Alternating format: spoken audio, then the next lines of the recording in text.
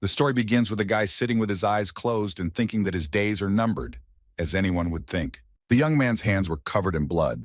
Was he really going to go to hell? And would it happen so soon? He wondered only one question. Would he see the end? Because even the creatures in hell think about heaven. The guy understood that he was not able to stop all this even for a moment.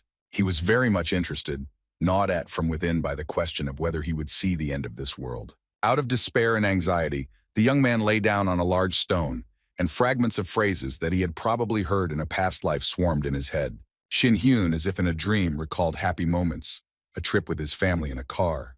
They were having a good time together, but suddenly something appeared in front of the car, and an accident happened. The young man missed his family. He had not seen them for a long time, and immediately after the incident, he woke up in this place. The event happened several years ago, and it was then that a book called The Celestial Harmony of Pure Art fell into his hands. The book had a small hint on how to return home. For this, it was necessary to see the end, so he wanted to complete this task so much. The young man saw a table in front of him, which indicated that he had completed the training. His joy knew no bounds because he was sure that it would finally all end. He fell to his knees, called out to his parents, his little sister Yunsol, and realized that he was in a different place, and that this was not the end. The guy came out of the cave. At the foot of the mountain there was a beautiful view, but this did not make him happy. The young man realized that everyone was lying, that the beginning of his journey was just beginning, and this did not make him happy. He pounded the ground with his hands intensely, screaming hysterically, asking why this happened to him. The young man realized that he had been in this place for about 10 years, and could not understand what to do in order to see the end of the world. He didn't hear someone quietly approach him and call out. He wasn't ready to see anyone else here. The stranger said that the guy had a good outfit, although it was already torn in several places, and noted that he screamed very loudly. The wanderer did not want to do anything bad to him, but since his family was starving, he was forced to do it. The eccentric had a huge sword in his hands, and he offered the young man to become dinner for their family. The young man certainly didn't expect such a turn of events from the stranger. He was very shocked. Not far from the young man, a huge sword fell onto the grass. It was covered in blood. The guy fell on his back because the stranger threw a huge sword at him. He did not expect such a turn of events. Everything happened very quickly. Tears rolled down the young man's cheeks. He insisted that he was not guilty. He did not want to kill, but only defended himself. But a table appeared in front of him that his external level was elevated. He couldn't understand what this outer level was and how he managed to kill a man. In a state of shock, the young man alternately laughed and cried, tears and sweat mixed on his face. The guy burst into hysterical laughter, remembered the message, and realized what he needed to do next. He remembered the book he had recently read and intuitively understood what he needed to do and what levels were. With their help, it was easy to return to another world. A huge number of bloody swords appeared before his eyes. He was ready to reach the maximum level. The events of our days. One young man wants to clarify who this guy is in front of him. He angrily answers that he is the head of a demonic sect. Apparently, he is not pleased with such questions. The interlocutor, with a grin, clarifies which eye number it is and puts a sword to his neck. The man repeats the same words. The interlocutor notes that he is an immortal emperor of the sword. He asks which cult leader he is since he killed 6 other leaders. But he still decided to count all those he killed on his fingers. Perhaps he was mistaken in his counts. The immortal sword emperor noted that he would meet the sect leader and his team every 10 years. After a while, he no longer found it so funny. An animal horror appeared in his eyes. At some point, everyone became cheerful. A huge whirlwind whirled the men around, and a very strong wind blew. The immortal sword emperor and the sect leader clashed, with pieces of clothing flying in all directions. The sect leader called the master and reported that the sword emperor was a demon-like bastard. The sword emperor was surprised by these words, and he decided to clarify whether his enemy was really a member of the demonic sect. The same one froze in a silent question, and did not know what to answer the question, because he did not expect it at all. The enemy told his enemy that he did not like his fighting spirit at all. He began to laugh at these words and realized that his body was completely beyond his control.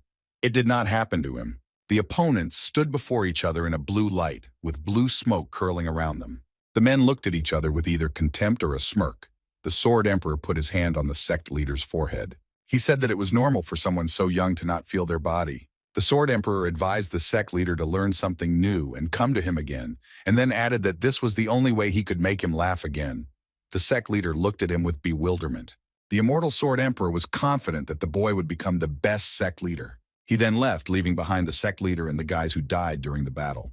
The emperor threw the sword near a large stone and said that the head of the sect this time turned out to be a dud. The young man sat down under a tree and thought about how he could best amuse himself this time. He thought that he should create his own new sect, but it should be stronger than the one he met. The young man's eyes became very sad. He remembered the events of the past days. He sat under the rays of the moon and thought that 140 years had already passed since those events. It all started a long time ago, and the young man had already forgotten what the faces of his loved ones looked like. He was willing to see the end just to see them, so he continues to live a hellish life. The moon illuminated his face. The man calmed down a little because he understood perfectly well that the situation could not be fixed so easily. And then a message appeared in front of him that he had reached the maximum external and internal levels. Thus, he had unlocked the last level.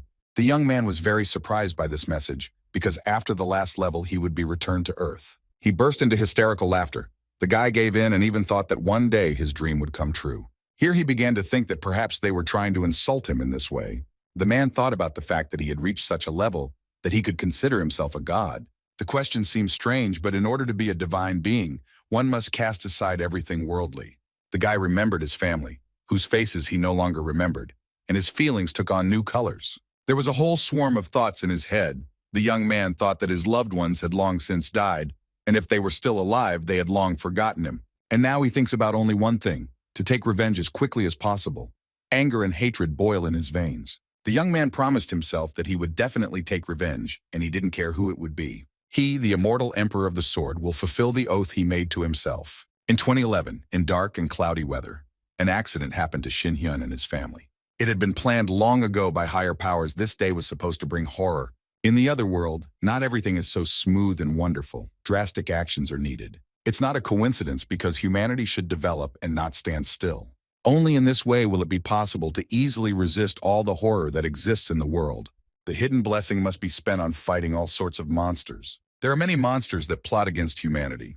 He was really looking forward to this, and it finally started, which made the man incredibly happy. The events take place in 2025 in Korea. A beautiful girl holds a bow and wants to shoot an arrow. She must save the young man from the terrible monsters, of which there are countless numbers. The monsters are huge, incredibly scary, with huge white teeth that are so eager to tear human flesh.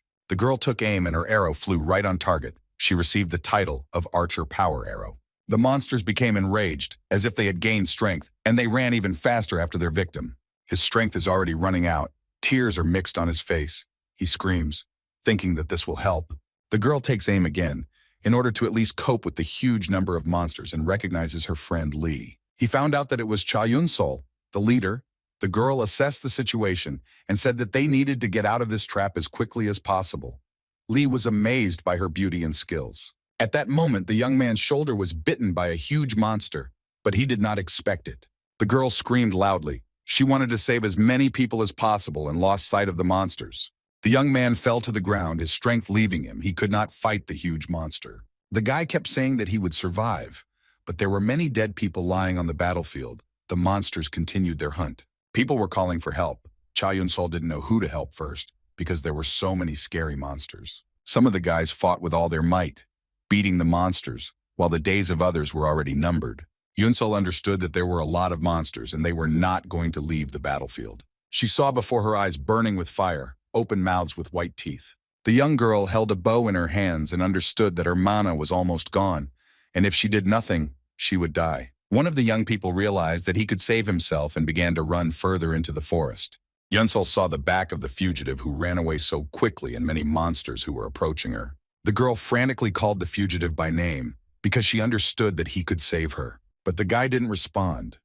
Yun-sol realized that she could only rely on herself and began to run away from the monsters. She understood that compared to the monsters, she was very slow, and in her hands she only had a bow, and it was a poor weapon. The young man became nervous. He was all in a sweat. He knew perfectly well that he had been so reckless. The young man realized that he should not have joined this group, but it was too late. The guy decided for himself that he had to escape, and he had to do it as quickly as possible. Something flashed before the young man's eyes. It was an arrow flying at the speed of light. She landed very quickly at his feet. The guy did not expect such a turn of events. The young man screamed at the top of his lungs and asked the girl why she was doing this, since he could not understand her intentions. The beauty held the hand that held the sword and, gritting her teeth, asked the guy where he was running away to. The guy said that the leader survived. He was incredibly happy about it, and she just needed to calm down. The beauty grabbed him by the scruff of the neck. The young man certainly didn't expect this. He was surprised to the depths of his soul. The girl said that she warned him not to go to the battlefield because it was very dangerous there. Tears flowed like a river from her eyes. She called her interlocutor a coward who fled in the face of danger. The girl reported that the entire team died because of a traitor who values only his own skin. Then he said that he was not obliged to sacrifice his precious life for someone. The leader answered Jun-Yun that he was indeed right. There was some truth in his words. The girl turned away from the would-be warrior and said that nothing more could be expected from trash like him, and that he should go back to his daddy, who would take pity on him. She thought for a bit and said that it was unlikely that the coward's handsome dad would be able to turn a blind eye to this, and this whole situation would greatly affect the Dawn Guild. These words hurt Jun-Hyun very much, because he believed that his life was the most important thing. The beauty turned around and walked away from the traitor. She didn't want to be near him. And then a sign appeared in front of them that the Rock Destroyer skill had been used, and it was used by Jun-Young. An unknown force began to surround the girl.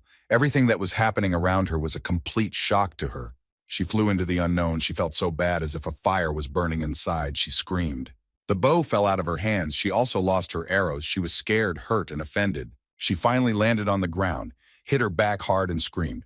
The guy used superpowers, so the girl flew from one place to another and told her, "Let's see what happens next." Jun-Hyun approached the girl, leaned his head against hers, and said that she was a bitch who didn't even have any relatives. He noted that she was famous and strong, but after what happened, nothing good awaited her. The guy promised that he would do everything to glorify her in a dark light in front of others, to make her look like a scoundrel. After all, it was she, the leader Cha Yun-sol, who let down everyone who was in her group and led the entire group to destruction. The guy grinned because he had made it up himself and checked with the girl that the story turned out to be quite plausible. Yun-sol was very upset and hurt. She could barely restrain herself from crying. And Jun-Hyun continued to mock her, ridicule her, and say that she did such a great job that all the members of the group died. The young man stood at the edge of the forest and could not understand what was happening to him or where he was. He saw some kind of creature in front of him. It was mysterious and was looking at him. It was a guy with long hair. Jun-Hyun froze in surprise. He couldn't utter a word. The young man saw a sign in front of him that he had reached the external and internal maximum level, and that what he had been waiting for so long had finally happened. He was incredibly happy. He didn't know whether to laugh with joy or cry, because finally he would return to where he had long dreamed of. This was his reward for reaching the maximum level. He will return to the ground, and this is not a joke. He was speechless with joy, but he remembered forever that he needed revenge. He would definitely kill the offender. The thought that he needed to take revenge kept playing over and over in his head. He had to take revenge. And then his girlfriend asked him why he was talking to himself. Everything was fine with him. Jin-Hyun was interested in why he appeared out of thunder and shouted about some kind of murder. He became interested in the magician in front of him and how he teleported. Jin-Hyun asked the guy to clarify where they were now, since he did not understand where they were. The young man didn't say a word but simply walked away from the guy. She realized that he had been out of his mind for a long time. Jin-Hyun watched the guy leave and thought about how this bastard was ignoring his. The long-haired guy looked at the girl and realized that they had had a mortal duel and the girl was dying. Jin-Hyun was shocked by this news. He had spoken to the girl and everything was fine with her. The guy who came down from the sky approached Yun-Sol and landed above her, and her offender gritted his teeth and couldn't understand how this happened. Jin-Hyun thought he made a mistake, but the guy also saw what happened to Yun-Sol. He thought that he couldn't just let it go. He needed to get rid of it, and he picked up the stone. Jin-Hyun thought that it didn't matter how many people he eliminated and turned to the guy, but he was talking about some necklace. The long-haired guy grabbed the girl's face and began to stare at her. Jin-Hyun said that they enjoyed the death match, and it would be good if the gods brought her back. And he began to run very quickly to the clearing where Yun-Sol was lying, and the stranger was sitting, leaning over the girl. Jin-Hyun raised the stone over the boy's head and screamed furiously. He was ready to kill him. The stranger, who had appeared out of nowhere here in the dungeon, seemed not to have heard his cry. Some force whirled Jin-Hyun around. He couldn't understand what was happening to him and gritted his teeth. He couldn't understand what was happening to her and what kind of deadly aura it was.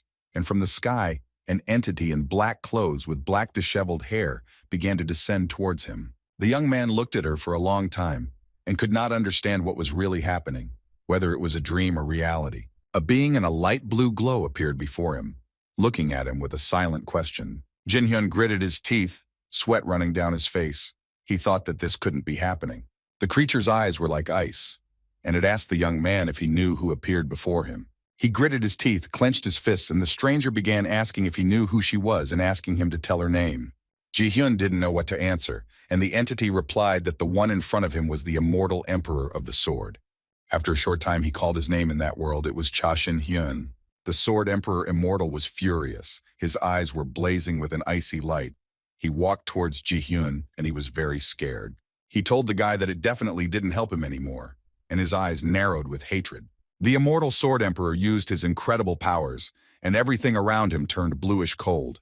Jin-hyun fell to his knees in front of the stranger, and he only said that everything that was happening here was true and not a dream.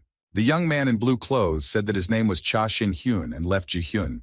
Yun-sol lay on the ground not far from the immortal sword emperor. Her eyelashes began to move. Someone pulled the girl's hair and said that her older brother, the immortal sword emperor, and Cha Shin-hyun, was Yun-sol's older brother. The little girl held a teddy bear in her hands. There were tears in her eyes because she was told that she had to leave and could not stay here. If she really wants to, she can stay there, but it's getting dark and it's better to go home quickly. The brother asked Yun-sol if she liked the amusement park, since that was where they often spent their free time. The older brother leaned over his sister and said that if the girl stayed in the park, her parents would be in big trouble. Yun-sol clenched her fists and couldn't come up with any arguments as to why she should stay in the park. There were tears in her eyes. She said that if she went home, she would not see her brother again. Her mother told her about this, since her brother had school. Shin stroked his little sister's head and told her to calm down because there was no reason to be upset. He asked, "Does she know that she loves her so much like a brother?" Shin continued to stroke Yun-sol's head and said that he would visit her after school. The older brother asked the little girl if she wanted to go for a walk in this very park next time. The tears in the girl's eyes disappeared. She began to laugh and agreed with her brother's proposal. Everyone decided it was time to go home, and the girl asked her brother to carry her to the car in his arms. Shin said that he couldn't do that every time because Yun-sol was heavy. The worst thing happened. The car with the family got into a serious traffic accident. The little girl blamed only herself for what happened because, in her opinion, it happened because of her strong stubbornness. She thought that all this was because of her desire to walk in the park longer. She blamed herself for the fact that her parents died in an accident. The girl started calling her brother, but he didn't respond either. He just disappeared somewhere. Yun-sol was left completely alone. She cried, suffered, and did not know what to do, being alone in this world. Someone's hand touched the sore arm, which was wrapped in white bandages. The girl opened her eyes. Huge tears like peas flowed from her eyes, and she screamed. Shin asked if she was awake and said that he had healed her with spiritual power, but the wound was deep, so it was not worth moving yet. The wounded beauty asked who was in front of her. The guy said that he had thoughts that the girl would immediately recognize him. The stranger touched the girl's wounded hand with his hand and said that he was very happy to see her again. She had grown so much and became even heavier than she was. And then with love in his eyes, the guy said that he had probably changed too, and tears were flowing from Yun-sol's eyes. She didn't fully understand what was happening. There was a silent question in her eyes, and tears were running down her cheeks. The young man handed the girl a chain with a round, bright pendant and said that it was a gift from him. There was a small photograph in the locket, which showed all the family members. The guy said that you need to always be strong and never give up. Yun-sol cried loudly. She clenched her teeth, remembered her childhood, and told her brother to leave.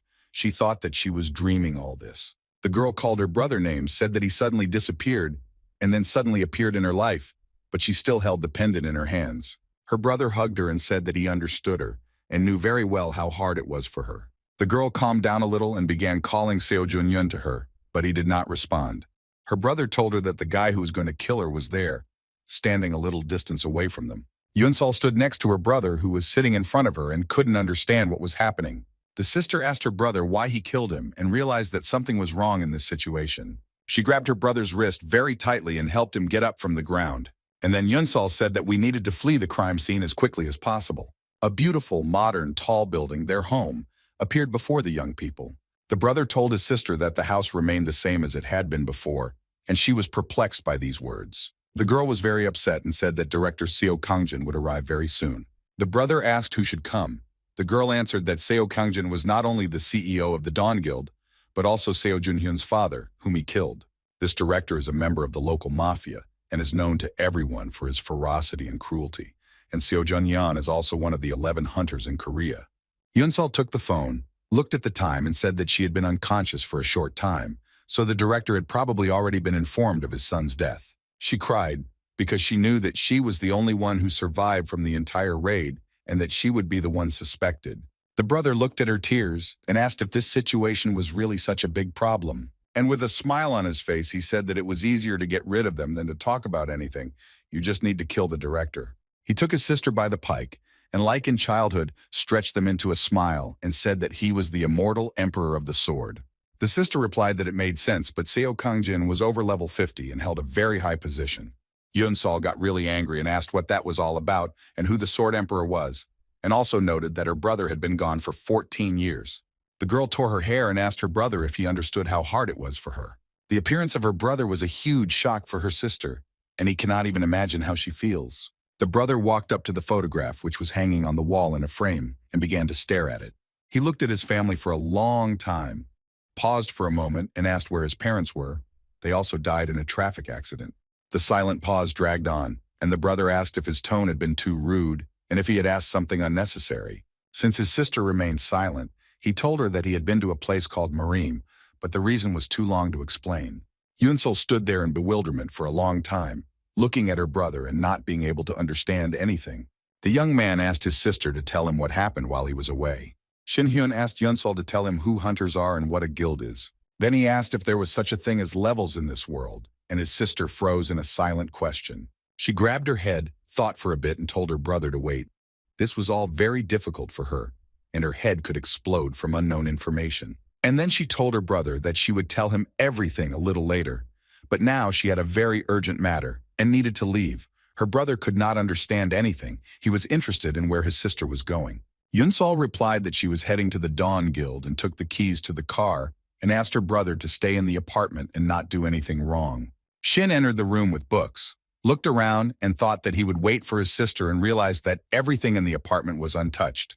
It felt like he was here yesterday. He wondered what had just happened, because he had been traveling alone for a very long time and had reached the heights. He no longer remembered what it was like to be an older brother, because it was so long ago, probably in a past life. Shin-hyun began to think about what his sister said about Seo Kang-jin. He needed to find out about him. He began to get ready, because he wanted to find out as much about him as quickly as possible. And then 3 strangers appeared in front of the young man. They were in a threatening mood. They were very angry and aggressive and pulled their hands towards him, using their power. One of the men grimaced aggressively. They were sure that soon everything would be over. Each of the young men had a weapon. They definitely did not come to this house with good intentions. The young man calmly looked at the uninvited guests who had appeared to him so unexpectedly. It occurred to Shin-hyun that these guys were probably very dangerous. One of them was the one the sister had spoken of, the director of the Dawn Guild, and he was looking for Yun-sol. Meanwhile, the girl arrived at the second largest guild headquarters in Korea called Dawn.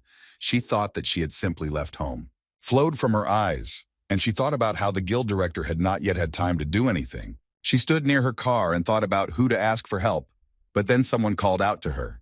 Lee Ji-hee, the vice leader of the Dawn Guild, called Yun-sol and asked what she was doing here. The deputy head said that the director had gone somewhere, probably on business, and the head of the raid was also with him. Lee Ji-hee asked what happened to Yun-sol and why she was so upset. The girl looked at the guild deputy and thought about something, remained silent, and did not answer Lee Ji-hee's questions. Yun-sol thought that the deputy head was one of the 4 strongest hunters. She was very strong but very difficult to understand. Maybe she should ask for help. The girl still dared to talk to the deputy head because she really was in a hopeless situation. And in the brother and sister's apartment, the guild leader and his assistant stood and looked at Shin. The guy wasn't afraid of them at all, but he didn't know what to tell them or what to ask.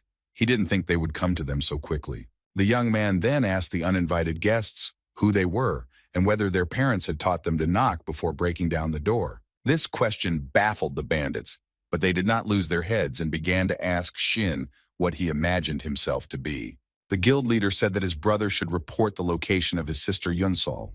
Shin was surprised. He didn't think that they came specifically for him, but it was he who killed Seo Kang-jin's son. The man bit his lip until it hurt. The loss of his son had left him at a loss, and he didn't even think that some stranger had dealt with his offspring. He clenched his fists and screamed very loudly. In this way, he wanted to drown out the grief and hatred. Shin-hyun realized that the guild director wanted to get even with him for the death of his beloved son and was ready for battle. Seo Kang-jin said that Shin-hyun can start, and he doesn't mind seeing his opponent's skills. And so the unequal battle began. Anger drove the grief-stricken father. He had a huge sword in his hands. While Woo Shin-hyun had no weapons, he was ready to fight with his bare hands. The vice director of the guild said that if everything happened like this, then she wanted to see him and called Yun-sol to follow her. Shin clashed with Dao, the guild director's assistant, who was wielding a huge sword. He understood that the opponent really had mysterious powers. It was very similar to the sword spirit or sword energy. The young man thought about it and realized that the people from the guild had powers from another source. This was the power of the hunters that his sister had spoken of. Shin-hyun remembered that Seo Kang-jin also used a strange power during the fight. The young man only thought that he needed to study her as well, because she was very interesting to him. The hunter was fierce and angry. He screamed and waved his hand, in which was a huge sword. It was a fight to the death. 3 people were fighting against 1 unarmed man. Shin-hyun was confident in his abilities. He was not afraid of anything and was ready to fight further. The young man looked at the 3 fierce people and thought about something. He was very calm. The guild director looked at Shin with such anger and ferocity that he was ready to kill him. The young man realized that he didn't want to watch all this and that he needed to start acting. He said that he finally understood what the guild leader was capable of and that he really did have amazing power. He in turn yelled that something was happening with his hands. They seemed to have gone numb. Some force was blocking them. Shin held back the sword and then asked the director that there were 10 more strong people like him in Korea, here to help the director. So Kang-jin's assistants decided to go through with him. They understood that their boss couldn't handle it on his own. The guards were ready to give their lives for the CEO and actively protected him during the fight. Shin-hyun angrily noted that they were just a big nuisance and shouldn't get underfoot. He looked into his opponent's eyes for a long time, making it clear that he was not afraid of him. One of the guild director's hunters used the mage skill fire step and Shin disappeared into the fire. The man from the guild made a decision to quickly get rid of the killer of Seo Kang-jin's son, the head of the guild. Dawn watched everything that was happening, and the assistant was surprised at how he managed to do it. One person from the group was sunbathing, that this was not all. He was glad that the problem was resolved so quickly. The Dawn Guild hunter waved his entourage. He was serious and warlike. But then Shin appeared out of nowhere next to him, grabbed his sword and said that they had exceeded his expectations. Shin-hyun easily broke the sword, which shattered into small pieces, and looked at the attacker. The guy who held the sword couldn't understand why it crumbled like sand. Shin looked at the offender who covered himself with his hands, but continued to hold the broken sword. The attackers had nothing left but swear words. They didn't think that it would drag on for so long. Shin-hyun looked at them calmly. He was surprised that the guild hunters were so afraid of him. The young man remembered his sister's words that he had been gone for 14 years, but he had been there much longer. He thought about the 3 hunters and realized that their level was quite good, and their abilities were similar to innate talents that had been developed over 1,000 years. The people he had to fight with were really strong, but how did they manage to overtake Murim in 14 years? Shinzen was of the opinion that people were pumping up their abilities to perfection. Despite the fact that the opponents were very strong, the young man realized that it was impossible for him to happen. The young man realized that the hierarchy of power in this world did not affect him at all. He thought that it was worth rebuilding. It would be better to get to the very top. Shanakan was very pleased with this decision because he understood that he could do a lot. The young man climbed up onto the platform and began to think about how to put his thoughts into action. At this time, a car was in a great hurry along the highway. The driver was trying to get to his final destination as quickly as possible. Yun-sol was driving, and the deputy head of the Dawn Guild was sitting next to her. Yun-sol thought that this definitely couldn't be. Why would the deputy head of a large guild see her brother? Why would she need him to be so unremarkable? The deputy head asked for a meeting with her brother in order to resolve the conflict situation. Yun-sol thought that it would probably be better to refuse such an offer. The deputy head seemed to read her thoughts and asked, "Will my sister be an enemy to my brother?" Lee Ji-hee was very curious about the disappearance of Yun-sol's brother. She asked when and for how many years he disappeared. The sister said that her brother disappeared back in 2011, which happened 14 years ago. The vice guild leader thought that if it was 14, then it meant that 140 years had passed, which meant that the guy was quite strong. Then Lee asked what kind of person her brother was, to which her sister said that he was kind, sweet, and very smart. Yun-sol said that her brother studied at the 20th University and constantly helped her with her homework. The head of the vice leader of the guild noted that it was very difficult to get into that university. Shin-hyun did well in college because he was a persistent student. Everything he takes on, he does to the end. And in Yun-sol's apartment, the fight continued. The hunters decided to put an end to it all. Shin felt that even in Murim he had never encountered such power and decided to use the strange aura once more. He formed a fist and hit the attacker, who had approached Shin from behind, with all his might. The enemy gathered all his strength. He was in shock from everything that was happening. Beads of sweat appeared on his face from the tension. Shin replied that he liked the enemy's cold and that he could only meet him in the ice palace on the North Sea. The young man put his hand to his face, he smiled, and began to summon the ice dragons. They arrived very quickly. They were huge and scared the stranger very much. The hunter was frozen very quickly. Shin said that he failed the test, and the second hunter was very scared. The enemy felt very bad. He thought that he would quickly deal with Shin, but he definitely did not expect such abilities from him. The guy screamed in fear, then turned on the flashlight and shouted to the leader that he was blocked by the barrier. He was very scared and wanted the leader to help him get out of this trap. The guild leader said that the warrior should stand in the vanguard and stop the attacks of the enemies, but he cowardly ran away, showing his back. He continued to say something when Shin Hyun appeared behind him and addressed him. He was very scared. Shin Hyun laughed, was very surprised, and then asked if they were also cowardly. His opponent thought about the ice magic and the strange beam from Shin's fingers and how he managed to stop all these attacks. Even though the battle was large-scale, nothing was damaged in the house. Everything remained in its place. This cannot be an accident. The opponents had a lot of questions for Shin. They were simply sure that he had prepared very carefully for the battle. Shin replied that he had not been home for a long time, and he could not destroy his home, so he put up the sword protection. The attacker was very surprised, but the young man did not want to explain anything further. He said that people who came into his house automatically found themselves in his world. The enemy realized that he had fallen into a trap, called Shin a monster, and said that he would not die in this house. Out of anger and despair, he didn't know what to do. His eyes burned with hatred and anger. Seo Kang-jin used the berserk skill. He screamed like a wild wounded beast. His scream made the blood run cold. The director of the Dawn Guild held a sword in one hand, the other one clenched in a fist, rage boiling inside him. Shin Hyun was calm as never before. He said that he could be a monster, then said that the enemy's aura had increased and asked what he wanted to do. Seo Kang-jin continued to vent his anger, shouting very loudly, rolling his eyes and clenching his teeth. Shin was definitely not surprised by this. He had seen worse situations. He calmly looked at the guild director. Anger, rage, and anger sucked in everyone around him, but Shin Hyun was unwavering. The offender screamed as if he had lost his mind, and with each passing minute he became more and more insane. After some time, the sword fell out of his hands. It was damaged. This happened not without Shin's help. Hen picked up the sword from which the tip had already flown off and said that he didn't want to endure all this. He began to swing his sword from side to side, and drops of Seo Kang-jin's blood flew in all directions. Seo Kang-jin was definitely not prepared for this turn of events. He was so shocked that he couldn't utter a word. Shin Hyun threw the sword on the floor and said that everyone should know their place. This also applies to the guild director. The young man told his offender that he was nothing before the immortal Sword Emperor. Yunsol invited the vice guild leader into her apartment. She was shocked that the door was open. The girl immediately asked her brother many questions. She was embarrassed by the bloody puddle on the floor. Her brother calmly replied that she was late. Shin calmly said that they had guests coming to their housewarming party, and thus the celebration turned into a bloody battle. Yunsol asked her brother what happened in their apartment. He said that he liked her look, and in Murim she would become much stronger. The vice leader of the guild smiled and said that it was definitely fun in the apartment. Shin inquired about the stranger and felt the harmony of pure art resonate. The young man said his name and could not understand what kind of sound was coming from the stranger or who she was. She calmly replied that he was not the only one of the people who was there. Hearing the pink-haired beauty's answer, Shin thought deeply about her words. A new sunny, beautiful day had arrived. Nothing foreshadowed trouble. White clouds floated in the sky.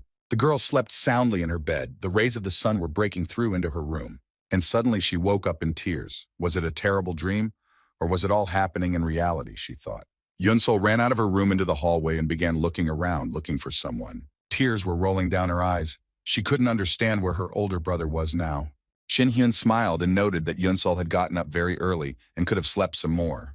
The little sister looked at her brother with great surprise and questioning in her eyes, and a tear ran down her cheek. Shin Hyun asked his sister that she was scared because she thought he had disappeared again. The girl breathed a sigh of relief and said that she was so glad that her brother was with her again and that he should get some more sleep. Shin Hyun was holding a mobile phone in his hand, looking at something, and asked his sister to wait a minute. The message he received most likely did not please him at all. His pupils narrowed. Then he got a call and he told his sister that he needed to answer the call. Shin Hyun went down from the apartment to the street. And his sister, who was in the house, was thinking that a week had already passed since the day of her brother's return, and this was so unrealistic for her. Yunsol thought that the vice leader of the guild, although she saw her brother, did not say anything, only said that they would see each other again. After the incident, people from the guild arrived at the apartment and took away the bodies of his employees. And then on TV, they reported that Seo Jun-hyun had died and Seo Kang-jin had resigned. Vice Guild leader Lee Ji-hee fulfilled her promises in full. Yunsol was given extra leave because she was the only one who survived in the Red Wolf's dungeon. The Vice Guild leader called Yunsol's brother and invited him to her place meeting. The girl was very interested in the question of what the deputy head wanted to get from her brother. She had a lot of thoughts in her head, and she thought that her brother should return unharmed. Something was bothering the girl very much. Lee Ji-hee sat at a table in a small open-air cafe and drank aromatic tea. The young girl was thinking about something carefully, but someone's voice tore her away from her thoughts. Shin Hyun came up to her and, without greeting her, immediately asked why she was following them and what was so interesting about it. Lee Ji-hee was surprised that Shin Hyun noticed her there, and then replied that the surveillance was organized for the protection of her and her sister. Shin did not take this answer into account. As he realized that it was a lie and took the cup to take a sip, Lee asked if he knew about Silver Needle tea. She comes to this cafe very often because she likes tea. Then the girl, without further ado, asked him to tell her how the young man arrived in Murim. The young man noted that he did not like the meeting with that world, and he did not want to talk about this topic, and suggested that the girl start a conversation. The deputy head seemed not to hear his proposal, and said that 3 people returned from Murim, Shin Hyun, herself, and Park Tae-hun, the head of the Twilight Guild. Lee Ji-hee noted that the Twilight Guild is on par with Dawn. They have a lot of strong hunters, but they don't get along with them. The girl said that they once compared their stories of being in that world when they found themselves in an unknown cave. On one side of the cave was a mysterious treasure called the Harmony of Pure Art, and on the other side there was an exit from the cave. With its help, one could get into the world, which was called Murim. Memories came over Shin Hyun, and he said that they came through the cave at the very beginning, and Lee had the same thing. Signs in the form of messages also appeared in front of her, which suggested performing this or that action. The girl noted that everything was exactly like that. Lee said that we returned to this world very quickly. After upon arrival, a new era began. She told Shin that she found nothing in that world, but this world is very closely connected with Murim. The guy thought about it, and she asked if he knew when the hunters and dungeons appeared. The young man replied that it happened 14 years ago, when the goddess made her revelations. Dungeon monsters and hunters appeared unexpectedly, and with them classes and skills that are very reminiscent of games. Shin wondered how he and Park Tae-hun got back to Earth. They managed to reach the end, but Lee replied that they died there and immediately returned back. The young man was so surprised, and Lee asked him how he returned to this world. The guy squeezed his hand so hard that the cup he had in his hand began to crumble into small pieces. He didn't even think that he could just leave. The young man became hysterical. The fact that he could simply fall back shocked him. The guy mentally asked the goddess if she had sent him to that Murim on purpose. Why did he need all this? After all, she simply sent him to the ground for reaching the maximum level in Murim. Shin thought that the reward for such an achievement should be much greater. The deputy head of the guild was overcome with sweat from all the details of the young man's stay in Murim. Shin Hyun calmed down a little and asked Lee to tell him why she invited him and what she wanted from him. The girl thought for a bit and suggested that the young man take a little walk. The young people went for a walk, and Lee told Shin that her relationship with Park Tae-hun was tense, and now Seo Kang-jin was dead. Lee told the boy that Hyun should take responsibility for his death. She also invited him to join the Dawn Guild and promised to give him a high position and provide him with wealth. Lee thought that Hyun would not refuse such an offer, and the guy said that it was difficult for him to ignore such an offer. Then he paused for a moment and said that he would still refuse such a sweet offer. The Vice Guild leader was completely shocked by Shin's words. She definitely didn't expect such an answer. The young man didn't beat around the bush and said that he lived on his own. Shin then smiled and asked Lee if she could submit to someone weaker than her. The Vice Guild leader looked Shin in the eyes and smiled, and then suggested that the young man test which of them was weaker. Shin Hyun asked his interlocutor if she knew that a year here was equal to 10 years in Murim, and that he had been there for 140 years. Lee Lai told him that age was not proportional to skill or strength at all. The guy couldn't help but agree, but a person who lived there for 300 years certainly wouldn't become stronger than him. The Vice Guild leader asked Shin if he was sure of his words. Without waiting for the young man's answer, she began to use her strength, apparently wanting to catch him off guard. A pink ball suddenly flew across the entire forest straight into Hyun's heart. Lee Jihye used the origin skill she had received in Murame. Shin thought that some of his feelings had left him, and the space had become darker. Creating such a formation than in Muram required a lot of effort and time. The Vice Guild leader said that this skill was called Blood Plum Blossom, and with it, she never failed an assassination mission. Shin realized that she was a killer, and thought that fighting her would be like fighting against water with your hands tied. Lee Ji-hee said that it was very easy to get out of here, you just need to kill her. And then, suddenly the young girl had 2 swords in her hands and she used her skills. Then she offered him another solution to get out of here. That was to die himself. Shin laughed and asked the girl if she wanted to kill him, but the guy wasn't afraid. At that very moment, she began to run towards the young man and put one of the daggers under his throat. The girl looked Shin Hyun in the eyes and said that he was indeed right. The boy wasn't afraid of Lee at all, but was only thinking about the words she had said to him. He understood that the deputy head of the guild wanted to get rid of him as quickly as possible. Lee rushed toward Shin Hyun at the speed of light, waving the dagger she had in her hands. But after a moment, the girl had the feeling that her hands stopped working, as if someone had cut them off. Shin began to use his abilities because it was not for nothing that he had been in that world for so long. And the deputy head of the guild did not expect such a strong confrontation from her opponent. She fell head over heels to the ground. Her head was spinning. The girl did not understand where she was. Without giving Lee time to come to her senses, an unknown force lifted her up and spun her almost to the sky. Shin realized that Ji-hee could change the direction of the daggers she had in her hands with one hand. The weapons had a unique shape. She replied that in Marim, she was the best assassin whose name was the Dark King. Lee's eyes lit up with fire and she wanted to use the skill, but she realized that Shin recognized her at first sight. He replied that he had met with a guy who claimed to be Lee's successor. Shin Hyun noticed that it was a long time ago and he immediately killed that boy. The Vice Guild leader opened her eyes in surprise, sweat running down her face. The young man offered Lee to use her skills from Muram, but she only has 3 attempts. The guy said that he would only join the Dawn if Ji-hee harmed him. The young man gave the command to begin, and the girl gripped her weapon tighter in her hands. Lee Ji-hee gathered all her strength into a fist, and she liked this proposal. She was ready to begin. The young man thought that all feelings in the world had disappeared, as if there was nothing in it. He looked like a lost kitten, and was surprised by the skills of the deputy head of the guild. The young man felt out of place. He had never felt anything like this in his life. He was pleasantly surprised, because he knew nothing about such a skill and was stumped by Lee. Shin felt as if he was flying under the sky. Some force was lifting him up. The young man simply could not control his body. It no longer obeyed him. Here he realized that he shouldn't give up, but it was important to start acting as quickly as possible. Therefore, Shin Hyun began to use all his strength in order to stay alive. He was able to easily descend from a height to the ground and was completely unharmed. The guy looked at Lee and said that her skills were indeed worthy. Well, the girl wasn't going to give up either. She didn't let go of her weapon. Shin Hyun said that Lee has come quite far and she can use her second try. The vice leader of the guild gritted her teeth, and beads of sweat appeared on her face from the strain. She decided to do everything in order to win. Ji-ha knew that Shin was very strong, but she still had minimal hope. She then told Shin that the strongest man in Marim was Shaolin Sinsen, who lived for 150 years. But Shin lived there almost as long, so he can be compared to Shaolin.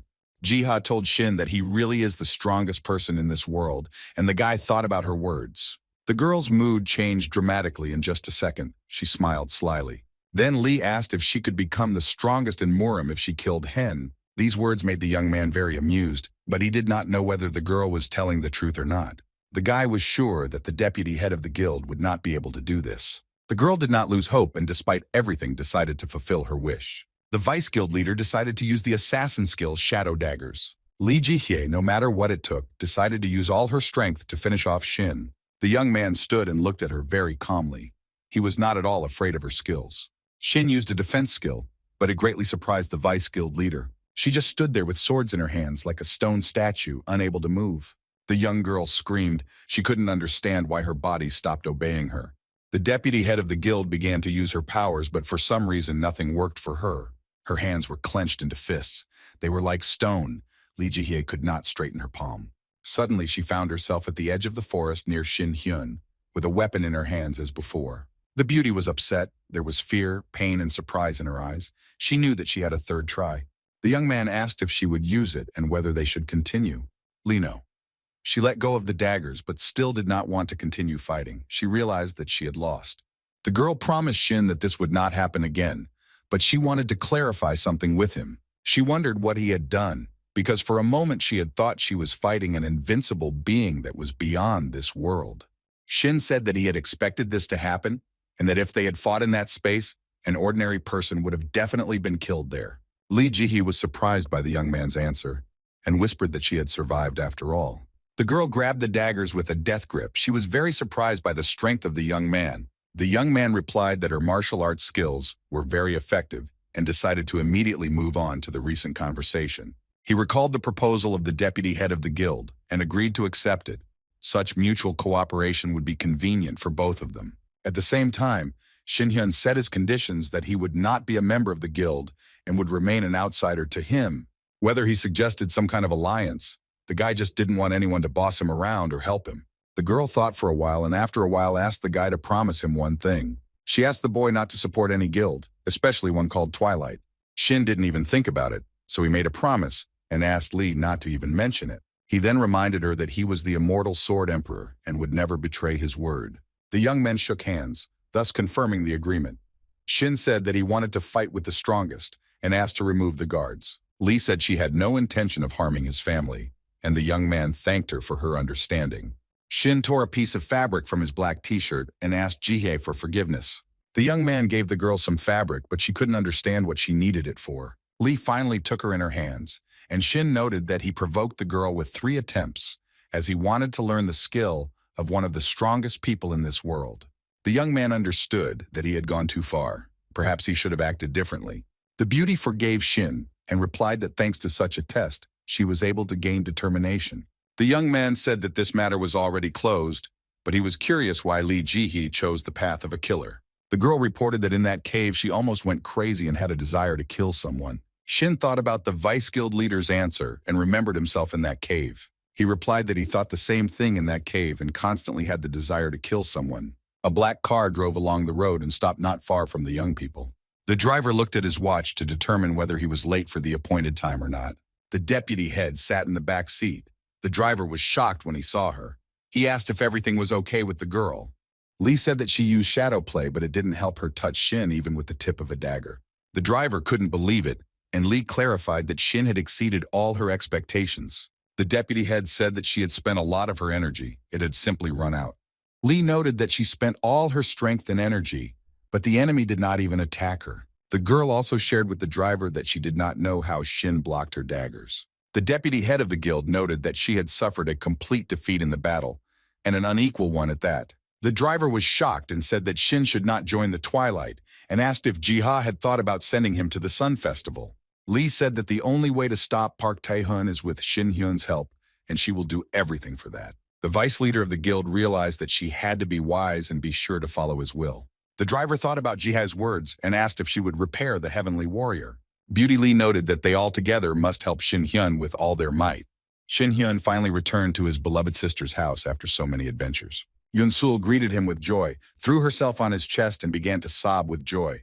The brother could not understand what had happened to his younger sister. He was surprised and a little scared.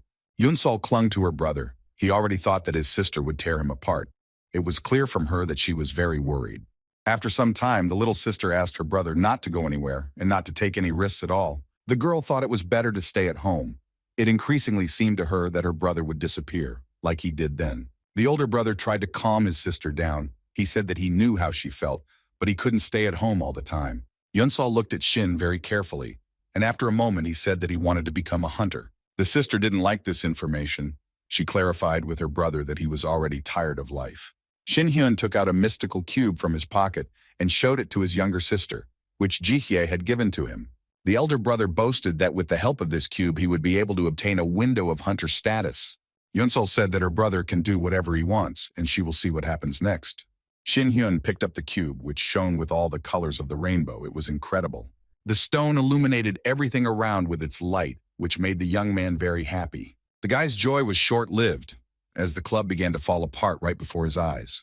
All that was left of the beautiful, multicolored, brightly glowing cube in his hands was ruins. The joy turned to disappointment. Shin was surprised. Did Lee really fool him? Yoon-sul said that they were finished, and it was necessary to say the phrase status window. Suddenly, 2 windows of his status opened up in front of the young man. It was very interesting. The young man thought that this window belonged to Stasu from Murem. But he was seeing something like this for the first time, and this proved his strength. After some time, he saw the hunter's status window and began to study it in detail. Yunsol came up from behind and also began to get acquainted with her class. Older brother. She looked at the sign for a very long time, wanting to get acquainted with all the data in detail. Yunsol realized that the path of a hunter is definitely not for her brother, so he should forget about it. The older brother, who heard about this from his sister, could not understand why this had to be done. Yunsol told Shin Hyun that hunters are divided into 6 classes. She said that hunters come in a variety of types: warrior, priest, mage, tank, archer, and assassin. But if the higher classes are included, then there can be many more. But the 6 are the most basic. Yunsol has the archer class, top class sniper. The sister explained to her brother that the basic classes are innate, and her brother has no class, so he has no chance. Shin said that you can become a hunter without a class, but you need good skills to do so. And in order to increase the level, the hunter first of all needs experience, and it can be obtained after killing a monster. Yunsol told her brother that the classless hunters, unlike the 6 who have classes, simply don't have skills, but they can be obtained through the skill cup. The cheapest cube with hand-to-hand combat skill costs 20 million won, and fencing costs 25 million won. Shin was shocked. Yunsol continued that hunters with classes acquire skills automatically, while those without a class must invest money in them. The young girl looked questioningly at her brother, wondering what his decision was. And then she asked if he had money. Shin, of course, was very upset. He thought for a moment and said that he had Lee Ji-hee, who would definitely help him. The young man knew very well that the deputy head of Dawn had a lot of money, and she could help him. Yunsol was very upset because she thought she could dissuade her brother from becoming a hunter, since he didn't have the money for it. The young man noted that this is not the most important thing a problem for him, because he can count on Dawn. Then the brother asked his sister how it happened that he didn't have a hunter class, since he was a genius. The guy believed that there would definitely be no other person like him in Muram's history, so why didn't he have the talent of a hunter? The territory of the training dungeon of the Dawn Guild has picturesque views, and there are rabbits in the clearing. But only at first glance are these animals harmless, because it is not for nothing that they are in the dungeon, which is also called the rabbit. After some time, the rabbit turns into a terrible monster with red eyes and an evil grin. Yunsol holds a bow and arrow, aims carefully and hits him, causing a large explosion. Then the girl asks her brother if he saw how agile she is, and Shin notes that they caught a rabbit. The girl replied that with a mood like her older brothers, hunters most often end up very badly. A red stone fell from Shin Hyun's hands, and he said that this would definitely not happen to him. He picked up the stone and said that it was a monster stone, and he had heard that it could be exchanged for money. Shin told his sister that it was a resource. It produced a lot of energy when processed, and because of them, nuclear power plants disappeared. But she told him to be careful, because anything could happen in the dungeon. Shin turned away from his sister and used his magic power, causing several dead rabbits to fall to the ground. Yunsol was shocked by her brother's behavior and thought that he didn't listen to her at all. A status window opened in front of the young man, and this kind of prank with monsters did not bring him any experience. Yunsol said that there was no need to worry. They had a whole dungeon at their disposal. Her brother had the opportunity to calmly master the skill. The young man couldn't figure out what level of swordsmanship he had, so he decided to ask Lee Ji-hee about it. Yunsol said that she doesn't know what kind of contract her brother has with Lee, but she is an unusual person and will try to get the most out of her brother for herself. Hearing these words, the elder brother stepped aside and thought about something, most likely about Ji-ha. The sister was also silent for a while and wanted to hear at least some kind of answer from her brother. But the young man remained silent, which scared the younger sister a little. Then Shin Hyun walked up to Yunsol and grabbed her wrist hard. The girl couldn't understand what was happening.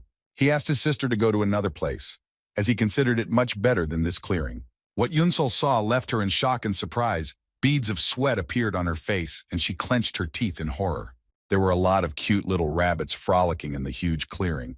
My brother said there were 337 of them. The young people stood and looked at the clearing with a huge number of rabbit monsters. Yunsol noted that there were a lot of animals, and her brother was only at the beginner level. Shin Hyun replied that there was no need to worry about anything and began to gradually approach the monsters. The sister was not sure about this, so she screamed very loudly for him not to go far from her. The young man thought that he had never experienced such shame in his life. Shin thought that he was an immortal sword emperor who had trained for a very long time and had a D-level swordsmanship. The young man was very upset since he didn't even have a hunter class. His sister tried to calm him down somehow, but he pulled out his sword and began to use his magical powers. Shin Hyun cut the air with his sword and screamed so loudly that everyone decided to make fun of him. The rabbits that were in the clearing were angry and aggressively disposed towards the guy, since he disturbed their peace. Just a little more and they would have attacked him, Yunsol called out to her brother. She was shocked by his actions. The older brother said that he was fed up with the constant arguing with his sister, especially the fact that she was against him becoming a hunter. Then he turned to the rabbits as a monster, because he was already ready to fight them in an unequal battle. Well, then a huge number of information windows appeared in front of him. He was a little shocked, but then he realized that they wanted to help him in this way. They were giving him certain hints. Shin Hyun didn't want to obey the system, so he used his sword to cut them in half. Even though he had no skill, he was very confident in his abilities. Well, the rabbit monsters didn't look at all this. They were getting closer and closer to Shin. They opened their mouths and wanted to say goodbye to the young man who had disturbed their peace. Shin Hyun held his sword very tightly and began to use magical power. He was angry at the system that dared to teach him, such a great man, fencing and tell him what to do. The young man was confident in his abilities and thought that he did not need to be taught, especially fencing. The guy realized that he had acquired these skills 14 years ago, so he fought with a huge number of rabbits with one sword. The young man was very self-confident. He thought that the skills he had previously acquired would guarantee his safety. Shin was simply confident that it didn't take 100 years to teach him something new. Information windows appeared in front of him again, but he didn't want to read them. They were boring to him. One of the tables had a warning about fencing skills, and the guy decided to read it. The information he saw left him in great shock. He certainly didn't expect this. A huge number of system messages appeared in front of Shin. He couldn't understand what they were. The young man couldn't figure out how to close the window. He wondered how to change the settings. Yunseo was very scared and upset. She couldn't understand what her brother was doing. He tried to figure out the system messages, but he was doing a very bad job of it. The guy couldn't find information about the strength of fencing. The young man continued to read the information that the system messages provided him. There were a lot of them. Yunseo saw that her brother had become level A+.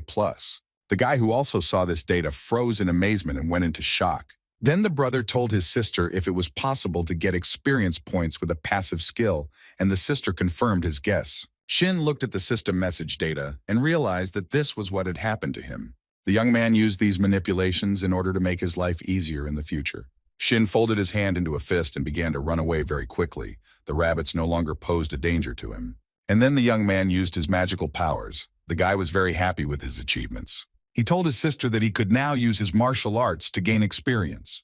Shin also told his sister that the strongest hunters in Korea gained their skills in the same way. Yunseo was in great shock from the information she heard. She had no words to respond.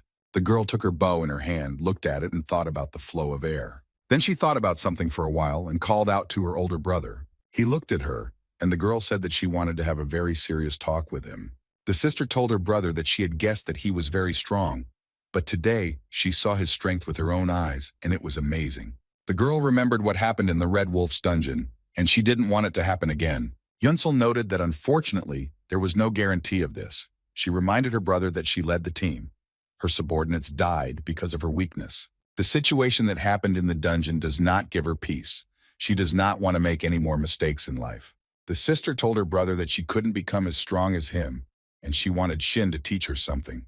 The brother put his hand on his sister's shoulder and told her not to get excited. He would try to tell her everything and teach her. And then Shin Hyun noted that he had never had any students, but this time he would be the most severe. The young man thought that his sister would not always be by his side, so she needed to learn to stand up for herself, because no one knew what would happen in the future. The brother told his sister that it makes sense to teach her to be strong and that it is necessary to move on to a new point. The young people ran along the green edge to get to their destination faster. After some time, the sister asked what her brother would do next, since he had already mastered fencing skills. She wondered if he would continue to use his warrior skills. And from above, the rabbit monsters looked down on the young people. The older brother raised his head and also saw monsters jumping from the cliff onto him. Shin Hyun thought that he could now level up using his powers. He did this promptly and at the same second in order to stop the monsters. The sister agreed with her brother's words and said that in her situation the hunter's further path was unclear. Shin Hyun said that he can now use his martial arts. He also informed his sister that he needed to learn certain class skills. The young man thought that Lee Jihi, a former assassin, was able to combine martial arts and skills, thereby becoming stronger. Therefore, he too must find skills that are compatible with his martial art. Then the young man thought for a while and looked straight ahead for a long time. The sister was perplexed. She looked at her brother, who used his power and flew over the edge of the forest where the rabbits were. The rabbit monsters that were in the clearing raised their heads and saw Shin rise up. The young man began to use his powers, using his magical abilities. Then he shouted very loudly that he could combine any skills with his strength. Then the young man thought that he had seen skills that were difficult to combine with his powers, and that was how great magic was created. And he received the Fireball Magician skill. Yunsel saw all this and told her brother that if he continued like this, he would definitely end badly. These words only made my brother laugh very loudly and said that this danger could easily be combined with martial arts. Shin-hyun landed at the edge of the forest, sat down on the grass, began to smile and told his sister that he would become a magician. The girl thought about it because she told her brother that he didn't have a class, so it would be very difficult to be a mage because it was not easy to get mage skill cubes. The brother sat at the edge of the forest, rejoicing, singing songs. The sister closed her eyes and thought that let everything remain as it is. System messages appeared in front of Shin-hyun, and he began to examine them in detail.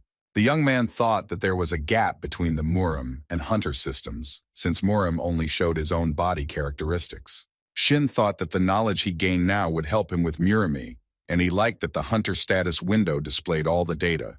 The young man realized that the systems were very different and were created by different people, but with the same abilities. He analyzed that in Murim, one had to spend a lot of time practicing and risk one's life to improve one's skills. Shin-hyun thought that the legendary hero Heavenly Warrior became a god above legends. It was he who wrote the book, Heavenly Harmony of Pure Art. In Murim, many fought over this ancient treasure, and it was in that cave that he woke up in his time. At that time, he took everything that was happening for granted, but he lost sight of the main thing. The being that gave humanity the Hunter system was most likely a goddess, and she sent him to Murim. Shin-hyun's pupils narrowed to dots.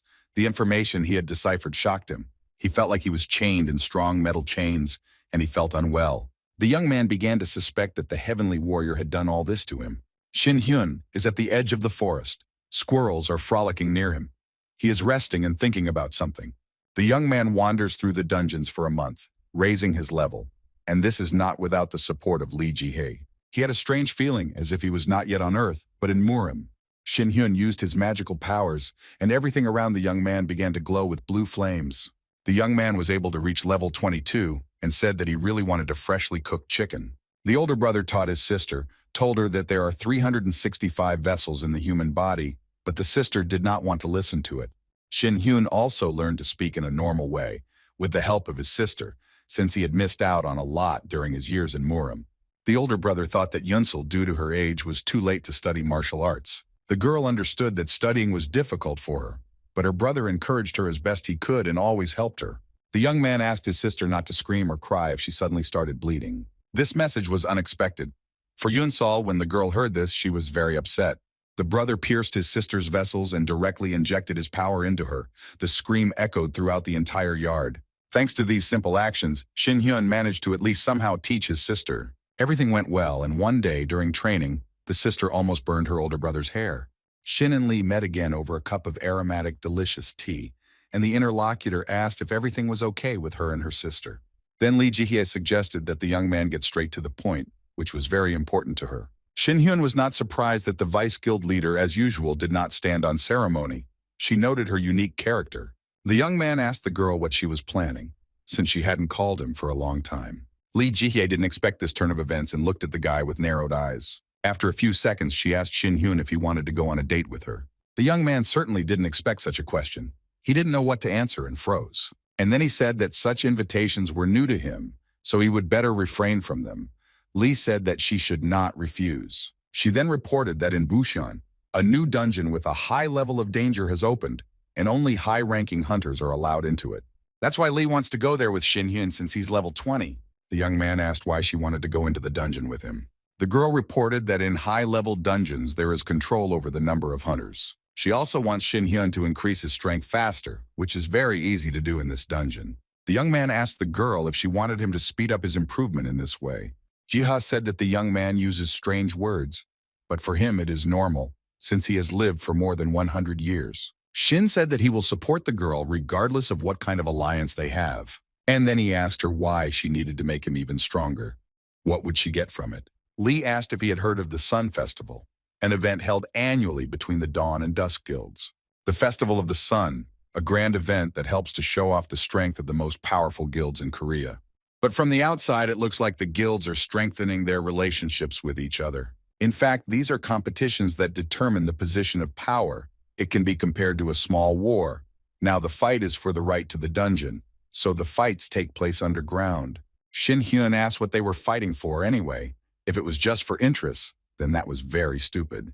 The deputy head of the guild replied that all this was happening because of Pak Tae-hoon. Everything was stable before, but then he chased after power. Lee Ji-hee said that Park then began to blindly obey the Heavenly Warrior. Shin Hyun shouted and asked what kind of relationship Park had with the Heavenly Warrior. Lee said that she didn't know anything about the Heavenly Warrior, but only heard how Park received a message in Murim's status window. Shin thought about it. The young man couldn't understand why he was doing this, because he had previously been friends with Lee. Jihan noted that Shin and Park were the only people who had experienced Murim's horror firsthand.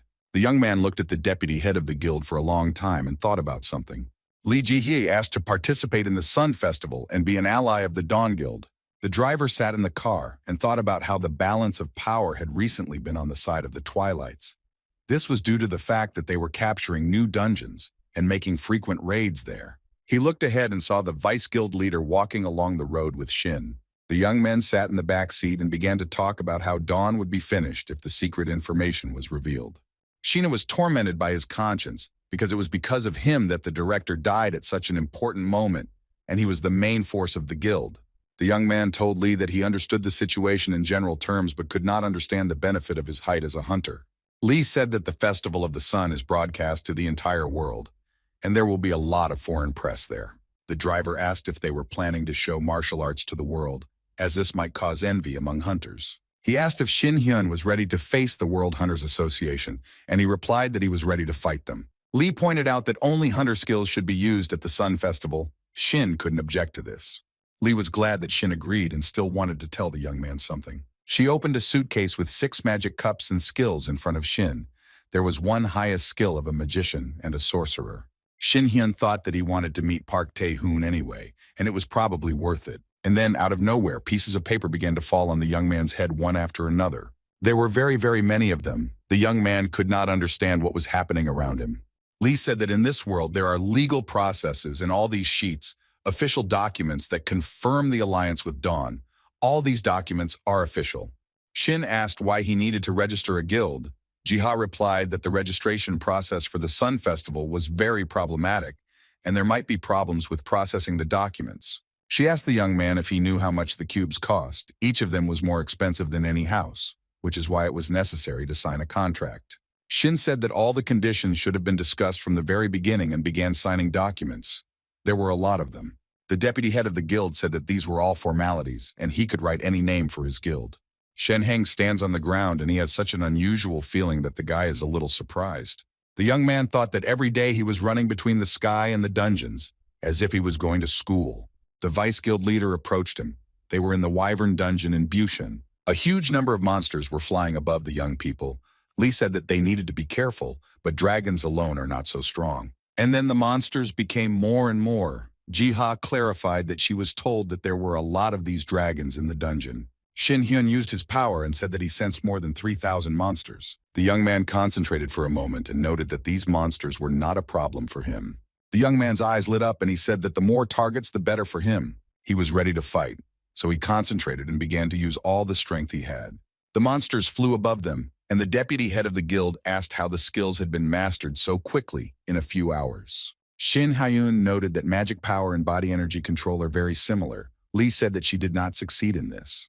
The vice leader of the guild pointed out that there was no need to overdo it, as the Om would run out very quickly. Shin Hyun reassured her. Lee asked him if it seemed unfair, and he replied that it did. In dungeons, monsters are not always of the same type. The deputy head of the Dawn Guild said that the young man was right. Shin Hyun thought for a while about the words he heard from his interlocutor. Lee told the young man that 13 years ago the first dungeons appeared and they filled the entire world. Since then, more than one type of monster has not been recorded in the dungeon. And at this time, terrible monsters were frolicking above the young people because they felt great in the dungeon. Shin Hyun began to use his power, and the monsters flew away from him at the speed of sound. They were very angry that people came to their dungeon and imposed their own rules there. There was fish food in a large bucket, and some man was scooping it into a plate. He feeds the colorful fish that are in the pond. They trust the man and swim up to him.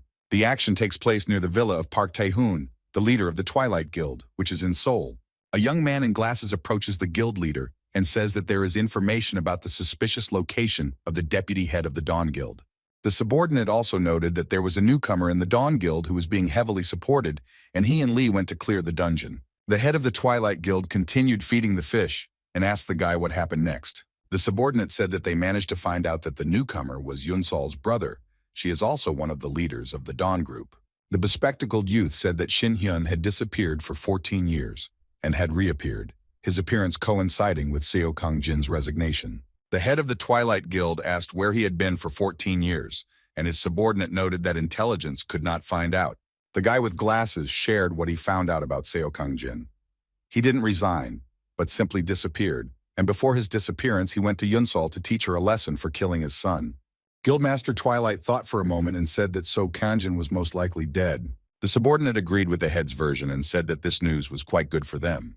Now, Twilight Guild leader Park Tae-hoon has come to the conclusion that Shin Hyun is collaborating with Dawn. Meanwhile, the young man continued to fight monsters in the dungeon. During the fight, he actively used all the powers he had, including those from Murim.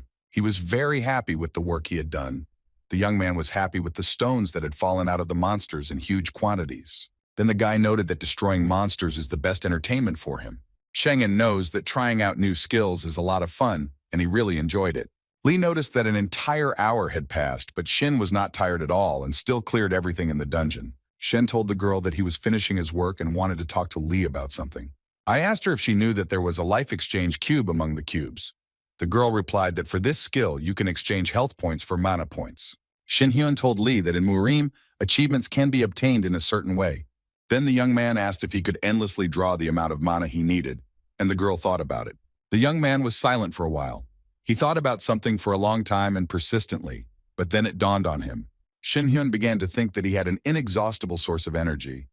This information made him very happy. The young man said that by reaching the limit in one art, it would be easier to reach the limit of another.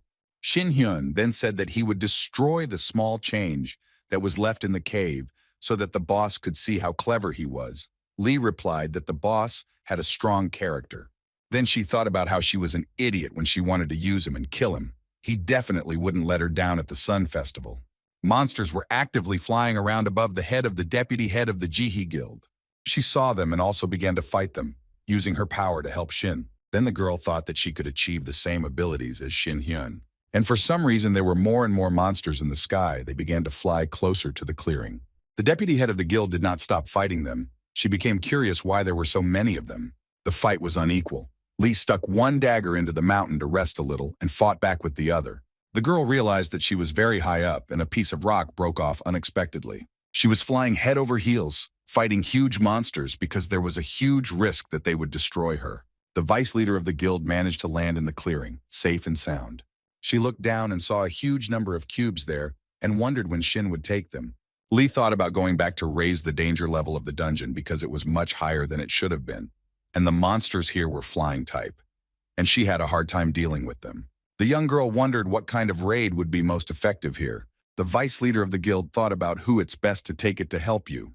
While Dijiha stood quietly and thought, a huge monster began to circle above her. After a while, several more joined him. They all circled above her, opening their huge, scary mouths. The deputy head of the guild realized that she couldn't handle them on her own, but there was nowhere else to go. The monster's scary face was getting closer and closer to her. She was scared by how huge it was, and she also had no idea how monsters of different levels appeared in the dungeon. Lee Jihye used all her magical powers to escape from him with all her might, but the monster still continued to pursue the deputy head of the guild. It was ferocious. The girl looked around and realized that there were a lot of monsters. They were everywhere. The deputy head of the guild was no longer fighting them so much as trying to outwit the monsters. More and more scary monsters flew towards the girl. They all wanted to attack her together. One, the largest dragon monster, flapped his wings and hit Jihi with all his might. And the dagger suddenly fell from the hands of the deputy head of the guild. She was unarmed. The girl was in shock. She understood that she could not cope with this demonic force. The vice leader of the guild understood perfectly well that this level of unusual monsters. Jiha then came to the conclusion that something was wrong with the dungeon system and that there was most likely a glitch. The fear left her after she felt Ginhyun's hand on her shoulder. Finally, a young man came to her aid. Li Jihye had been waiting for this for so long. The guy took the girl in his arms and they flew down together. The young man said that the entire dungeon was captured. Stronger monsters appeared in it. The Vice Guild leader was confused as to why he allowed the scary monsters to roam around here. He said he was waiting to deal with the bosses at the end. Now Shin Hyun told Li Jihye not to worry, but rather to look for a place to stay. The young people walked across the clearing and began to discuss what they wanted to eat for dinner. Lee replied that now was not the right time for dinner. After everything that had happened, there was no time for food. Shin Hyun laughed happily upon hearing these words and began to use his magical powers against the monsters. He told the girl to wait for him off to the side, laughed, and noted that there would be fried chicken for dinner. A huge number of monsters, who were very ruined, flew up to the young man. Shin Hyun clenched his fists and was ready to fight, although he was completely unarmed. The Vice Guild leader saw Shin fighting monsters and was shocked by his abilities. The guy saw no one around him except monsters, heard nothing, and used magic. From the outside, it looked like simple blows, but each blow was imbued with pure magic. It was incredible. Li Ji watched the fight and was simply in awe of the young man. Then she saw that a portal had opened, so she started screaming at the top of her lungs for Shin to leave. But the young man seemed to be hanging in the air and had no intention of finishing his business. Li noted that the monsters were appearing from the portal, which is why there were so many of them, and she wondered how Shin was going to continue to destroy them. The girl wanted to help the young man. She said that it was very dangerous, asked him to run, but Shin did not hear her. So the deputy head of the guild wanted to break through to him. Lee began to fly, but a huge monster with a terrible grin and glowing eyes appeared in her path. And more monsters began to fly out from the huge portal. The vice leader of the guild saw that the main monster was being protected by small ones. She understood that Shin needed to be saved. More and more little monsters flew up to help their boss. Lee thought that she should have warned about all this, but the little monsters continued to move involuntarily. The vice leader of the guild realized that the large monsters command the smaller ones. They protect the bosses with their bodies. Lee thought about how she could approach Shin to help him defeat the big monsters. Because of the huge number of dragons, the girl could not see the young man. But she still managed to fly closer, and she saw that Shin felt calm. From the outside, it felt like he was specifically among the dragon bosses. Lee concentrated on what the young man was thinking. He could contact her through a mental link. The girl realized that she was encountering such anomalies for the first time and considered them very dangerous. Lee stood below and looked at the monsters. She understood that she had to help the young man somehow. An idea struck her. She climbed onto the big monster's back, pressed herself against him as tightly as possible so that the others wouldn't notice her. She was scared, but she needed to hold out a little. If there were no abnormal monsters, it would become much easier. After some time, the deputy head of the guild realized that she was flying head over heels. The monster realized that she was on his back and threw the girl off, and then began to fight with her. The vice guild leader slashed her sword at the huge monster's back with all her might. He screamed in pain, and Lee only asked how he noticed her. An unequal fight began. The deputy head of the guild became very angry and shouted that no monster was her opponent. The girl looked ahead and saw a huge number of red eyes. She certainly didn't expect this turn of events, and Lee was also very tired during the fight. Shin, who was standing calmly in the air and saw what was happening, began to use his magic power. Li Jihye realized that Shin had summoned the swords without using the source of power. The young man controlled them alone, and Lee was surprised at how much energy was in his body. Shin Hyun fought hard and then decided that it was time to end the fight. He was a little tired, so he decided to stop pretending to be a hunter, and he dealt with all the monsters. Lee noted that without Mr. Shin, no one would have been able to cope with this problem, but this is also possible in other dungeons.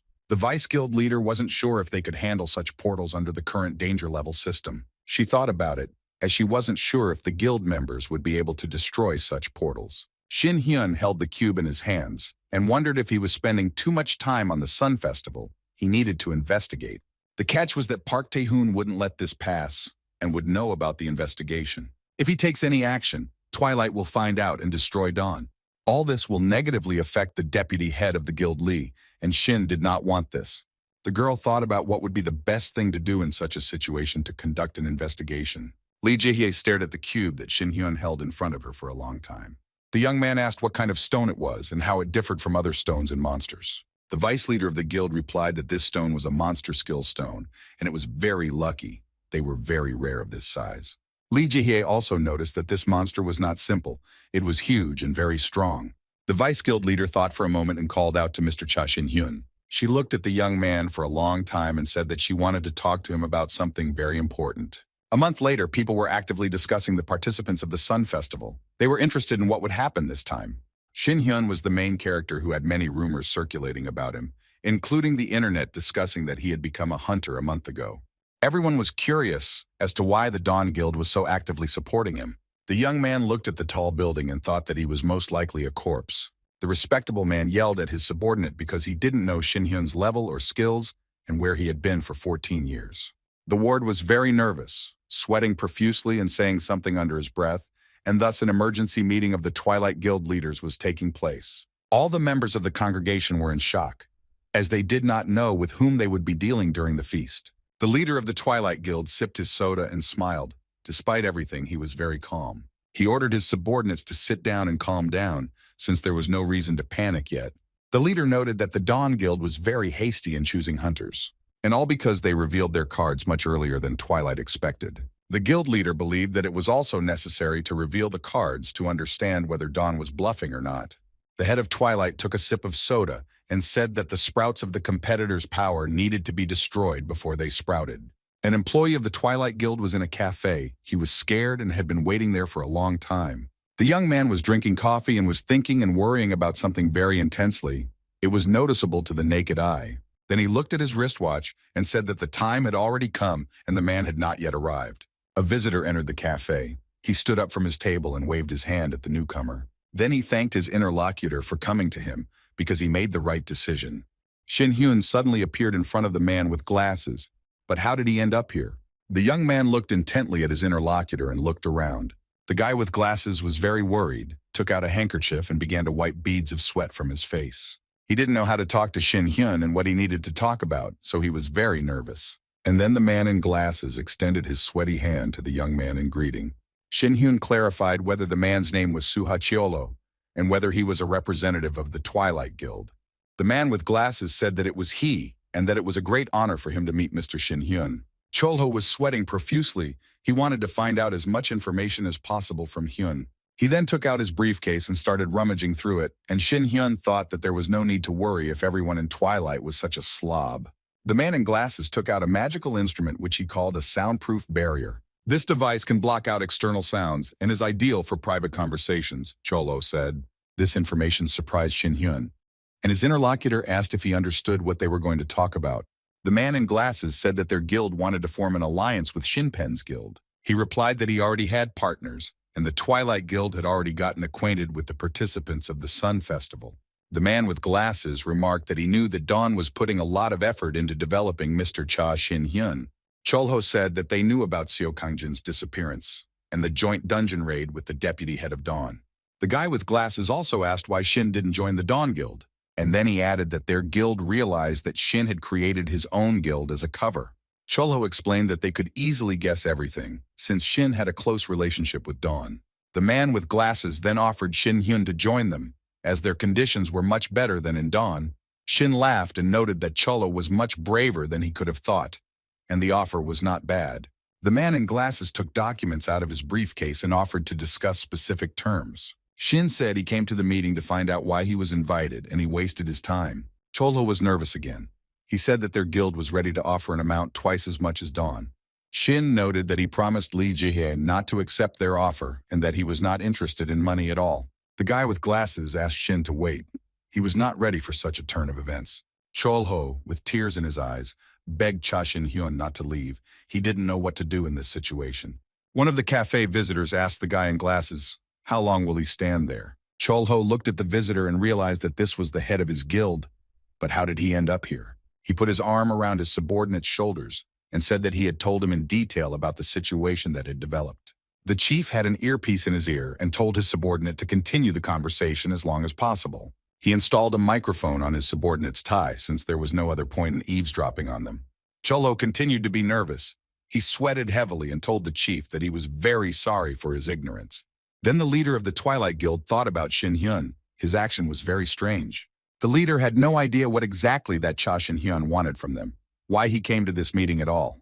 Lee Ji-hee was talking on the phone and she told her interlocutor that Park Tae-hoon was very upset. The girl spoke with Shin Hyun, who told her that the leader of Twilight most likely knew that he was from Murim, But the heavenly harmony did not resonate. The young man noted that when he entered the cafe, he felt someone's energy. Shin was very cautious. He is not the type of person who waits until the last moment. Shin Hyun said that the Twilight Guild leader would not touch Lee Ji-hee and asked how the investigation of the dungeons was going. The girl thanked him for his help and said that there was no more information about similar anomalies. The vice leader of the guild thanked Shin Hyun once again because he took on the investigation. He replied that all this was not a burden to him because he was raising his level. Shin Hyun asked if there was anything else she needed from him. Ji-ha replied that she had no more requests for him. The young man asked the deputy head why she had a gloomy tone and whether anything else new had happened. Shin Hyun's sister Yunsol approached him and asked if he had finished talking. The sister told her older brother to go quickly and walk with her. She wanted to take him somewhere. He took the mobile phone away from his ear and agreed with her proposal and went with his sister. After some time, the younger sister brought her brother to a huge building. There were different cells. In front of one of them, the young people stopped. Yunsol put her hand on the photograph of her mother and father. The cell contained the ashes of their parents. The girl put her hand to it and said that her brother had returned. Shin Hyun looked at all this and stood there in bewilderment, his face no longer showing any emotion. He thought about how coming to this place was a really bad idea and what Yunsol was thinking. Shin Hyun knew that from that moment on, he had changed a lot. He had become different, and seeing the ashes of his parents, he felt nothing. The sister stood next to the cell with the ashes of her parents, and the brother turned his back to her and did not want to look at all this. Yunsol stood near the cell, looking at her brother, and tears were rolling from her eyes. She did not understand why this was happening. After a while, the girl calmed down and asked if Shin Hyun was okay. She noticed that her brother did not look sad or upset, which shocked her. The young girl could barely contain her emotions, as she could not understand what was happening to her brother. Yunsol screamed, "Why is Shin standing there rooted to the spot and silent, not saying anything?" The younger sister couldn't believe that her brother didn't feel anything at all. Was his heart really turned to stone? Shin Hyun knew that he couldn't hide his feelings from her. He said that he was still her brother, but he couldn't show her what he had lost. The words that Yunsol heard from her brother hurt her very much. She did not expect such a reaction. And then she clenched her hand into a fist and screamed that her brother looked like the strangest person. She wanted to hear an apology from him. The girl said that she wanted very little from her brother, and he was a complete stranger to her. She remembered Shin Hyun as a child, how he carried her in his arms. They always had fun together. She asked why her brother had changed so much, and even now, next to the ashes of his parents, he looked too normal. Shin Hyun put his hands in his pockets and stared at his sister, and she said that she wanted to see the brother she once knew. The guy noted that it was a long time ago, and he would never be the same again, and he didn't care. The sister said that she doesn't feel like she lives with her own brother. He's like a stranger to her. The elder brother thought for a moment and said that he should not have come to this place. The sister's heart was breaking with pain. She could not understand why her brother was saying such words. Shin replied that he would like to know this himself and why it happened to him. A window with Murim's status appeared in front of the young man, and he couldn't understand why this happened again. Then a question appeared in the status window asking why he still considered himself human. Shin Hyun froze in front of the system message as if he were made of stone. Was he really not a human anymore? The young man couldn't understand it. He was interested in why there was some nonsense on the screen. A new system message appeared, telling Shin to stop resisting. The young man noted that this is a system that speaks only one way. But Shin Hyun remembered that he was a heavenly warrior according to the reports and laughed cheerfully. But a system message warned him that it could take everything away from him again, but it would take time. Shin said that he doesn't know who sends him such messages, why he needs it. But if he needs it, then let them take everything from him. Otherwise, he will find it himself. The young man stood near the building where the ashes of the deceased are kept. He was powerless and took the tie off his neck. Cha Shin Hyun so stood in place. He couldn't move and thought about something for a very long time. Having weighed all the pros and cons, he came to the conclusion that he would not give anything of his to anyone and began to look at his sister. Yunsol's eyes filled with tears. She didn't expect such a bad behavior from her older brother. The girl turned around and walked away from the building where the deceased were kept. Her brother did not follow her. She walked along the streets, the wind blowing in her face, and she thought about how her brother didn't follow her. What an idiot he was. A few days later, the day so long awaited by all people arrived. The Festival of the Sun. Today, people will be able to see heroes exploring dungeons and hunting monsters, the announcer said. All the people in Korea were really looking forward to this holiday. They were in anticipation because it happens once a year. The announcer emotionally shouted that this event in Korea would be the biggest and most grandiose. Everything had been ready for the competition for a long time already. The guilds were carefully preparing for the holiday. Fans gathered on the field, as this holiday is not only entertainment, but also strengthening the ties between guilds. Ordinary people could only see duels between hunters during the Festival of the Sun. Shin Hyun stood to the side and thought that this holiday reminded him very much of the Olympic Games. Lee Ji-hye said that there is a big difference between the Sun Festival and the Olympic Games, and it is the hunters who attract the public's attention and interest. And all because the hunter's strength is very similar to the strength that is shown in films, and it looks much more interesting. The Festival of the Sun is not only an occasion to improve relations between guilds, but also helps to improve the image of hunters. The girl spoke for a very long time and realized that Shin Hyun could not hear her at all. She called out to the young man. He stood in front of Lee Ji-hye and seemed to be in himself, hearing nothing and seeing nothing. Before taking the cup of tea, Lee thought of something and an idea occurred to her. She asked Shin if it was true that he had a fight with his sister Yunsol. Then she saw that the brother and sister seemed to be strangers, and there was some strange atmosphere between them. Lee asked what happened between them. Did they do something wrong again? Shin Hyun asked the vice guild leader to find him a house in a quiet and secluded place. Lee asked him why he needed all this. Shin replied that he received a message in the status window from Marim. Shin thought that he didn't know who his opponent would be. He didn't know his goals. Yunsol picked up her bow and looked at it intently. Shin thought that his only weakness was his sister. Lee Ji-hye asked Shin Hyun if he had received a message from the Heavenly Warrior and what was in it. She then pointed out to the young man that he must remain with his sister, despite what had happened, as it would be unwise to live separately. The young man was silent for a moment. Some interesting thought crept into his head. Then the guy said that Yunsol doesn't need a brother like him, because he's not worthy of her. Shin looked out the window at the happy people, and noted that he was no longer the same person his sister once knew. He told the vice guild leader that his sister would be much better off if he disappeared again. Lee Ji-hye got really angry and punched Shin right in the chest.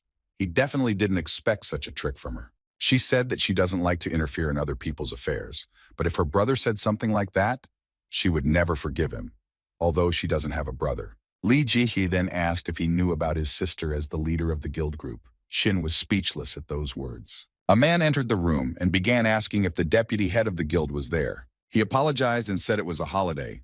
It was already starting. The man saw the fight between Lee and Shin.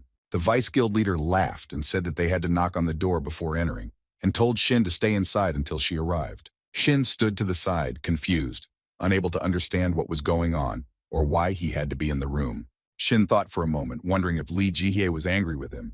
Meanwhile, at the stadium, before the start of the fights, the spectators sat down in their seats. They were waiting for the opening ceremony, which was to be conducted by representatives of the Dawn and Twilight guilds. The audience was greeted by the head of the Dawn Guild, Chuk No-chan, the Crusader class, and Deputy Guild Leader Twilight Jang Sun-hyuk, Assassin class. People were asking each other if it was true that Lee Ji-hye and Park Tae-hoon were from the same guild. To the deputy head of the Dawn Guild was approached by a man named Park Tae-hoon, with whom they began their lives as hunters, and said that they had not seen each other for a long time. The young man was very glad to see the deputy head of the Dawn Guild and extended his hand to her. Lee Ji-hye wasn't as happy to see him as he was to see her, and she clenched her teeth in anger and didn't offer her hand. Then she came to her senses a little, smiled and asked how Park Tae-hoon was doing. She couldn't help but make a sarcastic comment, and asked the head of another guild if the guy who was once her deputy was any good. Shin Hyun watched all this and squeezed the sword in his hands very tightly. He was very angry. Then the head of another guild said that he heard that she was secretly leveling up a newbie, and asked if she was always keen on helping the weak. Anger towards the leader of the other guild filled Shin Hyun. He squeezed the sword in his hand tighter and tighter. An unknown force took possession of him, and he decided to get rid of the head of the Twilight Guild with his own hands. Terrible events from her life flashed before the eyes of the deputy head of the guild. It was very painful and unpleasant for her to remember what had happened before, but she didn't show it. Although Lee didn't like this conversation, she continued to control herself and smiled sweetly. The deputy head of the Dawn Guild said that she would take everything Park Tae-hoon said as a compliment. Lee's interlocutor pretended to be an innocent lamb and smiled sweetly at the girl, although his eyes were angry. The interlocutors shook hands, and thus the Festival of the Sun began. The first hunter who entered the arena had the warrior skill consecutive attack. The guild members fought very intensely, and their future fate depended on it. Each of them used all their strength, skills, and abilities on the battlefield. Each wanted to win. The hunters were determined to win, each of them fighting for their place in the sun. The fight was fierce. They prepared for it carefully. Blood and sweat flew in all directions. The spectators watched the first fight with great interest. They couldn't believe that the holiday had already arrived. Duel number 5 was over, and the winner was a member of the Twilight Guild named Sanmo. He demonstrated incredible strength with a blunted weapon. Park Tae-hoon was very happy with his subordinates. He was ready for this, so he recommended Sungmo to continue this rhythm. And Lee, the deputy of the Dawn Guild, thought that with such warriors they didn't have to worry. The head of the Twilight Guild decided to leave for a while. He was no longer interested in watching all this. He told Lee Ji-hee that he hoped that he would definitely be entertained in the next fight. The deputy head of the Dawn Guild looked at Park Tae-hoon with anger. He went outside to have some peace and quiet for a while, as the fight had tired him out a bit. Park Tae-hoon didn't expect any trick, but then someone called him, and he really wanted to rest. It was Twilight Guild member Sun Yuk, who was standing near the column, holding a weapon in his hands. The young man twirled the sword in his hands and asked if he could kill Lee Ji-hee. The sword flashed in the hands of the subordinate of the Twilight Guild leader. Park Tae-hoon smiled and told Sun Hyuk that there was no need to rush in the current situation. The chief asked if he knew Cha Yun-sol, and he promised to say hello to the girl. The organizer of the event said that now the action will take place in the Battle of Archers Arena. All the experts can be seen, and the fights will take place any minute. Her assistant said that there are a lot of outstanding members, but he is rooting for Cha Yun-sol. The event organizer told her friend that Yun-sol had had an accident. The members of the Dawn Guild were wondering if Yun-sol would participate in the battles, as she could destroy the entire group. The girl heard gossip behind her back and told her colleagues to speak up and not whisper behind her back. The young people felt awkward and uneasy about being heard. The guild members quickly left the room because they didn't know what to answer Yun-sol. The girl was left alone in the room. She was not pleased with these discussions that were often held behind her back. Yun-sol closed her eyes, and I thought about the events of the past days. Enough of them happened. After that day, when she and her brother had a very big fight, they no longer spoke. It made her furious. The girl often thought that her brother was to blame, and she was sad. A girl suddenly burst into the room and invited Yun-sol to go to the waiting room. This visit was unexpected for Yun-sol. She was very surprised by such an invitation. And then she became happy, because she thought that her older brother wanted to see her. The girl entered the waiting room and saw the vice leader of the guild there, who asked about Yun-sol's well-being.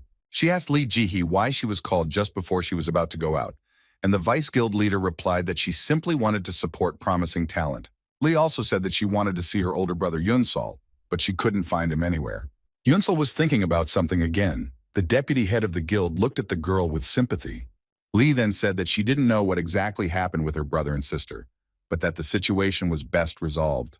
Yun-sol didn't like that the vice leader of the guild was meddling in things that weren't her business. She asked since when the deputy head of the guild interfered in family matters. Lee asked not to get excited because she was worried about both of them. Yun-sol just laughed. She didn't like the amount of attention being paid to her.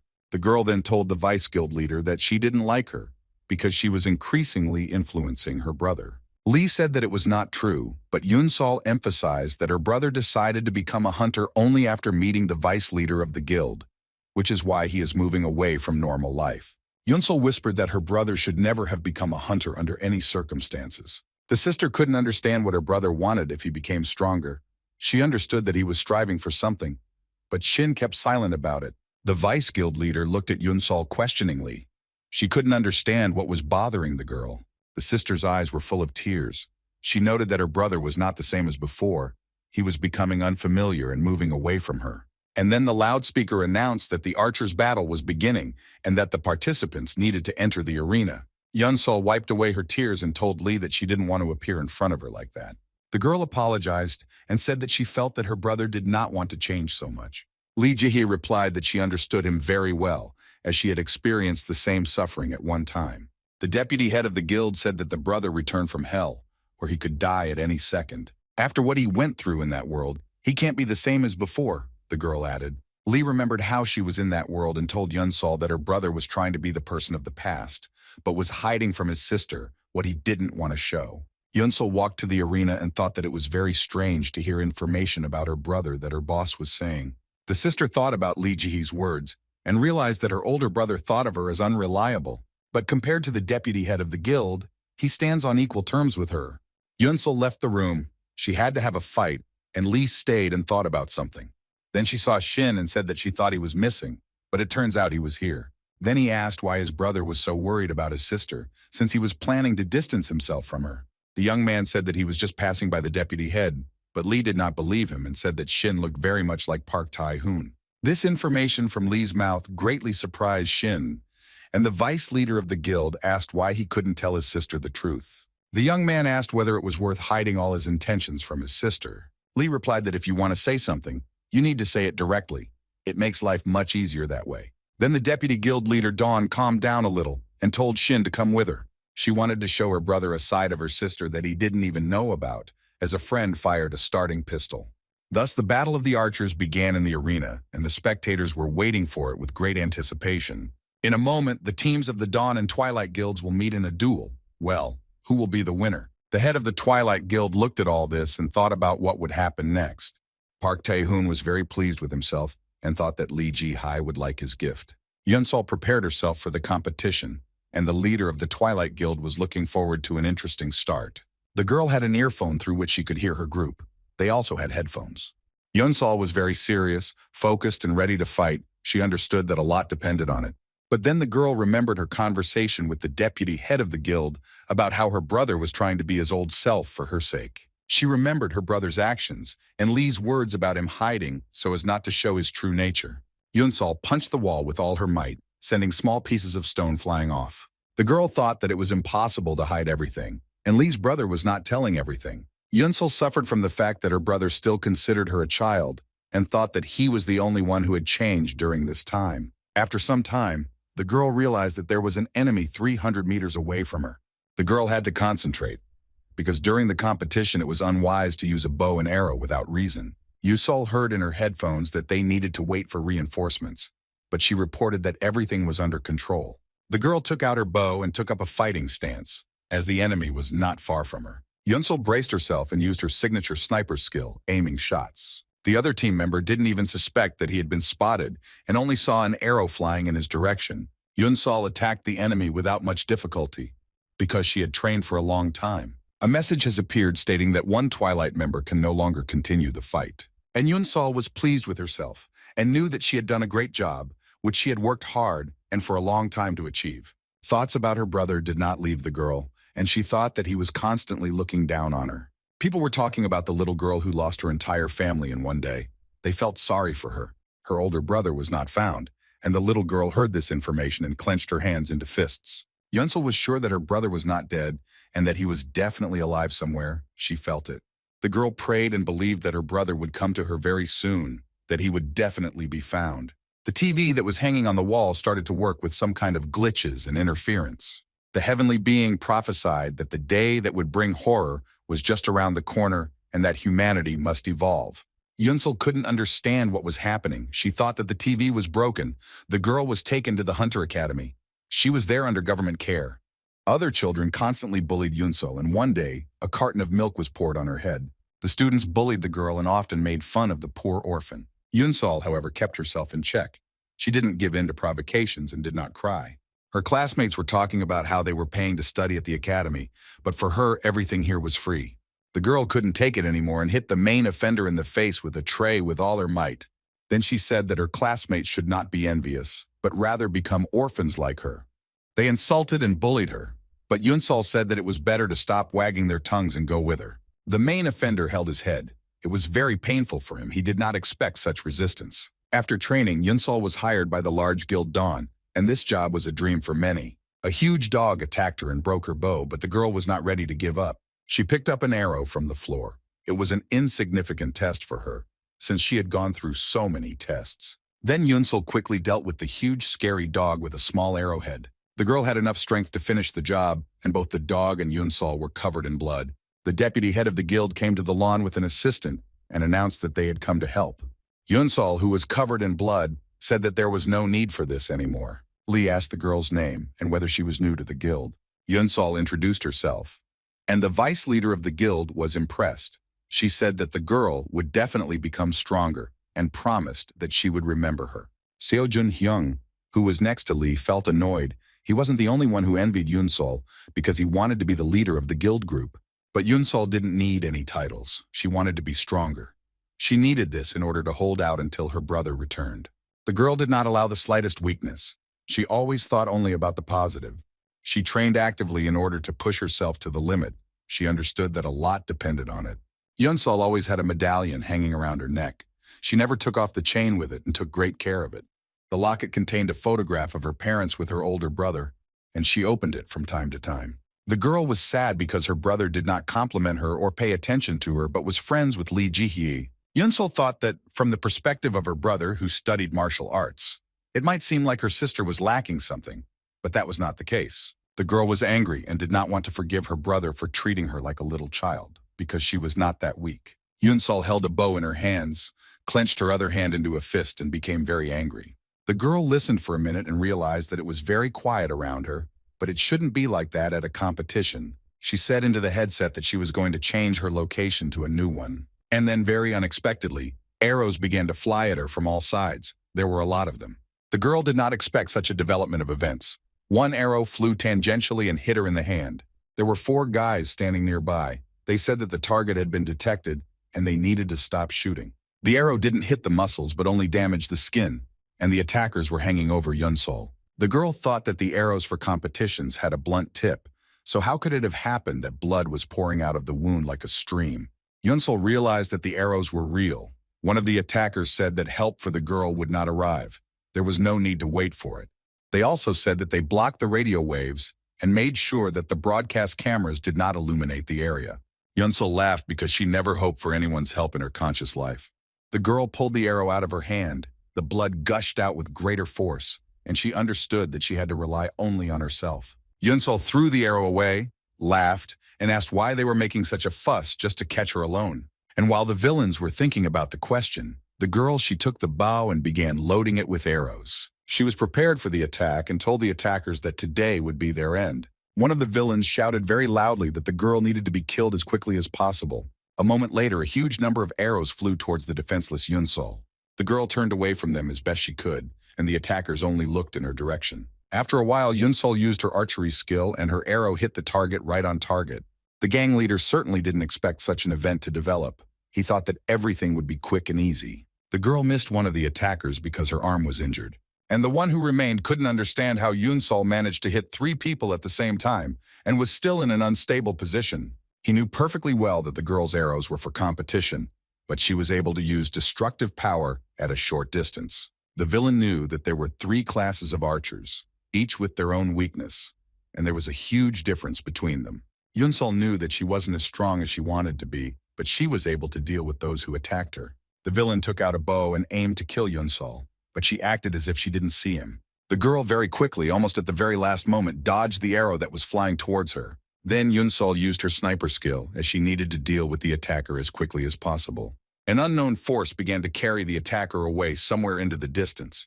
He had absolutely no idea what was happening. He certainly didn't expect such a development of events. The guy was angry, including at himself, and disappointed. Very soon, almost all the targets were destroyed, and Yunsol calmly thought about what to do next. One of the attackers shouted that Yunsol was an impudent girl and was using magical powers. A moment later, an arrow that the girl shot from her bow hit his body. And Yunsol, who was standing on the roof, looked down. She needed to understand that she had neutralized the enemy. She leaned down, but what he saw shocked her. She did not expect such a development of events. A stranger pointed a loaded arrow at her from below, and the girl immediately loaded her bow. Yunsol looked down at the stranger. She couldn't understand what he was doing here, and he looked at her. Everyone was waiting to see who would shoot first. There was a strong tension in the air. An unknown force seemed to pierce the enemy. The girl watched this from above. The villain tensed up and released an arrow from his bow, which flew at the speed of light. Just a little more and a sharp arrow will pierce Yunsol's body. Will this really be the end of it? But with the last of her strength, the girl also took aim and fired her bow with lightning speed. She raised her head up to see if the arrow had reached her enemy and was very surprised.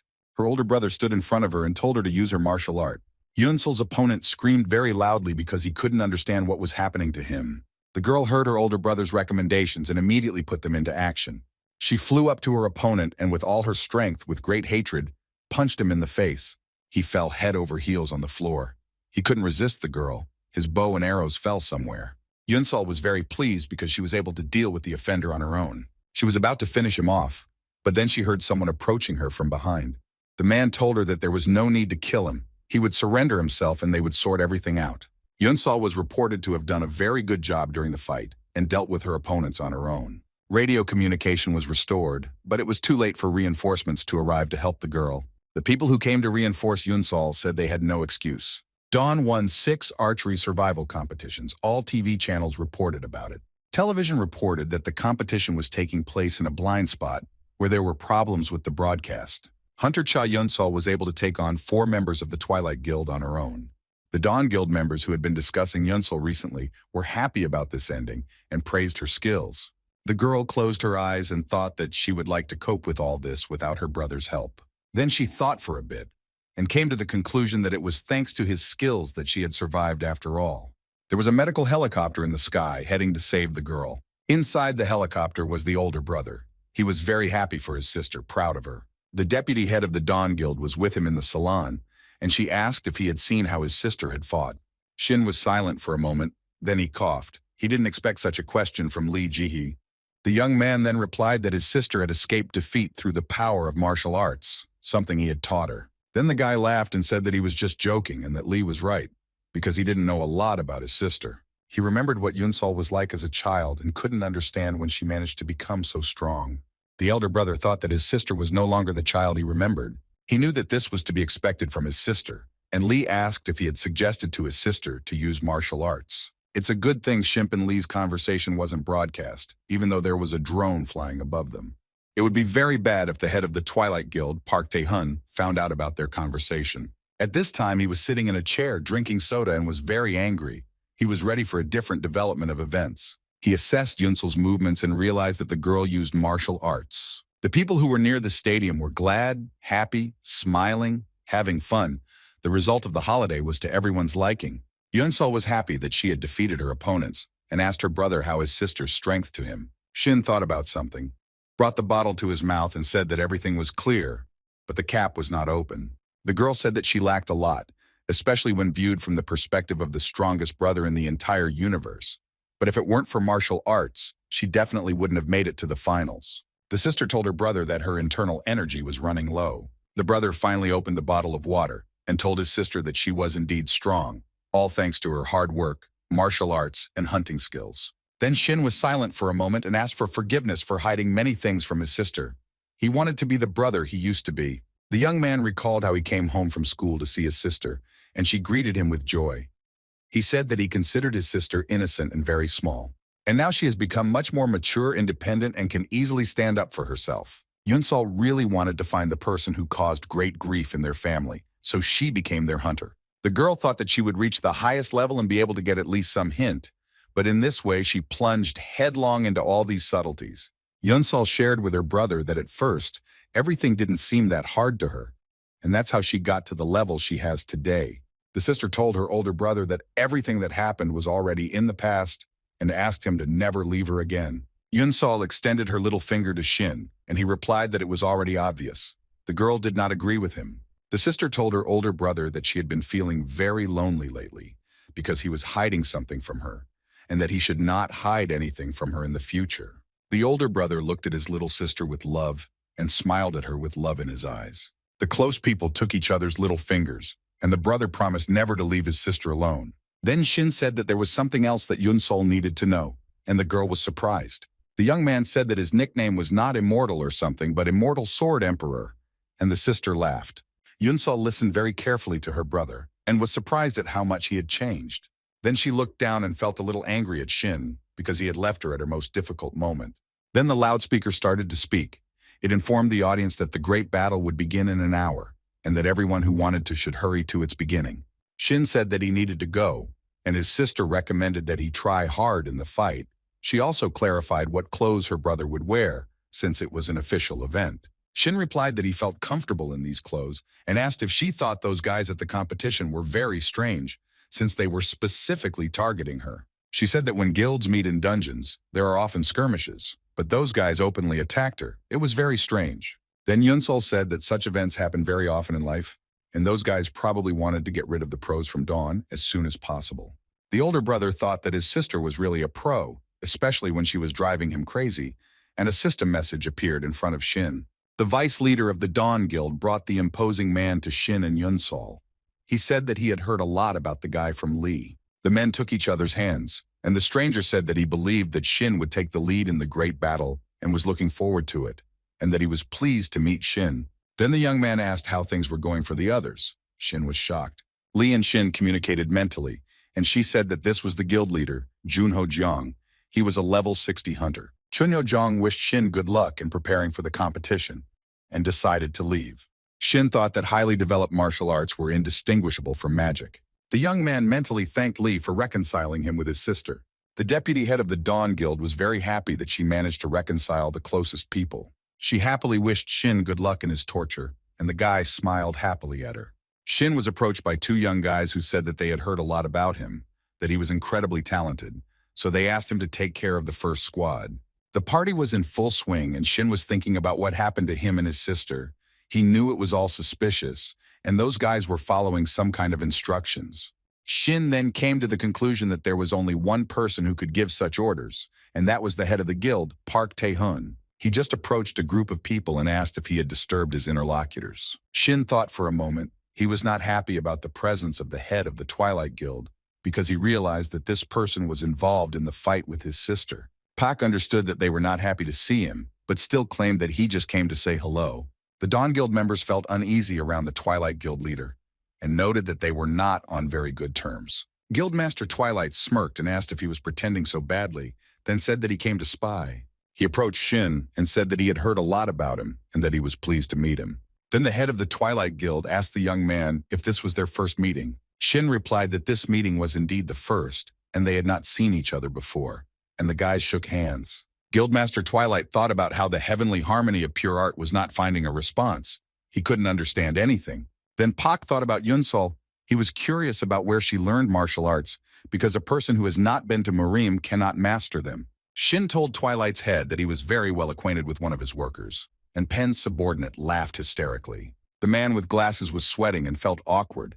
Park said he wanted to get closer to Shin through his secretary. Shin noted that his sister had given the Twilight Hunters a lot of trouble in the archer battle, but the guild leader laughed and said that he expected his sister to have great skills. Shin looked into the eyes of the head of the Twilight Guild and said that he would not forget about the situation that happened and that he would pay for what he did. But Pak found it funny. He was not afraid of Shin's words and said that he would look forward to this event with impatience. Shin said that he would put on an interesting show that Pena would definitely not be disappointed with. He promised that he would wipe the Twilight Guild from this world. The stands were hot and the spectators were waiting with great impatience for the festive offer. The commentator was very cheerful. She was talking about the event that everyone was so eagerly waiting for would happen very soon. The Deputy Guildmaster Dawn and the other people understood that this was the main event of the Sun Festival, which did not require words. The commentator continued to talk about how this was going to be a great battle between the Dawn and Twilight Guilds, and it was finally starting. Everything was ready for that very main battle. There were a lot of words. People were dying of anticipation. Shin was introduced as a super rookie who was offered to become a partner of the Dawn Guild. The commentator said that he is the head of the Martial Arts Guild.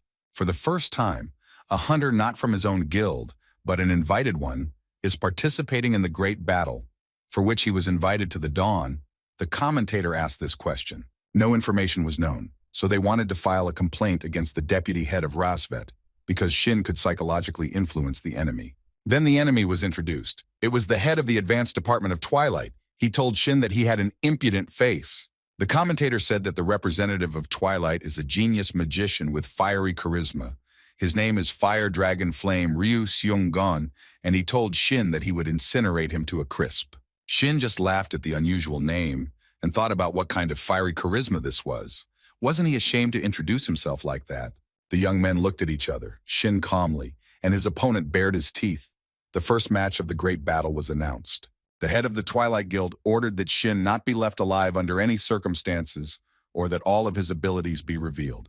Ryu Seung-gon understood Guildmaster Peng's order and was ready to carry it out as quickly as possible. Shin immediately revealed his class as he flew very high, thereby surprising everyone around him. Shin revealed his highest class and made it clear that levitation is a skill of the sorcerer class. Hunter Shin also demonstrated his high control over magic. Maintaining such a high level, the head of the Dawn Guild asked Lee if Hyun had a strategy or a plan. She thought for a moment and replied that there was no plan or strategy. Shin just wanted to show off his skills. He was floating in the air and thinking that Ryu Seung-gon is a level 50 hunter. He is a wizard. Shin was well aware that his opponent had the same level of skill as So Kang-jin. The young man thought about what skills to use in battle to test the enemy.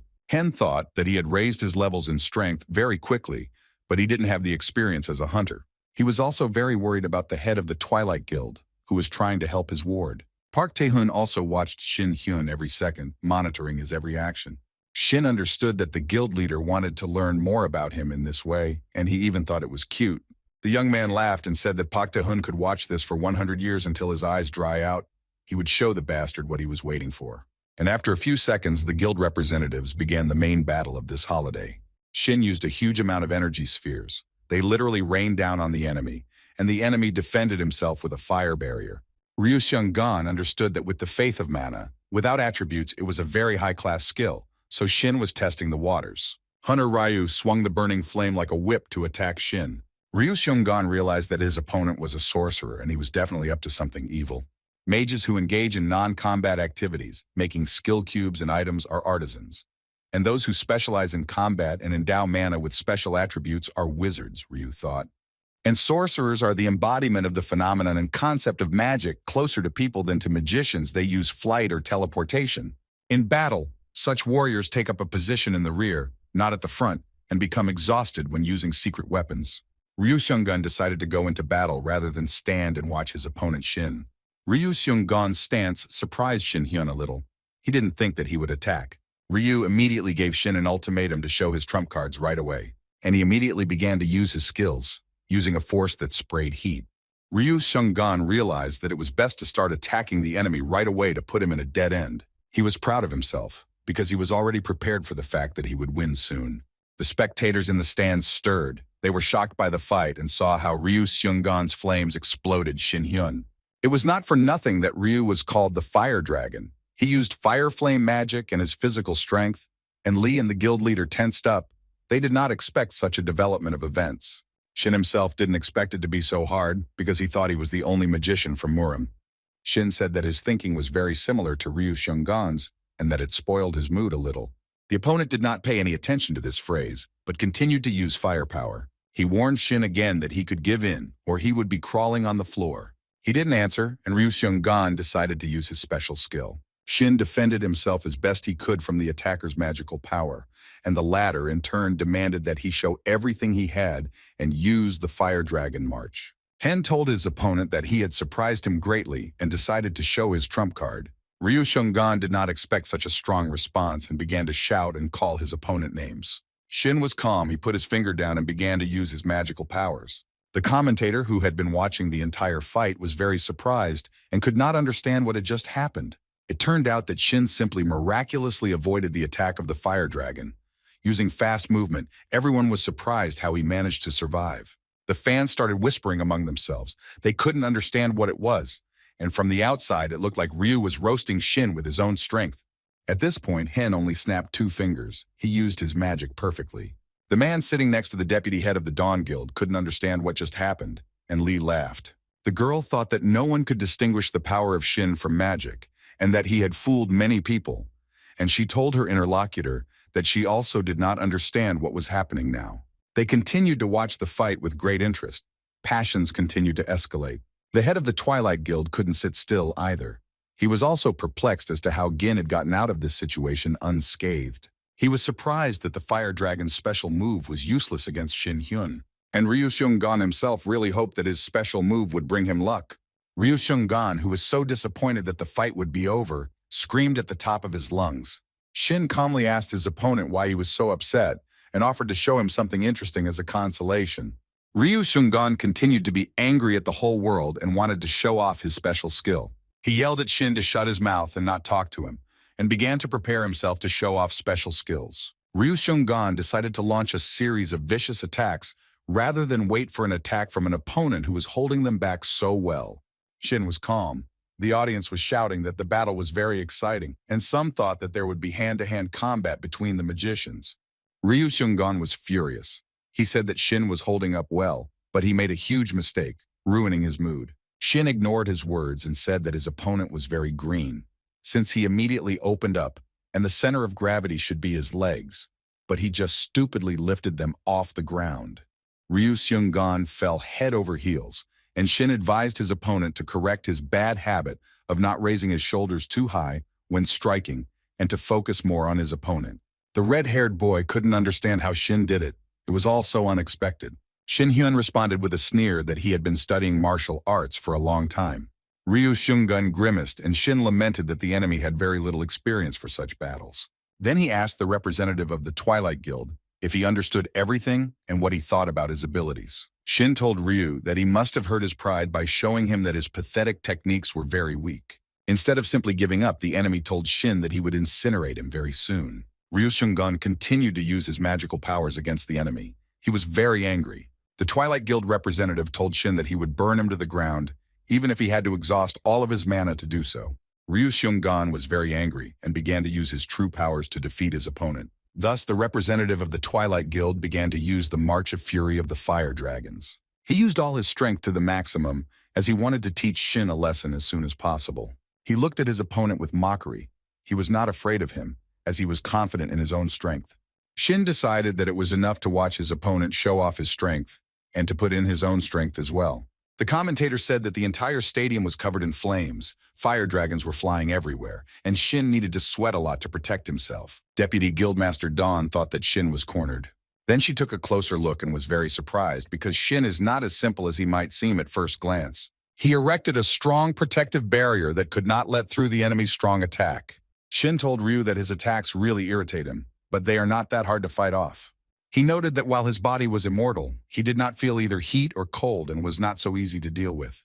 Shin informed Ryu that his attack was so pathetic that it couldn't even touch him. The commentators at the stadium said that Shin had dealt with the terrifying force and defeated the fire dragons very easily. The Twilight Guild representative couldn't understand how Shin could resist him. He thought that Shin used gravity or his magic was so strong, and even for him, an experienced one, this was all new. Ryu understood that Shin's power was beyond gravity, and understood that he was definitely not a newbie. He told him that their battle was more fun than he expected. The representative of the Twilight Guild realized that things would be very difficult from now on and became nervous. Now it's time for Shin to show what he's capable of, rather than fend off his opponent's attacks. Shin Hyun decided that it was time to finish the fight with Ryu Seung-gun and got down to business. Guildmaster Dawn asked who would be the next one to compete with Shin. He told his assistant to go to Choi Ji-hyun and ordered him to use a special power. Chui was well prepared for the fight. He had special protection and a spear, which he was very good at it. The Spear of Twilight protects all guild members. It erases everyone from dawn. Choi entered the arena and was introduced as the mage killer and owner of the Twilight Spear. Commentators noted that, judging by Choi's nickname, he has never lost to magicians, and the warrior has a high percentage of victories. Then one of the commentators said that although the percentage of victories is higher than that of magicians, magicians have more techniques that are not widely known. Shin, when he heard the enemy's reality, only smiled that he was really looking forward to the battle with the magician killer, and he also liked Choi's costume. The head of the Twilight Guild only smiled. He thought that Shin was very relaxed, and this time everything would be different, because while he was a magician, he would not be able to defeat Shin Hyun. And so the second duel of the Great Battle of the Sun Festival began. Choi held a spear in his hands and was ready for the duel. He used the Night Enhancement skill and immediately began fighting. Choi was ready to win. He immediately went on the attack while activating all possible physical strength buffs. Shin just laughed at all this. He noted that the opponent was quite fast and was going to suddenly break through the front. The young man then used his magical powers. Despite the fact that Choi was at first glance a dud, it was necessary to defend himself. The Twilight Guild representative continued to attack Shin, as he was only determined to win. Choi moved closer to Shin Hyun. The young man was a little surprised by this development. Shin noted that his opponent is not only strong and powerful, but also has a fairly strong will to win. Therefore, he came to the conclusion that the best way to fight against such opponents would be aerial combat. But Choi didn't seem to be thinking about anything. He was very active in attacking and used his night skill. His eyes glowed red and he swung his weapon at the speed of light. Shin most likely underestimated his opponent. He was surprised and dumbfounded. And Choi suddenly used the jump attack power, and Shin defended himself from it as best he could. The young man understood that the defense was already cracking at the seams, and each subsequent attack was becoming stronger and stronger. Viewers noted Choi's incredible attack and the fact that he does not allow Shin to fly, but successfully attacks him. Shin lay in the ring and thought about how difficult it would be for those in charge of the ring. They would have to fix everything. He couldn't remember how much time had passed since the last time he was slammed into the ground.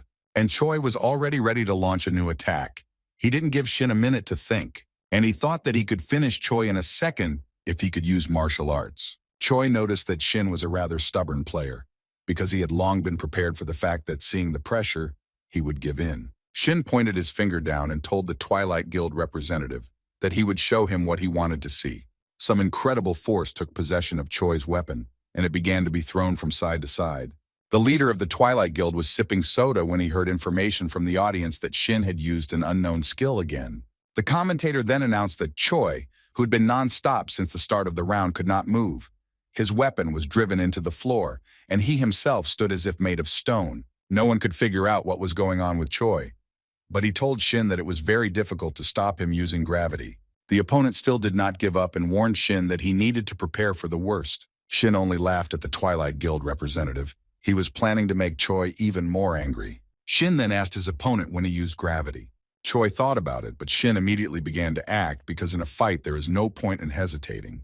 An unknown force lifted Choi up, and then he fell to the floor with all his might, the impact cracking his armor. The head and deputy head of the Dawn Guild were simply shocked by what was happening in the arena. And the head of the Twilight Guild was angry. Beads of sweat appeared on his face from anger. The commentators couldn't understand what was happening. All the spectators were simply in shock. They talked about Shin using gravity again, and maybe it was some other unknown force. Shin waited for his opponent to rise, and the audience discussed what skill he had used during the fight. Choi thought that the boy was really very strong, and he was surprised that Shin had managed to hold out until this moment. He informed the enemy that his power is not gravity. He uses two forces of attraction and repulsion. This is his main skill. And if Choi knows basic physics, he should know that gravity is the force that attracts an object to something. Choi listened attentively, and Shin continued that the repulsive force is a repulsive force. It's all difficult to explain, but the essence is clear. Shin said he applied force in the direction he wanted, but his opponent interrupted him and said he was wrong. Choi interrupted Shin and told him that he shouldn't have told all those details. Choi came to his senses a little and continued to attack Shin because he had set a specific goal for himself. Ji-hye heard the thoughts of the head of the Twilight Guild. He asked if she knew why Ji-hyun was called the Mage Killer. The deputy head of the Dawn Guild thought that Jae had a special skill, and Shin-hyun had nothing but magic, which meant he was finished. And the battle continued. The representative of the Twilight Guild was advancing on Shin. He saw a target in front of him, but did not see obstacles. The opponent's hand stopped just a few millimeters from Shin's face. Guildmaster Twilight was very pleased. He was waiting for the end of the fight and believed that Shin would die in the arena. The deputy was horrified at her beads of sweat appeared on her face. She wondered if Shin was going to die. But Shin wasn't prepared for this development, so he used a counterspell. But a system message appeared in front of him that he couldn't use magic for 10 seconds. This was just inopportune, as his opponent raised his sword above his head and prepared to strike. Choi Ji-hyun received orders to use a counterspell. He thought that he wouldn't want to use these skills in front of such a huge audience and shouldn't go that far. The assistant of the head of Twilight insisted on using a counterspell because the head believes that Shin is hiding something. He is very dangerous since he has the power of attraction. So Choi Ji-hyun must kill his opponent and do it well as quickly as possible. Shin knew that his time was numbered, but he wanted to use magic, but its use was still limited. Shin looked at the system message and was very surprised. He definitely did not expect such a development of events. And his opponent had already raised his weapon up and was in the air. Just a little more and he would use his power. The sword struck a few centimeters from Shin, who managed to jump back at the last minute. The opponent noticed that Shin was very surprised. He explained that he used a true counterspell skill that temporarily disables the use of magic. Choi told Shin that he was about to die because without magic he had no chance of winning. The fans were all in shock. They expected a different ending to this fight, but everything happened the other way around. Choi suppresses Hunter Hyun. The head of the Twilight Guild noted that Ji is an honest and stupid guy by nature. He will not be able to hold back his anger in front of those who secretly use magic attacks. Lee Ji-hye said that Shin himself did not dream of such a skill. He simply does not have it. She began to mentally transmit a message to Shin that he needed to run away. He needed to give up, that the competition no longer made any sense. The guy understood that she wanted him not to use martial arts, but how could he escape from the battlefield? Shin looked at the enemy's weapon and thought that running away was definitely not for him. Choi increased the attack power several times and told Shin that he would be unable to escape or surrender. He asked Shin if he could survive without magical protection. Since the tip of his spear was concentrated with a huge amount of power, that could destroy an entire house. Choi held the spear tightly in his hands and was already approaching Shin, who was standing calmly in the arena. Shin Hyun thought that he would die very soon, but how could all this happen to him? Then the young man came to the conclusion that all these words from his opponent were complete nonsense. And Choi calmly approached Shin because he was confident that victory was in his pocket. The deputy head of the Dawn Guild was not prepared for such a development of events. Everyone who knew Shin well was horrified, and the question arose in their eyes as to why he did not give up. The head of the Dawn Guild asked if Jiha was okay because the girl had turned very pale. And the head of the Dawn Guild felt that the heavenly harmony of pure art began to resonate. But what kind of energy was this? He looked at the fight and realized that he had never felt such energy. This was a large and frightening flow of energy. Choi was very shocked by the developments. He did not understand how this happened. The Twilight Guild representative screamed in surprise, and beads of sweat ran down his face. He didn't understand how it was possible. He thought that Shin was using magic, but it definitely wasn't that. The counterspell was still in effect. Choi felt as if he was being chained with invisible shackles and could not move. He seemed to be paralyzed and couldn't move his arms, and he was surprised by what skill Shin used. He also told the enemy that it was not a skill, but martial arts, but if he was interested in what it was, let him ask Park Tae-hun. Choi didn't believe that these were martial arts, and Shin admitted that a couple of minutes ago, he had almost become his old self. They were offering him to run away, and he hates it. Choi realized that he was trapped. He noted that Shin seemed very surprised, but only he felt and saw his strength. Shin told Choi that the energy that binds his body is a separate type of swordsmanship. It is called the spiritual sword. He then explained that the word sword symbolizes human pain, and if he reaches the required level, he too will be able to kill people or separate heaven from earth with his thoughts. Choi became nervous, and Shin said that this ending was too boring, wasn't it? Shin felt he had to teach the younger hunters a good lesson and freed Choi from his shackles. Choi knew very well that his days were numbered, so he screamed very loudly. And Shin just laughed, because no matter how hard the fight was, he would still emerge victorious. He began to use his powers and mentally asked Park Tae-hun if he was watching everything very carefully. Then he told him that he should watch as much as he wanted, because these were the true martial arts that he so wanted to see. Shin used a special whirlwind attack. Choi was lifted up and spun around like in a funnel. Then everyone saw that Choi was reduced to a skeleton, his remains falling onto the arena. The Twilight Guild leader couldn't understand what was going on because he thought that Shin had stopped this strange skill. But the situation has changed again and Choi can't resist. Does it have to do with the energy that comes from Shin? The fight finally ended. Shin was very happy, and the medical team hurried to the field. The young man noted that he had not used martial arts for a long time. The commentators reported that Father Shin Hyun had won the second duel of the Great Battle of the Sun Festival. And the head of the Twilight Guild was very angry. He did not even hope that this would be the outcome of the battle. Cha Shin-hyun withdrew from the match after this duel because his mana was depleted, and on television they said that the martial arts guild he created took first place at the festival. Twilight lost. Shin became a star among hunters. Journalists trumpeted that Twilight's prestige had fallen significantly. The guild leader was upset. An employee of the Twilight Guild was very worried about the head, who was in his office. He came to check if everything was okay with him, but he never heard any answer from him and continued to stand at the door. The head of the Twilight Guild was in his office. Chaos reigned there. The lights were off, and he just laughed. He was hysterical because he was definitely not prepared for such a situation. He was sure that his guild would win. The leader thought that he had enough of that fear, and now they just took him and laughed at him. He gripped the chair with his hand and said it was a fleeting moment, but the strength Shin showed was not at a level he could handle. Guildmaster Twilight understood that Shin was much stronger than him and would not be able to defeat him now. He realized that if the situation had developed this way, then he could not hide his methods and means. Cholko, who had been standing at the door for a long time and waiting for the boss's answer, entered his office and called out to the head, who called him somewhere. The subordinate couldn't understand where the head of the Twilight Guild was inviting him, and he said that it was to meet the Heavenly Warrior. A week after the Festival of the Sun, the phones were ringing off the hook. The Dawn headquarters was receiving a huge number of calls. Everyone wanted to talk to Hunter Shin Hyun. The operators responded that Shin was not a member of the Dawn Guild. He had his own guild called Martial Arts, and he was not dating Lee Ji-hee. The deputy head of the Dawn Guild invited Shin and his subordinate to her office. He reported that during the week they received 328 calls and 800 letters addressed to the Martial Arts Guild, or rather to its head. The speaker noted that most of the people who were interested in Shin were either reporters or those who wanted to join his guild. Shin thought for a moment, and the young man reported that all but one of the offers had been rejected. The chief secretary was interrupted because he urgently needed to go out and look at some documents. He couldn't understand what had happened this time and quickly left the room. The vice guild leader asked Shin what it was like to become a superstar. He guessed about this state of affairs, was not against fame, but this hype was unpleasant for the young man. Li Ji-hai said that she definitely needed to thank the person named Oh Dun-hwan. She said that she was a little late and asked Shin Hyun for forgiveness, but he couldn't understand what was going on. Lee said she asked him to give up at the competition because she did not want to reveal his identity and did not take his opinion into account.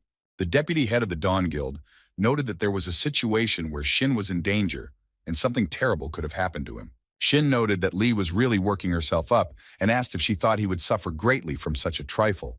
He shared with the girl that he was annoyed that he had to use martial arts, but Park Tae-hoon couldn't do anything with this information either. The limit of the Twilight Guildmaster is that he must realize how superior Shin is to him. Park Tae-hoon is so broken and disappointed that he will definitely be inactive for a while. Shin told Lee that he was worried about Park targeting his sister, and that these thoughts made him want to strangle him.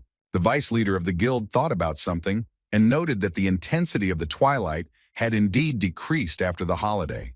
Lee also noted that Pen Tae-hoon would put pressure on Dawn, but most likely the guild leader was very shocked, locked himself in the house, and did not go anywhere, and his veteran hunters came to Dawn. The girl noted that this gave their guild huge advantages, and all this was not without Shin Hyun's participation. She said that she wanted to officially thank Cha Shin Hyun on behalf of the deputy head of the Dawn Guild.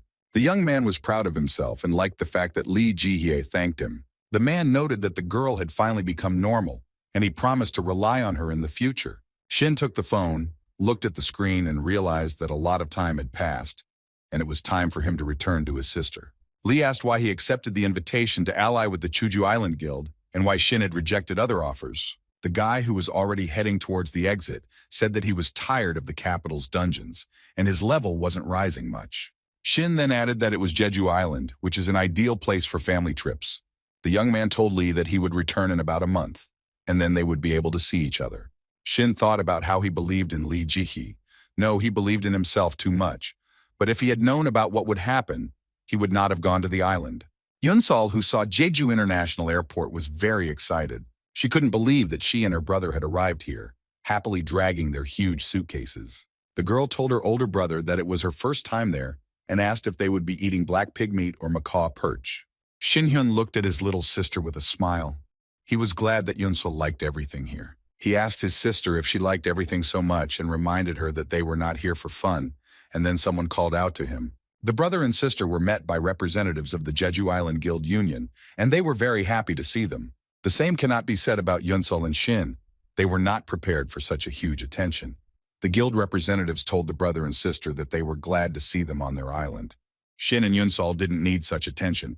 They thought that deciding to take a rest wasn't a bad idea. One of the guild representatives was dancing near the brother and sister, and Yunsol wasn't very pleased with such attention. So the red-haired young man grabbed Shin's hands and started dancing with him. The weirdo then said that he was the leader of the Tamra Kim Ki Yul Guild and thanked her for accepting his invitation. He talked about how he really liked Shin's battle at the Sun Festival, which is why he became his fan, and later wants to ask for his autograph. Shin's arm hurt, and he was already thinking about returning home, and the guild leader approached Yunsol and asked if she was there as an escort. The girl said that she was his sister. Then an employee approached the red-haired guild leader and informed him that time was running out. He invited Yunsol and Shin with him, said that they needed to leave, and he would tell them where exactly along the way. Shin felt out of place and asked him and his sister to let him go, but the leader laughed and said that the schedule was very tight. He asked if it was their first time on the island and said that he would definitely arrange a tour of all the establishments here, but a little later. The security guard radioed someone in Chinese and informed them that Cha Shin Hyun had already arrived. The interlocutor answered him that in Korea it is necessary to speak Korean because there is a high probability that he will reveal himself, and they do not need that.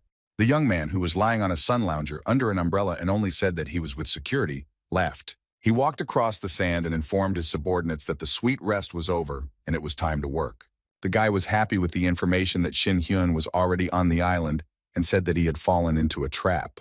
And the red-haired guild leader continued to bore Yunsol and Shin Hyun with his stories. The young people finally arrived at Woljungni, where beautiful landscapes opened up before them. There they were happily met by a tall, black-haired man who introduced himself as the leader of the Tamra Guild. His name was Kim Hagen. He grabbed Shin's hands, began to dance joyfully, and said that he was very glad to meet them. He will then offer the guests a special treat because they have come a long way. His assistant brought some treats, and Yunsol was curious about what kind of delicacy it would be. The assistant to the head of the island's guild noted that they will not forget the taste of this delicacy for the rest of their lives. The guild leader proudly presented a carefully selected fresh and premium tangerine. All alone, a small orange tangerine lay lonely on a huge plate.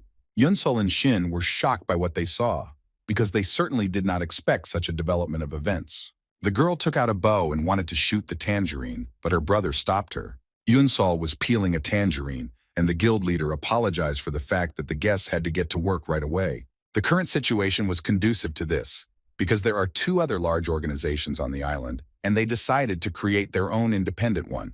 The young man was worried that other organizations might take over the island, as they had had their eye on it for a long time. Tamra played a key role in governing the island, but then dungeons with a high risk of danger began to appear very often and in large numbers. There are 5 dungeons with 11 levels of danger on the island. Only guilds that have veteran hunters above level 40 can clear them, and they don't have any. So Tamra needed a strong hunter to clear the dungeons. Shin couldn't understand why they couldn't just ignore them. The head of Tamra noted that in such a situation they would not be able to manage the dungeons at all, and this right would pass into the hands of other guilds, and they would never get it back. He also said that they had to do a lot to ensure that other guilds could not gain a foothold here. They could take over the island. The members of their guild thought that there was no way to save themselves, fell into the abyss of despondency, and mentally said goodbye to the island. But Shin appeared as a ray of hope. The guild leader believes that he can really help them a lot. He noted that it was great that Hen was not affiliated with other guilds and took a neutral position.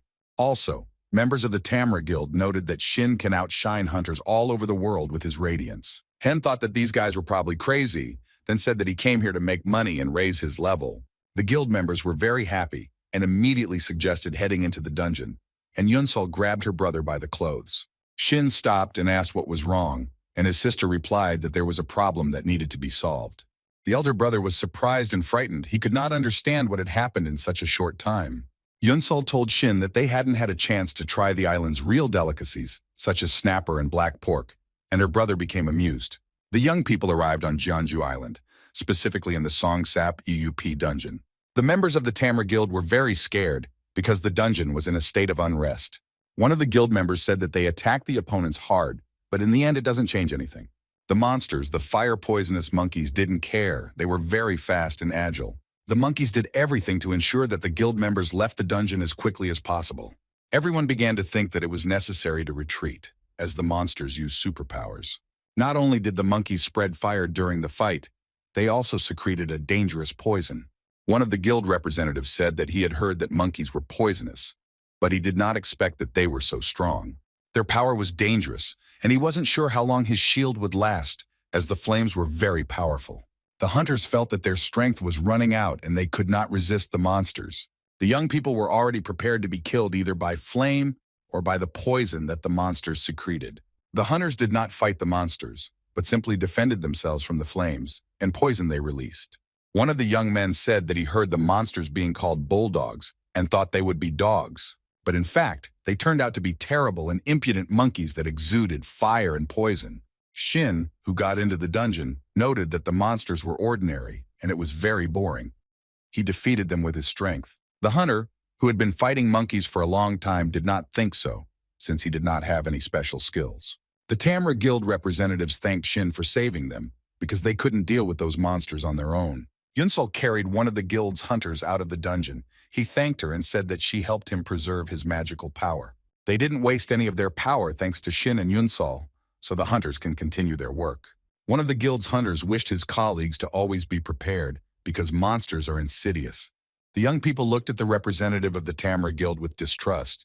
He seemed strange to them. After all, anything could be expected from the monkey-like monsters. They were confronting the strangers who came to their territory. The representative of the Tarma Guild said that Shin was an amazing leader and asked where he learned his magic skills, what kind of attack it was, and what his magic level was. He happily replied that he was just a little short of level 40.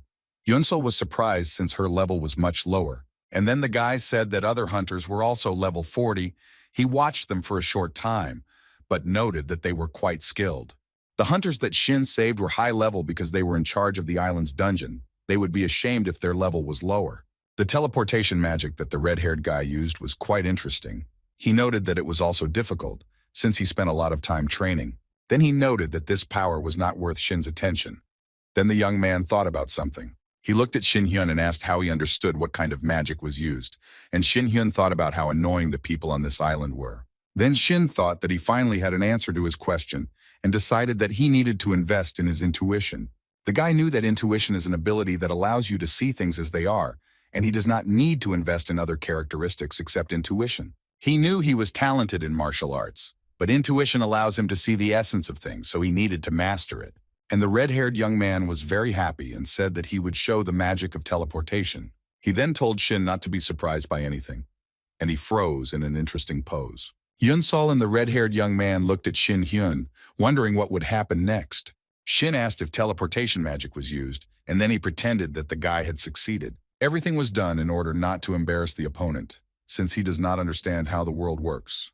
So Shin asked how the guy managed to activate teleportation magic.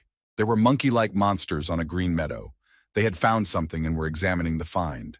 A red-haired young man approached them from behind and asked what they were doing. The guy looked funny and ridiculous in front of the monkey-like monsters. He disturbed them. The monsters were very angry, just a little more, and they were ready to attack the guy. Just as he greeted them unexpectedly, he said goodbye to them in the same way, apparently realizing that he could be killed.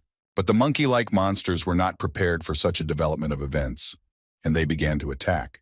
The red-haired man then informed Shin that this was how he used magic. He said that he directs a stream of magic at monsters one by one, and then makes them fly up to be thrown from a height. The guy said that he has a limitation on his strength, and he can only lift an object to a height of 150 meters, and monsters that fall from such a height simply die.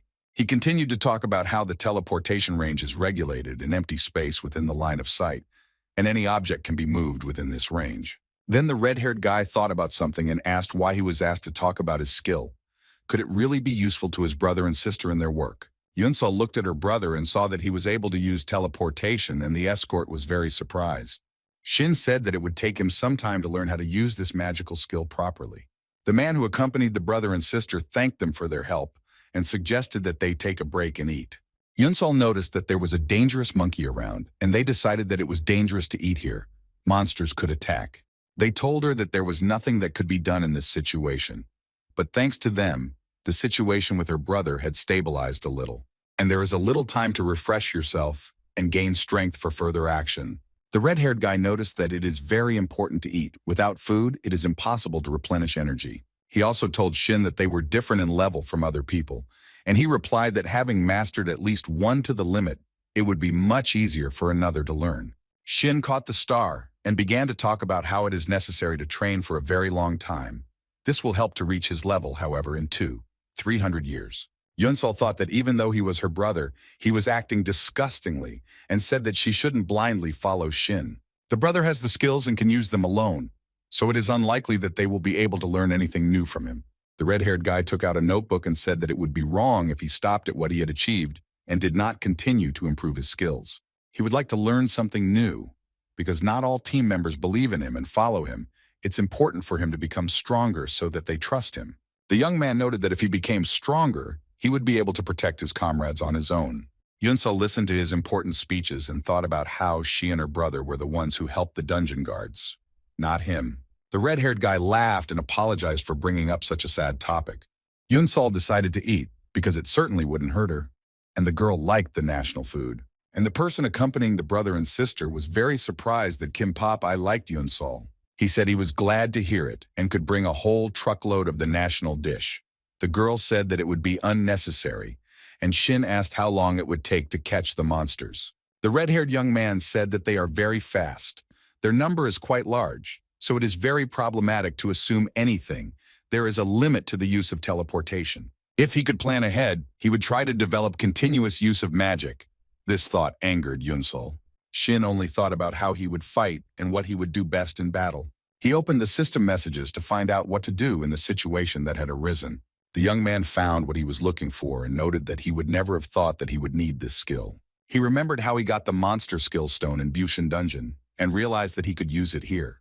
Shin thought that by using this stone, he would be able to learn the monster's skills himself, but it works completely differently. What was very interesting to the young man was that it was possible to control the target's mind while using the user's will. Shin was able to test all of this on proteins and modify this skill in a special way.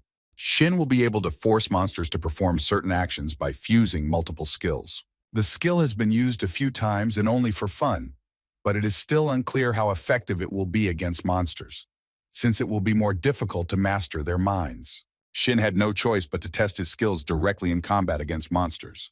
The young man really hoped that everything would work perfectly in battle. He was going to use such a skill as telepathic subordination. When he uses his skill at a long range, the monsters will feel like they are being tied up hand and foot. But first you'll need to get out, use mind control, and only then give the order. Shin used his powers and commanded all the monsters to immediately appear before him. Although they were tied hand and foot, they were trying to deal with the uninvited guests of the cave as quickly as possible. At that very moment, Shin felt very bad, grabbed his head and cried out in pain. Yunsol and the red-haired guy asked him what happened to him and where it hurt. Shin asked Kim Ki-yul if he had any mana left for teleportation. He replied that it should be enough for about 5 minutes. Brother Yunsol noted that this was very good news, since what he was about to say was unlikely to please anyone. Shin reported that a huge herd of monsters was rushing here, to this very clearing. The guards who were in the cave before Shin arrived thought it was an earthquake, but natural disasters don't happen in dungeons. Everything around was shaking with incredible force. It was very difficult even to stand still. The monsters were getting closer and closer to the people. They were clicking their sharp fangs. The hunters were covered in sweat. They didn't know if they could resist such a strong monster. The people who were in the clearing saw the monster not far from them and were surprised that he was alone. Yunsel noted that the earthquake was very strong, and one of the guards thought that there would be a horde of monsters. Therefore, the guards relaxed a little, because it would be much easier to deal with one monster. Literally, a second later, the sky darkened and a huge number of eyes shining with fire were visible. Everyone was scared. Everyone who was at the edge of the forest could not understand where the monsters came from. It was so unexpected. Shin asked Kim Ki-yul to take his comrades as quickly as possible and leave now. The red-haired guy looked at Shin and realized that he wanted to use that special ability here. He approached his charges and said that they needed to leave, and Yunsol screamed why her brother wanted to fight everyone himself. The monsters didn't care about their conversations. They were getting closer and closer to the hunters. Kim Ki-yul began to lead his subordinates away, and Yunsol said that she would not leave her brother alone. The girl was very worried about her older brother, but what she saw shocked her. The brother stood at the edge of the forest. A strong wind was blowing, and behind him was a fiery cage. The monsters came closer and closer, their eyes burning with the red fire of hatred. Shin realized that he could fight them calmly. He would succeed, the young man felt it. He began to use his magical powers to deal with a huge number of monsters. Kim Ki-yul stood at the exit of the dungeon and watched the fight. He was amazed by Shin. He told his charges that Guild Leader Cha was amazing, but they didn't believe that he was not an ordinary person. Then the red-haired guy noticed that it was Shin who summoned the monsters to start the fight. Yunsol was standing nearby, heard this conversation and was very worried about her brother. And Kim Ki-yul thought that Shin, whoever he was, had a family, and he was left to fight a huge number of monsters on his own. He felt sorry for Yunsol. He approached the girl, said that he understood her, and reassured her that she didn't need to worry about her brother because he was a very strong person.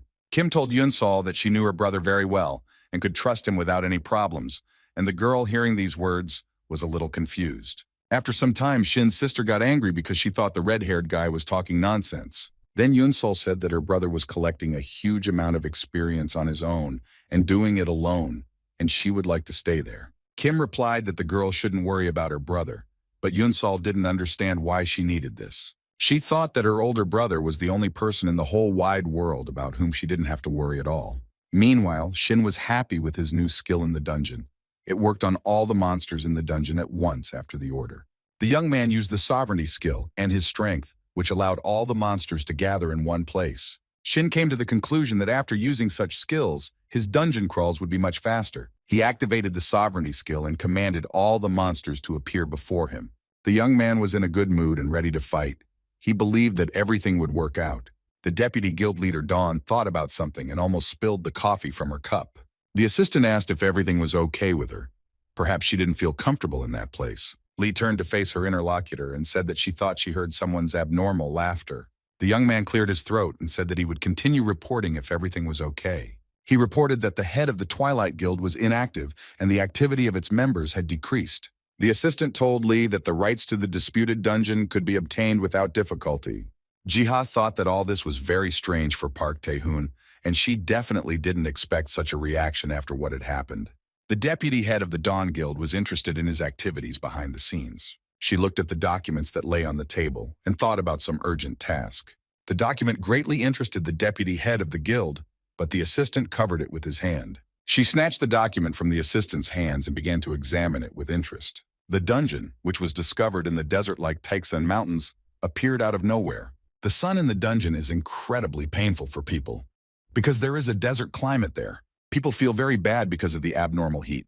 And on top of that, the monsters there are very fierce. Their height reaches a 10-story building and the insect monsters hide underground.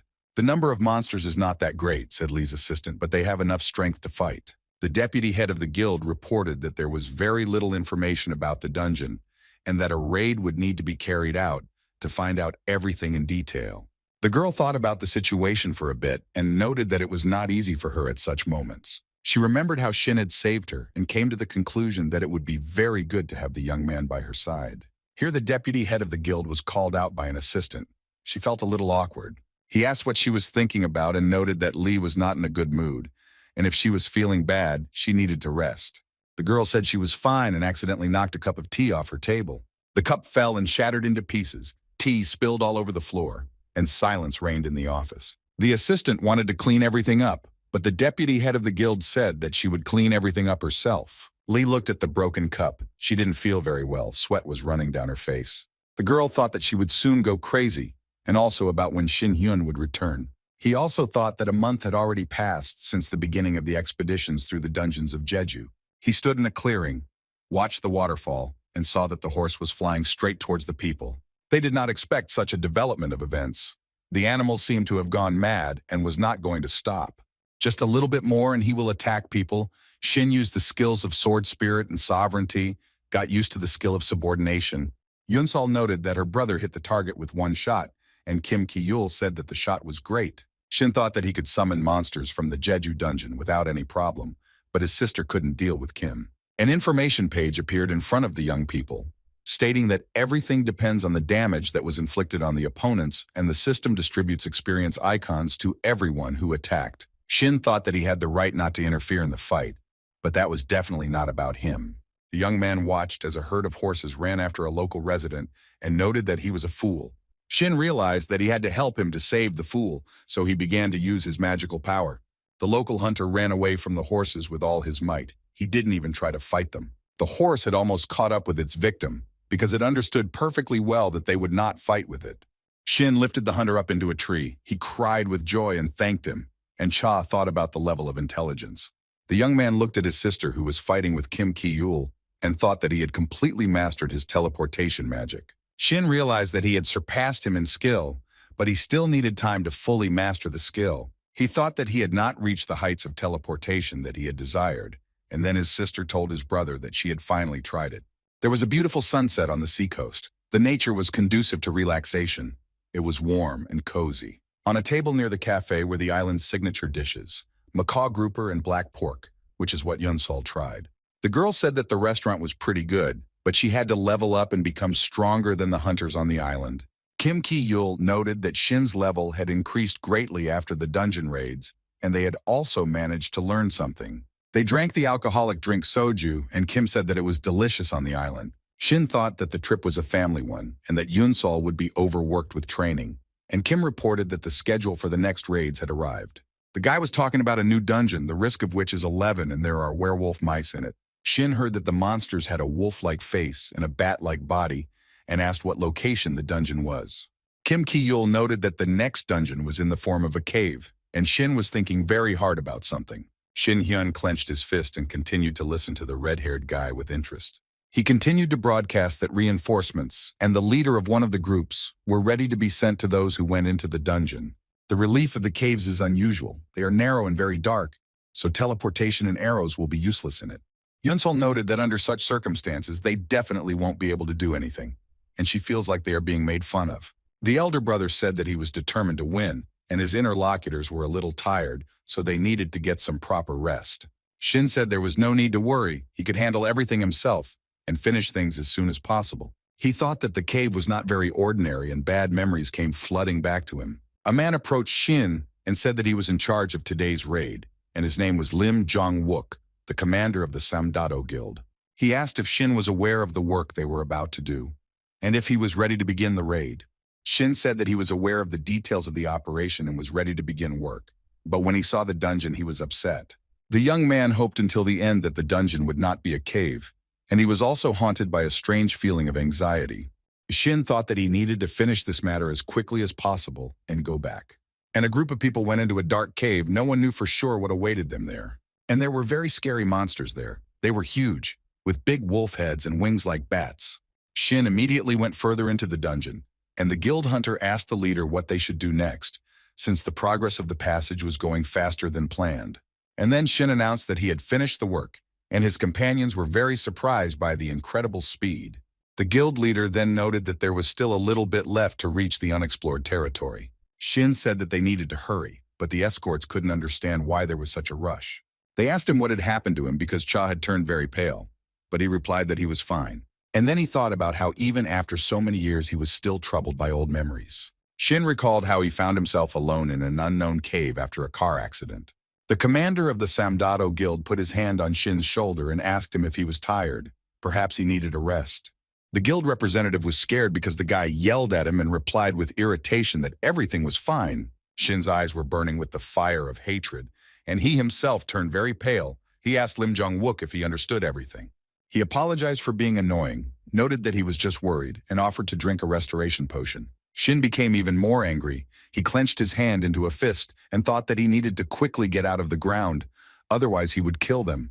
Guild Commander Samdalo looked at the map and said that the road was very confusing, so they would have to sweat, but they were already finishing their study. Then he added that the road would need to be cleared, gave the order for everyone to line up and set out, and Shin thought that they were behaving suspiciously. He walked along with the guild representatives and thought that he was winding himself up too much. The guild commander noted that it was dark in the cave and that he needed to watch where he was going, then asked if Shin had been to Sokuram Grotto. It was brighter than this gloomy cave. Lim Jong-wook then told Shin to visit all the local attractions later, and noted that the young man's expression scared him. The guy didn't respond to this remark, but only asked how much longer they had to walk. He raised his head and thought about the unpleasant feeling that was bothering him. Shin saw some sign and realized that it could confuse all of a person's senses without causing any damage. The formation forces a person to walk in circles, and that is what happened to the escorts. They did not know whether they were walking correctly or in circles. Shin looked at the energy flows from the formation and realized that it was leading to a specific place. The young man thought about what a Murim formation does in a normal dungeon. Surely this is another path to that world. Shin became interested in whether the formation was here initially. The boy understood that he was somehow connected with Murim, but he no longer had the desire to see that world. He needed to calm down because everything was in the past. He didn't need to let himself be led astray. So Shin decided to see who or what wanted to see him. At the same time, in Taibexin, in the Sands dungeon, a very interesting event was also taking place. Huge, nasty monsters in the form of snakes were angry and turned everything upside down in their path. The young man was very tense and shouted to his team to get ready. He encouraged them and said that they needed to hold on a little longer while using the Crusader skill. The monsters resisted the fact that people broke into their territory and began to fight them. The hunters understood that the situation was only getting worse, and one of them noted that he had used up almost all his strength. People looked up and saw flashes above them that looked very much like fireworks. Thus, the monster demonstrated its strongest skill. The team leader said this and noted that they must defeat it. He dodged heavy fire and told his team that they would not leave the cave until they won. And then the deputy head of the Dawn Guild joined the fighting. She was not empty-handed. She used not only weapons in battle, but also her skills. The fight was over, and Lee noted that it was very hot in this cave. Her charges said that she was great during the fight. The head of the Dawn Guild praised the girl and said that she was worthy of being his deputy, and noted that she could have killed them on her own. Lee saw the reaction of those around her and noticed that the leader himself could easily deal with the monsters, but they finished off 3, and the team was not in the best condition. The Vice Guild leader told her subordinates to find shelter under the shade to rest. The chief asked if the girl was ashamed to go on a raid with him, which surprised her. He then asked if they were in a close relationship with Shin Hyun, and if so, then for them, the test in the dungeon was like a date. Li Ji noted that the leader was very funny, and he was glad that he was able to amuse the girl. She asked him to keep his mouth shut next time. And the team stood carefree near the narrow entrance to the Sands dungeon, as if it were completely harmless. One of the hunters heard information that they needed to do what they thought was necessary, then he would accept them. The young men were talking about how it would be easier to explore the dungeon with the martial arts guild, since Shin was incredibly strong. The chief secretary approached the boys and asked what they were doing near the entrance to the dungeon. They noted that nothing would happen near the gates and invited the secretary to join them, since he had nothing to do anyway. He told the guys that they shouldn't relax too much, even though Twilight isn't as active as before. The chief secretary emphasized that they should not be forgotten anyway. The calm and measured conversation of the Dawn Guild employees was interrupted by flashes that appeared in the sky. The chief secretary's eyes were filled with tears. Sweat was breaking out on his temples, and his face was cut as if by shrapnel. He noticed that the archer skill, Meteorite Hail, was most likely used and wondered who else besides the top brass knew about this raid. The chief secretary of the Dawn Guild looked ahead and saw a large silhouette in a purple glow, which surprised him. The guild employee approached the secretary, and he realized that all these pranks were arranged by the Twilight Guild. The young man asked the secretary how he was feeling, if everything was okay with him. The chief secretary was glad that he was not alone in this terrible place, and asked what was happening here. He noted that the Twilight had resumed its work. The secretary got very angry. He called the Twilight Guild names and said that they had been sitting in silence for some time, and then decided to start a pogrom. The young man thought that the chief and deputy needed a few more hours to get through the cave, and whether he should stay where he was or bring reinforcements. The secretary looked at Director Yoon Sung-min and asked how he knew about this place. He noted that he was not given this information for some specific reasons. Instead of answering, the director completely unexpectedly for the secretary hit him very hard in the stomach.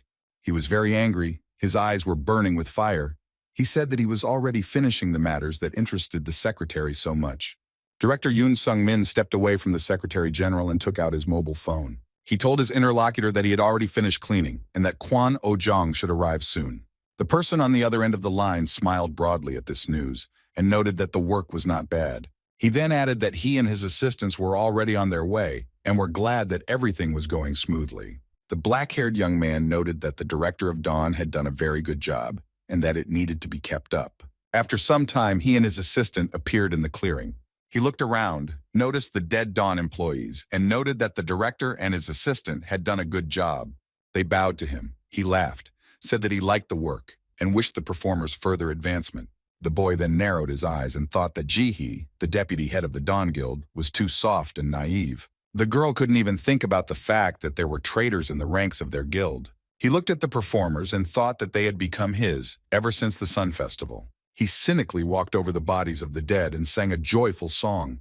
Everything was going as he had planned. He looked at the entrance to the dungeon and thought about how 7 years ago he and Ji-hee had cleared the dungeons together. It was immediately after his return from Murim that he was joyfully greeted by Lee and her charges. Ji-hee invited him and the group to go to a new dungeon that no one had entered before. The girl, anticipating that they would see something new and gain skills, hurried forward.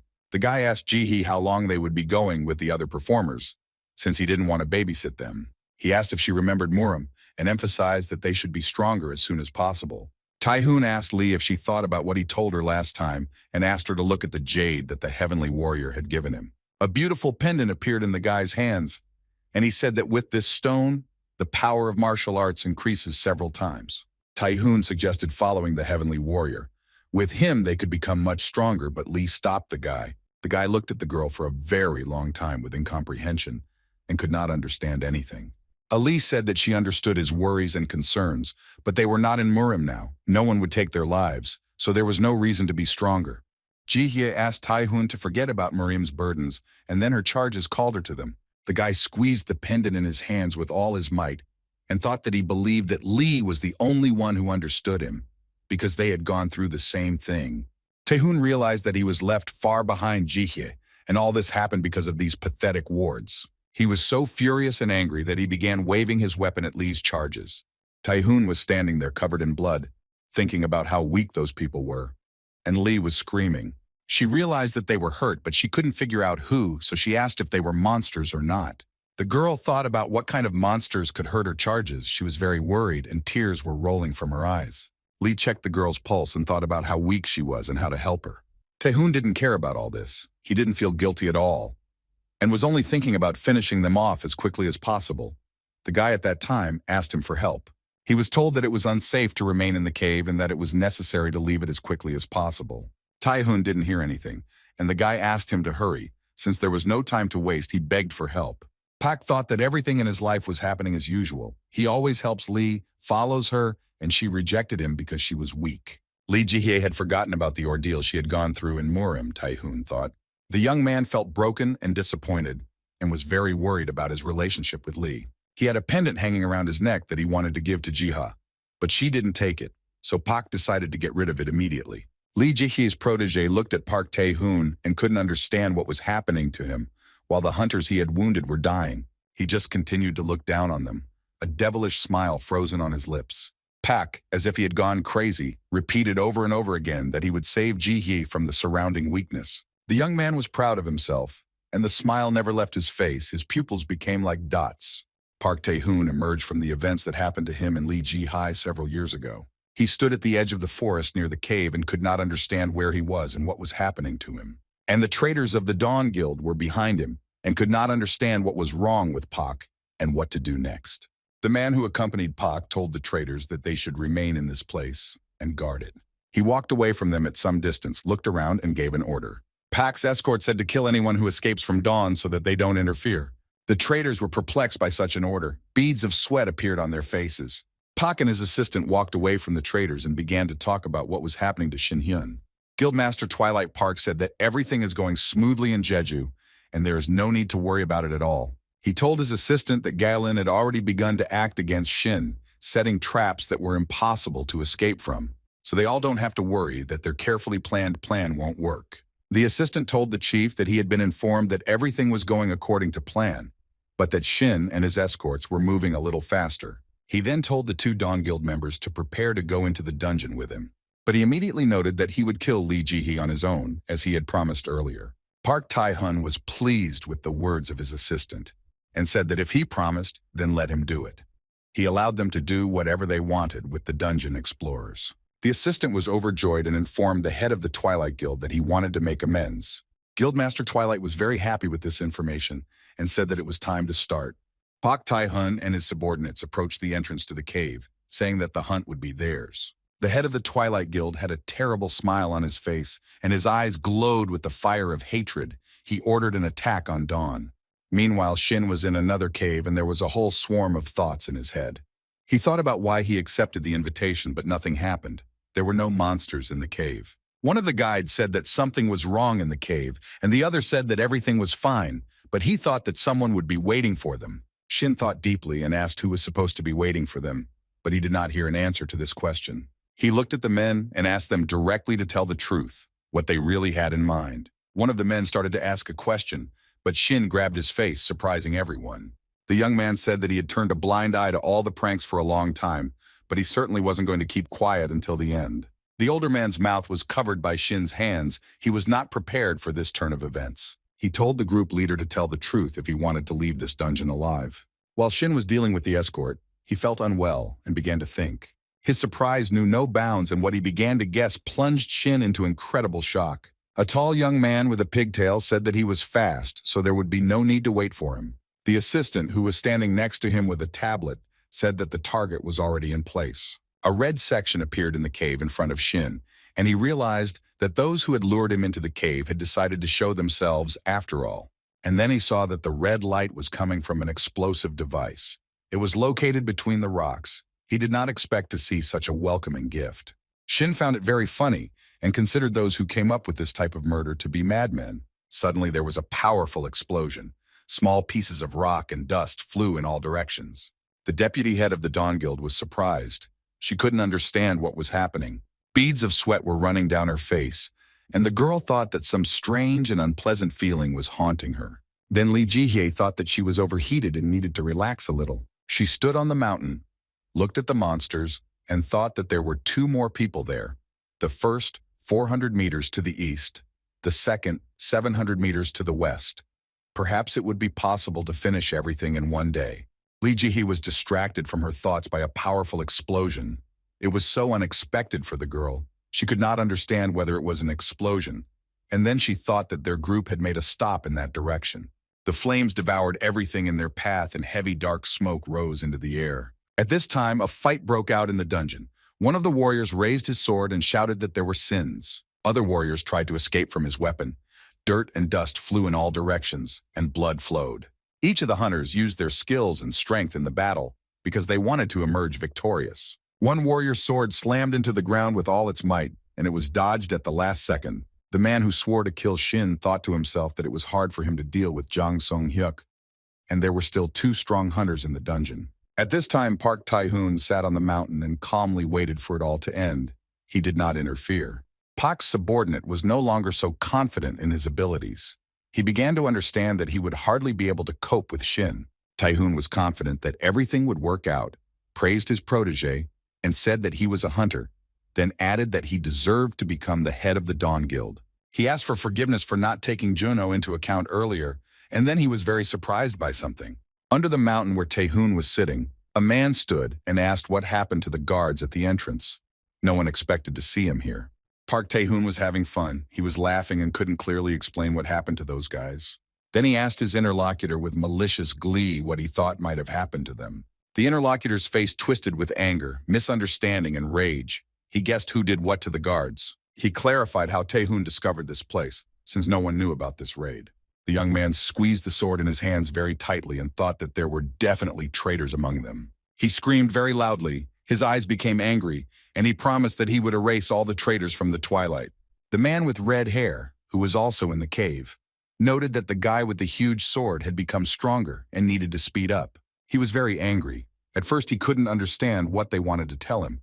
He thought for a few seconds, and he began to wield the sword like a real hunter. His opponents certainly did not expect such a development of events. One of the guys had tears rolling down his eyes. He was coughing up blood and whispering some inarticulate words. The head of the Dawn Guild looked at him, and he begged for mercy because he did not want to die.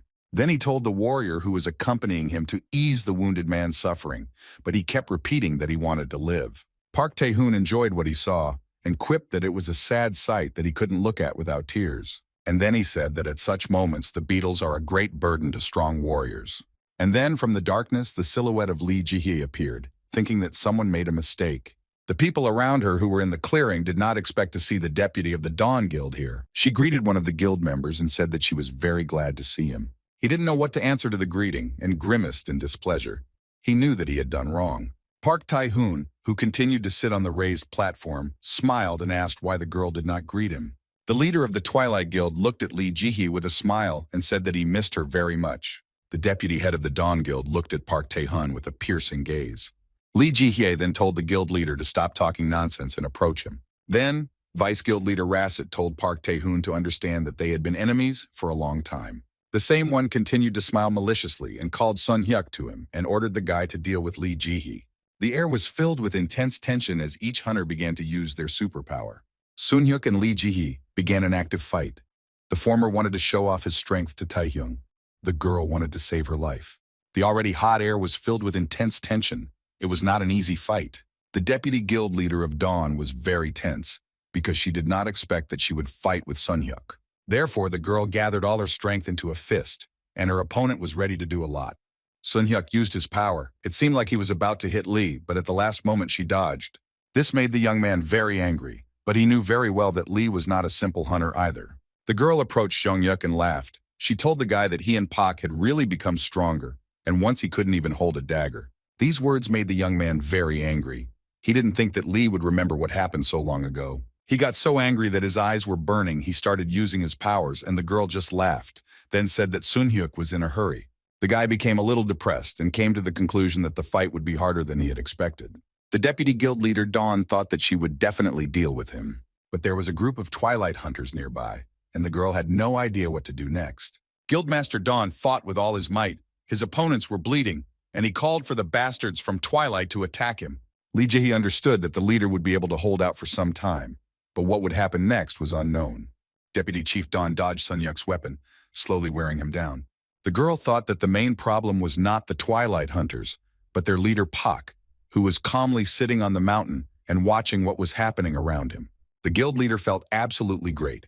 He sat on a raised platform and smiled. Lee looked at him and thought that this crazy man wouldn't just sit there. She couldn't understand what he really wanted. Park Tae-hoon asked Lee if the girl had become much stronger than she had been before. He then turned to his hunters and said that the operation on Jeju Island was about to come to an end. He was very happy, and the leader of the Twilight Guild noted that if everything went smoothly, then Cha Shin-hyun was already dead. At this time, Shin, who was in the cave, felt unwell and said that this disgusting feeling had arisen for the second time. Then the young man became very angry and shouted into the void, asking if they wanted to die.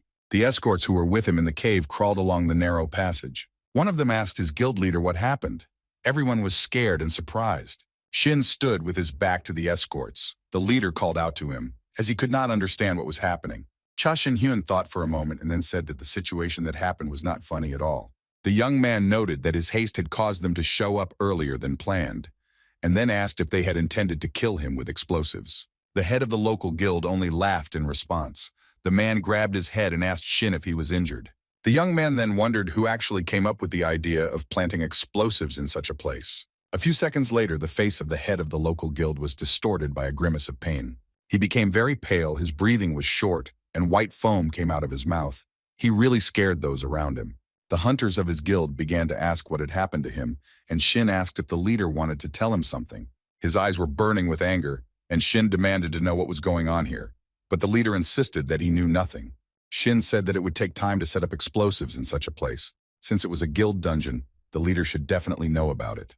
The head of the local guild still continued to insist on his own, and Shin did not believe him. He continued to look at his opponent, who was writhing in pain and waiting for at least some explanation of the situation that had developed. The guild leader felt very bad. He was on his knees and had great difficulty breathing. But the man still insisted that he knew nothing. And he further noted that if it weren't for Shin, the explosion would have killed him and his subordinates. Tears rolled down the guild leader's eyes, and he screamed. They were almost killed because of Shin. He thought about the man's words and continued to insist on his own, saying that he had given him enough time. Shin said that he activated the absolute submission skill, the first time he used it on people. Then he told the guild leader that he himself is to blame if his consciousness is completely destroyed. And he only cried harder. Tears flowed from his eyes like a stream. He began to think about something. Guildmaster Samdato then spoke about how their guild had been supported by Twilight from the very beginning, and their main task was to maintain their authority on Jeju Island. Just recently, a man came into their office whom they had never seen before. He felt like the master of his life. He said that the office was rather poor but cozy, and asked if the Samdato Guild was located here. The guild leader was surprised and scared. The guy asked if he had been contacted before, and said that he was Park Tae-hoon's death sentence. He had no idea how he was connected to Twilight, but the man said his name was Galen. Guildmaster Samdato noted that he felt an incredible aura from the stranger. He said that they needed their help, but first of all, a car. During the confession, the guildmaster burst into tears and said that they had received orders from Twilight to carry out all of Galen's requests. The man said that their task was to get Galen and his company to the dungeon within the specified time frame, and they were to do the rest of the work themselves. The guild leader was all wet, and Shin thought that people must be in the dungeon since they detonated the explosives. Shin thought that he needed to concentrate to figure out where the people who planted the explosives had run off to. Then the young man noted that he really wanted to see those who were plotting against him. One of the guild's hunters shouted at Shin to move away from them and call for the head of Samdato. Shin responded to the guy that he was blocking his way. He was going to use his skills. The young man said that his name was Vicky and that he would protect the head of his guild to the end. Shin did not pay attention to the hysterics of the people around him, but began to use his strength. The hunter saw that Shin had done nothing wrong, but only a peculiar passage in the cave, and through it they could return. One of the hunters asked what kind of skill it was, and another looked after Shin as he left the cave and asked why he wanted to leave them there. One of the guys started to shake the head of the guild, who lost consciousness. The young people were glad that they would be able to return, but Shin said that they would all remain in the dungeon because sins had to be paid for, and he was not going to forgive for that. The young people were horrified by what they heard. They could not fully understand what Shin was doing. He came out of the cave, and the hunters screamed at the top of their lungs. One begged the chief to wake up because they would all die here. The head of the guild, Samdalo, never came to his senses. One of the hunters screamed that he did not want to stay here. Another begged to save them because they did nothing wrong. Loud screams and curses for salvation were heard from the cave. But Shin wished the boys to enjoy their new home, as he himself had lived in a cave for 10 years, and advised them to try it too. He then thought that this was not a bad reason and thanked them for the wonderful chance to destroy them. but first he needed to say hello to Galen. At this time in the desert, Lee Ji-hye continued to fight with all her might. What she saw shocked her. Her opponent, Seong-yuk, was not as simple as he seemed at first. He used the assassin skill, cloning. She noted that the training had paid off, and the guy said that she still underestimated him and asked the girl to wipe away the blood. The Vice Guild leader laughed loudly and asked Seong-yuk what he was talking about, wondering if she should use the skill now. It wasn't easy for Lee Ji. She was tired, including from the heat. The girl thought whether it was worth attacking the opponent right now. Seong-yuk was wondering if he should use his skill now, since it was very valuable, and he didn't want to waste it on the enemy's boat. The guild's deputy could read minds and told the enemy that he couldn't defeat her even with the skill. These words made Seong-yuk very angry. He didn't think that he would be exposed so quickly. The girl stood at the edge of the forest, and around her, like a swarm of flies, many copies of Seong-yuk were flying, calling her. Lee Ji-hye responded to the enemy to watch carefully how a real killer fights. The girl used the skill Moonlight of the Bloody Path and told her enemy that she would show her strength. She used her strength and began to rise up with several Seong-yuks following her. The deputy head of the Dawn Guild dodged the attacks of her opponents as best she could. During the fight, Lee Ji-hye asked Seong-yuk if it was true that he was a fan of Park Tae-hoon. Seong-yuk remained silent, most likely in order not to give himself away, and the girl noticed that her opponent was as persistent as the head of the Twilight Guild. Deputy Guildmaster Dawn used her powers and saw that some of the duplicates began to fall down. She looked back and saw Seong-yuk approaching her from behind, with a gun in his hands. Lee Ji-hye's opponent cupped his hands and used the origin skill, but it didn't seem to be enough. Then Seong-yuk used the poison spear skill, and the girl barely managed to dodge his attack. Lee Ji-hye held a weapon in her hands. Blue smoke was rising from it. It was melting before her eyes. The girl could not understand what was happening. Seong-yuk began to move away from the deputy head of the Dawn Guild, and she followed him. The girl looked at her daggers. It was as if some kind of acid was eating them away. She saw again that the ghosts of Seong-yuk were standing in front of her, and she understood perfectly well that she could make one mistake and die. Lee Ji-hye noted that she was having a lot of fun because the passions were running high, and she told her enemy that his style hadn't changed at all. Then the girl said that she needed to change her weapon because it had become unusable. Seong-yuk looked suspiciously at the deputy head of the Dawn Guild. He hoped that she wouldn't notice what was happening to her daggers. Then the opponent decided to thank Lee Ji-hye. The girl was very shocked by this phrase. She definitely did not expect such a development of events. And Seong-yuk continued. He noticed that it was the deputy head of the guild who played a big role in his life. She showed him how to become stronger. Lee Ji-hye changed her weapon and noted that she didn't remember how she taught the guy to be stronger. Then she thought about how she had to be careful with poison and couldn't hesitate. She was wondering where the real Seong-yuk was now, and the young man was asking if she really couldn't remember the events of the past years. Then the enemy looked at Lee Ji-hye and said that he could remind her of everything. Seong-yuk pointed out that they needed to use the shadow play and that it was the last chance. But she definitely decided not to use it and save it for another time. Lee Ji-hye said that this skill was not for her opponent. She knew that this skill could not be used because she still had a battle with Park Tae-hoon. Seong-yuk's face was distorted with hatred and discontent. He asked if the girl was sure of her choice. Then the guy got angry and started attacking Lee Ji-hye. Everything happened so fast the girl wasn't ready for it. Seong-yuk hit the deputy head of the Dawn Guild with all his strength, causing blood to flow from her mouth. Lee remembered asking the boy to look at himself and ask if he had tried to copy her dual dagger technique. The girl asked the young man if he was applying for her place, and if this was what Park Tae-hoon had suggested to Seong-yuk. She stood in front of Seong-yuk, who fell to the ground, and said that the leader of the Twilight Guild was a real bastard. Seong-yuk was scared, and Lee noted that although he was pathetic, his existence bothered her. He irritated her with his whole appearance. She came closer and said that in order for a killer to become stronger, he must sincerely try to kill someone. Some people appeared in the clearing and informed Park that Lee Ji-hye was near Seong-yuk, and he was glad that he was discovered.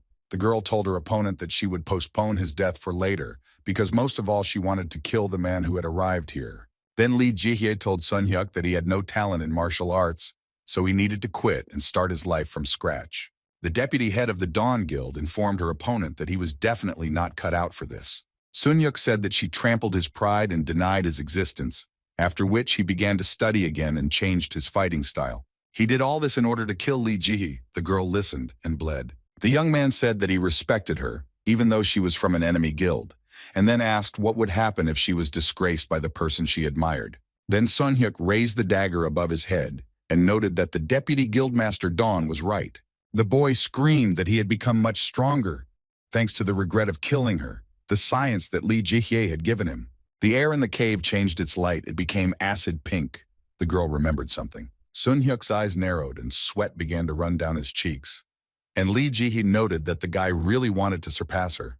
The girl laughed very loudly, and then asked her opponent whether he had learned his lesson or not. Then Lee Jihye noticed that Sun Hyuk had missed one point because she had told him that the guy needs to quit this business. Then the girl asked if it was true that it was very dark in this cave, and the guy, sweating, thought about shadow clones.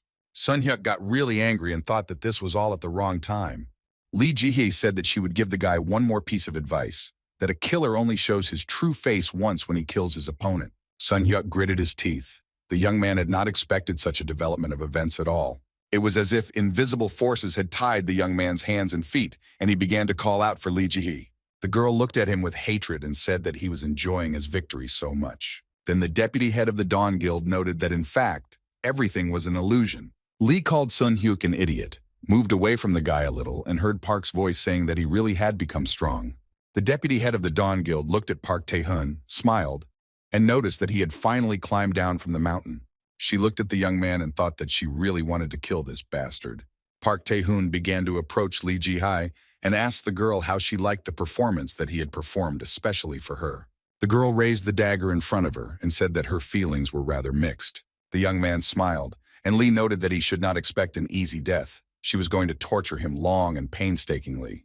These words only amused Park Tae-hun. He was not afraid at all. He used force and a sword appeared in his hands. The young man noticed that he really wanted to hear these exact words from Lee Jihye. Each began to use their powers. Lee and Park entered into a duel, because there could only be one winner. Lee Jihye thought for a moment about what awaited them. It would be a game of shadows, and she needed to be prepared for anything. The head of the Twilight Guild was calm, confident in his strength. He thought about something and noted that it was time to start the battle. The young man tried to call Lee Jihye, but the phone was ringing with long beeps. The automated voice said that the subscriber was temporarily unavailable.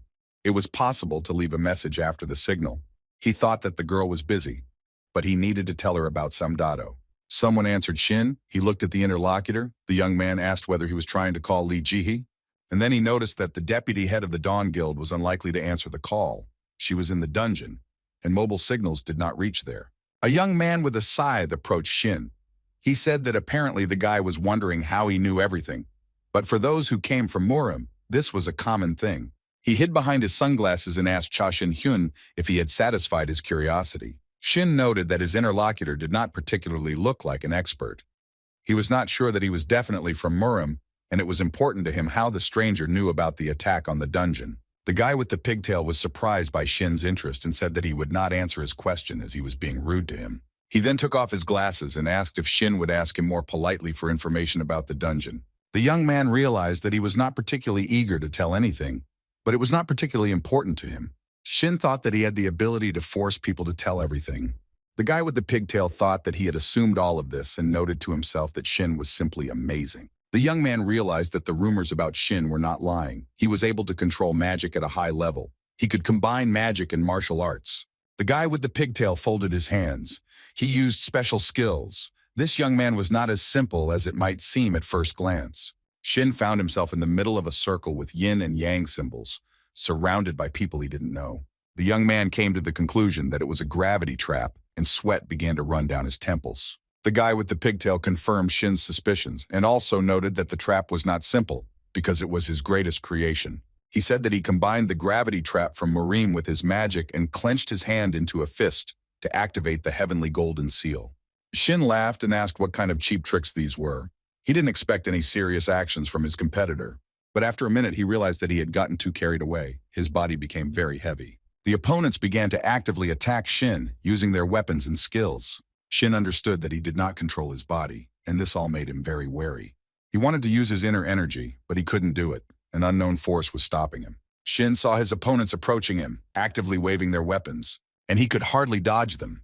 Sweat was running down his temples. It was very difficult for him to resist his opponents. Shin looked at his opponents and didn't like his guesses at all. He had never been in such situations before. And the enemies came closer and closer. Their leader was pleased with himself. They did everything easily and unhurriedly. Shin looked at them and wondered if they were all from Murim, but that couldn't be true. The young man with the pigtail was very happy. He told Shin that he was very pleased to look at his desperate face, and then asked how he could live without inner energy. Shin covered himself with his hands and tried to put up a defense. The attacker noted that his heavenly seal was absorbing all the energy. And then he added that all of Shin's energy was transferred to his subordinates, thereby putting the enemy in a dead end. The guy with the pigtail was very happy. He said that no matter how strong Shin was, he couldn't defeat them. And then he added with a smile that the stronger he is with his team, so Shin has no chance of winning. Guys gradually started flying up to the young man, their eyes glowing with excitement, and the guy with the pigtail said that Shin would be killed by the power he had accumulated. The fight was unequal. Shin had a hard time. He just gritted his teeth and told his opponent that he was talking too much and he was tired of listening to him. Shin then remarked that he was not called the Immortal Sword Emperor for nothing, and he would show his opponent how pathetic he was in front of true power. The young man decided to apply the true law. It is created with the help of natural amulets and objects that are arranged in a special order. With such a ritual, it was possible to create something resembling a new space, and this is what Shin did. Zhuge Liang was a legendary strategist and formation master. He could summon lightning and wind, as well as use the octagonal method, thanks to which he destroyed entire armies. The guy with the pigtail admired him, and even after Murim honed his skills. He pointed out that if the truth is to be believed, he could also be compared to a deity. He closed his eyes, then opened them. They burned with the fire of hatred. He was sure that he was a deity. One of the attackers flew up to Shin and wanted to hit him, but the young man defended himself from him with the last of his strength. An epiphany came to Shin. He thought a little about his opponent's words and finally understood everything that had previously baffled him. Shin said that gold is energy, thus a play on words was used, which the opponent called the heavenly golden seal. The enemies became very angry. Apparently, they were not prepared for their plan to be revealed and raised their weapons up. Shin calmly told them to stand still, and the opponents felt very bad. They could not understand what was happening to their bodies. The young man used his force and told the attackers to wait a little. He was almost finished. The leader of the attacking gang thought that Shin had created a new law that he had never heard of. He was also curious about where he had found the weakness of the formation. He looked at Shin's back and thought that all this was impossible, how he had changed the law, that it had gone unnoticed. Shin read his enemy's mind and said that he was a good guy, and also asked him to answer the questions he needed to know. One of the attackers asked Shin if he worshipped a devilish cult that contradicted Confucianism. In response to this question, Shin only laughed and said that he was not very familiar with this cult, but their energy was very similar to him. And then he added that despite the fact that they possessed martial arts, they were definitely not returned from Murim. Shin thought about it and noticed that their skills were rather mediocre, and for people who had been to Murim, they were performed too roughly. And I noticed that the harmony of pure art does not resonate with them, but this is very important and is the main confirmation. One of the opponents grinned nastily and noted that Shin Hyun had a very well-trained eye. The leader of the attackers said that Shin was right, emphasizing that the people from Murim were indeed different from ordinary people. And his subordinates, he called them artificial people, which greatly shocked Shin. The guy noted that at his level this was not reasonable. Shin said that when teaching his students, he also broke through other people's flesh and thus transferred his energy. Then he thought about it and said that the attacker trained his subordinates in a completely different way. Shin even doubted a little that this was possible, but he was shocked by his own guesses. The young man said that if the hunters were created in the usual way, Shin would not feel the difference. But this is the magic of earthly magicians or a demonic cult. The guy with the pigtail was very surprised. He couldn't understand how Shin figured it all out so easily. He reported that he was being hunted by slackers, whom he had converted into useful ones, and this cost worthless lives. And the speed of research was very high, with several thousand test subjects. The guy noted that as a result he received excellent subordinates who could be compared to high-level adventurers. And then he told Shin that he would squeeze all the juices out of him with his formation, and Shin noted that his opponent used people as sacrifices. The opponent just laughed because he didn't think how wrong it was done. So Shin said he had enough, even though he liked the enemy's tricks, and began to act. The enemy started coughing. His breathing was blocked. He thought it was resonance and what was really happening to him. Shin began to use his skills because he decided that this whole thing needed to be put to an end. He said that he does not feel any pity for the followers of the devil. On the contrary, he finds it all refreshing. Shin was ready for a difficult fight, decided to start hunting the demon. The young man's eyes glowed with joy. At this time, his opponent felt extremely bad. He called Shin names and cursed him with all his might. And then he folded his hands for the ritual and asked how he could say such things about him. One of the subordinates of the guy with the pigtail came to his senses. His body was his again, which he was incredibly happy about. And other hunters noted that their body was moving again, and they were filled with energy again. Shin stopped their advance and told them that, to his delight and their disappointment, they were in his trap. But this information did not stop the young people at all. They prepared to continue fighting. And their leader again folded his hands in order to use superpower, but it was all in vain. His charges screamed very loudly because their bodies were like they were on fire. They asked for salvation. The leader looked at their suffering and could not understand what was really happening. But they continued to ask him to do at least something. Shin stood to the side and calmly observed the situation that had developed. This was quite expected. Then he said a few phrases about fiery gold and fire-melting metal. His opponent could not understand what they wanted from him. And Shin continued that the foundation of the foundation is the understanding of the 5 elements. He noted that he removed his energy essence and replaced the gold by correcting it. The opponent was very surprised by the words that Shin told him and asked how he managed to do this. He also noted that in Murim he studied the formation a little, and for Shin, the opponent's skills were insignificant. And then he added that he had quite a lot of fun with him, and the guy with the pigtail noted that he had spent his whole life in experiments and research. He then told Shin that he had trampled all his pride and asked how he had managed to achieve so much. He replied that his opponent should not be upset about this, because he knows his true level, and there is no need to worry. Then Shin laughed and said that talent is needed in this field. Without it, even with great efforts, you will not achieve much no matter how hard you try.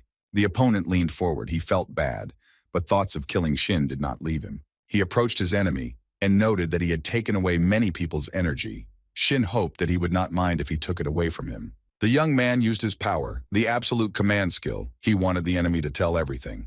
It was very important for Shin that he was with Li Jihye.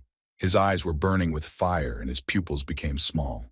The opponent began to whisper the name of the deputy head of the Dawn Guild, and before him appeared a picture of a girl lying on the ground covered in blood.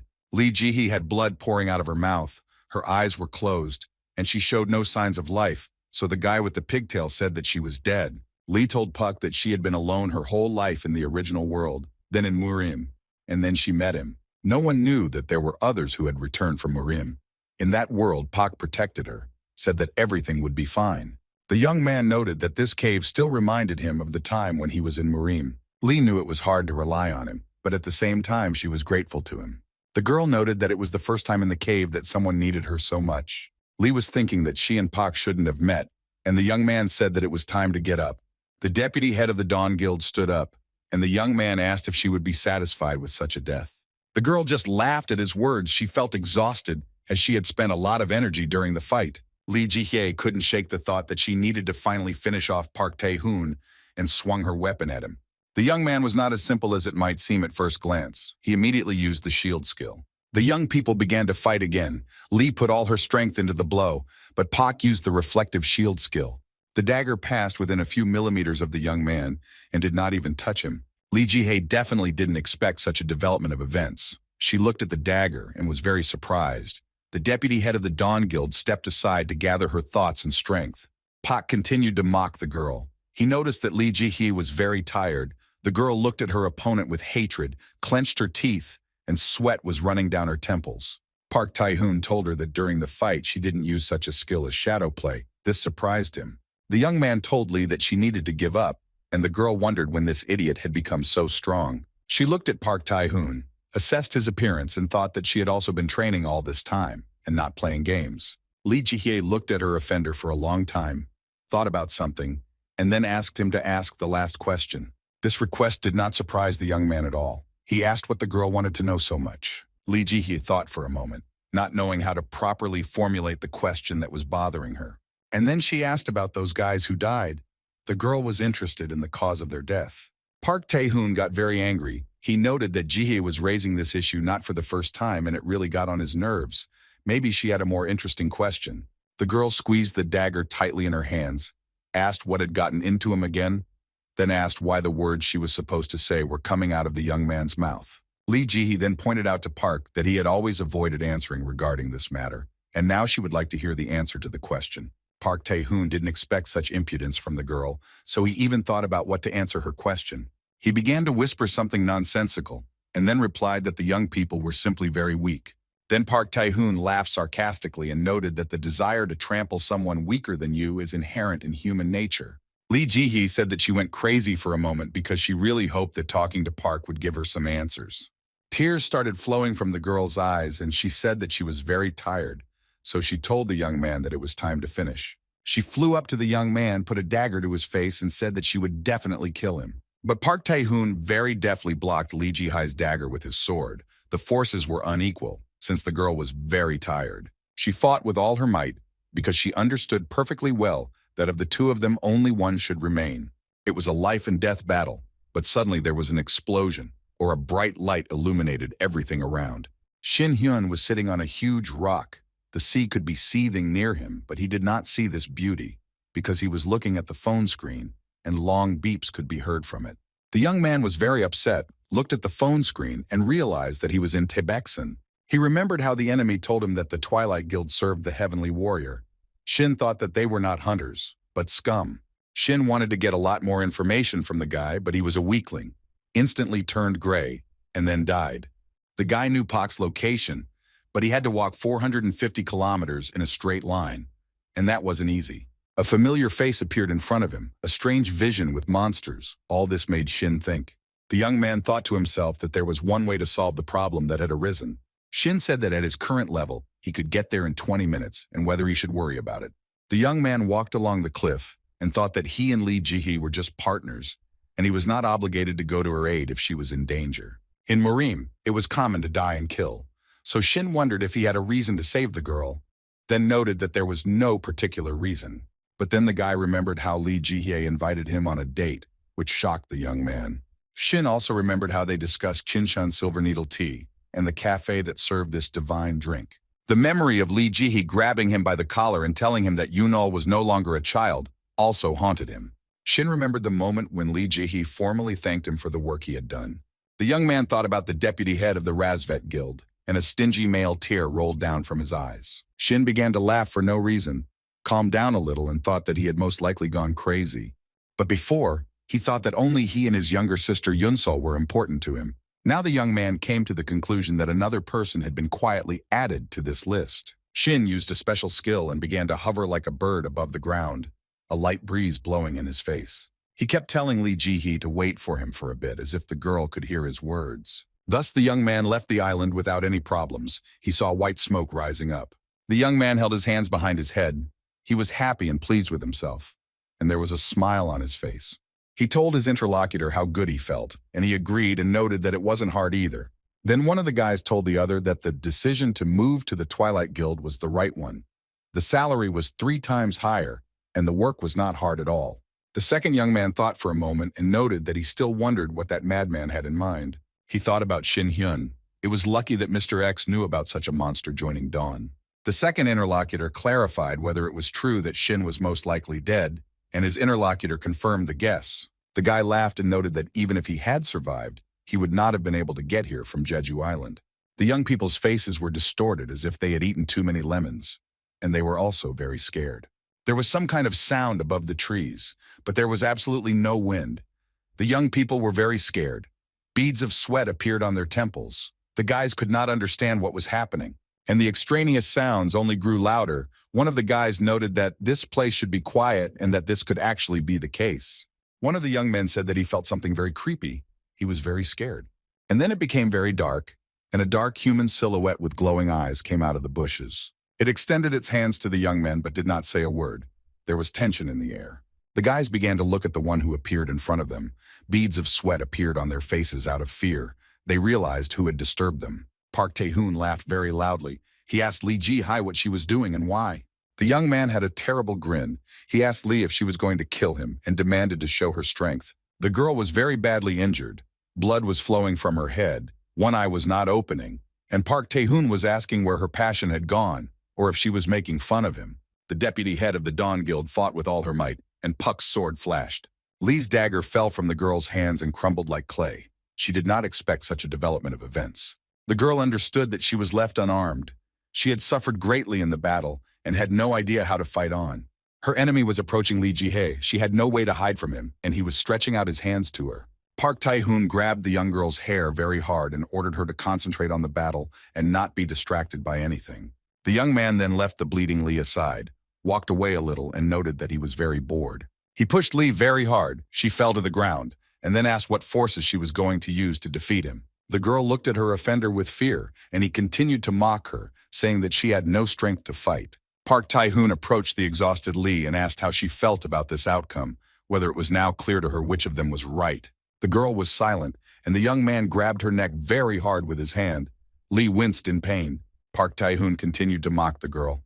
He said that following the Heavenly Warrior was beneficial, and it was not too late, so he was ready to give Lee another chance. The young man continued to hold Lee by the neck, offering to go with him, because together they would become very strong, and no one would dare to threaten them. Lee Ji-hee was in great pain, and she very quietly thanked Guildmaster Twilight for his offer. The girl said that she would rather die than follow Park Tae-hoon and asked the young man to leave her life.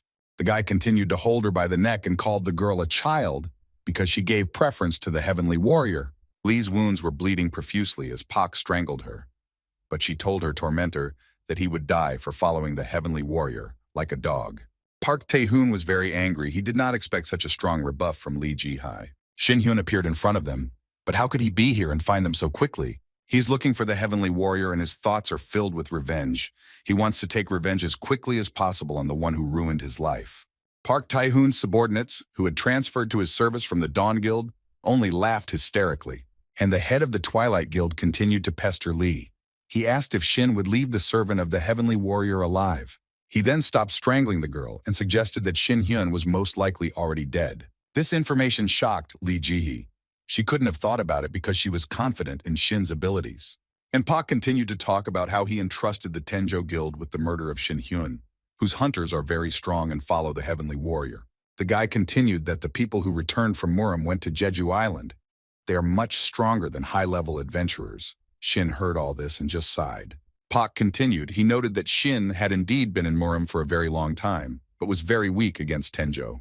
Here Park Tae-hoon froze in place, surprise frozen on his face. He heard a familiar voice that demanded that he continue the story. He turned around to see who was talking to him and was very surprised to see Shin. Beads of sweat appeared on Park's face. He began to stutter and asked how Shin got there, since he should already be dead. Shin did not come himself, but brought Park's dead charges. He was surprised why he should be dead if he was still alive and said that he would return his guys to their owner. He noted that he had seen these young people at the Sun Festival, and they were fighting for the Dawn Guild. But how they became Puck's wards was still a mystery. Shin shook off his hands, put the boys on the ground, and said that he killed them because they were in the way. Then the young man heard a weak female voice. He looked down and saw Lee Ji-hee. His heart beat even faster. He was glad that the girl was still alive. The deputy head of the Dawn Guild was also very surprised because she was not sure that Shin was alive. The young man looked calmly at the girl. He did not want to show his emotions. At this time, Park Tae-hoon was thinking about how Galin could have lost to Shin, but what interested him most was how he got here, since he was supposed to be on Jeju Island.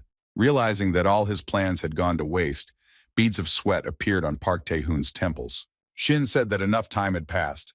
The last time they saw each other was at the Festival of the Sun. Park Tae-hoon immediately decided to start fighting, so he used the shield skill and surrounding shield. But Shin was prepared for the fact that he would have to fight the enemy, and the fight would not be easy. The eyes of the Twilight Guild leader became very large from fear, and he was covered in beads of sweat. Shin was very amused and only asked if Park Tae-hoon had a religion. The guy made a fist and said that if Park had no religion, he advised him to accept anyone so that he could start praying to God, praying for his life. Shin-hyun then noted that he did not think that Park would survive today. He was ready to act immediately. These words shocked Park Tae-hoon. His face twisted into a grimace, and his eyes were very scared. He raised his sword up and continued to scream, apparently wanting to scare those around him. The young men came together in battle. Sparks flew from them. No one wanted to die, so they fought like madmen. In the distance, two guys could be seen fighting, each using their own skills. Shin fought with his bare hands, while Park had not only a huge sword and shield, but also protective clothing. The leader of the Twilight Guild swung a huge sword. It almost touched Shin. He also thought that from the moment he entered another world, Murim, he almost died. Shin then used his special skills and told Park that he would use martial arts as a courtesy. Thus, the young man used the skill 100 Descending Dragons. Park, who didn't like this at all, he got nervous and started shouting what was happening. Shin didn't listen to the enemy's cries. he knew that it was useless to take them into account. The young man continued to use the skills further, this time soaring sky dragons. Pak looked at the sky. Huge white stripes were spreading across it, and he understood that his opponent was incredibly strong. The leader of the Twilight Guild gritted his teeth, frowned, and thought that these were unusual martial arts because they used the energy of the body. The sword fell from Pak's hands, and Shin told him that his competitor did not possess such techniques. The Twilight leader became very angry, although he knew that his position was quite precarious, and continued to threaten Shin. The fight was so intense that a fiery cloud appeared in the sky and no one was visible. Lee Ji-hye looked at everything that was happening and couldn't understand what really happened. She looked into the distance at the clouds of dust that rose up and thought about how the young people had been swept away by the attack. Someone asked if the girl was okay. She heard a familiar voice, turned around, and was very surprised. In front of her stood the exhausted head of the Dawn Guild. The young man said that he was very glad that Lee Ji-hye was safe. The girl ran up to him. She was very surprised, and then began to ask how the leader got here and what happened to the other team members. Guildmaster Dawn became darker than a cloud. Tears flowed from his eyes. He told Lee that all their comrades were dead. The young man remembered how they fought, noted that the battle was very difficult, and then the chief reported that of all the survivors, he was the only one left. And then Park Tae-hoon appeared. He was very angry, holding a sword in his hands, and noted that he barely survived the fight with Shin. The young man thought to himself that the destructive force had exceeded all his expectations. Then he saw his charges running towards him, inquiring about Pak's condition. They were surprised, so they asked what was going on here, because a large piece of land was destroyed. The guys thought that it was Ji-hye's doing. Indeed, the area looked like it had been blown up, Shin thought, and then realized that he was hearing familiar voices. He looked around and recognized Pak's comrades, then asked what they were doing there. The young men didn't expect to see Shin here. One of the guys asked how he got here, and Pak thought that his competitor didn't even get tired during the fight. The head of the Twilight Guild had beads of sweat on his temples due to the tension. He realized that everything was bad because he hadn't even had time to recover from the fight. The guy understood that he needed time, then looked at his charges. A wonderful thought struck him, and his bad mood was quickly replaced by joy. He ordered his men to act to kill Shin Hyun. The young people were shocked by such an order. Shin stood to the side, watched what was happening, and realized that Pak was weakened, and this was an ideal chance, and said out loud that 2 more corpses would soon appear in the clearing. The wards of the Twilight Guild leader heard what Shin said. They did not want to attack him, but Pak did not change his decision. He screamed like hell for his men to get rid of Shin if they didn't want to die on the spot. The young men, although they were scared and had no desire to fight Shin, could not disobey the order. The guys decided to motivate themselves and therefore went into battle with the words that they would avenge the Festival of the Sun. Park Tae-hoon was glad that he managed to get out of a difficult situation. At least for a short time, he wanted to recover as quickly as possible. The Twilight leader looked to the side, and what he saw shocked the young man.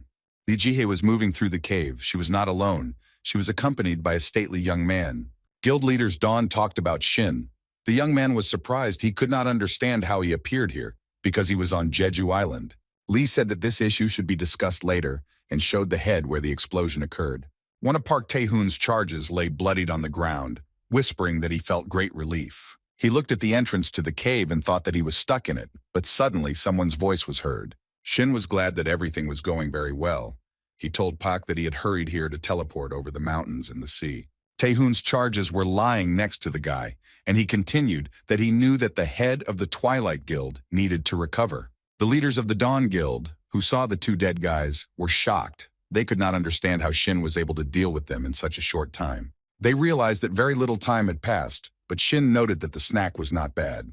And then he continued that it was time to have dessert and approached Park Tae-hoon, who had nowhere else to go. He just grunted, clenched his teeth, and thought about why he still hadn't managed to recover. Guildmaster Twilight was wondering if he could even recover and stand up to Shin.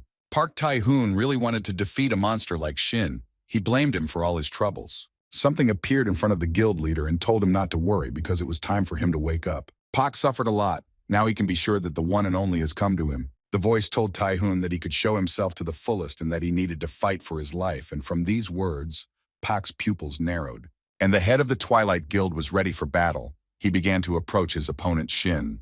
Pak was very happy because he felt that his whole body was filled with energy. He screamed with joy because he realized that with the power he had gained, he would definitely defeat Shin.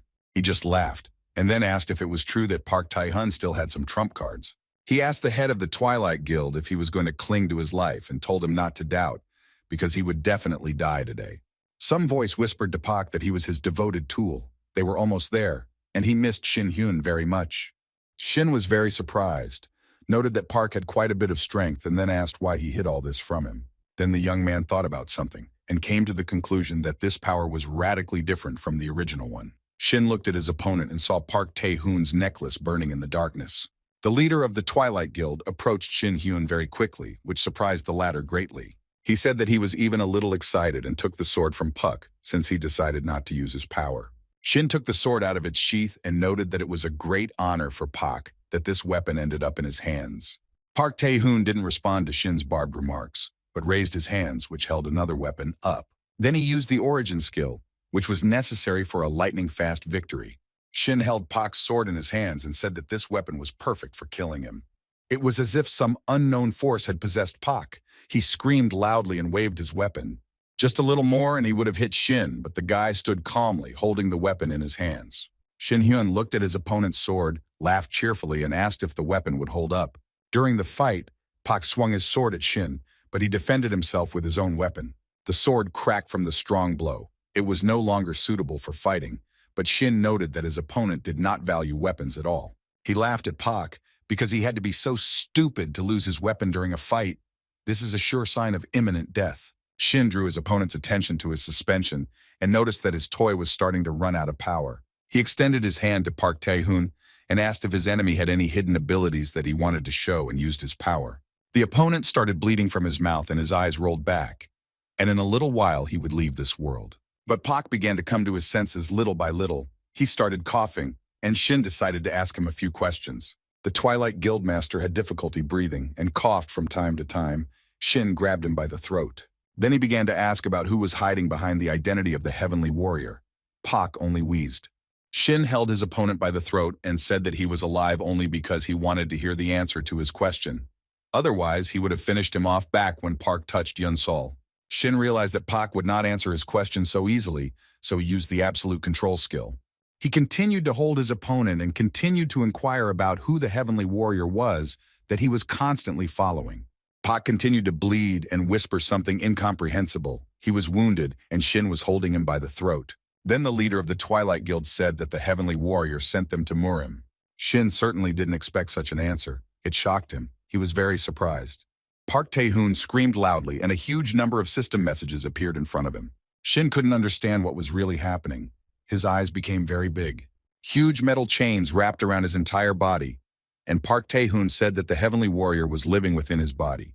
Shin was chained. He couldn't move from the spot, but what shocked him most was the information he heard from Shin. The young man understood that he was trapped, but he couldn't even imagine how to get out of it. Beads of sweat appeared on Shin's face. He was very surprised and scared. The guy screamed very loudly about what had happened to him, and then he had some guesses. He had seen all this before in his life. He realized that he was in a cave from Murim. The young man had tears running down his cheeks and fear in his eyes. He couldn't even believe that he was in this damned place. Then Shin heard a familiar voice asking if he knew this place. Park Tae-hoon said that he created this place with the soul sword skill, and then asked Shin about the memories that came flooding back. The head of the Twilight Guild informed his competitor that he was the first one to come here, which he was extremely happy about. Park Tae-hoon was very happy and clarified with Shin Hyun that this was their first face-to-face meeting. Shin screamed with all his might. He couldn't believe that his opponent was going to hold him in this cave. Park replied that the opponent should calm down, because the entire space of the cave was made of the soul of the sword, and it would be very difficult to break the chains. Shin Hyun grimaced and asked the young man if he was Park Tae-hoon or not. Something was bothering him. He then continued that his opponent had excellent sword skills, so he assumed that Puck was the Heavenly Warrior. He asked if Shin had any questions about this, and he noted that he could ask whatever he wanted, since this was a very rare meeting. The young man was preparing to answer all the questions that interested Shin, but for some reason he fell silent, then asked if he had fun. After all, he watched Shin survive in a terrible world where death lurks around the corner, not knowing if his family was alive, suffering for 140 years. The opponent saw Shin very well for 140 years, watched his suffering, so the young man asked whether he was having fun. Park Tae-hoon didn't expect such a question from Shin, was silent for a while, and then said that he was bored. Shin couldn't believe what he heard. This answer shocked him, and the guy noticed that he was tired. He began to approach Shin, and said that he had gone through a huge number of trials, battles, and almost died. Park Tae-hoon came even closer and said that he waited patiently. He did all this in order to see how Shin's levels increased. He then elaborated on why Hen remained human after going through the suffering and hardships in that world, as he remained the same as before. Shin was very surprised by his opponent's words, and he only asked what the young man was talking about.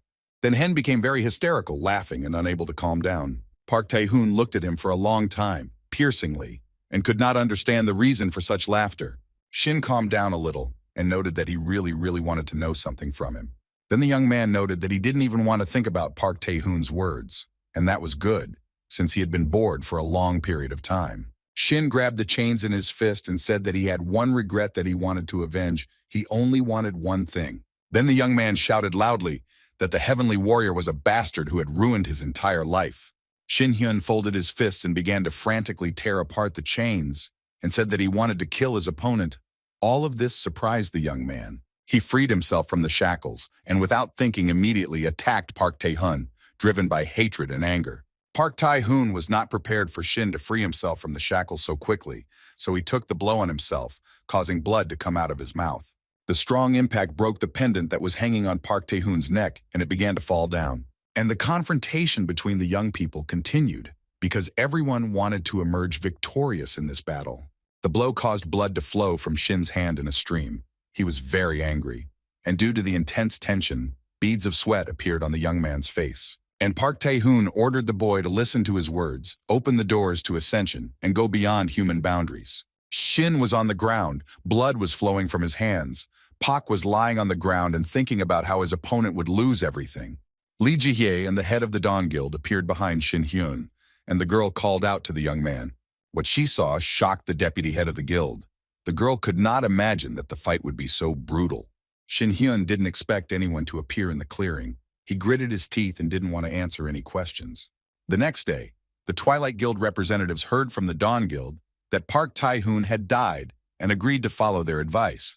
In this situation, the members of the Twilight Guild were forced to declare complete capitulation. Many people learned that not only the guild leader had died, but also most of the high-level hunters. And those who remained alive and saw the death of other hunters tucked their tails between their legs and retreated very quickly. Thanks to this, Twilight was very quickly joined by Dawn, and the chief secretary of this guild, Dunwan-oh, decided to resign. The members of the Twilight Guild who had transferred there from Dawn were pleased with themselves. The young men who fought Shin pretended to be dead and then healed themselves. The head of the Dawn Guild was preparing for the conference. There was supposed to be a performance today. Shin and Lee were sitting in the room, watching as the guild leader was being gathered for the conference, but there was a silent silence in the room. Shin took a sip of tea from his cup and thought that this was some kind of déjà vu. The young man was nervous. Then the guy clarified that the tea he drank was Chinshan's silver needle. Lee thought that Shin did not like it, but the young man noted that drinking this drink was a pleasure. The vice leader of the guild asked what Shin would do next and suggested that the young man move on to the current situation. The girl said that Twilight merges into Dawn thanks to a peace agreement, but there are still parts that are difficult to negotiate with. Shin noted that they try not to notice, but the whole world knows about what happened, so they have no choice. Lee Ji-hye noted that it was no big deal, paused, and noted that she was a little disappointed. Shin asked what was bothering her. The girl noted that Park's life was very hard, and she did not think that he would leave like this. The young man said the name of his enemy out loud, and then thought that he was the heavenly warrior. Shin remembered the words that Park told him before his death. He asked to open the doors to ascension. He wondered what his state was between ascensions. The guy remembered that if he didn't cast aside his humanity, he would lose everything, and he noticed that the heavenly warrior lived like a rat in the darkness and dared to threaten him. Shin thought about how he wouldn't let the offender get away next time. And Lee Ji-hye looked at the young man and couldn't understand what had happened to him. She asked what happened to the guy. He said that he was lost in thought, and Lee noted that he had a frightening aura about him. The deputy head of the Dawn Guild asked Shin to look at an interesting device, which left the guy stunned. Lee said that it was a secret safe that was in the office of the head of Twilight, and it was protected by some kind of magic, and Shin thought about something. The young man laughed, looked at the safe, and then noticed that he didn't have the habit of touching other people's things. Shin activated the abilities because it would be a pity, since there are valuable things in the safe. Lee Ji-hye was very surprised because Shin Hyun opened the safe very easily. The guy noted that it was simple and easy. The young man opened the safe, took out important documents, and said that they had been kept very carefully. Shin became interested in what was in the folder. He opened it and began to study the document in detail. Lee Ji-hee walked up to the young man very quickly and snatched the folder from his hands. Shin was surprised. The guy sat down on the sofa and noted that he had not yet fully familiarized himself with the documents. But Lee said that she had already seen them somewhere. It was an agreement between Pak and the Cheongjo Guild. The document stated that the North Korean dungeons, in cooperation with Twilight, were being transferred to Cheongjo. This information greatly surprised Shin. The young man's mobile phone rang. He picked it up. It was Kim Ki-yul calling him. Kim informed Shin that he and the guild hunters were near the entrance to the dungeon, and that the Samdaho guild members had been captured and would be arrested. Kim then asked if explosives were used against Shin, as there was chaos in the dungeon. Something was happening there that was beyond imagination. Kim really hoped that Shin would come back very soon, since Leader Cha had been angry for 5 hours without stopping. Shin took the phone away from his ear and thought that his little sister was very annoying. Lee turned Shin's attention and informed him that the documents also contained information about the Tenjo Guild. Shin asked what exactly was written there. The girl said that there was information that, in addition to Galin, 4 more people had returned from Marim. The young man took the folder and saw that it contained personal information, that they were masters who had reached level 50, and their guild was called Cheongjo, which meant bestowed by heaven itself. Shin thought about something and came to the conclusion that all the guys from the Cheongjo Guild were damn fanatics. These guesses surprised Lee Ji-hee, and the girl agreed that everything was really like that. The young people were surprised, because they certainly didn't expect to see exactly these documents in the folder. Shin smiled and said that he now had a different goal. He had to find all the members of the Heavenly Warrior Guild, and to use poison against them. It means that one evil person will erase other people with his anger. Shin was sure that he would win, because in Marim, it is common to be absorbed by someone stronger. In the room, a gray-haired man sat on a throne and had very important conversations with his ward. She asked if it was true that Twilight and Dawn were merging, but Twilight was joining in. The subordinate confirmed his suspicions and asked whether he had contacted Galin, since 36 hours had passed, and he had not responded. The guy thought for a while and came to the conclusion that both young men had failed.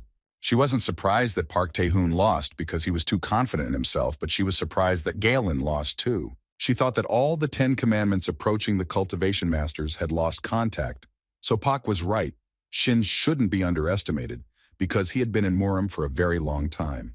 The guy came to the conclusion that Shin Hyun was about 68 levels stronger than him, and this information made him laugh. But the subordinate could not understand what the reason for joy was.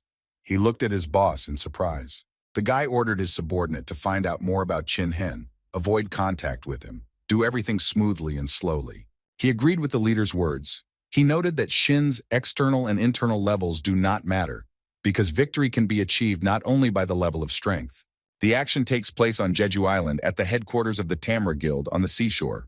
Yunsol was surprised when she saw her brother. She told him that from now on, if he runs away from her, then the girl thought about it, and she said that she would beat her brother. The sister lightly hit Shin on the head, and he made excuses because he didn't want everything to happen like that. Yunsol asked Shin to tell her where he went, but then the guild members appeared in the room and began to calm the girl down. The girl continued to punch her brother in the head. Beads of sweat appeared on his face. He thought that this was not the best greeting.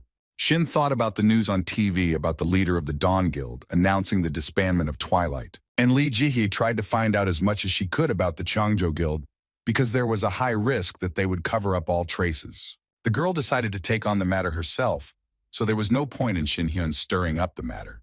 The young man had a whole swarm of thoughts in his head. He was thinking about how best to take revenge and apparently forgot where he was.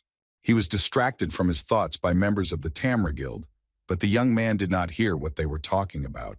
One of the hunters said that he was to blame for the situation that had developed because he did not expect that there could be traitors in the Jeju guilds.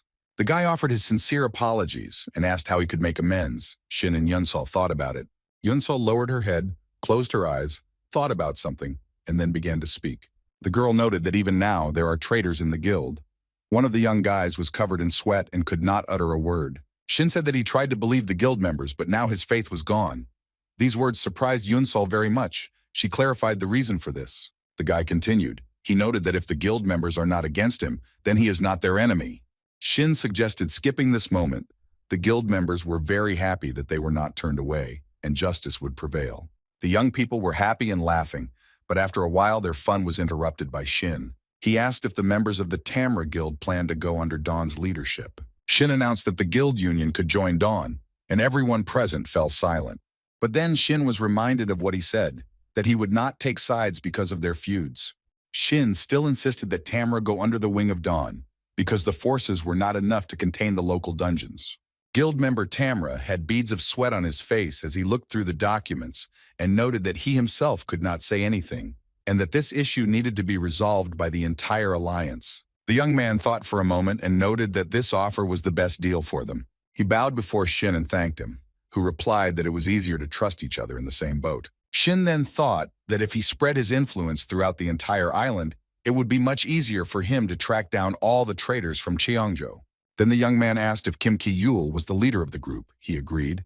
Then Shin asked if the dungeons they had agreed on existed. Kim noted that there was one left near Mount Halasan. Shin invited them to go there, and quickly, all this greatly surprised Yunsol. And Shin only confirmed their guesses and thought that in the near future he would have many more things to do. Everyone was assembled. The group consisted of warriors, priests, and tanks. Shin noted that this was an unusual combination. Yunsol asked why the archer and mage were excluded. It turned out it was because of the cave landscape. One of the guild members noted that this is a unique dungeon, so the hunters are selected carefully. The young man reported that in the dungeon, long-range attacks that rely on vision are useless. Shin was also told that the Halasan dungeon is the worst on this island. All the difficulty is due to the fog. The thing is that there is a very thick fog over the entire dungeon. It is difficult to determine who is where, even if people are nearby. But this is not the main danger of the cave, because there are terrible fog monsters in it. A young man from the guild told Shin this information. He thought about it and realized that it would not be easy.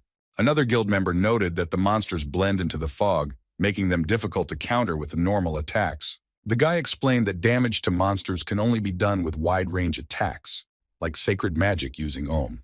The young man noticed that there was something else in the cave, and this information greatly interested Shin.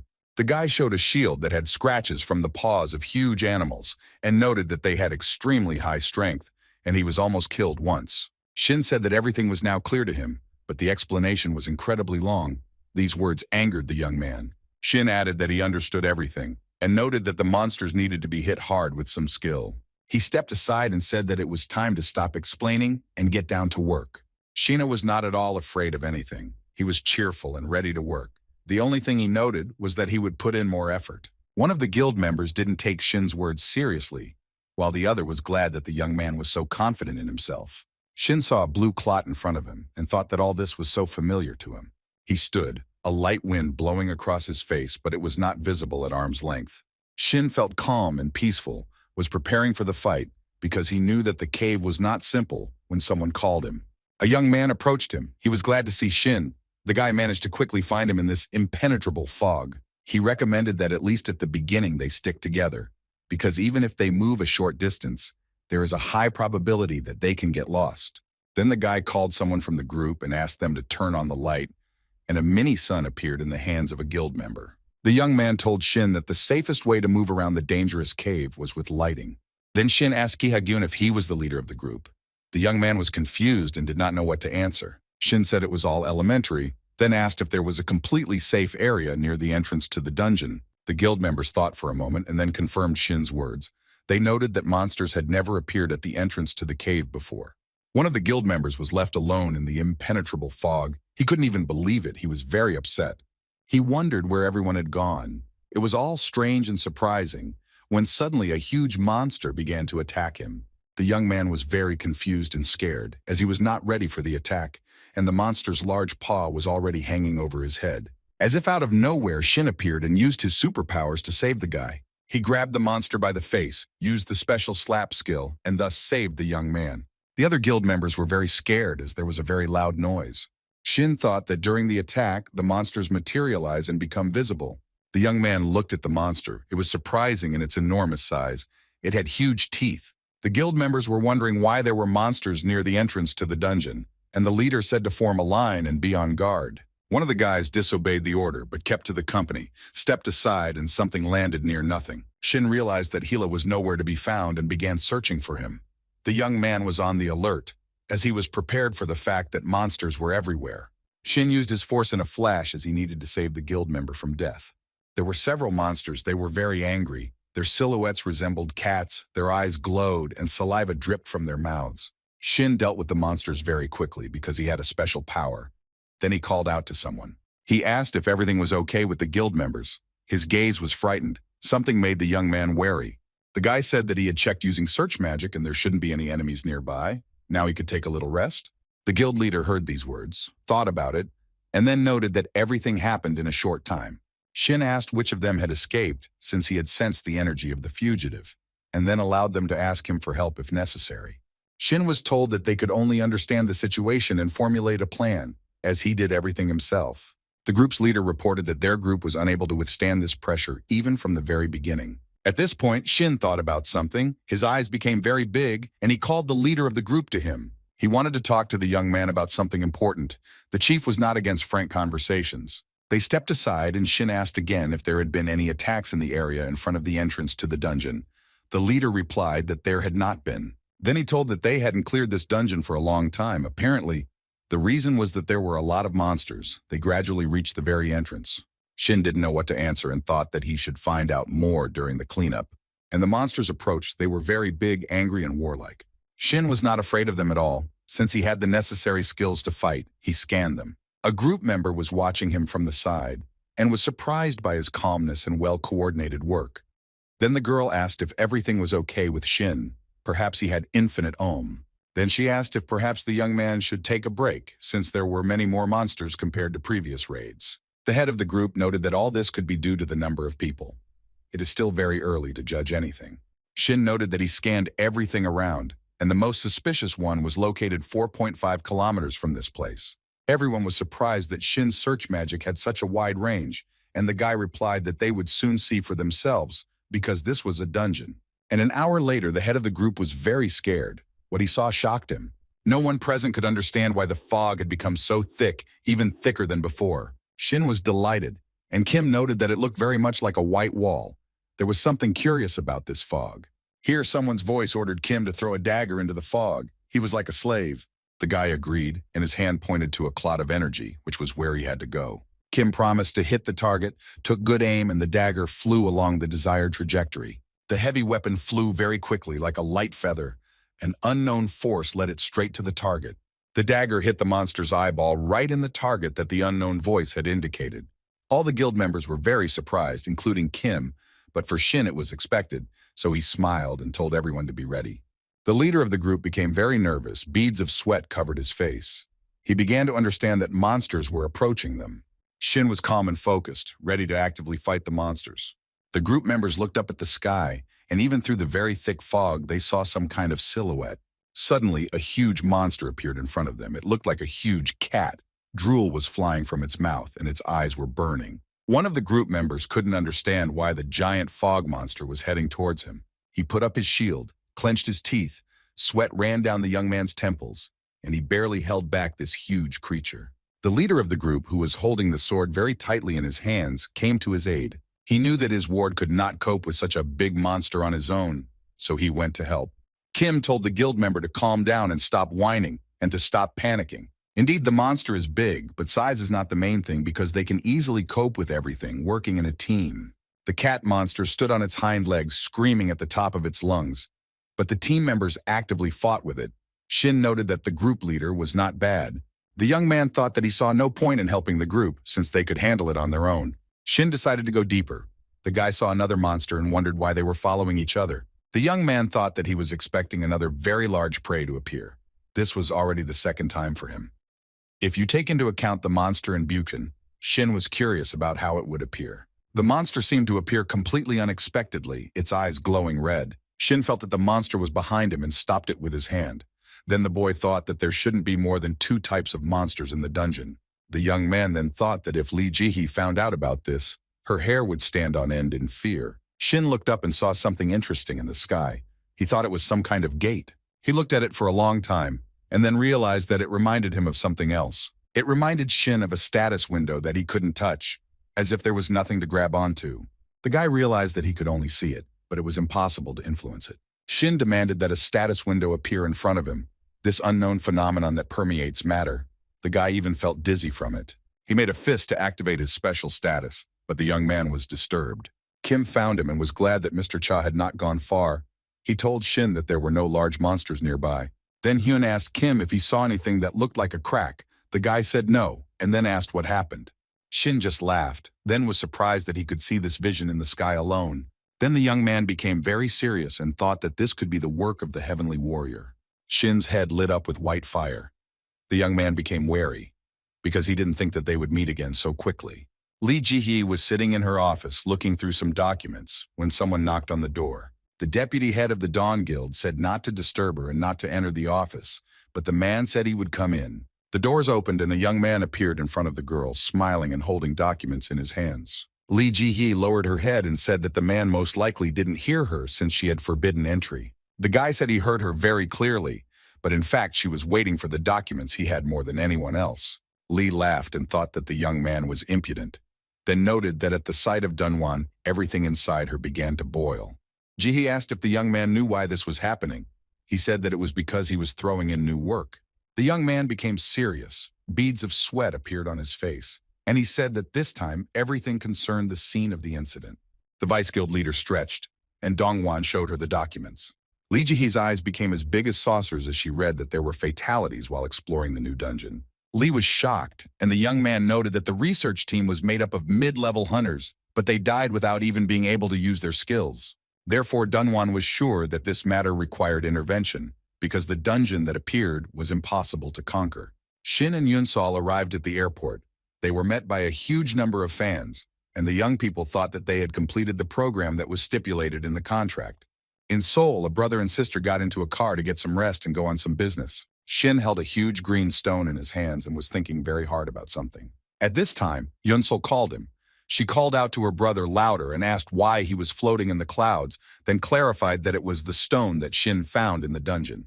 The young man clutched the stone in his hand and said that this stone had fallen from a large-sized monster and that he had received it as a reward. Yunsol thought that if she sold the stone, she could get up to 1 billion won, and then suggested that her brother eat meat. And then the girl began to talk to her brother about the appearance of large-sized monsters. She asked if he had seen something similar in the dungeon of Bushin. Shin thought about the fact that the two monsters had already appeared twice. He thought that they were probably going to destroy the world. Shin's mind was racing with thoughts, and he was thinking that the real problem wasn't the big monsters. The guy thought about the crack that appeared in the dungeon and what it really was. Because it lets through martial arts and skills, it cannot be detected by sensing energy. But the most interesting thing was that only Shin could see the crack. All the members of the group saw nothing. And Kim Ha-gyun noted that this is possible due to Shin's unusually high perception. But the young man cannot draw any conclusions and does not know for sure whether this is connected with the heavenly warrior or not. Then Shin was distracted from his thoughts by his sister. Yunsol asked where he was all the time, and the girl asked if it was true that he was dating the vice leader of the guild. Shin asked what kind of nonsense his sister was talking about, and who told her such information, to which the girl noted that everyone was talking about them like that, and it was high time for them to start dating. The sister noted that Lee was beautiful and talented, and was perfect for the role of daughter-in-law. Shin noted that he had never thought of Lee in that way, and Yunsol advised him to think about it now. Lee Ji-hee realized that she had fallen asleep in her office among the huge stacks of documents. Shin sat opposite her, watching her and sipping tea. His manners were excellent. The man did everything quietly so as not to wake up the deputy head of the guild. Shin laughed and noted that Lee woke up in time because he wanted to boil the tea again. The girl screamed and asked when he arrived. The guy said that an hour ago, and Lee Ji-hee noted that some kind of sign had to be given, because he entered like a murderer. Shin noted that the girl was tired, so he did not wake her up. She just laughed. She said that her head was splitting because of the mid-level Twilight Hunters who were against the unification. Lee said she was also going to find out about Chungjo, but there was no news yet, so they sent a Chinese informant. Ji-ha felt sick. Beads of sweat appeared on the girl's temples. She began to fall, but Shin caught her. The young man was very scared and began to worry about the deputy head of the guild. Lee Ji-hee was also shocked by what was happening and thanked the young man for not letting her fall. Shin noted that it was very strange that such a trained warrior as Lee was tired of just an office job. Lee wondered if she had gained a few extra pounds, but the young man continued to ask if everything was okay with her. Ji-hee started asking Shin about the incomprehensible dungeon, and after the difficulty level stabilized, she stopped using the name. Shin looked at the vice guild leader with huge eyes. He saw a huge wound on her arm. The girl said that a dungeon had appeared in Chuncheon. Its difficulty was difficult to measure, so she decided to go there alone, and as a result, she was injured. Lee noted that she even used the shadow play ability, but she only managed to suppress one monster. The girl said that she had never seen or heard of such a strong dungeon, and large monsters appeared in it repeatedly. The rules of the dungeon changed quickly. Shin thought for a moment and said that he wanted to report something to Lee separately, but decided to put off the details for later. The young man asked where that place was and decided to verify everything personally. Shin Hyun found himself in the incomprehensible dungeon in Chuncheon, where it was as hot as a volcano. The young man covered his mouth with his hand because there was an unpleasant smell in the dungeon. He looked ahead and, through his energy perception, felt that there was something inside. Everything around was spinning, smoking, and a very scary monster appeared in front of the guy. Shin was glad that the monster came out to greet him, thus saving him from unnecessary trouble. The guy asked the monster if it was he who left the burn on Jiha's hand and apologized for disturbing him. The monster made scary faces, but Shin continued to joke that he looked down on him and that this irritated the guy. The young man then began to fight the monster and noted that the magma was quite hot. Shin thought that the monster was a difficult opponent, and it was very difficult for ordinary hunters to fight it in such an environment. Due to the intense heat, melee warriors will not be able to attack him, and due to his thick build, the power of ranged attacks will not work. Shin came to the conclusion that this was an impassable dungeon for the people of this world, worse than any he had ever encountered. The guy looked at the monster from afar and thought that he had good regenerative powers. It's been 15 minutes since he tore it apart, cut it, froze it, beat it, but it's still intact and it's very annoying. Shin then thought about how one of the monsters was killed by Jihye, but he didn't specify the method of killing in his haste. The young man looked at the monster for a long time and thought about something. He had some interesting thoughts. He saw how the prostrate monster gradually returned to its usual position. The guy thought that something was holding this giant back, which is why it was not easy to deal with him.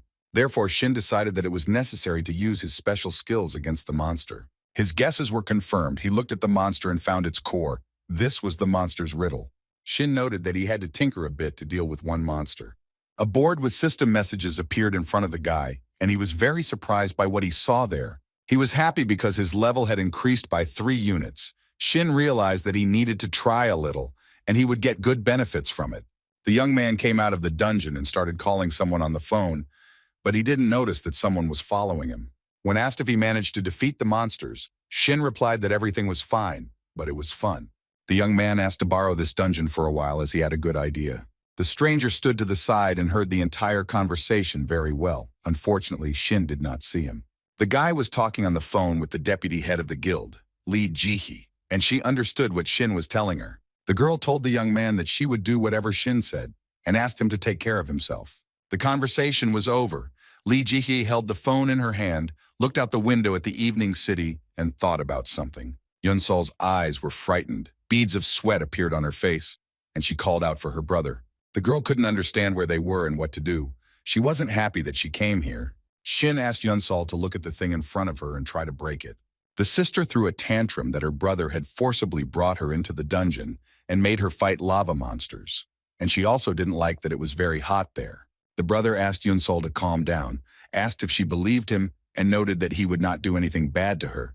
The sister said that he was playing the same record, but did not explain what was what. Shin told her to try to hit the thing in front of her in one attack. Yunsol said that she would do everything as her older brother said and shot the bow. A window of experience appeared before the girl, and what she saw brought her into wild delight. Yunsol was in complete shock. She didn't expect that this job would add so many levels to her. The girl shouted that she was now level 43. Shin said that it was more than he expected. He noted that the experience was shared between them, as they also hunted together. The older brother laughed and said that this was all very amazing and invited his sister to start pumping. Shin extracted them from the core, and Yunsol immediately destroyed them. They did this painstaking work for the whole day and defeated 13 lava monsters of the dungeon. When Yunsol looked at the system message board after the work she had done, she was shocked by what she saw. She was level 50. She screamed and thanked her brother for becoming a high-level hunter. She would get a pay raise and she would be able to buy herself an apartment.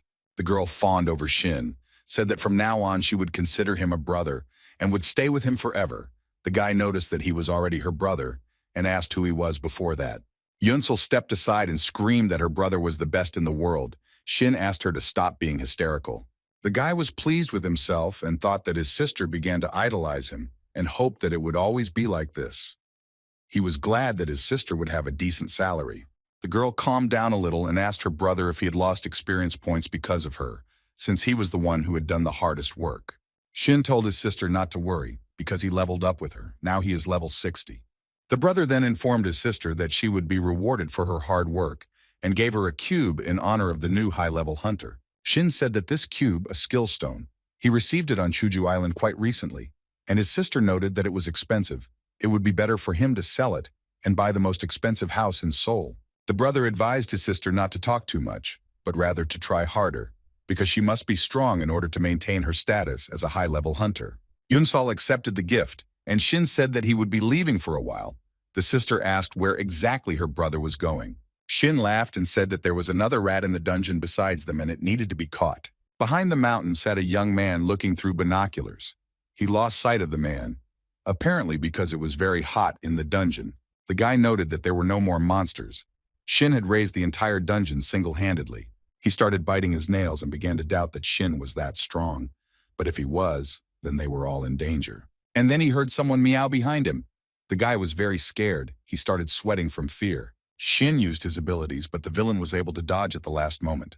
Shin laughed and said that the guy had good speed and reaction. He was pretty fast. The villain didn't expect to be exposed, so he screamed loudly. He knew perfectly well that Shin would not leave him alone. And so it happened. The villain's feet lifted off the floor. Shin grabbed him by the scruff of the neck and lifted him up and said that the heavenly harmony did not resonate. The young man recalled his recent fight, in which his opponent had performed Murim's techniques rather crudely. Shin asked where the rat villain learned the techniques from Murim, but he only gritted his teeth. He didn't answer Shin's questions. It was as if he had swallowed his tongue. All this made the young man very angry. Shin noticed that he had been following the rat since the previous day, and was sure that it would constantly follow him. And he sensed the villain very easily. Shin's eyes lit up with a mysterious fire, and he immediately asked the guy if he was ready to die.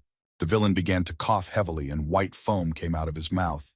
He could not answer Shin's questions, but he continued to tease the rat and demand that he tell him everything he knew, and tears began to flow from the guy's glass eyes. The young people gathered in an apartment and discussed an important topic.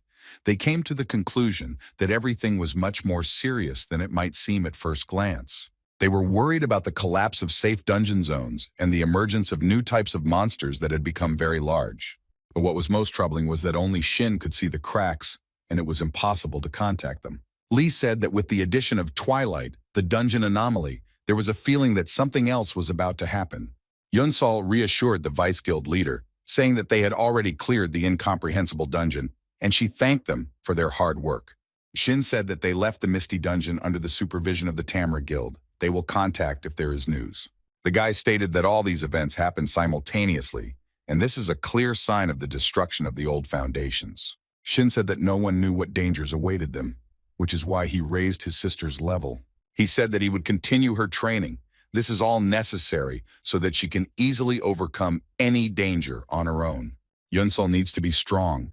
This is necessary so that she can protect herself from those who will be looking for them in the future. Lee Jihye was very surprised by this conversation, so she asked what happened recently. Shin said that he was being followed in the dungeon, and that rat from the gang, although that guy didn't have any valuable information, but he managed to get a little from him. Guild member Cheongjo was in the darkroom, holding a phone in his hands and thinking about something. Liu Wei was supposed to contact him, but the phone was silent, so Juozfeng began to worry that something had happened to the guy. Then someone started knocking on the door and said to open the door, as it was room service. They knocked persistently on the door and demanded that it be opened. Juozfeng became very angry and asked not to disturb him. But the man who was behind the door was not going to leave. He kicked it down. Juozfeng immediately had a knife in his hand. He was angry and asked the guy who entered the room if he was crazy. He shouted for the man who had knocked down the doors to leave as quickly as possible. Otherwise, he would see his internal organs. Shin, who entered the room without an invitation, asked why Juozfeng was swearing. He continued to joke and noted that he came there specifically to see this. The guy continued to scream very loudly, and Shin calmly apologized for damaging the door. Shin called the young man by name and asked why he was shouting so violently. Juozfeng recognized Shin Hyun and asked how he got there, still holding the knife in his hands. Shin wondered if he had made a mistake. Maybe it wasn't Juozfeng in front of him, and then asked where their boss was. Beads of sweat appeared on the young man's face. He picked up the phone again and thought that this couldn't be happening. Zhuozfeng pressed the emergency call button on his phone. He was incredibly happy that he had this opportunity. Shin looked at him because he wanted to get answers to the questions that interested him. The young man threw away the knife, as he realized that it would be of little use in a fight. A huge sword appeared in his hands, and Zhuozfeng said that he didn't know how Shin got here, but he definitely couldn't leave. He held the weapon out in front of him and informed Shin that he had entered his grave. Shin heard the sound of feet behind him, turned his head and saw many men, then asked them if the guys were warriors who learned martial arts using magic. Someone started talking about how all the guild members were experts, but Shin didn't listen to them and started attacking them. The first to suffer was Zhuozfeng. He said that his level was bleeding and for some reason he couldn't see anything. The guys were very scared for their boss and quickly rushed to help him. Shin said that he was too lazy to interrogate them and asked if they could see Murim's status window, since they had studied martial arts. The armed men were walking in a crowd towards Shin, and he said that lately he had only used the status of a hunter. It was worth stretching the body, because at this rate it would definitely rust. Shin then told the boys to open their eyes wide and look out for the status window. It would show them the end of the world experience. And then the men began to fall one after another, as if dust had been blown off the floor, and those who remained on their feet were surprised. Shin stood to the side and wondered what was happening, asking the guys who were still standing if they saw anything. They continued to stand there in bewilderment, so Shin said he would show them one more time. He stood in the middle smiling with delight and using special skills to fight the crowd. The young men, not having time to concentrate and take out their weapons for battle, fell dead to the floor. And Shin kept asking them whether they had seen the status window or not. He knows it by heart since he watches it closely. The young man's face turned burgundy from the tension. He said that he was very nervous, because before no one could see the status window. One man who remained alive ran into the room, and Shin asked him if he wanted to see the status window. The guy was very scared by what he saw. There were corpses on the floor. Then Shin asked him where their bastard boss was. He was dead on arrival, left his hotel room and began to move along the corridor. He walked quietly, looked around and was very surprised that there was no one there. Boss Weihai walked down the corridor and thought about what was going on here, because everything around was quiet and calm. He took out his phone and decided to contact Zhou Feng, when suddenly someone called out to him from behind. It was Shin. He grabbed the boss by the arm and ordered him to come with him as quickly as possible. He turned his head and saw Shin. He screamed very loudly, because he definitely didn't expect to see him here. The boss's mobile phone fell out of his hands. Long beeps could be heard, but the person he was talking to would definitely never answer the call again. Among the dead men was one who was very badly wounded, and he whispered to the boss to run away from Shin. He calmly replied to the boss that his subordinates were sleeping and that it was all his fault. But Weihai was not interested in all this at all. He asked Shin how he got here. Shin wondered why they were all so surprised by his presence in this place and were behaving so rudely. The boss had a weapon in his hands and asked what Shin had done to his men. A huge number of men lay lifeless on the floor, a sight that shocked the boss. Shin suggested that he follow the path of his charges so that he could find out for sure what happened to them. The boss stood before the young man with his sword at the ready and was ready to fight, but Shin said that he would share the fate of his employees with him. But then Shin used his special skills, and the boss, who had been very confident in himself a few minutes ago, suddenly screamed hysterically. Shin squatted on the edge of the pool where Weihai was located and asked if it was customary in their country to swim in suits. He then looked at the boss, whose complexion had turned burgundy, and asked if he knew about excessive politeness. Weihai was very angry with his opponent. He did not understand how he ended up in the pool, but he thought that he should not give in to provocations. The boss tried to calm down, but the thought that teleportation with a group is advanced technology, and few people have such skills. And if this is the case, then Zhou Feng and the others are already dead. Weihai thought about how strong the opponent was, and Shin was curious about what the boss was thinking. He looked at his aura and realized that he could be compared to Yang Chan and was perhaps stronger than him. The boss became hysterical because he realized that with Shin's teleportation skill, it would be difficult for him to escape. And even if he died, he had to report the enemy's skills. Shin asked the boss why he was so happy, and he replied that his mind had cleared up thanks to his opponent, but he shouldn't be underestimated. He said that he was the third in the Heavenly Sword team and used his skills to create a storm in the pool. Then he promised Shin that he would drown the young man in his own blood. He was very warlike. People standing under the hotel where the action took place saw water gushing from the roof of the building. They thought that something had exploded there. The boss climbed out of the pool, holding the sword tightly in his hands and trying to catch up with Shin. He was determined. The young man continued to joke about his opponent, adding that he was a good runner, and the guy who was following him was also not bad. The boss didn't like Shin's jokes, so he held his weapon in front of him and ordered his opponent to shut up, clarifying that he knew he was from Murim. Shin ran forward, but Weihai demanded that he not run but fight warrior to warrior. The boss's eyes were glowing red. He was very angry and shouted that they needed to fight to the death. He immediately began to use his special skills against Shin, who eluded his power as best he could. Shin did not use any force against his opponent. He only maneuvered away from the blows. Then the young man began to laugh loudly. The opponent could not understand what was happening. The boss asked Shin what was funny, and he politely apologized and said that he couldn't laugh anymore. A silent question appeared on the enemy's crimson face, but Shin immediately said that he didn't like the boss. And he laughed because an ant, which he could easily kill with one finger, dared to threaten him. Weihai became even more angry, and Shin asked if Changyo was a zoo full of bugs, and their leader was probably a monkey. The boss became even more angry at these jokes. While Shin noted that it was not worth bragging in front of such mistakes of nature as he, Shin then rose up, used his special power, and told the enemy not to be stupid. Weihai became even more angry, mentally calling Shin an impudent bastard, and then he decided that all this arrogance was to his advantage, because he had a chance to defeat Shin. Therefore, he immediately used the Heavenly Tribulation ability and began to use his skills. The boss stood up and held the weapon in front of him. He believed that he could win. Shin was floating in the clouds and was calm, and Weihai was approaching him, holding a huge sword. The people below raised their heads up and looked at the sky, delighted. The guys were talking about how it was a hunter's battle, but not in a dungeon.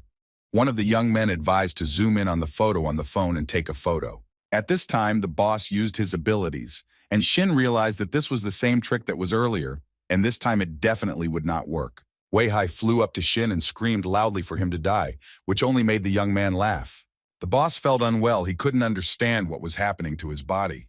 And Shin, who used his special power, urged the enemy to attack him further. The sword was a few centimeters away from Shin's neck, but Weihai froze, unable to move his hand. The boss was very scared and said that this couldn't be, and guessed that the soul sword skill was used. Shin approached his opponent even closer and demanded that he tell him about the heavenly sword, and if he didn't do it, it would only get worse for him. Weihai's pupils narrowed and beads of sweat appeared on his forehead. Shin noted that he had done a good job, but there was nothing else to look at. Then the guy said that it was time for Weihai to die, and then a powerful explosion occurred.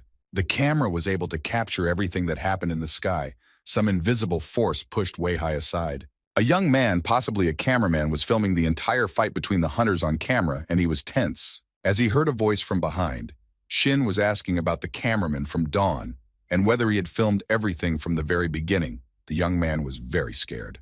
A little more and he dropped the camera. Then he said that he tried to film everything as accurately as possible, as he was ordered. Shin said to edit the video so that it would not be clear who lost. He also ordered the video to be sent to the deputy head of the guild, and the operator asked where this video would be used.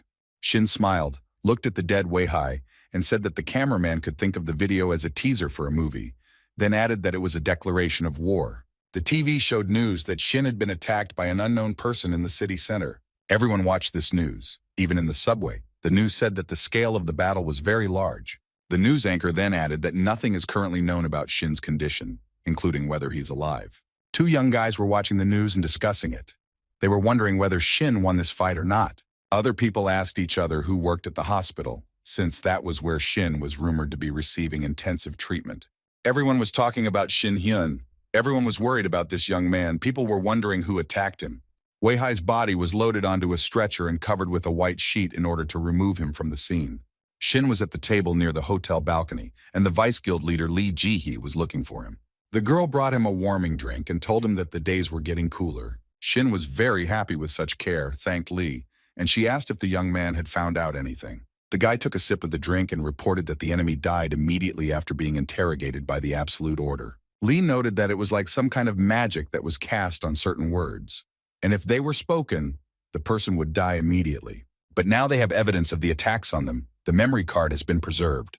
Ji-hee noted that she thought so, that they were quite annoying opponents, and Shin agreed with her.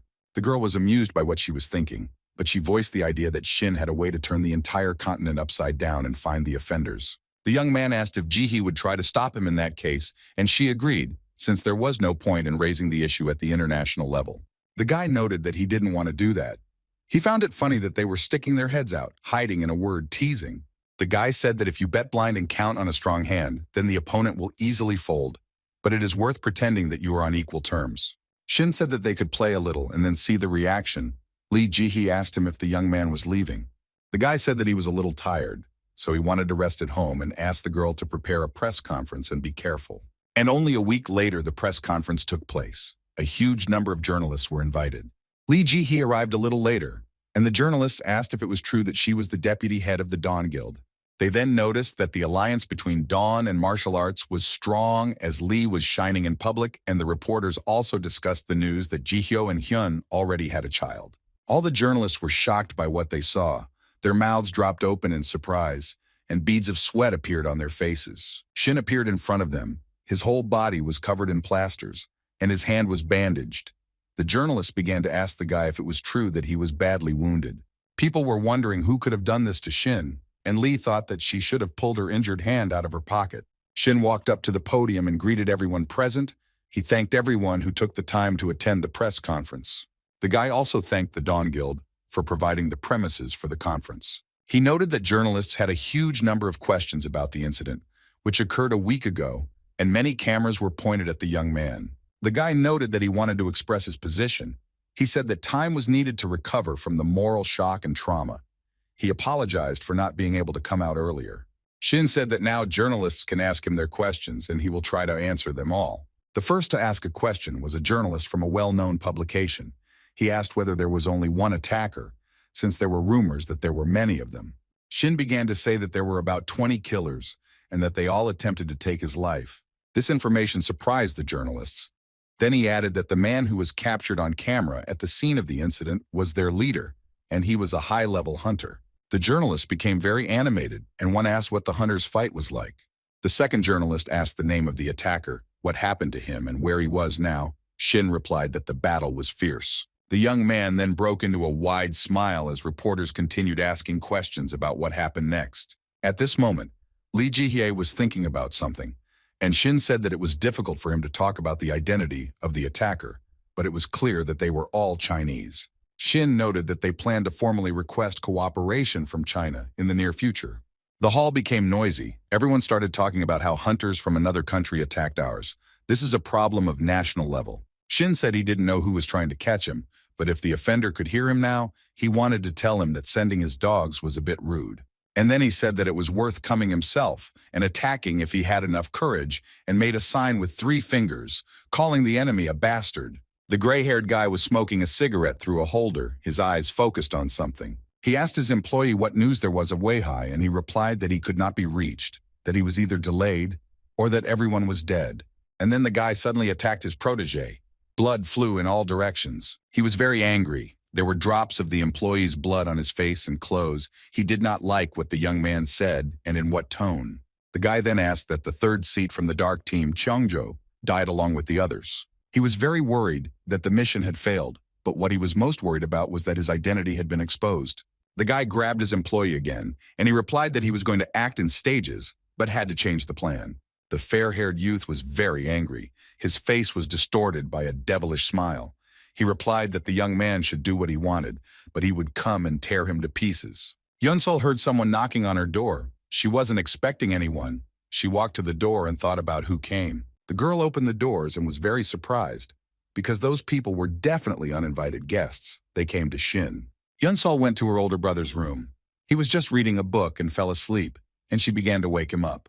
The young man, half asleep, could not understand where he was and what they wanted from him.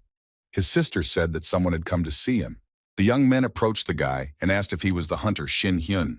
The guy replied that it was him. He was invited to go with them, since Sheena wants to see VIP. These words scared Yunsol very much. Shin noted that the one who wanted to see was some kind of bold son of a bitch, since he showed up at their house so openly. The guy walked into the cafe and thought that it was quite bold to get close so quickly. He looked around because he didn't know who invited him here. He was very curious. Chon Chukno stood up from the table and waved his hand to Shin, saying that there was another man there, were waiting for him. Chan told Shin that they hadn't seen each other for a long time, asked if everything was okay with him. The guy couldn't understand why the former head of the guild called him here. The former head's interlocutor was an imposing man. He said that he was pleased to meet Shin and noted that he looked much better in person. He extended his hand and said that he was President Park Chung-soo. The man smiled very kindly at Shin. He was not ready to see this man here and wondered why he was suddenly here in the cafe. Park Young-soo noted that Shin was surprised by his sudden invitation, apologized and said that the matter was very urgent.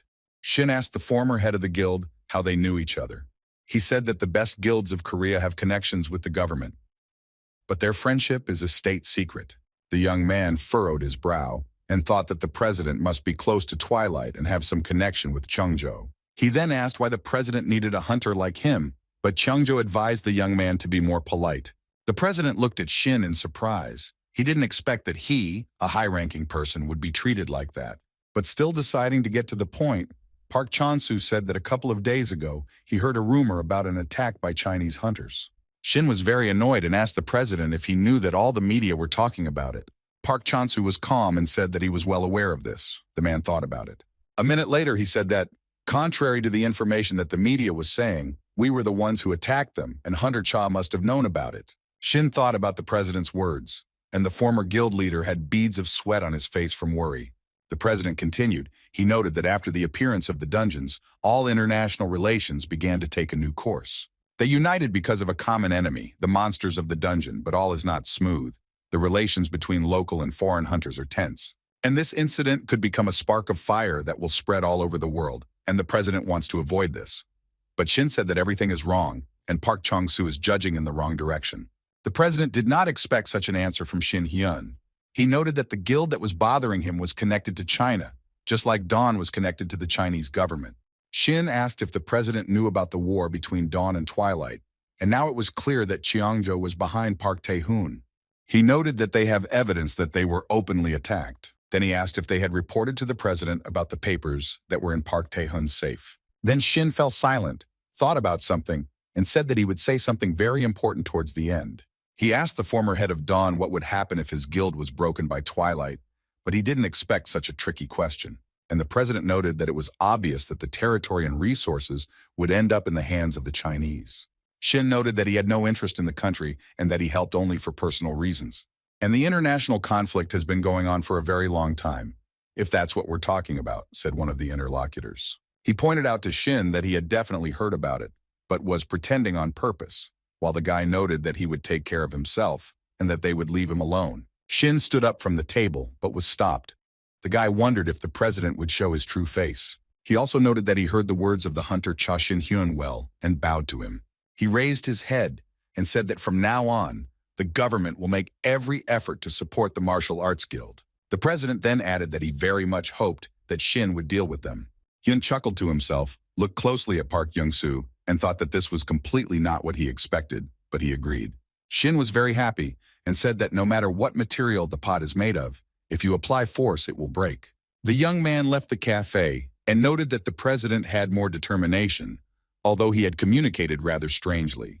The phone in Shin's trouser pocket suddenly rang, which was unexpected for the guy. He looked at the screen and saw a message from an unknown subscriber who had a business proposal for Shin. He immediately started calling the person who sent the interesting message, and long beeps could be heard from the receiver. The stranger picked up the phone. Shin introduced himself and asked his interlocutor if he wanted to contact him about some matter. The man introduced himself as the hunter, Kang Chansik, and the young man was very glad that he was answered. The guy said that he found Shin's contacts on the internet and was very glad that the correct number was listed there. Kang Chansik asked if he could talk to Shin in person, since it was a bit difficult to talk about such a matter over the phone. Shin thought that it was very suspicious that the man didn't say which guild he was from, but he agreed to meet him in 2 hours. The interlocutor noted that he would send the meeting place a little later and would stay in touch. Shin agreed, looked at his cell phone, and wondered if he should call her. And Lee Jihye was in her office, working hard, as evidenced by the huge number of documents. But then the deputy head of the Dawn Guild was distracted from her work by a phone call. She picked up the phone in surprise, and the person on the other end of the line asked if she was busy or not. A happy smile appeared on the girl's face. She said that she was busy, then that she was not, then asked the reason for the call. Shin noted that the girl was having a hard time there and asked Lee to check the hunters in the association's database, namely Kang Chang-sik. A few minutes later, Lee found 4 hunters. All of them were neutral. One was level 20, and the rest were 30, 40. Then the girl noted that this was not the person Shin could have just become interested in. There was some reason, but the guy decided that the stranger had given a fictitious name. The vice guild leader became nervous and asked what happened to Shin. He noted that everything was fine. He just felt something was wrong. A young man came to a cafe, ordered a drink, sat down at a table, and thought that he was very tired. Since he had many meetings today, he had the feeling that he was seeing so many people for the first time. Shin considered torturing the hunter or simply frying his brains with an absolute order. The guy decided to play with it and throw it away, to release all the stress that had accumulated over the whole week. Shin sat at a table, sipping a drink, and his head was filled with thoughts, and someone was approaching him from behind. The young man seemed relaxed at first glance, but he still felt that someone was approaching his table. Shin thought that the hunter he had an appointment with was weak but too open, thought that this dead man's deal was death. The young man walked quietly toward Shin, who, with a joyful smile, answered the stranger that they had met. Shin said to talk about everything and not to leave out even the smallest details. Otherwise, he will have a hard time, and he needs to start from the very beginning. The guy froze from such impudence and even fell silent for a while, not knowing what to say. Then he introduced himself, said that his name was Kang Chan-sik and that this was their first meeting. The guy said that he came here from North Korea. This information surprised Shin. He certainly didn't expect this, but the young man calmly looked at Shin with a smile. He asked again if he had heard correctly. Kang Chang-sik repeated once again that he came from North Korea. Shin said that it was bad and he needed to tell him about it earlier. Kang laughed and said to be patient for a little while. Kang Chang-sik said that there is no organized system of hunters in North Korea. Thus, in their country, there are no hunters. They simply do not exist, the young man emphasized. Kang noted that the Supreme People's Assembly had banned the training of hunters, all because they feared a popular uprising. Shin asked why Khan introduced himself as a hunter, and the guy replied that he had a Chinese license. Khan noticed that technically he was a Chinese hunter. This surprised Shin a lot. He never thought that this guy was related to China. North Korea is currently leasing all of its dungeons to its ally China, which is the same as selling resources. At first, everything was fine and surrendering. The dungeons was a good idea, but then the country became their colony, which led to sad consequences. The country's leadership could no longer change anything due to the current situation. The people began to rapidly become poorer. People suffered from hunger and died in the open air. Those who somehow survived lost everything that was most dear to them, their family, loved ones, and friends. Kang Chang-sik, due to the fault of the authorities, lost his friends and family, so he moved to China. He expanded his power and gathered information in order to change the current situation. The guy entered the room where the officials were. They were not happy to see him. He also said that the Supreme Council did not listen to its people and did not stop no matter what. Kang Chang-sik did everything in his power to give the Supreme Council a taste of the new revolution. Shin asked if he had broken in there alone, and Kang noted that with his powers, it was very easy to incapacitate ordinary people. The guy noted that in connection with the current situation, he had every right to remove the government. He tried to implement the hunter system, but it was too late since China had become so attached to them. Shin asked the guy whether he came to South Korea as an antagonist or not. Kang noted that he was right, saying that they planned to open some of South Korea's underground and territory to free access, as well as resume the exchange of industrial information. It is important to strengthen South Korea's influence while pushing out China. Khan believes that this will allow North Korea to rebuild its foundations and restore stability to the country. Then the guy added that all this also depended on the help of the hunter Shin Hyun, and he thought about it. The idea seemed dubious to him, but could Park Tae-hoon have predicted such an outcome, since he didn't just hand over the dungeons to North Korea for nothing? He thought about China eating Korea, but was Cheongjo trying to swallow China? Then Shin told his interlocutor that he understood everything, but he had one question left, and Kang was ready to answer it. Shin asked if his interlocutor was somehow connected with Cheongjo, because this was very important. Kang Chang-sik apparently didn't expect to hear such a question. He was very surprised. His eyes turned red. He seemed to freeze and asked Shin again for the man's name. He looked at Kang Chang-sik's changed face with bewilderment and anticipation. Shin Hyun repeated the name of the person he was interested in again and continued to wait for an answer to his question. Then Shin replied that he saw everything because he used his ability and clarified that Khan wanted him to deal with them. The guy agreed. The young man said that if he was invited, he should go to North Korea. The deputy head of the Dawn Guild sat in a cafe under the sun's rays. She came here to taste her favorite, delicious tea and enjoyed it in the pleasant atmosphere of the establishment. Then Shin distracted her. She asked how he knew that the girl was here.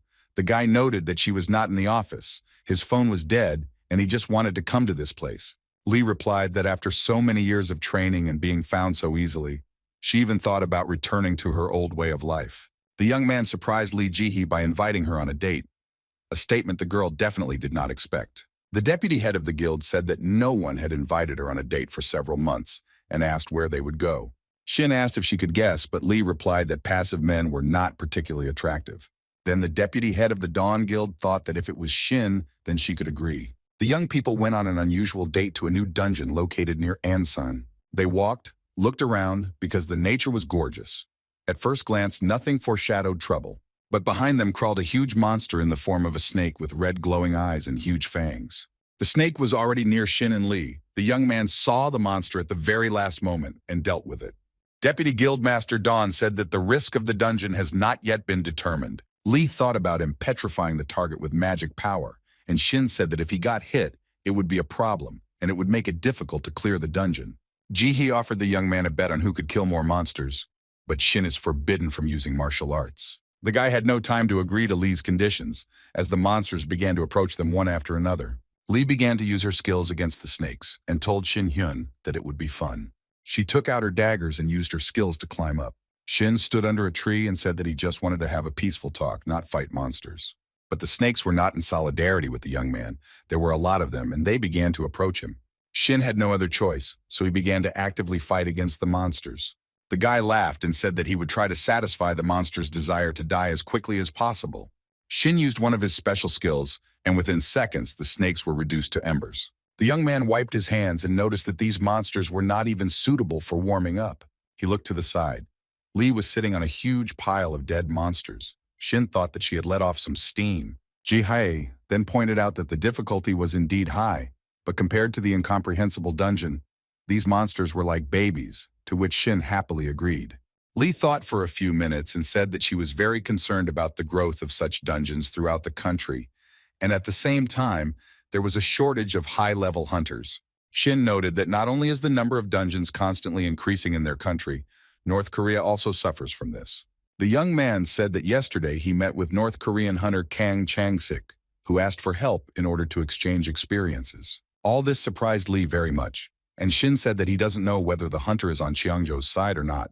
He doesn't believe him, because there is a possibility that they are acting out a scene. Lee said that she hopes that Shin did not accept his offer. She thinks that it is most likely a trap. The conversation did not fully take place, as the monsters continued to attack the uninvited guests of the dungeon. A huge, scary monster appeared in front of the young people, its eyes glowing with anger. Shin and Lee did not expect that there were still monsters left in the dungeon and were ready to fight it. The deputy guild leader Dawn jumped back a little and realized that Shin Hyun had used his skills against the monster. Lee called out the young man's name, but he did not respond to her cries. Ji was very scared because she couldn't understand what happened to the guy. The girl came closer to the young man, and he froze like stone, and his face was covered in soot. Lee wanted to say something, but a huge monster began to attack her, his eyes glowing with anger, and the snake showed his sharp teeth. The girl realized that she needed to fight the snake, so she took out her daggers. She used them very skillfully and professionally and dealt with the monster very quickly. Lee Ji-hee again approached Shin, who was standing in the clearing as if rooted to the spot, and called his name. The young man stood as if made of concrete. He did not react to any of the girl's words. She came very close and asked the guy to stop making fun of her. All this was really annoying her. Then she said that if he didn't get back to his old self, she would break him. Shin returned to his old self and said he didn't want to be saved like that. Lee asked when he learned to use teleport so quickly. The young man answered the girl that he does not pump physical damage, but puts everything into intuition. Then suggested talking about what was said earlier. The Vice Guild leader asked why Shin accepted the potentially dangerous offer, since it could be a trap. Lee noted that there could be pitfalls since it was North Korea, and Shin noted that he couldn't refuse such a show. The guy then asked if Ji-hee was worried about him. She noted that she couldn't help but worry about a superhuman like Shin, but it was up to him to decide whether to go or not. Lee said she really hoped that the young man would listen to her words because she would feel guilty. Shin noted that he always leaves the difficult work to Lee and previously only contacted him in critical situations. The guy took the girl by the shoulders and said that he would go there and she would stay here because she was the closest person who could look after Yoon Sol. He asked Lee, no matter how far away she was, to call him at any time if anything happened. Shin said that just like on Jeju Island, he would be able to fly anywhere. Lee Ji-hee was a little upset, thought about Hyun's words, and said that she was glad to hear these revelations. The guy was glad that everything worked out this way, and the young people said goodbye and went their separate ways. A lot of time has passed since that meeting, and the date of departure to North Korea has already been specified. Neighboring countries pricked up their ears, as such agreements between North and South Korea were very rare. Everything was going smoothly, thanks to Chunsik's active work. Shin had no reason to object to him. The young man and his sister Yunsol practiced in different dungeons. She reached level 54 and Shin 67. In the morning, my sister went to take a shower in order to wake up and prepare for an important meeting. And Shin was sitting on the sofa and reading something. He, as always, was calm and unshakable. The young man heard some sounds behind him. His sister called out to him, and he turned his head. The water treatments helped Yunsol. She was cheerful, happy. The girl told her brother that her overall martial arts level was 30. Shin thought that his sister had reached the initial stage of fencing. This was the beginning of the path of martial arts, and now she would be able to easily stand up for herself. A huge red and white bus was driving through the city. Who was in it, and where were the people heading? There were a lot of people on the bus. The main one took the microphone and started checking how it works. Shin greeted those present and announced that he was the general manager of this department. Level 47 warrior Jae-won Woo looked at the young man. Beads of sweat appeared on his temple. He couldn't believe that it was actually Shin in front of him. He looked at the level 46 tank Ju-yeon Seok and noted that they were all promising high-level hunters. Level 45. Priest Hana Song looked at Shin with huge, surprised eyes, and Shin continued that everyone present understood the scale of the operation that lay ahead of them. Level 45. Assassin Go Min-hyuk looked at Shin in surprise and wanted to say something to him. He asked if those present had any questions, and one of them asked to lower the microphone a little. The young man laughed and noted that they were young, so they could hear Shin so well. This request stunned the guy, and he thought that in Murim, the louder, the more effective. Shin continued to say that the North-South Korean Hunter Exchange Project is a very important diplomatic undertaking, so the operation will not be restricted by rules. Shin added that through this, he would make the employees into real high-level hunters. The people on the bus were very surprised when they heard Shin Hyun's words. The young man asked why there was such a reaction. Perhaps people don't trust him. Hana doubted whether this would be possible since they had been leveling up for so long. Shin listened to the girl and then called Yunsol's sister to give her the right to vote. The girl greeted them, said that her name was Yunsol, and that she was a sniper from Dawn, and thanked everyone who had arrived. Shin reported that in the North Korean raid schedule, Yunsol will be the leader, and the dungeon will be cleared on her command. There was a noise on the bus, and one of those present stated that the leader is usually the most experienced player, although he personally does not doubt Hunter Cha's abilities. Shin interrupted the speaker and calmly said that he entrusted this position to Yunsol. The guy who spoke out against Yunsol didn't know what to answer. He didn't expect such a rebuff and felt awkward. Shin calmly said that Yunsol has a lot of experience in leadership, having been the leader of the group in the past. The girl also reported that she had recently cleared a huge number of high-level dungeons and was able to visit the incomprehensible. The people present were shocked by what they heard from Yunsol. They couldn't even believe it. Shin and Yunsol showed a system message about her level. It was much higher. One of the guys said that recently they wrote that Yunsol is just a leader. Shin noticed that in just a couple of months, Yunsol had raised 20 levels. She had risked her life, but this risk had paid off. The girl felt so ashamed that she wanted to die of shame. The young man noted that he would help the leader Yunsol and look after them. Upon returning to their homeland, they would become real high-level hunters. Then Shin asked if the people were ready to trust him. They thought for a moment, and the whole bus was ready to follow him. The action took place inside the Kumgasan dungeon, and heavy snow was falling over the mountains. A gray-haired guy stood on the mountain. His subordinate was reporting something to him. The words were inaudible because a strong wind was blowing. This time, the young man was happy. He said that this time he would prove to Shin Hyun that he had made a mistake in his choice. A very strong wind blew, but the gray-haired young man was unwavering, looking down from above. A group of people were in the dungeon of the Port Toads, southwest of Pyongyang. The leader asked to pay attention to him. Shin showed the monsters that live in the area. They attack within a radius of 2 meters, and their claws most likely have poison. Shin clicked his fingers, and a hologram of a huge toad monster appeared in front of the people. The hunters saw it and were very surprised. The young man noted that the monster's jumping power was also quite good. If you got in its way, it would definitely not be easy. And then a huge, scary toad appeared in the clearing, its eyes glowing with a red fire. It was angry that people had disturbed its peace. Yunsol instantly fired her bow, and the arrow hit the target. The monster no longer posed any danger. Shin praised his sister, and a hunter who was nearby noted that they were definitely brother and sister because Yunsol easily defeated such a dangerous monster. The young man said that he would leave the regrouping to the group leader, and Yunsol called Young Seok to her. The girl gave out instructions. The warriors should be in the front row. The priest in the center. The tank protects the team. The reaper uses the gaps in the defense and kills the enemies. Yunsol said that she, as a sniper, would protect the group's perimeter and invited everyone to gather. Shin looked at his sister with love. Hen was sitting in a restaurant and eating. His interlocutor asked him to repeat what he had said. The guy repeated that the schedule should be as tight as possible, once every 2 days. The interlocutor was surprised and said that these were explored dungeons with an unknown risk of danger. He added that there was no precise information about the monsters, landscape, or climate at the moment, but Shin just calmly placed the knife on the napkin. And he said, getting up from the table, he smiled, "If you need to do a cleaning, do not spare anyone, but work hard." A huge toad-shaped monster appeared on the horizon, its eyes glowing red. He stuck out his tongue and was ready to destroy everything in his path. A little more, and he destroyed the hunter, but he managed to defend himself with a shield. The second man used force, rose up, and was ready to destroy the monster with his weapon. The fight was very difficult since the toads attack very well, and the presence of poison on their paws stopped the hunters a little. Another hunter warned that a monster was coming towards them, and they needed to be very careful. He was very upset, angry, and definitely not ready for this kind of test in this dungeon. Javan was completely inattentive, so he got into serious trouble.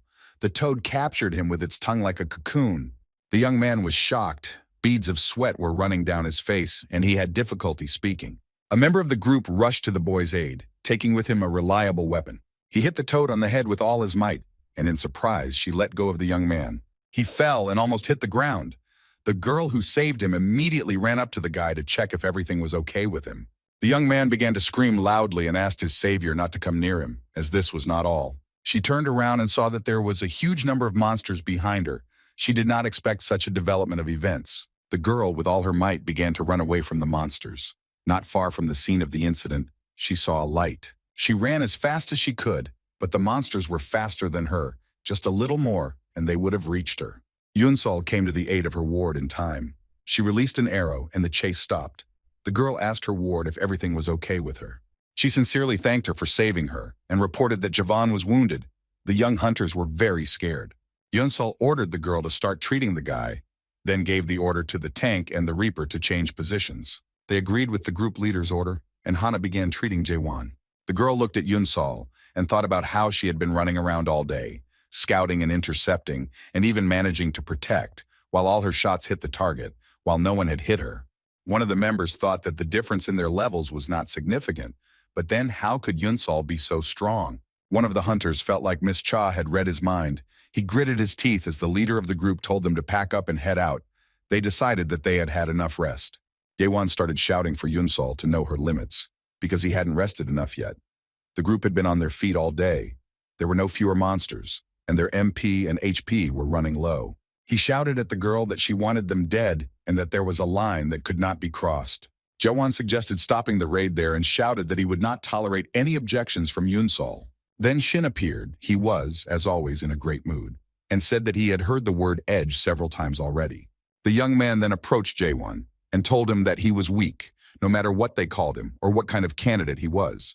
Shin said that he has to question if it's enough even when he doesn't have the strength. He pointed to the other hunters and noted that others also make mistakes. He pointed at Yunsol and noted that their levels weren't that different, but she was stronger because she never gave up in the face of death compared to the others. Shin pointed out that he himself had to make himself stronger, but he gave up very quickly. Jaewon replied that he understood Shin, but the young man continued that he too was not so strong to begin with. Then Shin smiled. He remembered how difficult his path was, but he was able to become clever and even famous. The young man told the young hunters that patience alone would not be enough, and that it would definitely not make you stronger. The people who were in the clearing were terrified because the sky turned black from the number of monsters in it. Shin stood calmly and watched everything. The young man folded his hand into a fist.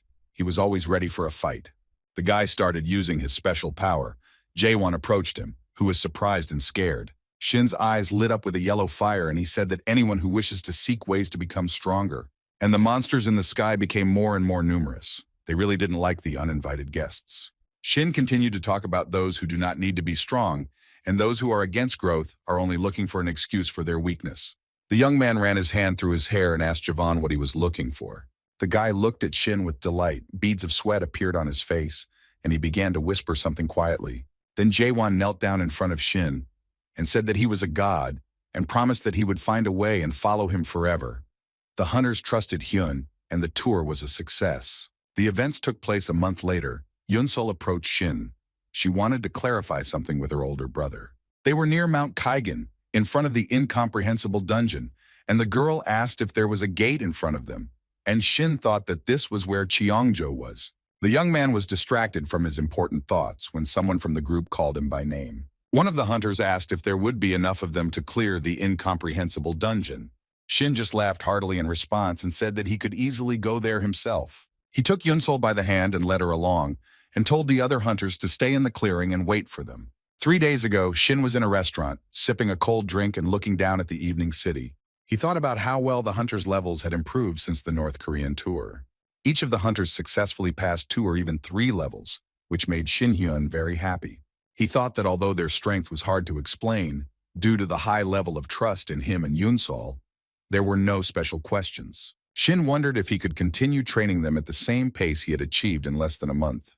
The guy drank the drink and thought that no one was bothering him, and if everything was going smoothly now, it was not a fact that after some time everything could change. He knew that he was specifically clearing high-risk dungeons so that the experience and money would be with them.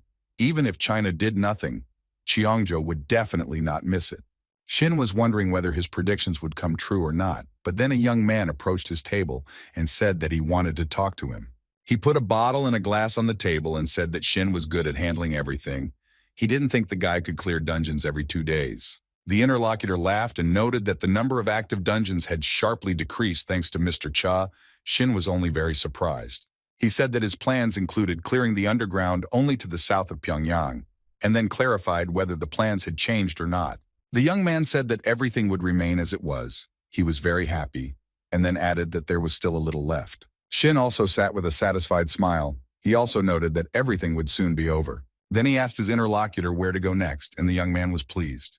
A group of hunters slowly moved inside the Kumgasan dungeon. A fine, nasty snow was falling. Yunsol's teeth were chattering. She called her brother and told him that it was much colder here than they said, simply unbearable. The girl said she thought everything would be fine because the equipment was cold-resistant, but she needed to take more clothes. Shin heard that all the hunters were complaining about the cold, and he thought that even his sister had problems with her temperature and it wouldn't be easy. One of the hunters approached him and asked if they should turn back, since it was too reckless to go further. Shin got angry and asked the young man what had happened to him because just yesterday, he had eagerly offered his services as a guide. The cold made a tear run down the boy's cheek, and he thought about how he had been too impulsive and what the hell had bitten him. He knew that this was a dangerous dungeon from which he had to escape.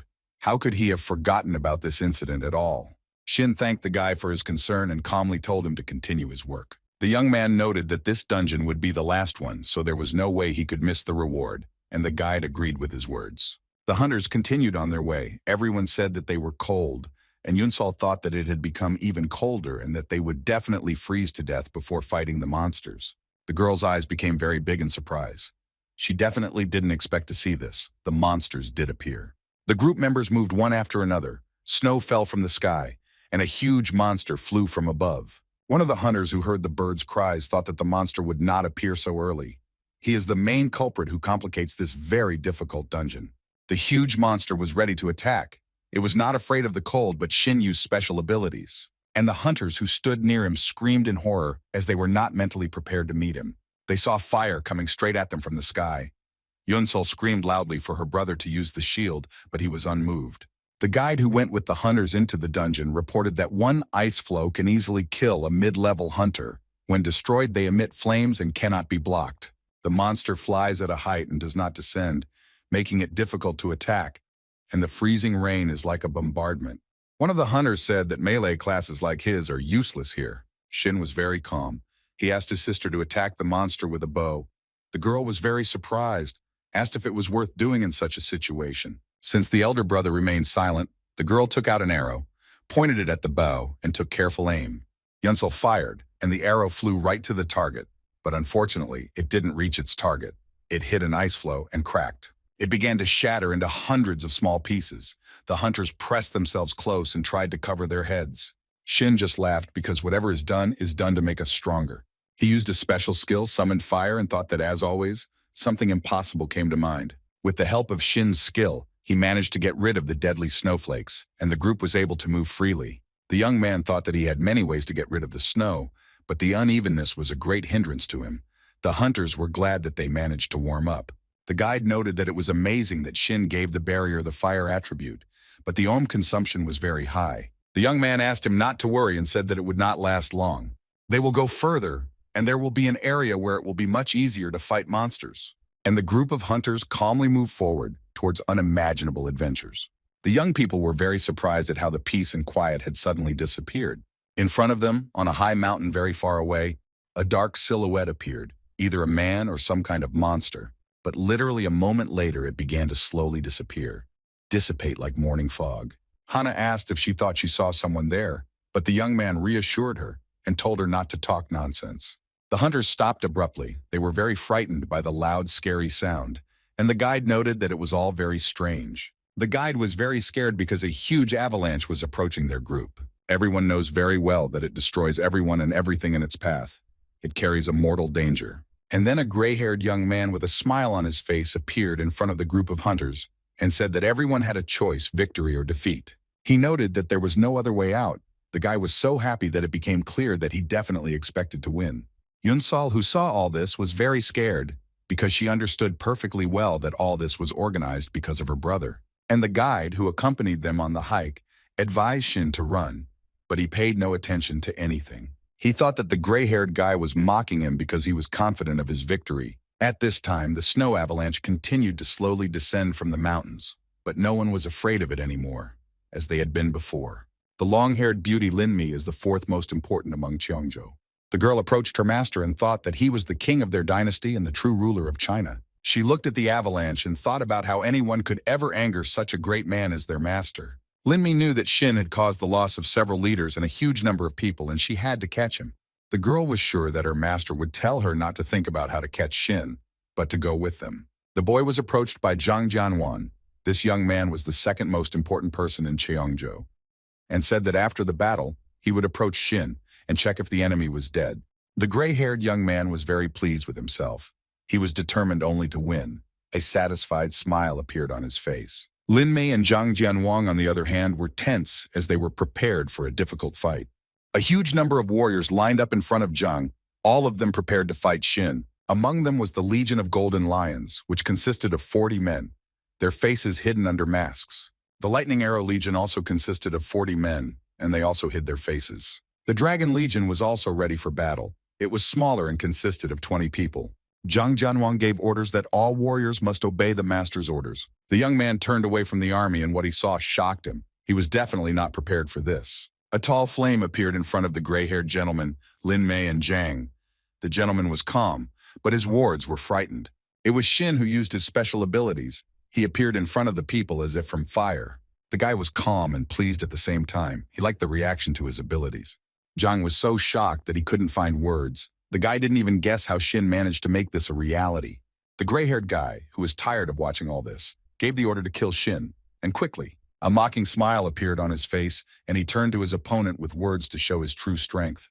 Shin was the picture of calm. This young man, despite everything, was confident in his abilities. The group members who went on the raid with Shin were very scared. They could not understand what was happening because the enemy soldiers lined up in a column and began to walk. The guy's eyes were burning with fire. He was already in anticipation of victory, since he understood that he had a whole army against Shin. The guide who accompanied the hunters looked at the enemy warriors and thought about who they were and what had happened in one moment. The young man understood that it all started with an avalanche, and then many warriors appeared. The hunters didn't expect this. They felt as if someone had thrown a huge snowball at each of them. Shin went against the wind. The young man had an idea to stop the avalanche. His charges shouted at him not to go, to stop, to go back, but the guy set a goal for himself. He got as close to the avalanche as he could, the strong wind blowing in his face, but he used the skill. One of the hunters in Shin's group thought that the force that stopped the avalanche was invincible and even existed, and the fact that Mr. Cha was with Marima was also no less shocking. The guide approached the warlike people and asked who they were to threaten them. then asked if the avalanche was their doing. The gray-haired guy was very surprised and noted that the hunter made a lot of noise and noted that there was nothing that was not subject to the master. And then the hunter of Shin's group had a very bad headache. He grabbed it with his hands, his face twisted in pain. The gray-haired young man noted that the boy was very impudent, then asked what happened to his memory, since he had sworn to give his life for him. And then the guide had a memory of himself kneeling before the blonde man. Shin clapped his hands and noted that his opponent had manipulated the hunter's memories very well and even erased some. Cha admitted that these were not bad skills. Then he asked the gray-haired young man where he learned Korean, since he speaks it quite well. And he replied that he did everything for the sake of this meeting. The blonde-haired boy finally introduced himself. His name was Yang Cheng. He said that he was the head of Cheongjo and the heir of the heavenly warrior. Shin, hearing these words, only laughed loudly. He called his interlocutor a boy and noted that this was all very interesting. Then he asked Yang Cheng if he knew where the heavenly warrior was now, since he was his successor. The fair-haired guy with a smile on his face noted that he also really wanted to hear something from his lips. He admired his abilities, and it was not so easy to reach such a level. And then he laughed. Shin asked if his interlocutor admired him, and how dare he laugh at him, and then added that Yang Cheng was not even worthy of this. Yunsol stood aside, thinking that the guys were like little children. The fair-haired young man continued to laugh and noted that Shin had gone too far. Then a huge cloud of smoke, dust, and dirt rose up as if after a powerful explosion. The hunters who came to explore the dungeon with Shin began to cough heavily and cover their faces with their hands. And Yanshin continued to tell Shin that his arrogance would be his undoing, because he didn't even know why this dungeon was called incomprehensible. And it all arose because a powerful monster appeared in the dungeon, and its existence was recognized as a disaster. Then Yan Cheng added that the Ice Phoenix, that very strong monster, would teach him a lesson. Shin clarified with his opponent that he had lured him to North Korea for this very reason, to play snowballs and have cockfights, because this was not at all serious. The young man used his skill and said that if Yan Cheng was so sincere with him, then he would reciprocate in kind. Shin used his special skill against the monster bird that was already flying towards him. Yan Cheng only became very cheerful. He saw that Shin had used a special skill. Mr. Cha, seeing the consequences of his power, was also very surprised. The monster bird lost a piece of its head from the blow, but continued its flight towards its target. Yan Cheng was very happy and asked Shin what he thought about dealing with the monster of the incomprehensible dungeon so easily. He added that the bird would not die as long as it had energy. Shin lowered his head, and the enemy continued to mock him. Mr. Cha thought about something for a while. A weapon appeared in his hands, and the guy said that nothing was impossible for him. Shin looked at the enemy's huge army, then at his weapon, and told it that he very much hoped that it would not disappoint him. The warriors began to talk about the guy holding a training sword. Shin thought that his stars were bright. Shin Hyun had a simple sword, but a polar sword. He considered it a part of his essence. Bird monsters were approaching the young man. They were very scary and huge, and he asked for a sword to punish his enemies. What happened further away took everyone by surprise, and Lin Mei's mouth dropped open in surprise. And Zhang Jianwang screamed in horror. His hair stood on end, and beads of sweat appeared on his face. Yanshin's eyes were burning red, his mouth was twisted into an evil grin, and his nose was wrinkled. And Shin said that he should know his place. That was the moral of his words, the real emperor of the sword. The young man was very pleased. The guy took the weapon out of its sheath, raised it up, activated his power, and walked forward. There were huge monster birds flying above Shin Hyun, but he didn't pay any attention to them. He went against all odds, using only his sword.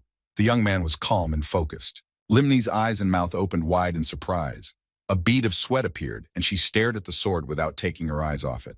The hunters from Shin's group noted that the sword in the hands of this young man was like floating clouds, like a leaf that stirred the surface of the water. Shin's opponent, a fair-haired young man, was also shocked by what was happening, his mouth opening in surprise. Limni, as if waking up from a dream, was very surprised. The girl turned to Zhang. She noted that she had just come to her senses, and Shin Hyun was already in front of them. The young man uses his weapon with precision and skill, and moves towards them with purpose.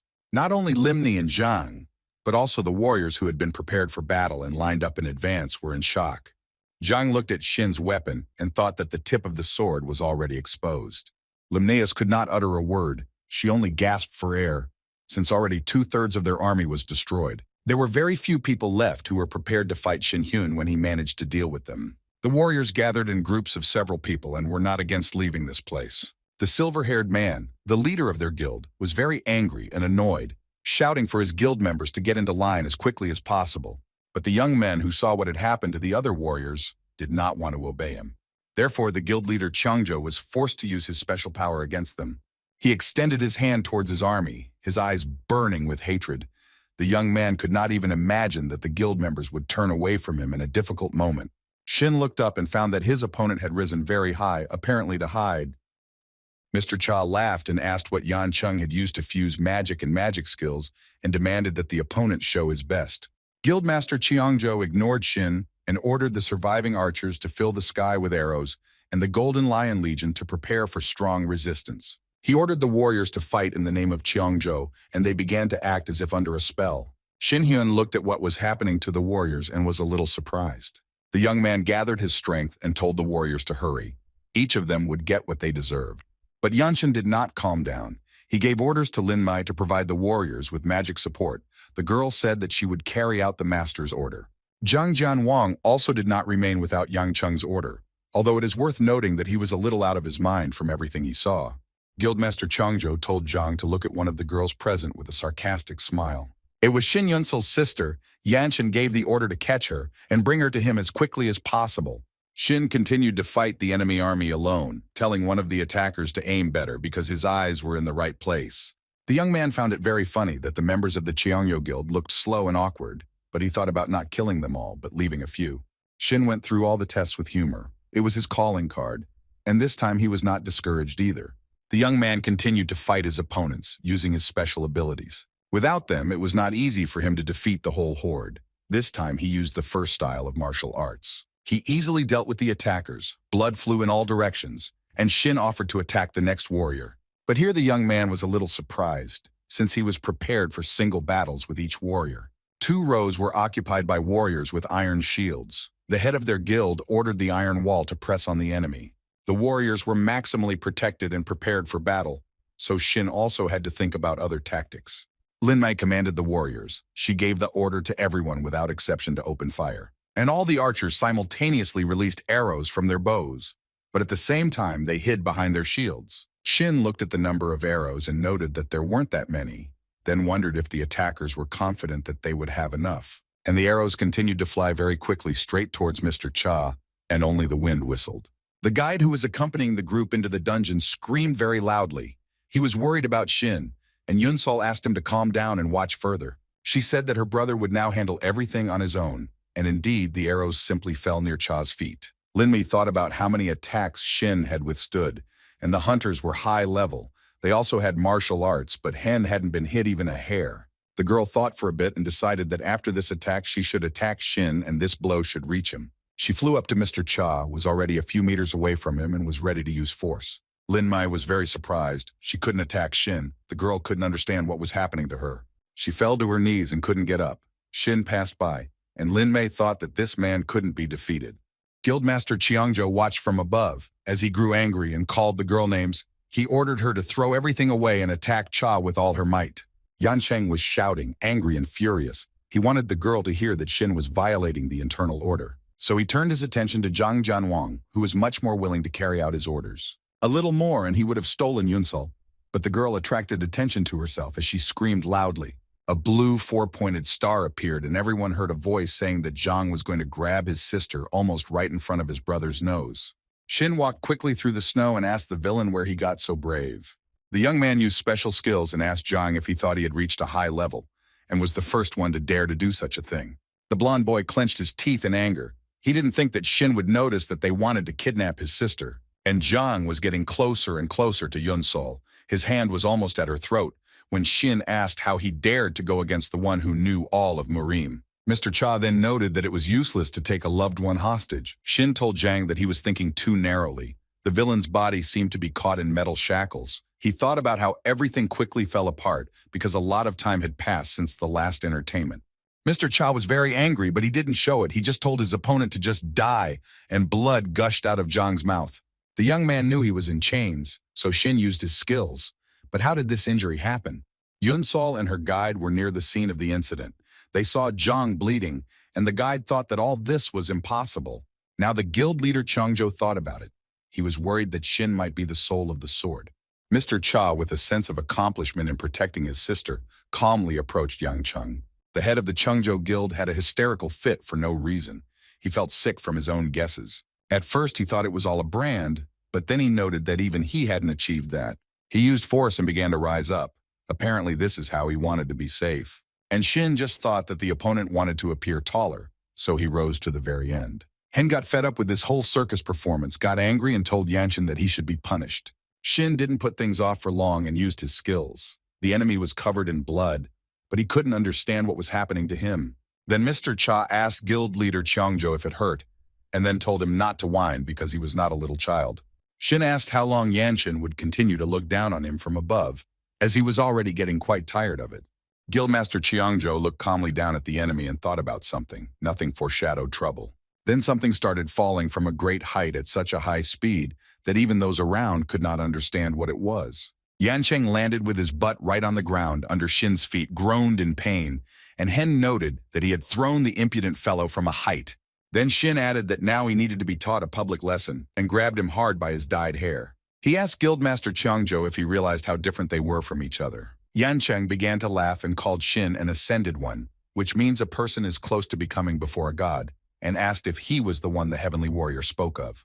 Then the blonde added that Hen was not ready yet. These words surprised the young man. And Yancheng kept saying that Shin would hate the heavenly warrior. He was like that from the very beginning too.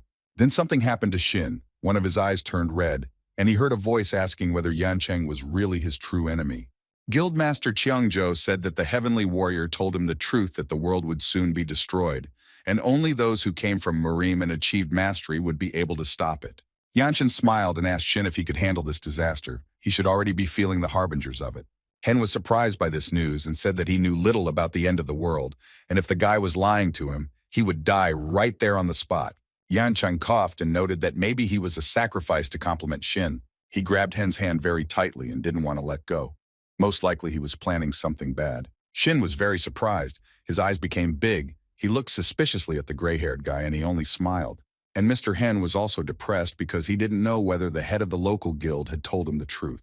Yancheng decided to take advantage of this situation and use spirit magic.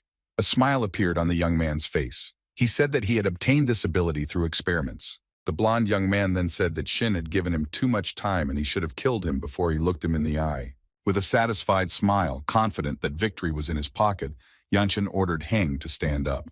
He obeyed, and the young man noted that Shin was under his complete control, then asked how he felt when someone controlled him. A victorious smile appeared on the face of the local guild leader, and he decided to play a little before winning and to test Mr. Cha.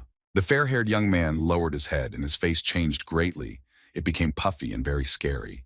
And then Shin asked the head of the Cheonjo Guild what he was doing.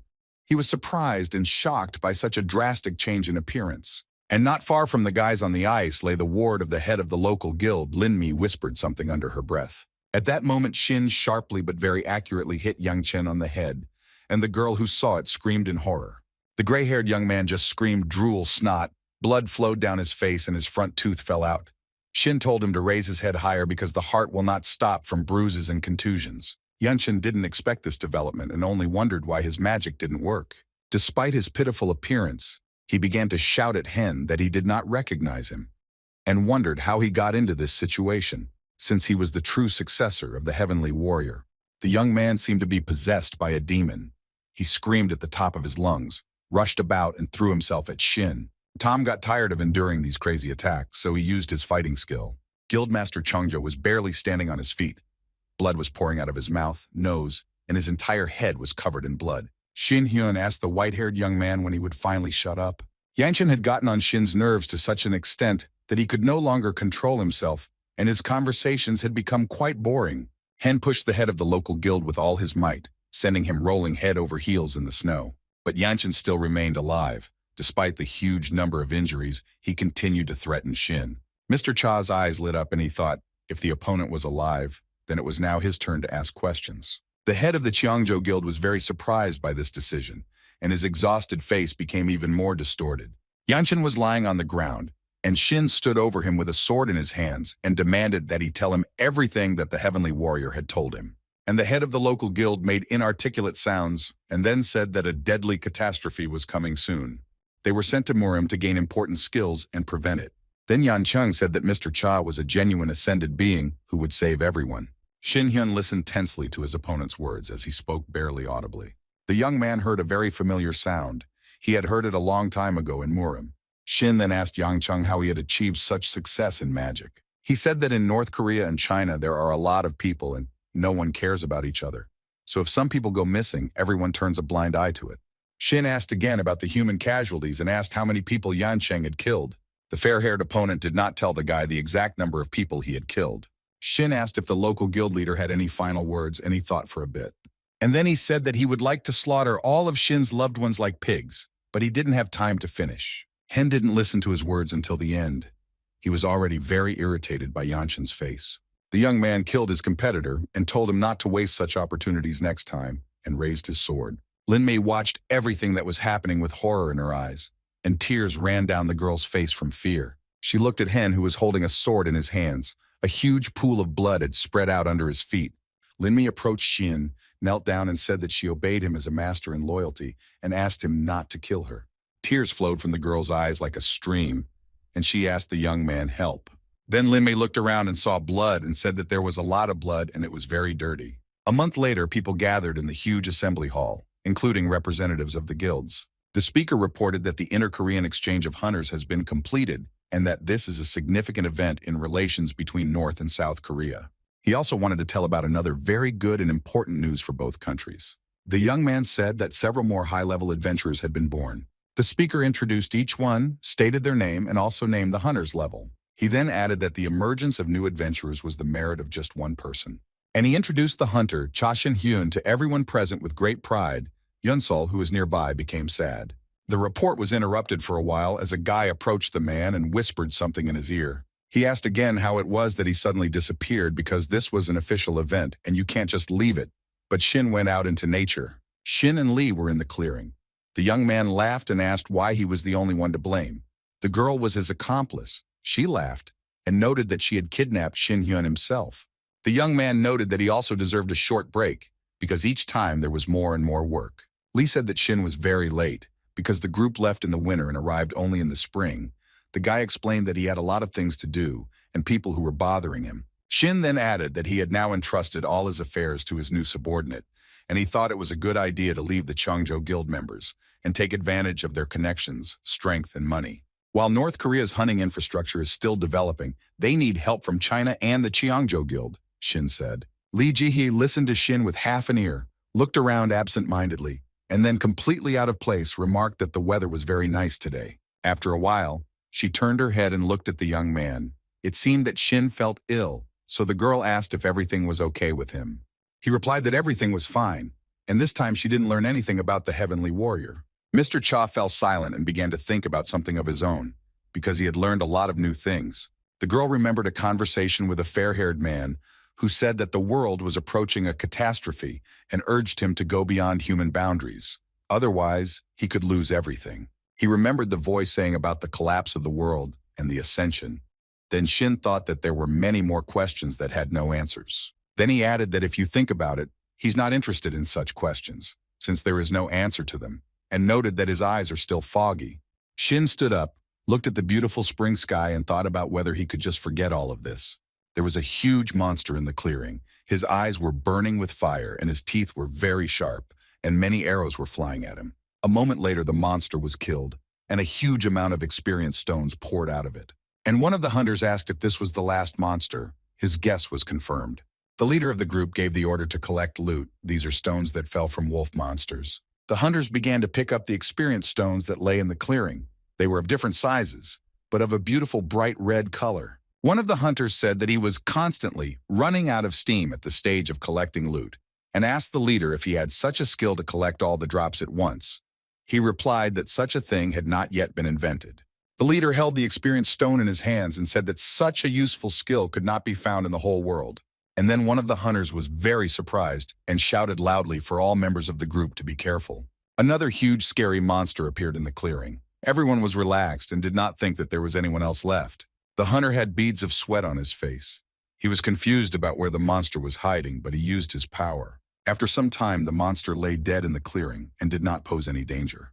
The hunters collected the experienced stones, their things, and began to leave the dungeon, and the leader of the group thought that one monster did not drop a magic stone, and this should be reported upon arrival. A young man approached the leader and said that he had received a call from the Chiaxin dungeon. He asked what happened. The assistant replied that the body of a monster was also found in that dungeon.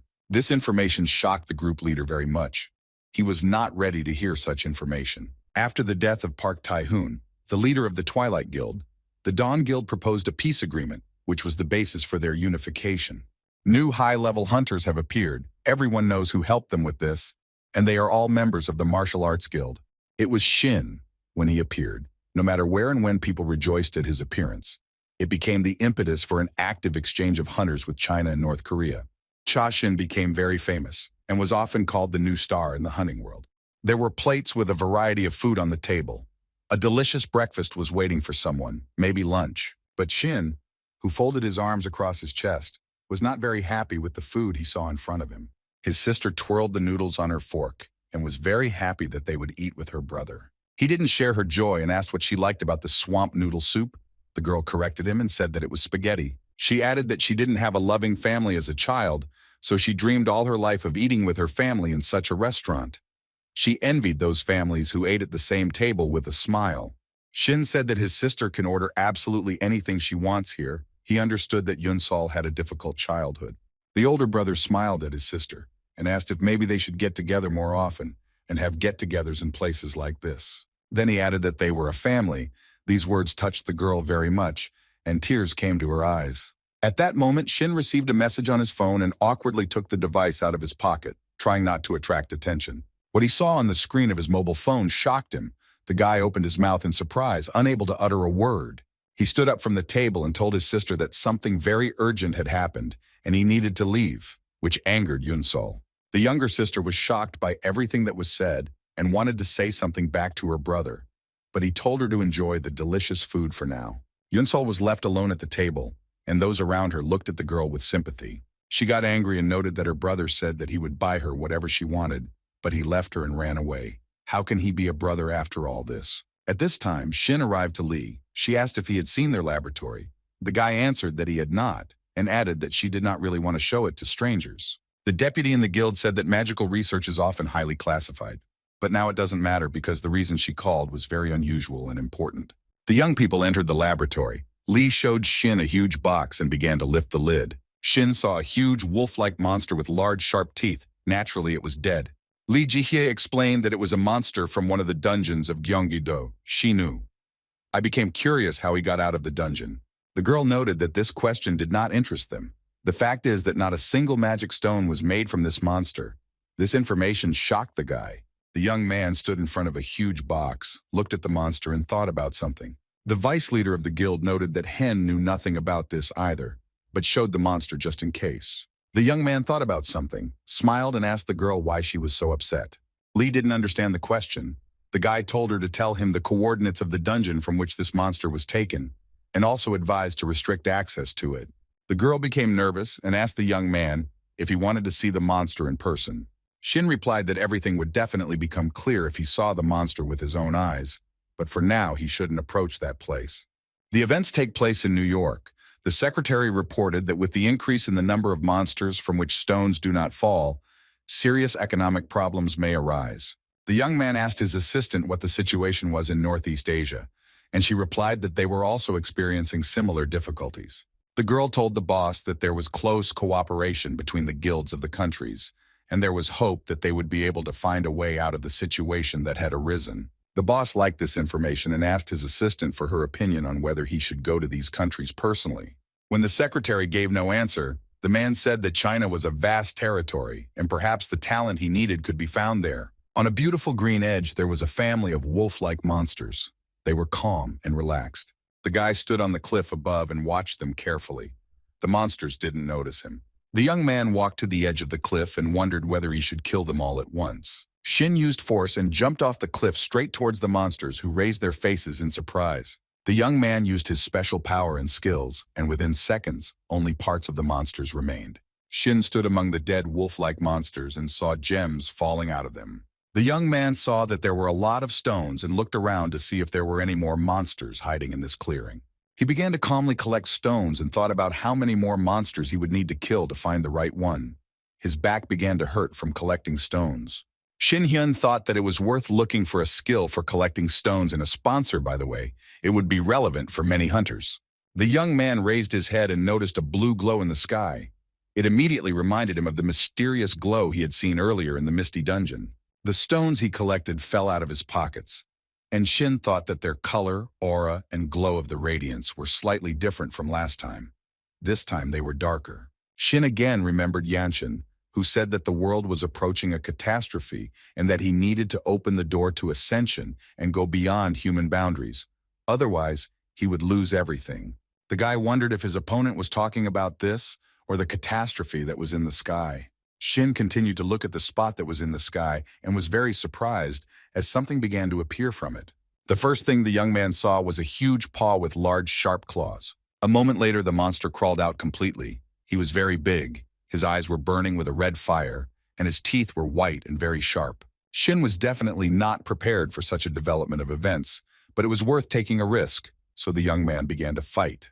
In an instant, only a few parts remained of the wolf-like monster, all thanks to the boy's special skills.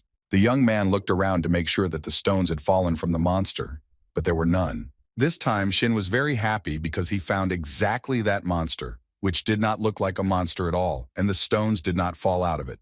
Shin Hyun thought for a moment and realized that the monster came from there, from that other world. The young man looked at the sky and wondered what was hidden behind this crack, whether the heavenly warrior knew about it. He seemed to hear him, began to laugh, and thought that they would meet very soon. Even though he was wrapped in huge metal shackles, he was having fun. Shin continued to think about what was beyond that blue spot and thought that there were most likely gods there. The young man paused and noted that he was absolutely certain that wolf-like monsters appeared from there, and when they died, they did not drop stones. Shin came closer to the strange spot and stuck his hand in there, and it was as if he had fallen into jelly. The young man said that it looked very much like the misty dungeon, and it was very important to make sure that it was not disturbed. The guy realized where the special monsters were falling out from. It turns out they can pass through cracks, and the crack is the entrance to the dungeon. The guy's head began to split, as he could not understand what the point of ordinary monsters was then. A lot of thoughts came to mind. One of them was that the current dungeons were something like training. Whatever it means, the guy will have to work hard, because it still won't be enough for any kind of evidence. Shin came to the conclusion that he needed to watch for a while longer. Perhaps someone else would see the crack. The young man decided that he needed to go to Jeju Island, because there was also an interesting dungeon there. Thanks to such a skill as teleportation, he was very quickly on the spot. The hunters of the local guild saw him and ran to meet him. Guildmaster Tamra told Shin that they hadn't seen each other for a long time and asked how Mr. Cha was doing.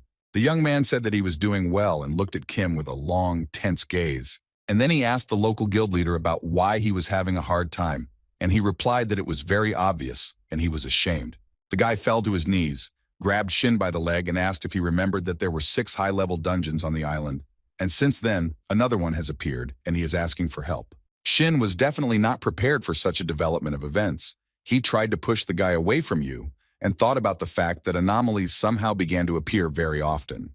Lin Mei, the new guildmaster of Chengzhou, spoke on the phone about the dungeon anomalies that have been occurring in China since the second half of last year.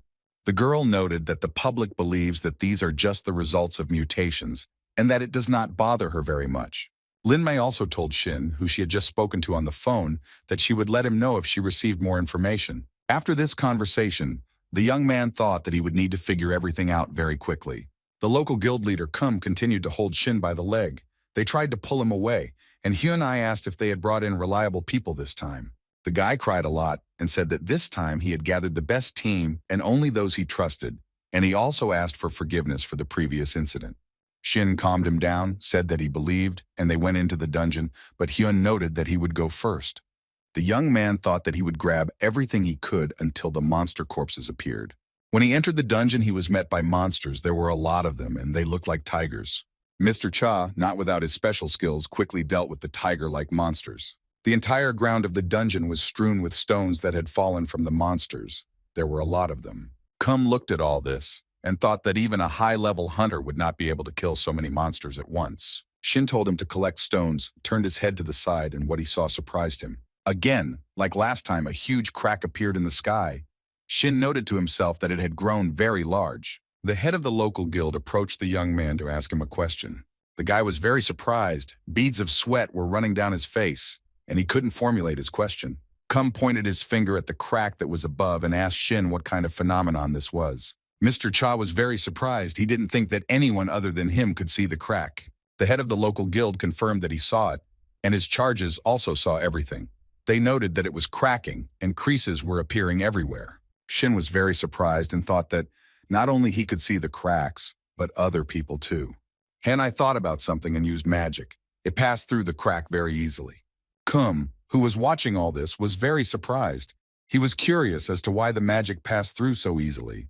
Further events unfolded in the Chiaksen training dungeon, which was unusual because there were guards there. One of the guys was suffering a lot because he wanted to eat and asked his friend if he had something to eat. He replied that he only had dried meat and whether such food would be suitable.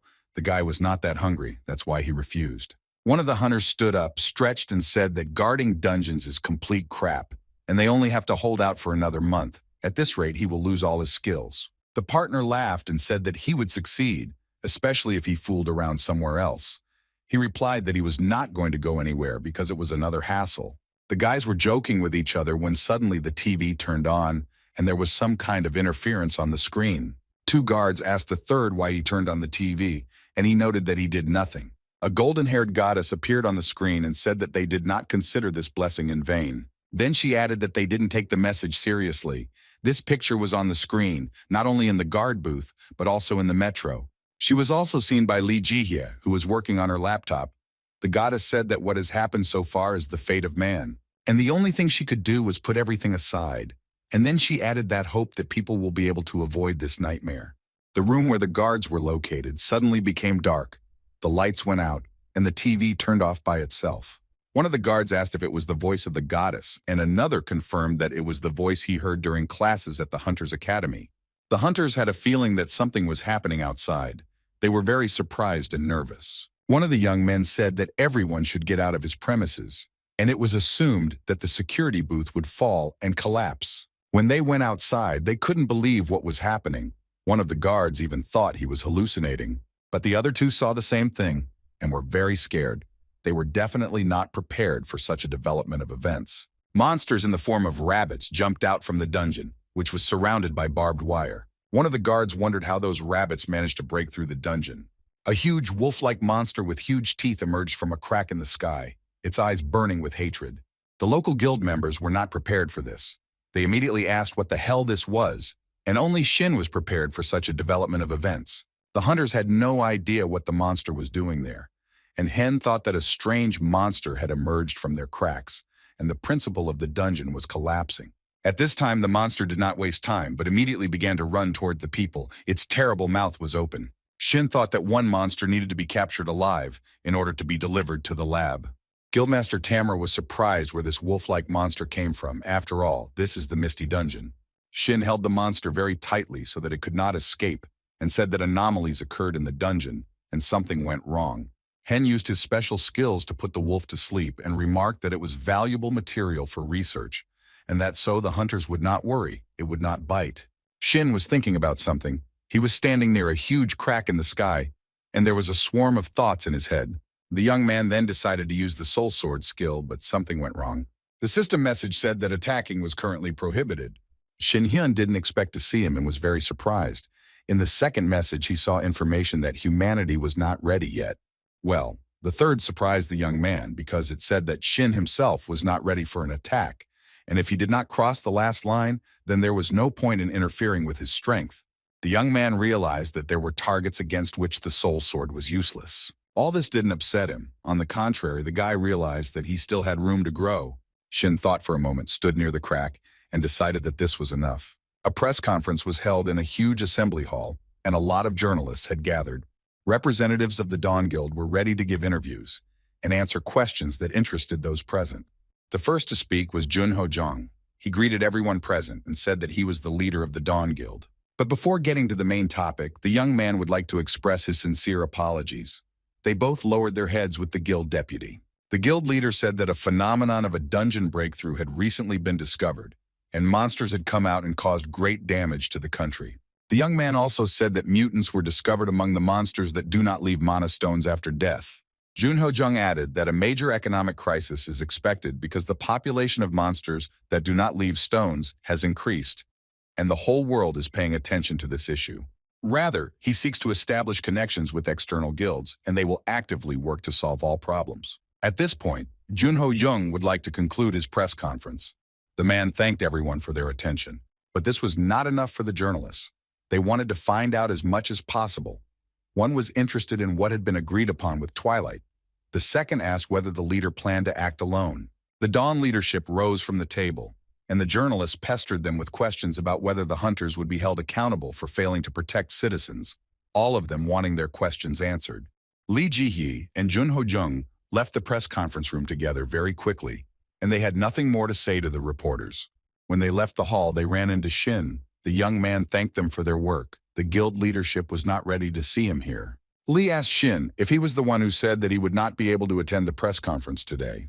Shin said that he hadn't been able to do it, but at the very last moment he received a very interesting offer, which he decided to tell the management about.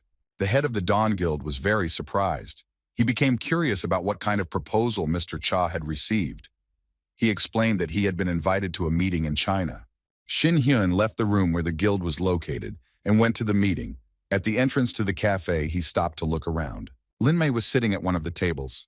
It was she who invited Shin to a business meeting. The girl greeted Mr. Cha timidly. She felt awkward. The young man sat down opposite the girl at the table, and the pause dragged on. Lin Mei did not know how to choose the right words. Shin immediately asked why she had called him, noting that he had heard that the matter was very urgent. The girl's face was so wet that beads of sweat appeared on her face, and she said that she had come to ask Shin for a favor, and he was very surprised. Lin Mei said that she wanted Mr. Cha to represent China in the negotiations with the United States, but he just wondered why he needed all this. The girl noted that they do not have a hunter in the guild who could represent China, and the hunter who will come from the USA is the strongest in the world, Alex Winchester. Shin got up from the table and said that it was none of his business. If the girl was going to continue talking this nonsense, then he would leave. Lin Mei really wanted Shin to represent China, so she said that Korea would be given the right of first refusal. Only these words made Shin stop. The young man thought about the offer. And then he specified what kind of advantage would await them. And based on this data, he would make his decision. The girl said that her guild was ready to share the information obtained during the negotiations, the benefits of cooperation that China would receive. Shin scratched his beard and smiled. It was a good offer, and he decided to take full advantage of this opportunity. The young man sat down at the table again. He was in a good mood, and he told the girl that he would fulfill her request. Lin Mei was very happy.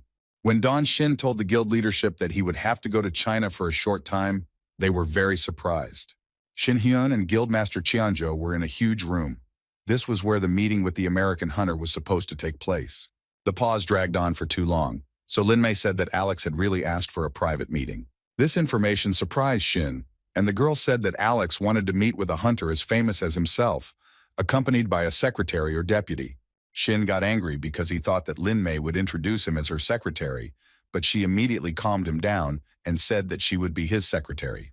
The young man finally calmed down a little and said that it would be fun, but the girl saw no reason to have fun. Shin answered her that she would understand everything herself when she saw the American hunter Alex in person. The guest was not long in coming. He entered the room together with the secretary and greeted those present. The hunter said his name was Alex Winchester and that he was accompanied by his deputy, Barbara Allen.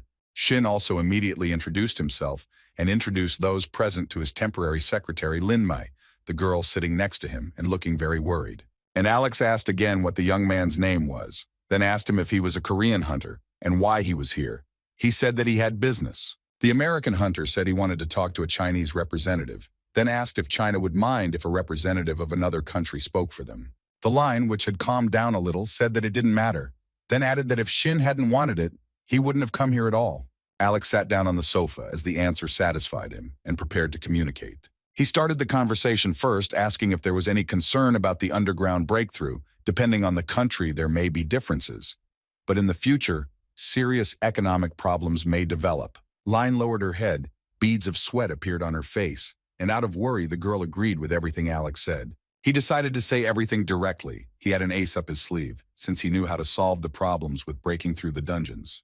Lin Mei. She raised her head. Her eyes were very wide open, and she was simply surprised. Did it seem to her, Or did she really hear that Alex had options for solving the problem? He also said that he was putting forward a hypothesis, but the probability of this is very high. Research was recently conducted, and based on their results, everything will become much clearer. Limmy said that it is not yet possible to say that there is a way out of the current situation and clarified the reason for his arrival. Alex didn't beat around the bush and said that he decided that China's strength could turn theory into reality, but there were very few worthy hunters. He looked at the girl intently and said that there really were very few hunters like her, but she didn't understand what Alex meant.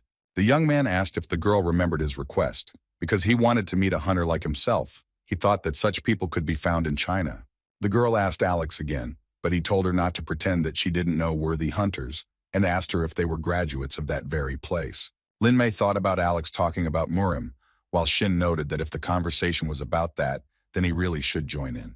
The young man didn't beat around the bush. He immediately asked Alex if he was looking for people who had returned specifically from Murim.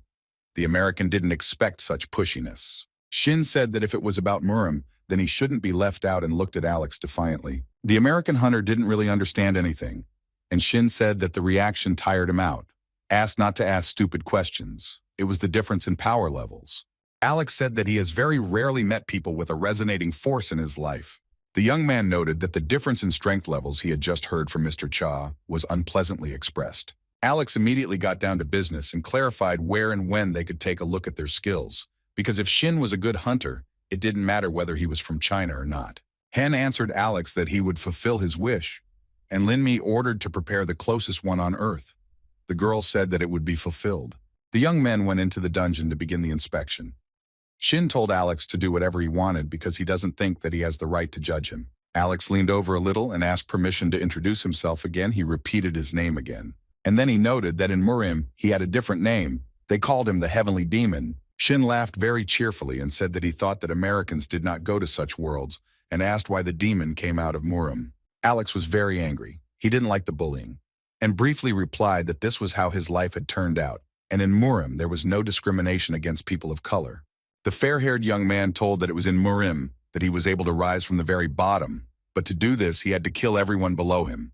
This is where his demonic cult manifests itself. The bastards attack him themselves in order to kill him, so killing such people is doubly pleasant for him. Shin said that he was tired of talking and that he was giving the guy 3 tries to get Alex to attack him. A grimace of either envy or disgust appeared on the American hunter's face, and he replied that Shin was very kind. Thus began the struggle between 2 hunters, a Korean and an American, each wanting to appear better and stronger. The young men were fighting in the dungeon, but then something unexpected happened. The American hunter twisted his leg, and he fell to the ground with all his might. Even Shin Hyun did not expect such a turn of events. Then Alex very quickly and deftly got up from the ground and continued to attack his competitor. Shin was surprised.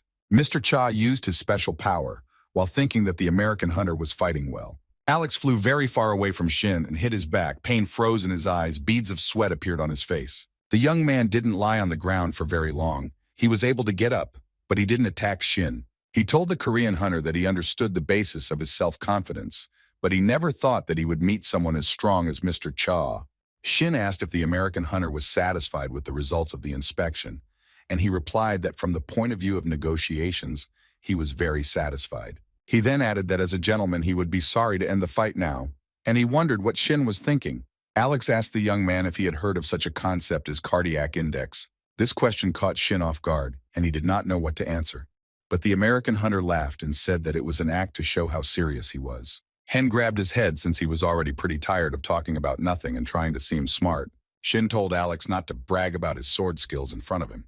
The young man smiled and noted that he had excellent swordsmanship and no one had equal to him. The American hunter fell to his knees in front of Shin, which surprised him greatly. He started laughing and asked Hyun if the executioner could execute him here immediately. Shin also became amused. Cha noted that the end of the invincible had come and said that if the demon had come to his senses, then the executioner was obliged to show mercy. Then Shin got serious and asked Alex what ideas he had for solving the monster problem. The American hunter became very serious after a minute, thought for a moment, and told his plan. He thinks that there is an inner sanctum of monsters where the mana stones are located. Shin thought about the words of his American colleague. He himself could not come up with such an idea. The young man asked if the inner circle was not a crystallization of energy accumulated by the spirit over hundreds of years. Alex said that by Murim's standards, Shin is right, but the formation process and nature are different, but the essence is the same. They contain the energy of monsters. Shin said it was a long story, but what was the takeaway from it all? The American hunter said that the mutant corpses could be used to create an inner circle. Hen replied that it all sounded like the soul was being extracted from the corpse. Alex held the stone that fell from the monster and noted that there was nothing wrong with it. He pointed out to Shin that some martial arts were very similar to the martial arts of the green-blooded, who absorbed the spirit. That's why he thought that there must be such a thing as a suction technique or something like that, Alex added. Shin thought about it and noted that only a demon could come up with such an idea, and Alex pointed out that not all demons are evil. The young people hugged, and Hen said that it was time to return and that a deal needed to be made. The guys returned to the room and decided to get down to business. Shin agreed to cooperate with the United States in this matter. Lin Mai, who was present at this conversation, was shocked. Hen told the girl not to worry and everything would be fine. Alex held the documents in his hands, read what was written there, and suggested summing up what had been said earlier. The young man then said that the profit would be divided equally between the parties. Alex added that exclusive development rights would also be guaranteed to China and Japan, and Lin Mai was very surprised when she heard these words. The girl asked that the gentleman would be able to stop supplying the products whenever he wanted. Shin laughed and confirmed her guess. He started laughing mockingly, and then asked if he should keep the girl on a leash, and she almost fell through the ground. Alex, who heard all this, said that he promises to fulfill the promises on his own behalf, but to the best of his ability. The American hunter then emphasized that this condition primarily depends on the success of the deal. The young men shook hands, and Shin was very pleased with these conditions. In just a little while, the plane will land in the American city of San Francisco. 2 hunters flew there, the Korean Shin Hyun and the American Alex Winchester, who was the one who invited Mr. Cha here. The young men entered the laboratory, but Shin noted that this room was completely different from an ordinary laboratory, while Alex assured them that it was the largest in the western United States. He noticed that he really didn't like the word fragile in the manufacturing process, so he built it to be very robust. Alex showed Shin a device called a mana stone extractor, but Hen thought that there was nothing unusual about it. The American hunter said that you need to put your hand on the device and accept its energy. Then, in a special compartment, an artificial liner appeared, which was produced by Alex's own efforts. He showed the stone to Shin Hyun and said that everything was going well so far, but the guy started sweating and he stopped the American. Shin asked if a dead monster could feed on energy like he could, then added that he wouldn't do that if he were alive. Alex understood what the problem was and asked Shin to help him with this difficult matter. Hen asked if there had ever been a demon in Shaolin, and the American hunter noted that demons don't go there. Shin said that Alex is like a bird in a cage and let him create a Shaolin Taoist group. An interesting thought came into the Korean hunter's head, and he began to think about something. Then the young man began to smile and said that he thought he had figured something out. The guy remembered about the artificial nidon. After all, this technique exists in Murim. Alex was shocked, and Shin continued that the most famous temple is the Great Shaolin. The American hunter said he thought that this was how the Taiwandong Temple came into being. Then the guy added that he didn't know about it and had almost no interest in political factions. Shin said that it was a good idea, and Alex asked how he could even think of such a thing. Alex asked the guy if he minded if he called someone over for a couple of minutes. Shin asked who, and the young man replied that he wanted to invite the creator of the prototype, a level 70 craftsman, and added that he had returned from Murim. A tall, broad-shouldered man entered the lab with a carrier in his hands. He introduced himself as Tyrone Wilson. The young man said that he had brought what was asked for and placed the carrier on the table. Shin didn't waste any time and was ready to get down to business. He opened the carrier. The young man pulled out some kind of monster from it. It was swamp-colored and had some kind of growths all over its skin. He immediately began to use his magical abilities, explained his work to those present, that it was magic. The monster in his hands spun around like in a centrifuge. The guy explained that in this way, he modified the suction function. Very soon, a huge blue drop of monster energy formed above Shin's hands. The guy squeezed it in his hand and said that the energy was very unpleasant, apparently because it was taken from a monster. He transferred the energy to the converter and said that he felt not very comfortable. The device started its work, and it took time to understand whether the tire was working effectively or not. And everyone who was in the laboratory froze.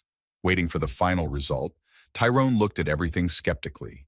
After some time, a small round blue stone appeared in the converter tray. Shin said that everything was ready, took the stone in his hand and demonstrated it in front of the Americans. Everyone was very surprised.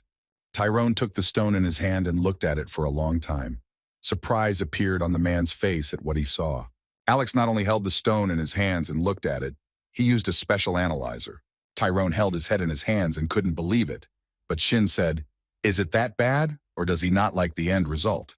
The young man noted that he liked everything. He was just very surprised because this stone was very similar to the mana stone, and he even doubted whether it was real. Shin was pleased to hear these words and asked if it wasn't obvious the success of this idea, especially since he had already done everything himself, and the young man laughed cheerfully. The dark-skinned young man thought for a while and asked Shen if he could use this technique. The guy said that in order to use this device, you need a master who has magic. And to do this, we will have to teach him a modified absorption technique, if that is possible. Shin said he didn't care, but he didn't finish his sentence. The pause dragged on and the American guys couldn't understand where he was going with this. Hen will continue. He noted that in order to learn this from him, they will have to go through a lot of difficulties. Are they ready to grit their teeth for the sake of learning? Americans don't thought it would all be so difficult, but they agreed to Shin's proposal, and a week later, they were ready to start working again. It was obvious that the dark-skinned guy had a hard time learning, but he got down to business. Using a modified energy absorption technique, he extracted energy from the monster. Then he transferred it to a special device, and everyone fell silent in anticipation of the final result. After some time, a small blue stone appeared in the converter tray. The Americans were surprised. They didn't think that they would succeed the first time and immediately after training. Alex hugged Tyrone. The young people were very happy that everything worked out the first time and that success awaited them. The American hunter then told Shin that this was just a crazy technique, and he couldn't believe that he learned all this in just a week. Shin smiled wryly and said that violence was the best way to learn something quickly. Hyun turned to the exit and said that that was all, and it was time for him to return to Korea. The Americans were very surprised.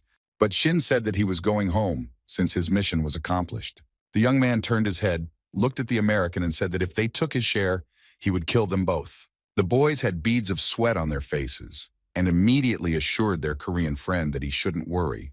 Sheena met Lee. She was surprised because she didn't think he would return home so quickly. Yunsol wasn't as welcoming as the deputy head of the Dawn Guild. The girl noted that she hadn't seen her brother since he abandoned them. The older brother noticed that it all happened because of work, and he was very busy. Then he laughed and said that it would not happen again. Lee asked Shin for help and told Yunsol that they should report everything to him. The young man, hearing these words, became very tense and asked again what they were supposed to report to him. Lee Jihye unfurled a flag in front of Shin and said that it was the new symbol of the Martial Arts Guild. When the girl asked if it turned out well, the young man replied that the symbol was not bad. Lee. She said that she had been racking her brains over its development for several days. Shin said that Jiha didn't look like she hadn't slept for days, and the girl asked if the guy was referring to her weight. Yunsol, who heard all this squabble, smiled and thought that something was wrong with Lee. She was eating and not getting fat. The girl interrupted her brother and Lee and asked why the young people were being so familiar. She came closer and asked Ji why she didn't call her brother by name, as if they were strangers and not friends. The Vice Guild leader thought for a moment and said that she would now call the young man Shin Hyun. He replied that he didn't care what they called him, but he was much more comfortable with it. Someone started knocking very loudly on the door and shouting that the matter was very urgent, and the deputy head ordered them to come in. A young man flew into the room and said that Taebek was in the dungeon. More than 3 types of monsters were discovered. Lee Jihee wasn't happy about this news, but she asked if anything else had happened besides the dungeon breakthrough. And Shin asked the young man who had arrived if there were any new monsters coming out of the rift. He replied that he was not sure about it, but if there was something unusual, it was that there was a very strong vibration in the dungeon. She walked through all the parts. The hunters who went there, all without exception, complained of severe headaches. The deputy head of the guild thought for a moment and said that this had never happened before, and that she would go there too. Shin grabbed the girl's hand and stopped her. She looked at the young man in surprise, and he confronted her with the fact that he would go into the dungeon himself. This phrase shocked Lee Jihee. The young man thought that the goddess was involved in all this, because everything is not as simple as it might seem at first glance. Shin looked at the frightened deputy guild leader and thought that the heavenly warrior might be involved in all of this. The young man very quickly, not without the help of teleportation, found himself in a dungeon. The number of monsters was staggering. With the help of special skills and magic, Shin dealt with a huge number of monsters very quickly. Then he sat down on the ledge and thought about the chaos in the dungeons, and the animals constantly trying to get out. He wondered if the goddess had meant all this when she spoke in her second revelation. The guy stood up, started moving around the dungeon and talked about how after the dungeon was looted, monsters began to appear randomly. Shin wondered if this could be a sign of the goddess's favor or a harbinger of misfortune. The young man looked ahead and saw silhouettes of some people in the distance. He was not at all afraid and went to meet them. They were members of the local guild, who did not expect to see Shin here. The girl recognized Shin and asked him when he had arrived on Jeju Island. Not receiving an answer to her question, she asked if he was also here because of the Misty Dungeon. Shin asked her again which island she meant, and then realized that these weren't just monsters mixed together. The guy came to the conclusion that the dungeons were all mixed together. This discovery brought him shock. Understanding that this was all very critical and dangerous made the young man think about what to do next. The conversation takes place in the Misty Dungeon, which is located on Jeju Island. Shin said that he went to investigate the anomaly in the dungeon, but it turned out that he entered the Taebek dungeon. The hunters of the local guild were very surprised that the young man had really met them at such a distance. They could not understand what was happening. Shin also noticed that something had happened to the dungeon. It seemed larger than it was before. One of the hunters said that they left a flag in front of the entrance to the dungeon, but when they returned they did not find the flag. Some kind of crack had appeared there. Shin asked if there was a gate and then thought that this was the reason they couldn't get back. The young man scratched his beard and thought that there was only one gate in the dungeon. He then said that he thought that the dungeons had merged and that the gate he had entered through was still intact, so he needed to hurry and get out of here. The local guild hunters were very happy because they realized that Shin would save them. The guy said that first of all, they should think about safety. Everyone walked very quickly towards the exit, but only one girl stopped and asked if Mr. Cha would stay here. The young man calmed her down and said that he would try to dig into the crack that had appeared in the dungeon. Shin Hyun thought that there must be something else besides the merging of dungeons. He looked at the crack and realized that mutants were coming out from here. It looked very much like a passage or something like that. The guy became interested in where it led. Shin folded his arms across his chest and watched as a clawed paw with an arrow emerged from the crack, and then a lot of monsters came out of it. The young man was very surprised. He was surprised because lizards crawled out of the crack, but they were also dressed. The lizard turned to Shin with the order that he get out of the way if he wanted to prolong his life, even by a few seconds. The young man thought about what the lizard was saying, and he had never seen such creatures talk. A young man was walking through the dungeon, blood dripping from his hand. He had just recently dealt with the monsters. It was the American hunter Alex, who also began to guess that the dungeons had merged into one. He arrived in Hawaii very quickly after receiving a report on what was happening with the monsters and dungeons. The young man raised his head up and grabbed it with his hand. He certainly didn't expect to see such a surprise. In front of him stood 3 huge lizards, who were dressed in real clothes. The guy thought that this was a new kind of monster. The largest among them turned to Alex and said that he did not know that higher beings lived in the dungeons. The American hunter froze in surprise. He could not believe that a lizard had just spoken to him. The slightly smaller lizard said that despite the fact that people are higher beings, they are still animals, and asked Alex if he understood her. The young man laughed and said that he didn't expect the lizards to talk to him. The leader of the lizards was surprised that the man understood them, and the American hunter asked where they came from and how they differed from the monsters. The giant lizard asked who the monsters were and what it meant. They probably hadn't heard anything about those mutants. Alex explained that the monsters, just like the lizards, crawled out of the same crack from which they came. One of the lizards became angry. He was surprised that they dared to be compared to monsters. The American hunter calmly replied that they had some things on them, but what surprised him most was their ability to speak. The lizard replied that the man seemed smart to him. He tried to talk to him, but it was all in vain and took up arms. He became very angry and shouted that he should not have listened to the speeches of lower beings. Alex realized that something was wrong, so he was ready to use his magic and noted that monsters are exactly like lizards. The American hunter had a huge sword in his hands and was ready to fight the dragons. The dragon-like creature asked the man if he was going to attack him with this toothpick, as he called Alex's sword. The guy was calm and said that he once pierced someone's forehead with chopsticks. The chopsticks were no sharper than a toothpick. That's why you shouldn't get in his way. Otherwise it will be much worse, the guy said. The huge lizard looked at the young man and bared his teeth, as his words did not frighten him at all. The creature ordered the other 2 lizards to step back. He was confident that he could handle the man on his own. With his weapon at the ready, the lizard began to attack Alex. He had an advantage, his large wings. The American hunter made one blow, thus defending himself from the huge lizard. Already after the first blow, Alex realized that the creature in front of him was very strong. Even though the American hunter used magic, he didn't have it easy. After all, the monster was very strong and much larger in size than Alex himself. During the battle, the guy almost fell off his feet. The young man used the abilities he had acquired in Muram and rose up. He began to approach the lizard at full speed, but his weapon hit the weapon of the enemy creature.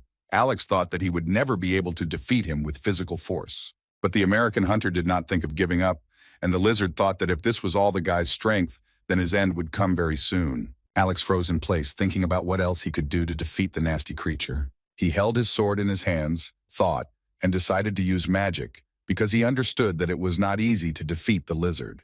He looked at Alex with a challenge and asked what the guy was going to do, since there was no point in fighting anymore. The young man was tired of enduring this bullying, so without further ado, he used magic against the huge lizard.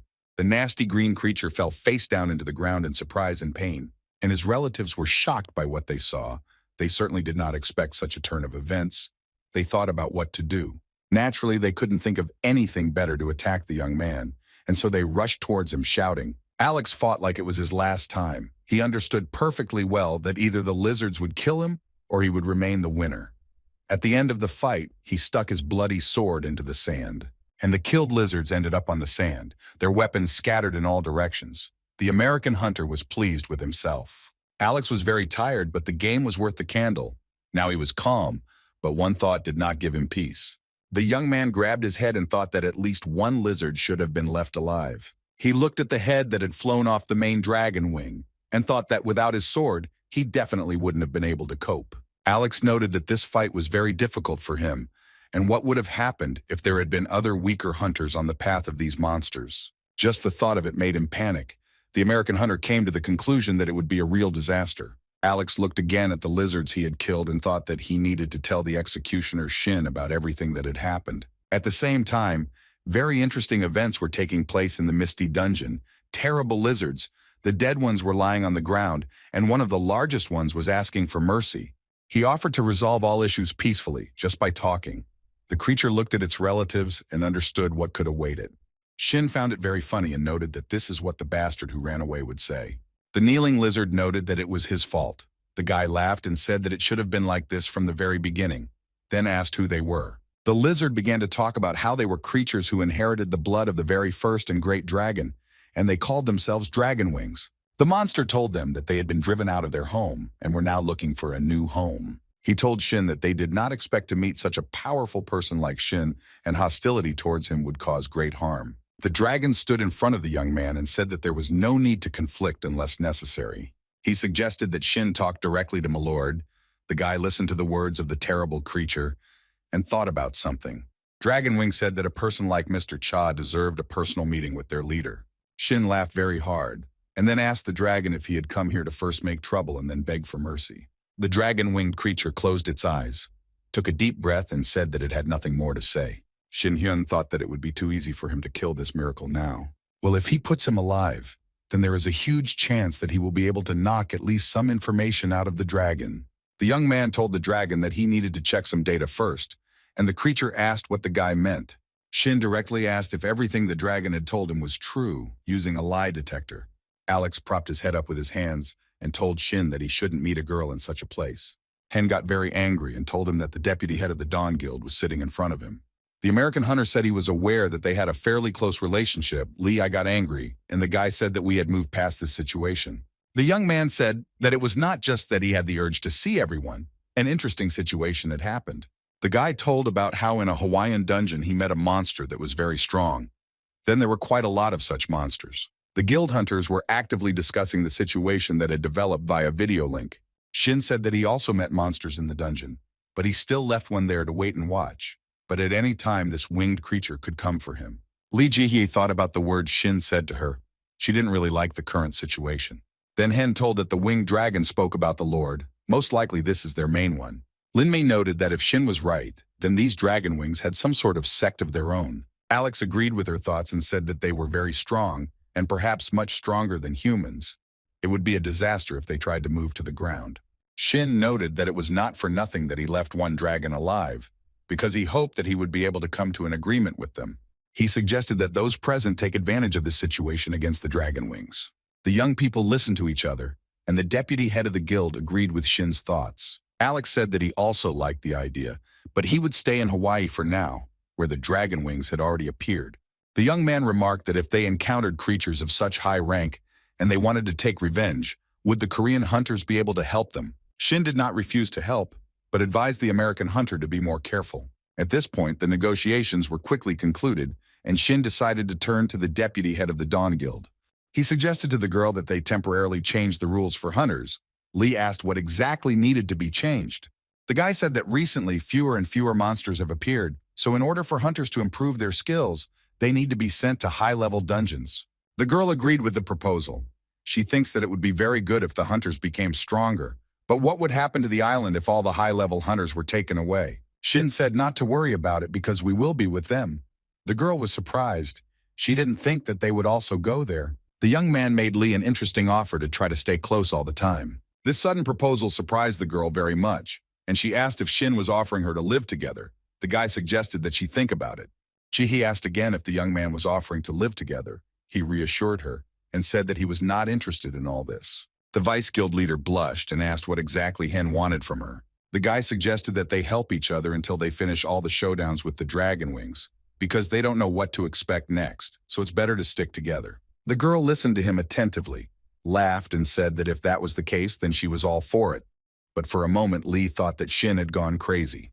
The guy was pleased that the girl agreed to his proposal and noted that he was confident that she would soon understand him. The vice guild leader laughed and said that she had a bad feeling about this. A few days later, Lee, Shin, and his Yunsol were already in the Misty Dungeon. Deputy Guildmaster Dawn said that it was her first time in this dungeon and she couldn't really see anything yet, and Yunsol asked what happened there. The young man stopped, turned to the girls, and began to talk about why he had brought them here. Halfway through his sentence, he stopped and said that they would see for themselves, an answer that shocked Lee and Yunsol.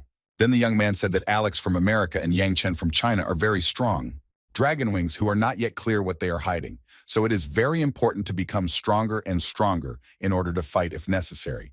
The girls understood Shin's train of thought and agreed with his arguments, because strength is an indisputable argument. Then they asked what they should do here in the dungeon to become stronger. The young man ordered Lee Ji-hee and his sister to attack him at the same time. He set a condition saying that if at least one attack hits him, then in that case he will recognize their strength. The girls were shocked by the conditions that Shin set, and Lee said that it would be very difficult. The young man did not change his mind about changing the conditions. He prepared for training. The guy stood in front of the girls and said that they should attack him properly. Lee and Ji-hee bit their lips, looked at each other intently, and seemed to understand each other without words. The girls quickly ran in different directions, and Shin calmly watched them. A second later, Lee Ji-hee was next to the young man and held a sword to his throat. Shin Hyun grabbed the sword a few millimeters away from his neck and replied that the girl was very slow. The deputy head of the Dawn Guild was very upset and said that she attacked with all her might. At this time, a huge number of arrows were flying at the young man's back. Shin dealt with them very easily with the help of a special ability such as the Zanpakuto. Yunsol got upset and said that it was unfair because her brother didn't even use his hands. The young man just smiled broadly and said that injustice only makes people stronger. The sister was very angry. She remembered how her brother had left her the other day, but she didn't even receive an apology. The girl screamed that she simply had to slap him, and Lee Ji-hee just laughed at all of this. The girls attacked Shin Hyun as best they could, but they didn't succeed. He didn't even break a sweat. Most likely he's not human. Lee said that it was a very good opportunity. She never thought that in such a short period of time her level would rise so much. Yunsol also noted that she grew a lot. Lee also said that she was sure that Yunsol would be very busy, but she wanted to say that she really enjoyed spending time with Shin's sister. Yunsol said that she rarely sees Lee, who very rarely comes to her house. Ji-hee asked if she could come visit, and Shin noted that he was glad that the girls got along and had a rest. The young man's eyes lit up and he said it was time to continue training.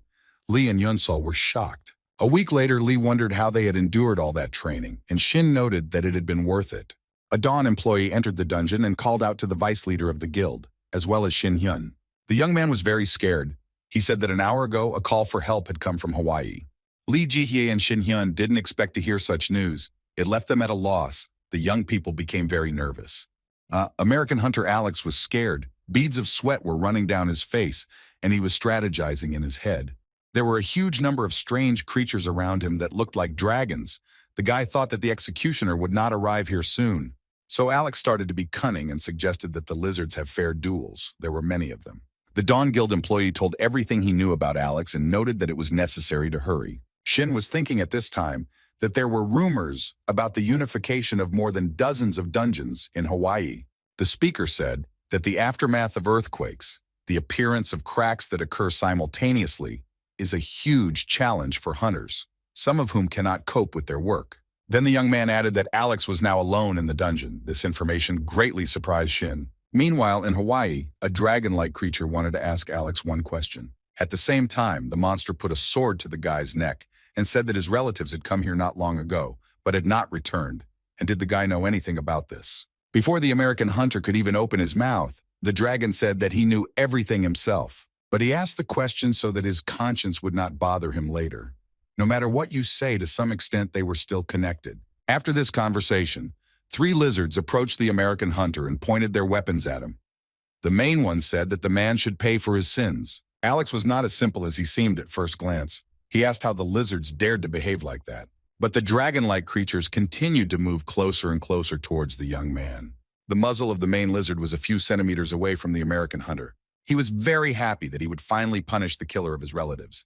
The lizard used force, and Alex was thrown back several meters. The guy fell. A dragon-like creature flew through the sky, looked at the hunter, and found it very funny. The monster ordered the other lizards not to interfere with him because he himself would catch the man. And they stayed aside to watch what was happening, their faces almost cracking with pleasure. The main lizard rose up and told Alex to show everything he could do. The American hunter asked on what grounds the dragon-like creature dared to threaten him. The lizard was angered by the man's self-confidence. He could not find words. And the young man asked the monster to shut up. The hunter gathered his strength, used his special abilities, and headed towards the lizard to cut off its head. The dragon-like creature froze in one position, placing the weapon in front of itself. It remained in place. So the guy looked at him with bewilderment and wondered if this monster was a magician. The young man's assumptions were not unfounded, because the lizard pointed the weapon at Alex. And the guy flew to the side at the speed of light. He was not prepared for such a development of events. Alex tried to collect his thoughts on how to proceed and thought that this monster was much stronger than the previous one. The young man thought that the lizards were looking down on him, took the sword in his hands and realized that he needed to try to stop these creatures. The American hunter understood that he had to catch the lizards off guard. Only then would he have an advantage. So Alex went on the attack, the young man using his special skills. The unexpected attack on the lizard bore fruit. The guy was able to cut off its paw. The lizard was still alive. He put his other paw to the one he had previously, clenched his teeth, and was outraged by Alex's actions. But the American hunter was not going to stop, because he understood perfectly well that he needed to defeat this monster by any means necessary. Alex continued to attack the lizard-like creature, but it screamed in pain and asked the man to stop. The American hunter understood that something was happening to him, but he could not understand what exactly. The lizard was also not simple. He used the pressure skill, and Alex was not prepared for the fact that the creature was so strong. The young man was thrown several meters. He fell and could not understand how it all happened. While he was trying to get up, the terrible creature put its paw on his hand. Alex was unable to fight back. The monster said that the man forced him to use dragon powers on such an empty, insignificant creature as he. Then the dragon raised his hand up, used some ability, and said that the last thing Alex had left was to pay with death. The guy was lying on the ground. His body was completely immobilized, as if an invisible force was blocking every movement. He felt his strength leaving him, and he understood that this was where it would all end. Beads of sweat were running down the young man's face. He couldn't understand what was happening to him, because he didn't feel anything at all. A second later, Alex opened his eyes and saw Shin in front of him, holding the monster by the paw. Hen asked the American hunter if he had gone mad to cause such a mess. And the lizard continued to rage. He stretched out his clawed paws to Shin and asked him not to interfere with him dealing with Alex. The guy kicked him with his foot. And the other 2 monsters, who were nearby, simply watched what was happening. They saw their relative fly away a long distance. Only dust flew in all directions. 2 lizards decided to attack Shin to avenge the main lizard. They began to fly closer and closer to the guy. Meanwhile, Shin turned to Alex and asked what had happened to him and why he was so polite. The American hunter had not yet fully recovered. He was shocked by everything that had happened. A few seconds later, he asked Shin how he managed to get here, because he didn't expect the executioner to arrive here so quickly. Shin replied that everything was very simple, and he teleported. And Alex wondered if it was possible to teleport over such a long distance. Then the American hunter began to rise. He told Shin that dragons have a similar ability to theirs. He also said that it was the dragon language. Shin listened carefully to Alex, who added that Hen should be careful. Everything was very serious. Hunter Cha said that if the lizard is stronger than Alex, then their level is above 80. And if so, then there is nothing surprising. The American hunter looked around and saw that the lizard whose arm he had cut off had grown a new one. The lizard started approaching the guys. It turned out that they were the elite dragon wings. They were very warlike. One of the monsters said that he knew that there were people in front of them. Mardil told them about them. Shin said that he offered to talk to his master, but the dragon wings made a mess. One of the monsters said that he would not listen to the beaten man. If it were up to him, he would kill him on the spot. Hen replied that the monster was not the lord of this Mardil. The man understood all this from his words, so he came to the conclusion that it was not worth continuing the dialogue. Shin used a special skill with which he was able to easily cut off the head of a terrible creature and cut another monster in half. There was only one dragon wing left in the clearing. The guy decided not to kill it so that he could talk to it. The dragon was very scared, but he didn't show it. He screamed loudly and asked the man to stop. The dragon wing fell, not without the help of Shin's special abilities. The guy told the monster that his bark did not affect him. The young man, although he could immediately deal with the monster, suggested that he begin a physical dialogue. The lizard began to talk nonsense and said that he had responded positively to the man's proposal and asked to spare his life. Shin got angry and said that he would kill the monster in the blink of an eye, but even if he really wanted to, he couldn't do it yet. The dragon wing relaxed, confident that the danger was already behind him, and Shin used his skills. A moment later, the dragon wing fell on the clearing. His guy fell asleep and he no longer posed any danger. He was finished. Alex told Shin that he had a very hard time, but even so, he would not die until he said goodbye to the young man. The American hunter then asked what level Shin's martial art was. He thought it was level 100. Hen replied that he didn't think there was an end to his art, then thought that he came across guys like that, and that next time at least someone would be smarter. There was a bloody moon in the sky. It was a full moon, a time when all sorts of mystical events occur. On the throne sat either an elf or a demon, to whom a subordinate reported that the dragon wing had not returned. The creature reported that Mardil had given him bad news, but he himself had not seen or known anything. The elf-like creature said that he needed to talk to a person named Cha Shin-hyun. Shin told Alex that he would stay in the dungeon for a while in order to observe what was happening, since all sorts of creatures could continue to emerge from the rift. Hen added that this time the dragon that Mardil served might emerge from the rift. The American hunter thought for a moment and said that he really hoped that it would be just as Shin said, because this was the only dragon that could be talked to. Hen asked Alex to set up a temporary camp in the observation dungeon, as they needed to rest there for a while. He agreed to fulfill his colleague's request, and Shin asked to wrap up the dragon wing. Then the guy added that he needed to be processed a little and sent to Taegok's headquarters, and he could keep the others for himself. Alex laughed and asked if it was true that he could take it for himself. Shin said that although the monsters were cut in half, they would be suitable for research. The American hunter laughed, thanked Shin, and said that the dragon wings would make good material. Alex noted that dragon scales and bones are a very valuable material and are among the highest quality. He then added that there was a high probability that something valuable and useful could be made from them. Shin found it very funny and told Alex to start packing up what was left of the dragon wings. Hen asked Alex to tell him when the camp would be ready, and he himself thought that he was very glad that the dragon was very strong. He could become a good shield for monsters. Evening came, Alex set up camp, and the young people were in the trailer. The American hunter worked on his laptop because he still had urgent matters to attend to. And Shin was lying on a folding bed and just resting.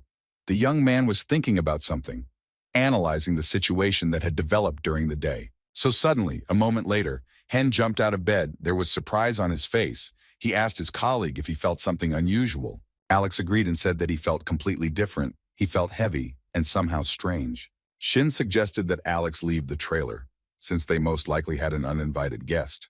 The young people got out of the trailer and looked towards the rift, the color of which had changed. The guys were surprised as the rift grew in size and its color changed before their eyes. They couldn't understand what was happening, and Shin thought it was teleportation magic. The young people stood under the rift and waited for the uninvited and unexpected guest to appear, when an unusual creature appeared in the portal. It was a white, huge dragon who screamed very loudly in order to scare the guys. Shin and Alex looked at everything that was happening with great surprise and waited to see what would happen next. A huge white dragon landed on the ravine near the trailer, and the guys looked like little bugs against its background. The creature lowered its head very low, right towards the faces of the young people, but they were not afraid. Alex noted that this dragon was very different from the previous three. Shin agreed with his words. The dragon said that, judging by their reaction, they were familiar with his family, then asked if he could talk to them. Since the young people were prepared for the appearance of a special dragon, they agreed to talk to him. At this time, Shin was thinking that, although the hope of meeting was minimal, the dragon said that he wanted to meet a man named Cha Shin-hyun. Shin was very surprised, pointed his finger at himself, and asked how the dragon knew him. The creature asked again if it was really Cha Shin-hyun in front of him. If this was some kind of joke, the guy repeated that it was him. The dragon thought that if Mardil couldn't defeat him, then it really was him, but the guy didn't look very strong. Shin was the first to ask Tom if the ruler of Mardil, named Alert, was in front of them. The creature was very surprised. It was not prepared for the fact that people knew its name. Shin waved his hand in front of the creature's face and said that he had been looking forward to meeting it, then added that he had never had a dragon to talk to. He replied that if it was really Cha Shin-hyun in front of him, then this man knew the location of his people. Shin said that he killed them all because they were so hostile to people that dialogue with him was impossible. The white dragon listened carefully to the young man, saying that he had guessed this when he lost contact with his people, while Shin noted that this dragon was calmer than he thought. The dragon also told the young people that he had ordered his subjects to act rashly. Then he added that they had behaved unworthily, so he was forced to ask for forgiveness for them, because dragons have a completely different will. Shin said that he could see that the dragon was trying to be polite, but Alex almost died when he rushed at them alone. The American hunter laughed and said that he was just standing to the side, and that the one who was in danger was the executioner Shin. The white dragon listened to them and asked if they were sure they had dealt with everyone. Shin replied that they had no reason to lie about anything. They told everything as it really was. The dragon said that if it was really that same Cha Shin-hyun in front of him, about which Mardil told him, then he is definitely not lying.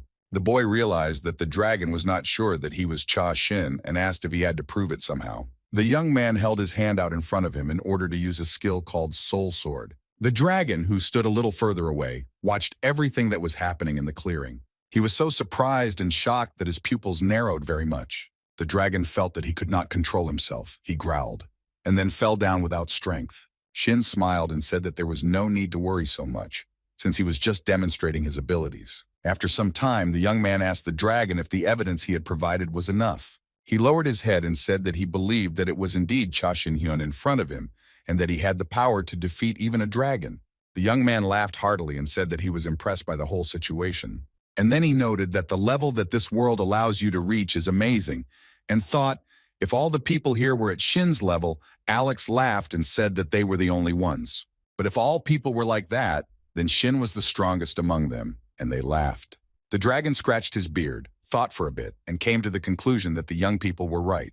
Shin asked the dragon if he was the strongest and most important among his people, and if they could talk to him. The dragon was not against talking to the young people, so he immediately agreed. A few minutes later, the dragon uttered some kind of spell, and those present naturally did not understand anything. The boys looked down and saw that the paws had turned into human legs. They were very surprised. But when they looked up, a handsome young man with an alpha appearance appeared before them. They looked at him in amazement and thought that the conversation would definitely drag on. Shin's mouth dropped open in surprise, and he asked if a dragon could turn into a human. He used his special skills and again said some kind of spell. The hunters did not understand anything. They just looked in surprise at the dragon that had turned into a man. Shin looked piercingly at the dragon, thinking about something, but didn't know how to formulate the question. Then he asked what the dragon man had just done, what kind of skill it was. The young people were talking to each other and couldn't even imagine that someone from the distant mountain was watching them closely. The dark-horned creature really wanted to know all the details of the conversation between the hunters and the main dragon. The unidentified creature heard everything it needed to and dissolved into the air, leaving behind a dark smoke. At this time, the dragon man told Shin not to worry so much. He made a spell to make their conversation easier. Hen said that it was much more convenient this way, and asked what the chief dragon had been told by Mardil and his people. The dragon man said that he was told to be careful because Mardil almost died at the hands of a man named Cha Shin-hyun, who laughed and said that he was indeed a scary man. The chief dragon grabbed his head and noted that the report had indeed been useful. Then he continued the conversation and said that if we collided now, he would definitely die. Shin laughed and said that he really liked the dragon man's honesty. The interlocutor put his hand to his chest and said, "The one who bears the name of the dragon sweetly lies for us who speak a complex language. A lie is deceiving ourselves. The Dragon Man also said that even if we bluff, Shin still won't be afraid of them. The guy noted that he knows him well. Hen smiled and said that he could guess what the dragon would ask of him. He was going to let his people live in this world. The guy continued. He told about how at first they were going to go in one direction, but they realized that nothing good would come of it and changed their strategy. The Dragon Man closed his eyes, and then said that he could not deny anything. Shin replied that the best way was to pretend that we didn't notice each other. The Dragon Man was happy because he thought the guy was letting them stay here, but Shin refused. He explained that it was better for them not to see each other. He did not come to Shin, and he did not come to the head of the dragons. The boy then asked that this did not mean that the Dragon Man would not come again. Shin. He put his hands on his hips, started laughing really hard, and said that he would let them live here. The head of the dragons was very happy. He could not believe his luck, and sincerely thanked the young man. Alex, who was present at the conversation, was shocked. Shin then added that if he gave permission, other people did not, so they would not be able to integrate into their society. Alert thought for a moment and said that they could handle it. He wanted to ask a question. But the guy interrupted him to dot the I's and cross the T's and tell him about the situation that had developed. Shin pointed out to the dinosaur leader that they should only live here, he meant, inside the dungeon. Alert threw up his hands and could not understand where exactly to live here. He asked again. Shin Hyun confirmed that here. The head of the dinosaurs was outraged because the dungeons were not suitable for dinosaurs to live in. Shin asked what the problem was, why they didn't want to live in this dungeon. Then the young man added that he would allow them to move in, give them land, and if they lived here, they would have to kill the monsters that came. Then he asked if he liked that idea. Alert said he likes it, but the atmosphere in this place is very tense for him, and he doesn't like the fact that they will be used as shields from monsters. Shin noted that such a development of events should have been prepared for first and foremost. Alert took a short pause to think about this proposal and agreed. The Dragon Chief then said that he would have several requests. Shin agreed to listen to him and make a decision. Alert asked if there were any cases where cracks inside the dungeon connected and widened. Shin confirmed this. And whether they will be able to provide financial support if food supplies are irregular. The hunters replied that this is not a problem. The Dragon Man hesitated a little and said that he still had a small request. The hunters looked at him with questions in their eyes. Alert asked to at least be given access to the land. Sheena was very surprised by this request. But the head of the dragons continued. He explained why he needed to go to Earth. This is how he wanted to contact the hunters. The guys thought about it, and Shin asked Alex what he thought about it. The whole situation was extraordinary. The American hunter replied that if the dragon was going to deploy troops for defensive purposes, then he would need to establish contact with them. The main thing was that no one would do anything stupid. Shin looked at the Dragon Chief and asked what would happen if he agreed to his proposals. Alert extended his hand and said that in this situation we would consider the negotiations over. The young men shook hands, and Alex told the Dragon Chief to pass everything on to his people. Alert turned back into a dragon and told the young men that they see each other later, and they in turn wished him a good journey. The dragon rose and flew up. Its silhouette began to shrink, and it disappeared into the gap. And the hunters watched him go, as the situation was resolved in the best possible way. After the head of the dragons returned to his world, the dungeons began to open one after another. Migrating dragons began to actively move into them and began to develop them. The dragons also did important work. Watching over the portals, this contribution was invaluable. At first glance, there was no need to worry about the dungeons at all, and that was the case for a while. Everything was fine. Shin was happy because when monsters appeared in the dungeons, the dragons dealt with them instantly. Han often came to the dungeon to see what the dragons were doing, and he also met Alert there. One day, the Dragon Chief said that he was very busy settling new lands, so he was unable to talk about access to the land. Shin said that the United Dungeons are scattered all over the planet. He wondered what the dragon head is going to fly every time like a carrier pigeon. Alert said that he will not fly, but will simply use movement in space. For this, he only needs precise coordinates. This phrase surprised Han very much. He asked if it was possible to move in space just by knowing the coordinates. The dinosaur leader replied that it was indeed easy to do, and Shin squeezed his shoulders with all his might. Han knew that teleportation was limited to the visible range and needed to be used multiple times to travel long distances. Shin continued to hold Alert by the shoulders. He thought about what a wonderful skill this spatial movement was. He then asked the dinosaur leader if he could use such a skill.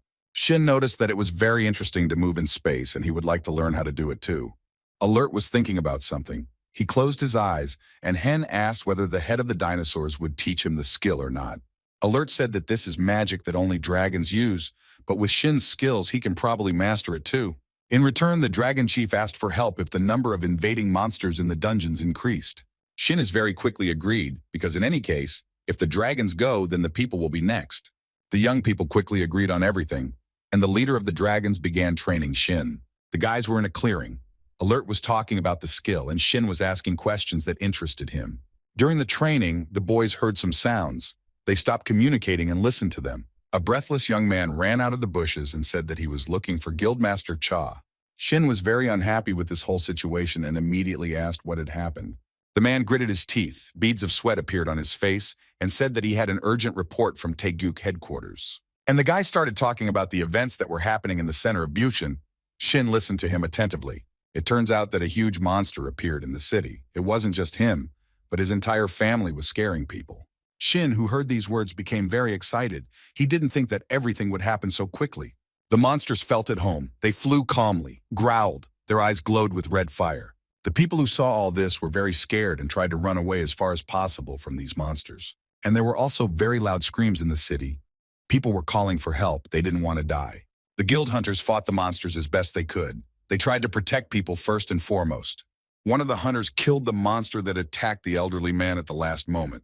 Yunsol did not stand aside. She took a bow and arrows and went to help the hunters of her guild. The girl used her special skills. It was not for nothing that she trained so long and hard and improved her level. No one could even imagine that extremely dangerous monsters would emerge from the dungeon and attack people in huge numbers. That's why Yunsol methodically destroyed the monsters one by one. She tried to fly up to them unnoticed and killed them. The fight was unequal and the girl was very tired. She hid behind the wall and thought that there were too many monsters. Yunsol was very worried because her brother and the deputy head of the guild left the city, but the hunters continued their work. There were still many residents left in the city who had not been evacuated in time. And the girl was worried whether she would be able to hold out until everyone was evacuated. Yunsol took a short rest, took out her bow and arrows, and continued to fight the monsters. She released an arrow from her bow, but it did not hit the monster, but only touched it. The monster found the girl and began to approach her. Yunsol decided that she needed to run. The girl was very scared. She screamed in fear. Beads of sweat ran down her face. Just a little more and the monster would have finished her off. He began to approach very quickly at the speed of sound. But it was at this time that the girl's internal energy was at a critical level due to fear. She saw how the monster's head flew off and began to fall to the ground along with its body. The monster's pieces fell near Yunsol, and how they didn't affect her is a big mystery. Shin, who saved his sister, told her that she needed to be careful. Yunsol was very surprised because she didn't expect him so quickly. The sister looked at her brother and asked when he had arrived. He replied that he had arrived a few seconds ago. She was surprised because Shin was on Jeju Island. Her brother replied that he really was there. The guy said that he was informed about this event when he was learning how to move in space, and he spent a huge amount of effort on teleportation to end up here. The sister replied that it was wonderful that he had come, since the situation was not the best. And the brother noted that he had had such suspicions. And at this time, a huge number of monsters were flying over the city. They felt like masters of life and were not afraid of anything. Shin looked at them and thought about something, and then came to the conclusion that these monsters were radically different from those he had seen before. So the guy immediately used special skills, Yunsol, who I saw tongues of flame, and asked him when he learned to do this. My brother said that he wanted to take the easy way out. The young man released tongues of flame like bullets from a gun, and they clearly destroyed the terrible monsters in their path. The monsters writhed in pain. Smoke and wild cries hung over the city. The monsters did not want to die. Shin came up. I looked up at the edge of the roof and saw coals falling down. That was all that was left of the monsters. Then the young man turned to his sister and said that they had sorted out the urgent matters, and now he wanted to ask her take care of the completion. Take the monster bird to find out something. The girl agreed to carry out her brother's order and thought that even though Shin was her brother, she was sometimes afraid of his strength. And after some time, Shin, together with two monsters that he had previously put to sleep, found himself in front of Alert. He told the dragon chief that he needed to learn how to move in space, as he was already tired of using teleportation several times. Alert asked what kind of animals Shin had brought to him in the dungeon. They had already begun to wake up. The young man used force to remove the nets that were on the monsters' beaks, but their bodies were still immobilized. Shin told Alert that over 1,000 extremely dangerous monsters were released for the first time, which indicates a dramatic change. The dragon leader approached the monsters and began to scan them in order to find out more information. Then he told Shin that things had gotten complicated, and the young man asked him to post all the information he had received. Alert replied that the monsters were touched by demons, which is why everything went this way. Shin, he was not ready to hear such information. He was very surprised and tense. Alert confirmed that the monsters had begun to cooperate with the demons, as he and Mr. Cha felt something strange. Magic was cast on them, and demons are skilled in this area. Shin asked in surprise why the demons needed all this, and the head of the dragons thought about it. Han demanded from him at least some kind of sensible answer, but Alert had nothing to say on this topic. Chapter Dragons noted that first of all, it is necessary to check whether this incident is a one-off, because it may be that this is just a joke. Shin was surprised because who jokes like that? And Alert noted that demons have a different way of thinking. They just need to have fun. But the scale of fun can be different. Hen felt uneasy after hearing this. He called the demons crazy bastards, and the dragon leader said that they were avoiding them for a reason. Then he added that these creatures are not stupid, and if everything happens again, it means they are up to something. Alert drew attention to the fact that demons touched animals from other dimensions.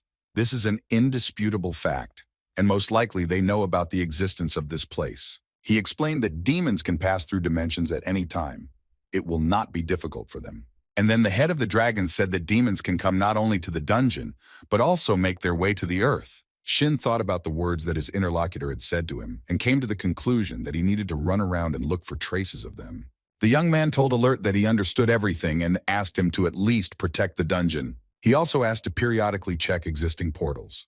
And to catch extremely dangerous monsters, it is important to find a way to detect new portals. Shin said that he would be very busy, and his interlocutor added that he really did have a lot of things to worry about. When asked why Alert was so emotional, he replied that mid-level hunters were very pathetic, and regular ones were even worse, so the situation was difficult. Hen noted that he was strong, and without him it would be difficult to deal with the others. It would take a lot of time to deal with everyone. Alert told Mr. Cha that he was too strong, as if he was under the protection of a divine being. These words surprised Shin, and he thought about them very hard because someone had been protecting him all this time. He thought of Murim and wondered if it had been divine protection to lock him in a cave at the age of 20 and throw him only one book. Alert said that it is possible that he is protected, but he achieved this high level solely through his own efforts. But after a moment, the young man doubted, but then he said that he himself did not know whether he was under protection or not. At first, a terrible blue hand with huge nails appeared from the young man. A terrible, nasty devil crawled out of a huge wound in his body. The man naturally could not withstand such torment, and the demon called him a weakling. There was a huge number of people lying in front of the entrance to the cave, and a monster passed them by as if nothing had happened. He stood on top of the mountain, looked around, and really liked what he saw. The demon licked his hand, which was covered in blood, and was incredibly happy, because what he had planned had very easily come true. Life. Television reported that the people who went missing during the latest incident in Bukhan have still not been found, and deepest condolences are being expressed to all the victims. The announcer said that the government and the Martial Arts Guild will compensate for the damage. They are doing their best to defeat the remaining monsters. The city's residents were very scared. They didn't know what to do. Others were glad that everything was slowly being restored. Information has appeared online that the US and Russia, which have level 70 hunters, are also suffering huge losses. Journalists also wrote that thanks to the hunter Cha Shin-hyun, the country suffered minor damage because he dealt with the monsters. Shin, at Pulkovo International Airport, the one in Russia, scratched his ear and thought that someone was remembering him. The young man was met by a beautiful blonde girl in a huge car. She called him by name. The guy asked why she called him just Cha Shin-hyun, because if someone saw them, they would think that they were friends. But the girl replied that there was nothing like that. Elena Smirnova, a Russian hunter, laughed cheerfully and said that they were now going to the dungeon with dragons, which is where Shin asked to take him. The guy replied that it would be nice to see the dungeon right away. The girl asked why he needed to go there and called the young man into the car, which was still running. Shin said the dragons guard the districts in the dungeon, so he wants to create a way for them to communicate. The young people got into the limousine, which is how Elena met the Korean hunter in a rich manner, and they drove off. The girl looked at Shin piercingly for a long time and thought that she had come for him at Alex's request. Elena did not understand what was so remarkable about this kin, who seemed like an ordinary person, and the pause between the young people dragged on. Shin couldn't resist and asked how much longer the girl was going to stare at him. She would soon drill a hole in him with her gaze. She laughed and said that the Korean hunter was stronger than Alex, and she couldn't help but be surprised. The guy asked if she learned anything after she drilled him with her gaze. Elena replied that she couldn't tell anything based on appearance alone, and then thought for a while. She suggested that Shin fight once after they arrived at the location. This request surprised the young man very much. He asked why all this was necessary, and the girl said that she heard how the guy defeated the monsters, and she wanted to fight at least once. The young people arrived at the dungeon, and Elena said that Mareem was the Empress Ice and Water. Shin noticed that it looked very much like the girl was from the Ice Palace. Elena was very amused by the Korean hunter's joke and laughed heartily. The guy didn't beat around the bush and immediately offered to fight. The girl had to attack first. She thanked me, didn't stand on ceremony for long, and immediately began to get down to business, using her skills. It was as if some unknown force had thrown the tire aside, but everything was not so simple. A moment later, the young man appeared behind the Russian hunter, and the girl sensed something was wrong. Elena wanted to use her sword, but before she could use the skill, her hand seemed to turn to ice. The girl also felt a very strong heaviness in the shoulder area. When she turned her head, she was very surprised. Elena had Shin's icy hand on her shoulder, and it was not only hard for her, but also cold. She calmed down a little and said that Shin really deserved Alex's praise. The young man noted that he was very impressed by Elena's desire to win. She laughed and said that this was to be expected from a man who had defeated a dragon and then made a pact with it. Then she noted that she had no idea how strong he was. Shin explained that he did not fight the dragon chief, but simply talked to him peacefully. Then the young man asked where the dungeon with dragons was. He saw the entrance to it nearby. The girl confirmed his assumption. Shin approached the dungeon and decided to use his skills. He told Elena Smirnova to watch very carefully. The girl could not understand what was happening. Literally in an instant, Shin seemed to evaporate, and the girl was left alone near the entrance to the dungeon. She did not expect such a development of events and wondered what happened and where the Korean hunter had gone. He must have disappeared somewhere. She grabbed her head, thought about what had just happened, and didn't know what to do. When suddenly she heard Shin's voice behind her, which said that he was here. Elena asked how he did it. He just appeared, then disappeared, and then appeared again.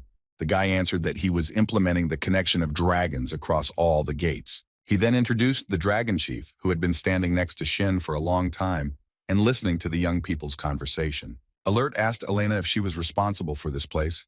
The girl replied that she was in charge here for now. The head of the dragons took a business card out of his pocket, and he told me to give it to the person responsible for the dungeons.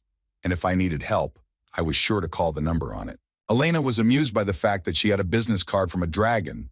It was Shin's idea, and Alert went to tell his compatriots what was happening. The Korean hunter wished him a good journey. Shin thanked the Russian hunter for the assistance provided and for his cooperation. Elena asked if they could go back now. The guy said that the delivery of the dragon was finished. Shin said that now it was time to rest because everything he had planned had been accomplished very quickly. The guy raised his hands up and stretched, anticipating a good vacation in Russia because he had never been here. Just then his mobile phone rang and the person on the other end told him some very important news. Elena asked what had happened, and Shin replied that he would go first and thanked the girl for accompanying him. Then the guy looked at his mobile phone, thought, and said that something terrible had happened in his country. Shin said that he would go and disappeared just like then. The girl was not prepared for this and was very surprised. A driver with a tablet jumped out of the limousine and shouted that something bad had happened. Elena asked what had happened. The man screamed, showed her the tablet, and asked her to look at it as quickly as possible. He was very upset and angry. The girl picked up the tablet, looked at what her guild member had pointed out, and asked where all this was happening. He replied that it was in western Yakutia, and it looked very much like a dungeon had been discovered nearby earlier. Elena approached the car and said that they needed to go straight there and be sure to inform everyone else about the incident.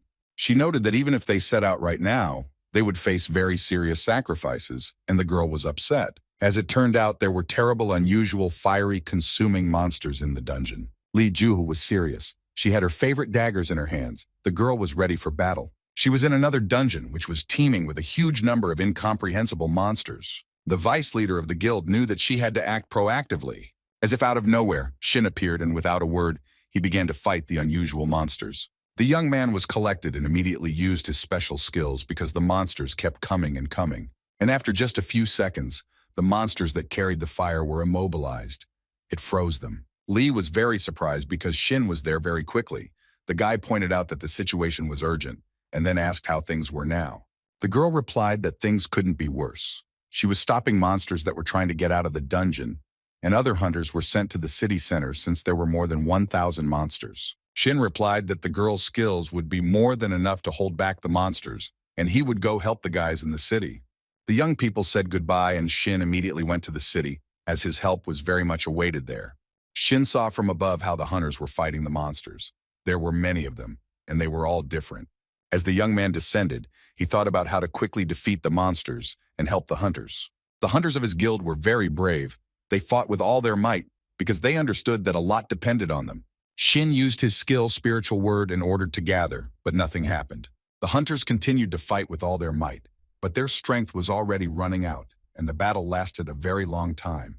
Shin was very surprised because his skill didn't work against those bastards. They didn't obey him.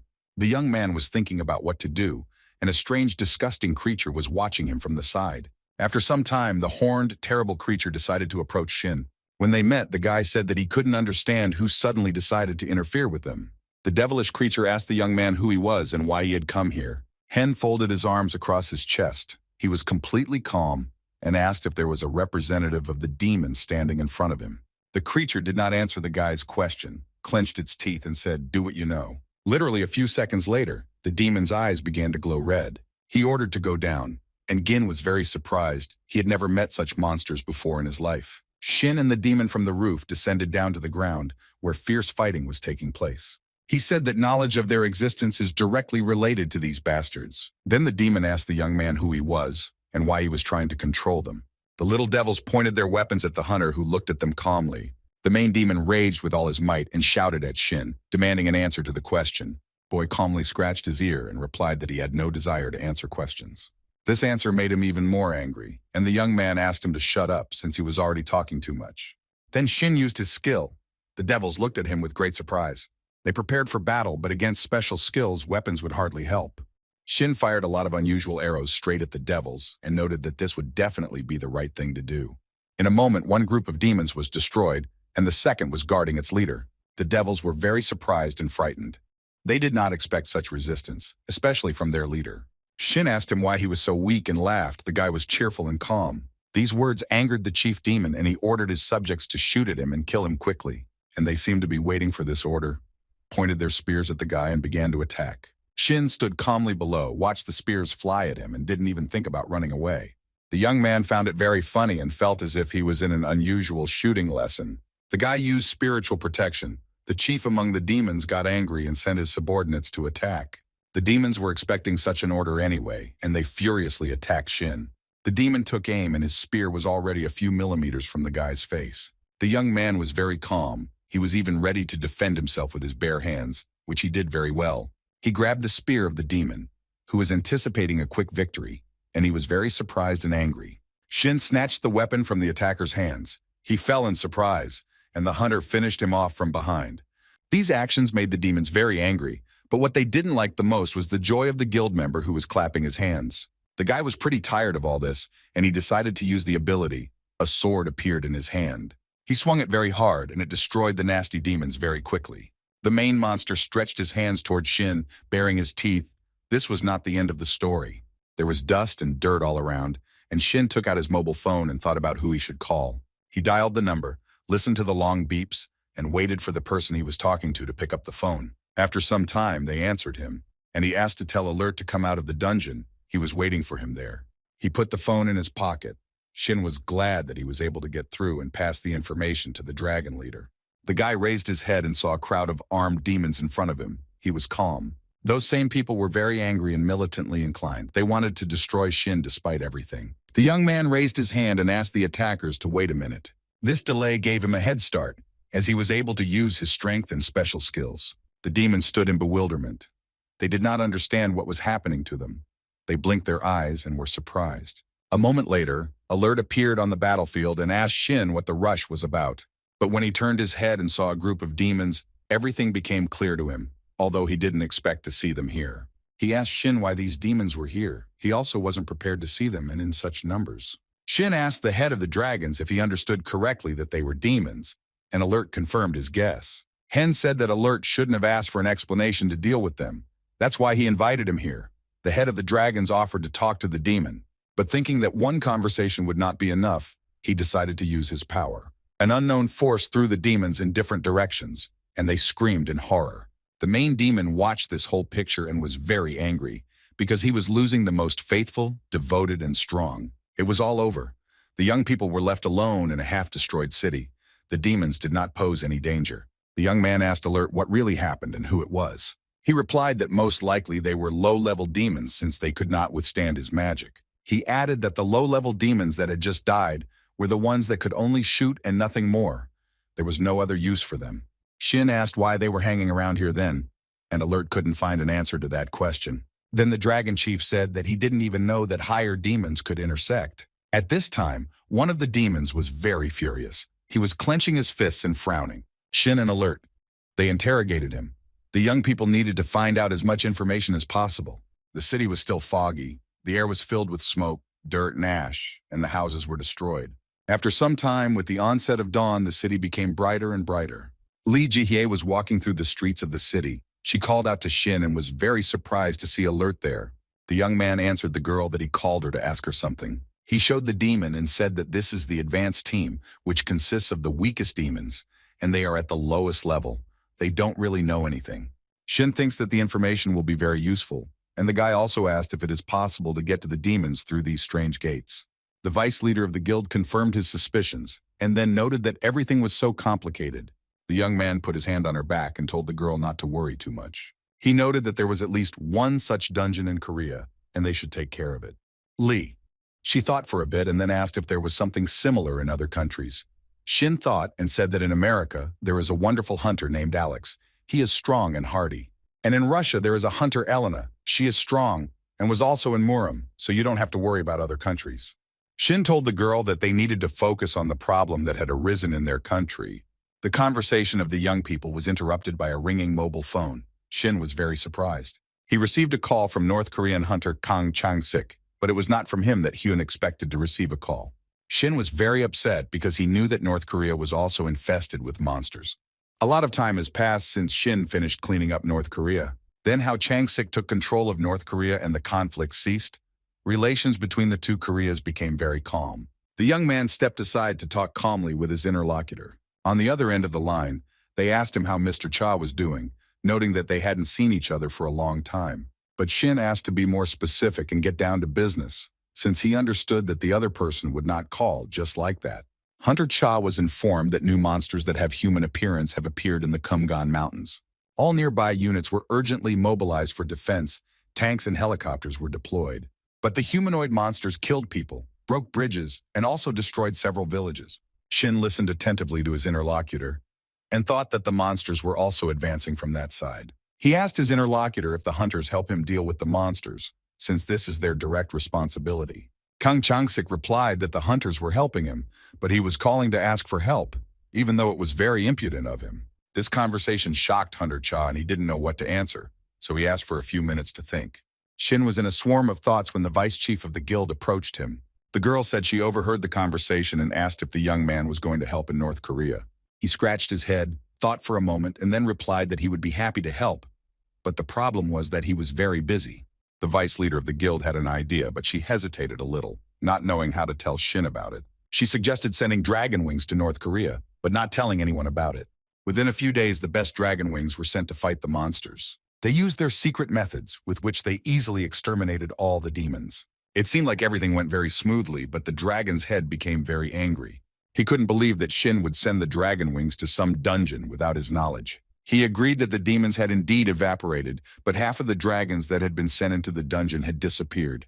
The hunter, who did not know how to respond to these claims, folded his arms across his chest and thought. The head of the dragons wondered if it was possible that the best dragon wings had simply lost contact.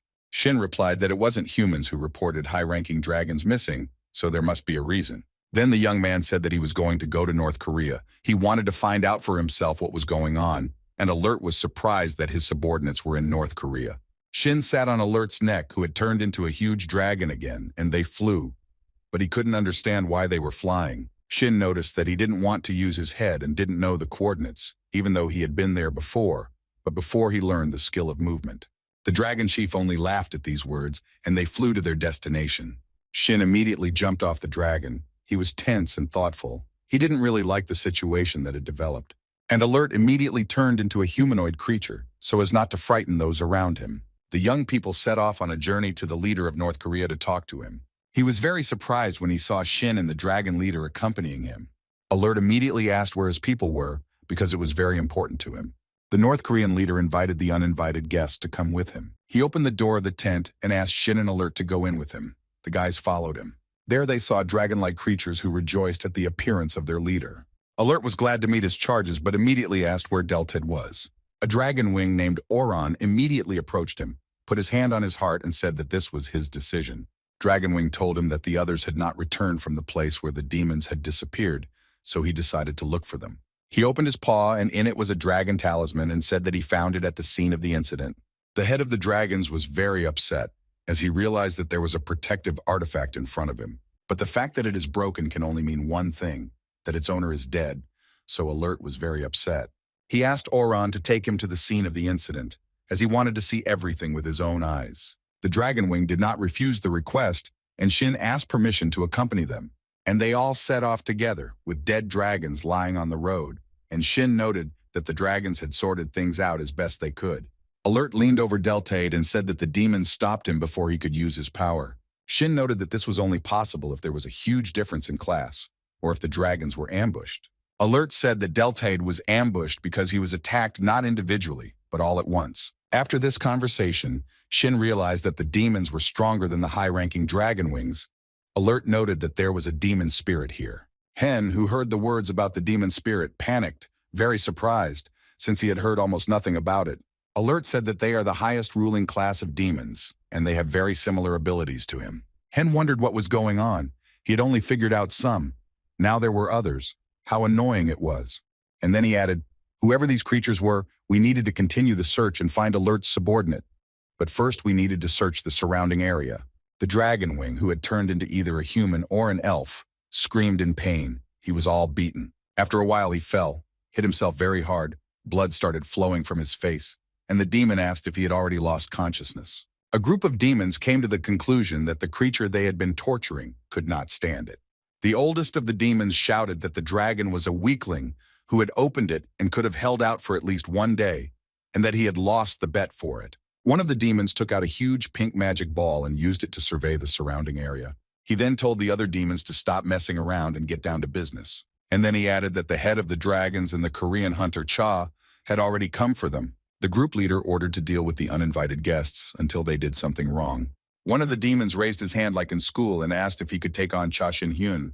The main demon in this group asked if he was confident in his abilities, since this hunter had defeated Alert. He also said that it was natural to want to fight someone stronger, and then asked if the boss was worried about him. He got angry, frowned and told his protege not to interfere, because he could ruin the grand plan. The demon said that these were all excuses, and he would better mind his own business, then added that his ward should be ready today. The little nasty demon was doing the job that the boss had assigned him. He was eavesdropping on Shin. There were two boats in the sea. They were sailing towards each other. Huge waves were beating against their sides. One of them contained water police, who realized that the other boat was a Chinese fishing boat. They immediately reported that a fishing vessel belonging to China had entered North Korea's own economic zone. The marine police gave orders for the ship to turn around immediately, but their requests were not heard, which was very stressful. But when they looked ahead, they could not believe their eyes, because there was no human behind the wheel. It was a demon who calmly swam towards the marine police ship. He didn't even think about turning back. After a while, he saw that people were turning to him. His eyes lit up, and his face broke into a smile. It all happened very quickly. The bloody ship with corpses on board and a demon at its head sailed to land. The monster, as if nothing had happened, climbed out of the boat, was glad that it had finally reached dry land and went forward. The demon used his superpowers and happily flew off to meet adventures. People saw him approaching the city. Those who could ran away immediately, while others were as if spellbound, as they could not understand who was in front of them. The demon really wanted to have fun. He saw a woman with a child and already raised his clawed paw. He used his superpowers and nothing was left of the boy's head. The mother screamed in horror. People whispered that a demon had killed a man, and the terrible creature demanded that Cha Shin-hyun appear as quickly as possible. And while he waits for the hunter, he will happily kill everyone who is on the street. At this time, Shin and Alert were in the vicinity of Mount Gyeomgangsan. The hunter told the dragon chief that he didn't think whoever had kidnapped Deltide was anywhere nearby. But then, Shin Hyun's mobile phone suddenly rang, and he stared at the screen for a long time. The guy couldn't understand what kind of number was calling him so persistently. It was unknown to him. Shin picked up the phone anyway, and the voice he heard seemed very familiar to the young man. It was Park Chung-soo, the president of South Korea, who made an urgent call directly without the agency's permission. Shin immediately guessed why the president had called and asked whether there had been another underground breach and where exactly it had occurred. The president grabbed his head and said that this time the events did not take place in the dungeon. A monster that no one had ever seen was in the city and was killing citizens. Beads of sweat appeared on Shin's face. He listened attentively to the president and then asked if the monster was looking for him.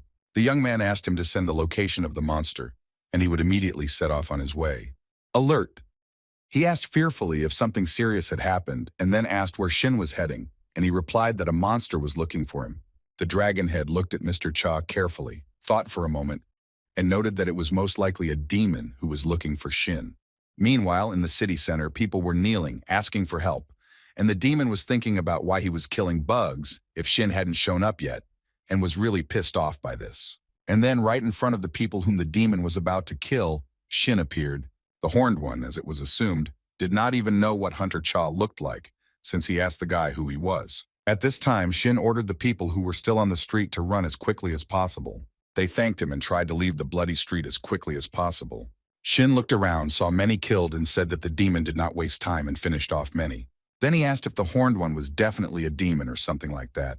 He replied that if the guy had detailed information about him, then he was Cha Shin-hyun. Shin wondered if his name had spread that much, and the little devil said that he learned the name from a dragon named Del Tide.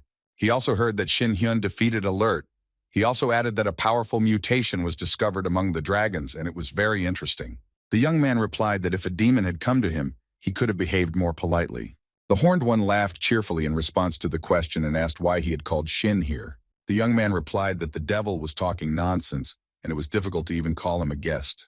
Then the guy added that, to put it simply, this uninvited creature was a son of a bitch and hit him very hard. The demon coughed, and Shin said that he was a bastard who needed to be gutted as soon as possible. The little devil was not ready to give up, so he gritted his teeth and began to use his skills. But he didn't succeed. He froze in his tracks and was able to think about when Shin managed to use his skills. Hunter Cha didn't waste any time and kicked the demon right in the face with all his might. The young man was so angry at this terrible creature that he hit his opponent with all his might. The demon fell to the ground but did not calm down and asked the guy how he dared to do this to him. Shin. He came closer, gave the nasty creature a slap on the back of the head and asked him to shut up. He put his foot on the devil and asked him why he was calling a hunter for such a weak creature. Hen used his superpower called compulsion and told the demon to tell him everything he knew.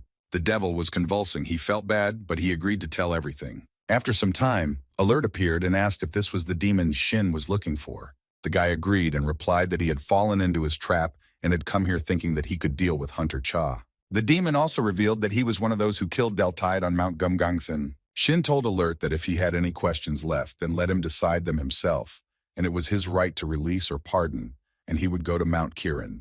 The head of the dragons thanked him and said that he would squeeze everything he could out of the demon. In the dungeon of Mount Kirin, China, the hunter Shin was met by a girl, whom he asked if everything was okay, and she asked what brought him there. The young man said that the demons came here from an unknown dungeon, and she was very surprised. Shin explained that demons are powerful creatures and are almost impossible to deal with. He said to put guys to guard the territory, and if the girl herself sees one, let him run away and not fight. The guy added that the residents should be evacuated and that they should contact him directly. The woman listened carefully and said that everything would be done. Shin looked at the rift and thought about how big it had become, and it was a big problem. It was unknown where rifts could appear, and he only had one body. They approached the entrance to the dungeon, and he invited the girl to go in there with him. At this time, in the dungeon in St. Petersburg, at the entrance to the dungeon, something unexpected happened. The guard approached the car and asked who he was and what he had brought, since no one was supposed to drive up today. The guy who was in the car had cuts and drops of blood, looked at the inspector and did not know what to do to him. The security guard was very surprised, as blood started flowing from his interlocutor's neck like a fountain. He grabbed the guard by the head and began to strangle her with all his might. The other guards could not understand what was happening. The demons didn't think they would be searched, and the man who went to catch Kalpadin didn't notice them right away. And everything they don't have to do, they do for him, so you have to be ready for anything. One of the demons put his hand to his chest and said that he would do everything possible for his master. Something was happening in the rift in St. Petersburg. Demons were walking there like masters. They killed everyone who got in their way. They felt right at home. The one person who survived was watching it all. The guy thought that the barrier was indeed not perfect, but no one would have thought that 4 demonic spirits would pass through it so easily. The young man realized that he needed to communicate this news as quickly as possible. But unfortunately, he did not succeed. He was very quickly discovered by nasty creatures. The chief of the demons rose up and destroyed the only lizard that remained alive. Everyone was dead and only 4 demons felt at home here. They were very happy. The chief of the 4 demons thought that they finished with everyone, and now they can bring their master here. And he ordered the 3 little devils who were with him to wait for him here, and they happily agreed. And he went after the ruler, and the assistants remained near the castle, guarding it. Very soon, the demon found himself in places familiar to him since childhood, in his own world. He immediately went to the master to report on the current situation. The demon quickly approached the throne on which the main ruler sat. He was eager to tell the good news. The Lord was surprised when he saw this demon next to him. He did not expect to see him so quickly. The demon bowed before his master and said that he had done everything as he was ordered. The master listened attentively and told his subordinate that he could rise from his knees. He then stood up from his throne and said to be led to the scene. It was the 11th demon king Willite. He was very pleased with the information he received and decided that it was necessary to immediately invade that place. The next morning, Alert and Shin met in the northern dungeon, and Shin couldn't understand why he was being rushed without any explanation. The dragon chief was embarrassed and told Hunter Cha that they had missed that creature. Shin was very surprised. He said he had everything ready on a platter and packed it up and he let it go. Did he think that made sense? Alert replied that it was his fault and asked for forgiveness. Shin exhaled a little and asked to tell how everything happened, which was necessary for him to evaluate all the pros and cons. Hunter Cha called the head of the dragons, but the guy was thinking about something and frowned. He remembered how the monster had once told him about his subordinate. The demon said that the creature was like a piece of paper that didn't last long and simply tore into pieces. Alert's eyes turned red and a tear ran down his cheek. He felt very sorry for his ward. And the demonic creature continued to mock and ridicule him, so the dinosaur head grabbed him by the neck. The demon was calm and asked what the noble dragon was going to do with him, and then added that he would also laugh if he saw the pitiful appearance of his ward. The demon continued to mock, as he knew that Alert loved his ward very much. He grabbed the demon named Kalpadin by the face and squeezed it with all his might, calling his opponent a scoundrel. Alert used his abilities and hit the demon in the face with all his might, causing blood to flow out of one of his eyes like a fountain. The demon screamed very loudly, and Alert told him that he would never see anything normally again. So Kalpadin lost one eye. He screamed from pain, humiliation, hatred, and anger. Blood flowed down his hands. While Alert calmly looked at the mutilated demon and ordered him to close his mouth. The dragon chief noticed that the demon was very noisy and was screaming just because of a minor wound. Alert watched the demon whine and replied that those who died at his hands were in much more pain. The demon, as if he had forgotten about his injury, smiled with pleasure, remembering what he had done. The head of the dragons saw his reaction and said that he would not leave him alone just like that. He immediately began to use his special skills to finish off this horned nonentity. Either the strength was very weak, or he underestimated Kalpadin. But the demon somehow managed to escape. The head of the dragon told this whole story to Shin, who listened and said that nothing could be done. The escaped demon was sitting nearby and heard the conversation. Shin realized that he was nearby and thought that he would catch him even if he managed to escape. The young man was curious about what the demon was up to, but he decided to leave everything as it was for now and watch him. In Moscow, in the bunker, in the conference room, there was a meeting of hunters. They needed to discuss the situation that had developed. The Russian Prime Minister thanked everyone who had gathered here. She was upset. The head of the Chinese government immediately asked about the situation. The Russian Prime Minister grabbed her head and said that the situation could be called the worst of the worst. Monsters have captured the city and are using it as a place to deploy troops. She also added that they do not know whether the citizens are alive or dead. The American president asked how the government is responding to all this. And then he added that the longer we delay, the more powerful the demons will become. The Prime Minister was very upset and said that all the measures that were taken were unsuccessful. This information greatly surprised the American president. The Russian representative said that the hunters who lived in the city were destroyed. Only a few fugitives remained alive, and the armed forces and detachments were routed. The American president was simply shocked by the information he received. He didn't even know what to say. He thought about it and asked what was the purpose of the sudden appearance of demonic creatures. The Russian prime minister said they had barely managed to find out what these demonic creatures were, but what they were planning was unknown. One of the people present in the conference room said that he had some information about this. Incheon, which is located in Korea, was attacked at about the same time as St. Petersburg. Korean President Park Chung-soo reported.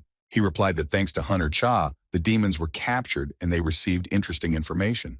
The predecessor, the Demon King, and his 5 demonic spirits that serve under them are all involved in this.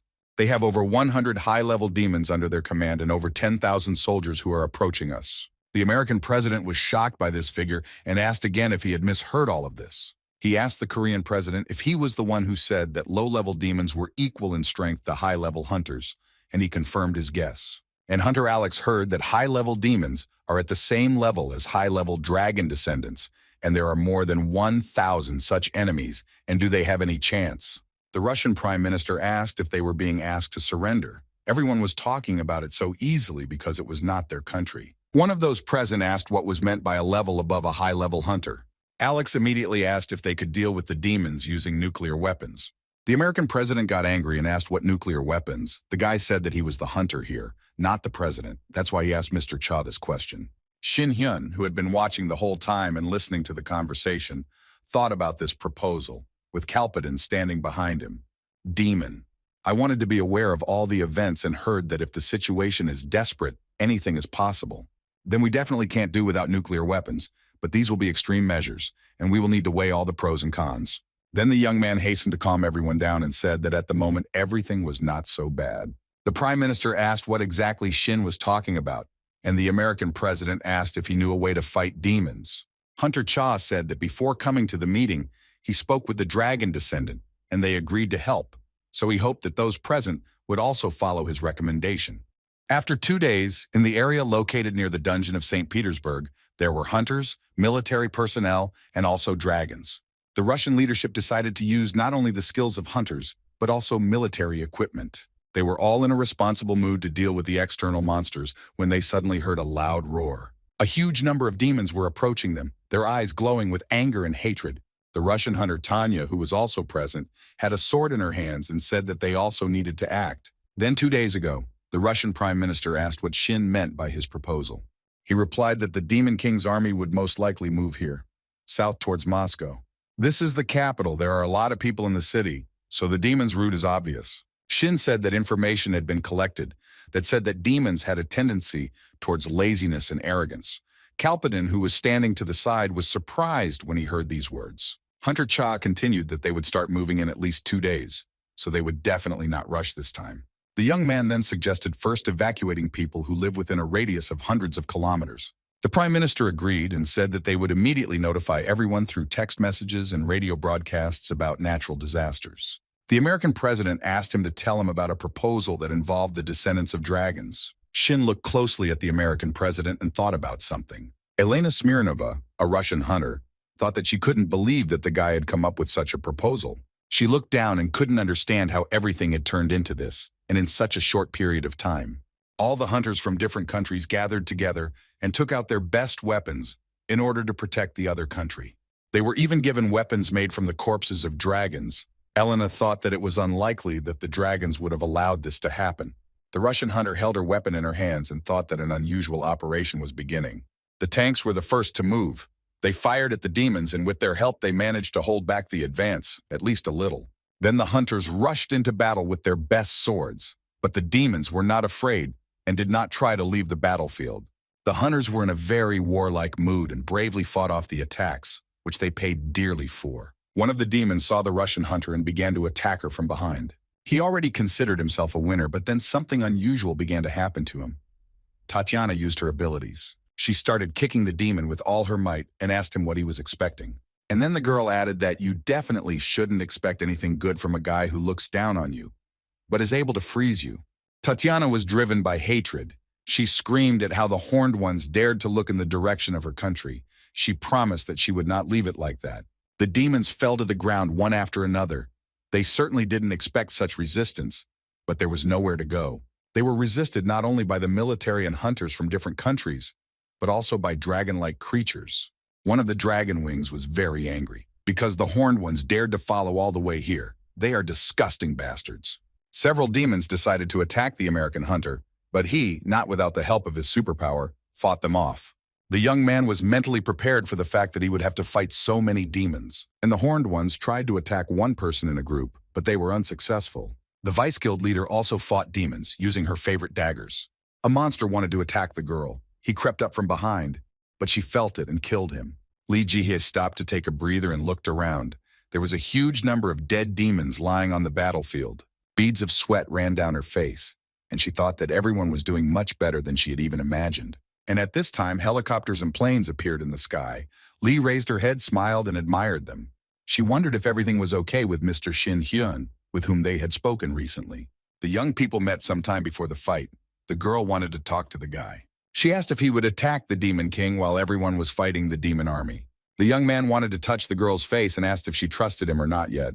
He straightened her hair and told her not to worry about him, told her not to waste too much time and not to miss the moment to retreat. Shin looked deeply into Lee Ji-hye's eyes and said that he would not die for anything so that she would not worry. The girl put the guy's hand to her cheek, closed her eyes, lost in thought, and agreed with his words. But then someone or something distracted her from her pleasant thoughts.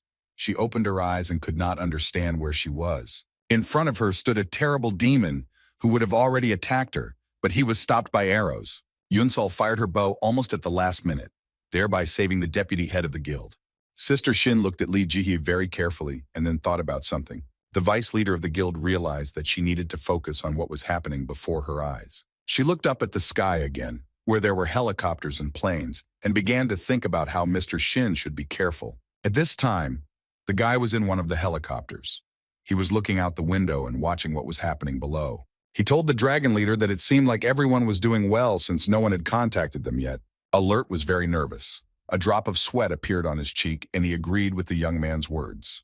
Shin noted that the demonic spirits were most likely not sent to the front lines, and this was very expected. The head of the dragon said that there was no need for those with high status to be there, but it would still be difficult for them here. Shin looked down and thought about the Demon King because he was not simple at all. The young man knew that if he intervened himself, the living creatures would not collect the bones. Then Shin thought about throwing away useless thoughts. They don't help at all. Alert asked if they could win this battle. He was very nervous and worried.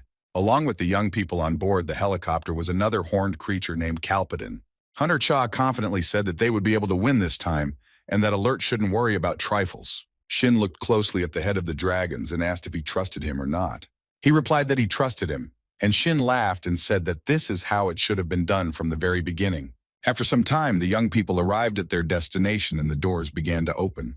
Shin and Alert hurried to leave the helicopter as quickly as possible with the wind blowing in their faces. They had already started to leave, but Hunter Cha looked at the head of the dragons and saw that he was very worried. The guy immediately rushed to calm him down because he would be the one fighting the Demon King, and Alert had nothing to worry about. The dragon chief noticed that he was jumping into the center of the enemy lines, and so he would be nervous no matter what. Shin suggested that he should rather focus on demonic spirits and not think about bad things. Alert smiled and said that they would try their best and could be relied upon. And the young people began to get out of the helicopter. They had to fly a little, using their own strength since the helicopter could not land in the place where the fighting was taking place. Shin was having fun, and during the flight he suggested cutting off the bastard's head in a beautiful way. Not only Shin Hyun and Alert descended from the plane, but also the demon Kalpadin, who had been following the hunter around lately. The demon followed him, eavesdropped on all conversations, was aware of all his affairs and plans. After some time, the Hunter Cha and the dinosaur leader dropped to the ground into the thick of the fighting. Alert turned into a dragon, and he and Shin Hyun were guarded by an army of dragons. The demons who saw all this were not at all afraid. They rushed into battle. Shin looked around and realized that there were many more demonic spirits than he had expected. The head of the dragons asked how many of them were there. The hunter replied that there were 8. Shin also said that there were also quite a few high-level demons gathered. The young man realized that he shouldn't get upset, but should start everything with a greeting. The dragons that were guarding the dragon chief and Shin raised their huge and powerful weapons in greeting. It seemed that the demons did not see all this, but continued to run forward at breakneck speed. Their eyes were burning, and their teeth were bared in anticipation. It seemed to them that quite a few dragons had been destroyed. At this time, Shin raised his hand up to use his unusual skills. A very strong wind arose, which swirled the whirlwinds. Shin outlined a protection around himself and the dragon wings. The demons opened their mouths in surprise and could not understand what was happening in front of them. Shin used his superpower and fiery whirlwinds appeared in the sky. The wind drove the demons into one crowd. In this way, the young man wanted to get rid of a huge number of horned creatures. The demons burned in the fire, their faces twisted in pain, and no one could come to their aid. The dragonwings, who had been observing all this, came to the conclusion that while the enemy was in chaos, it was necessary to act. The head of the dragons also gave orders to his wards to go to battle to deal with those who were not taken by the flames. Shin looked up and the head of the dragon flew over him along with his charges. The young man smiled and at first could not understand what was really happening. Then someone called out to him. Shin turned his head towards the sound and saw a terrible horned monster in front of him. The demon thought that the guy had called him. Because there was no one around, Kalpaden was kind of absent-minded. Shin turned to him. He asked what this creature was doing here and who he was looking for. And then the young man asked what the horned creature was doing here. What he was doing here anyway. Kalpaden didn't know what to answer, but the guy said that now there would be a climax and that the demon should watch carefully. Shin left the horned creature behind. He walked somewhere forward. The demon looked after him. Then he realized that the guy knew all this time that he was nearby, but pretended not to know. Then he decided to look at Shin's abilities. And the head of the dragons at this time began an active fight with several demons. He cast a spell in an incomprehensible language. Alert was in the sky, but was actively destroying demons. One of them raised his head up and said that the lizards were really bothering them. The head of the dragons continued to fight the dark forces as best he could, but what he saw made him very angry. Several demons attacked one dragon wing and beat him mercilessly. The head of the dragons immediately went to help him, because he understood that they couldn't do without his skills. And the demons continued to beat the dragon wing with all their strength and all their hatred. He picked up one demon with his huge clawed paw and lifted him up. He didn't expect such a turn of events. And he began to put his paw on the other one. But the demon tried to restrain the giant as best he could. The demon said that no one could have thought that Alter would lose to a human, which means he would also lose to him. The dragon chief used his powers to deal with this horned nonentity, and it was torn to pieces, which Alert was extremely happy about. The head of the dragon said that the endurance of his wards also had a limit, so he asked Shin to deal with the main demon. The young man heard the alert and was ready to fight one of the most important horned-headed creatures. The demon said that he was surprised to see Hunter Cha in person, and the boy laughed and asked what was so surprising about that. The horned one replied that he was saying that there was a man who was stronger than the dragon, and he was surprised at how diverse the human race was. Shin used his special skills. A sword appeared in his hands, and he replied to the demon that they were not in such a relationship to have such conversations. And then he added that not everything can be understood, it's just that apparently the time has come for the demon to test the powers of Hunter Cha on himself. The demon smiled and was indignant. He did not expect to hear such an answer, as he was confident in his strength and abilities. And he told Shin that he didn't think that any person would dare to boast about their powers in front of him. Hunter Cha laughed cheerfully and began to approach the demon and replied that he might regret what he said. And the most important, most anticipated battle began. Everyone was very tense. Shin had beads of sweat on his face. He was serious and thought that the demon had no weaknesses. The fight continued. The demon's eyes were burning with red fire. There was a smile on his face because he was confident of his victory. The young man used his signature skill, Soul Sword, and fought with all his might. And the demon looked into his face, laughed and said that he saw that the hunter was using the same power as the dragons. Then the horned creature laughed and said that this was too little to defeat him. The demon told Shin that the dragons were defeated because they believed in their own insignificant strength. All this made the young man very angry, and he decided to use his main skills. The demon opened his mouth in horror. His eyes were frightened, and he asked if the hunter would kill him with one blow. Shin laughed and thanked the horned creature for the hint, which later helped him a lot. The young man finally realized that the soul sword had no effect on the rifts. Then he realized that the soul sword had its shortcomings. Shin told himself that he was a warrior and had to be able to act in any situation. He told the demon that if the soul sword didn't work, he would just hit him, which he did.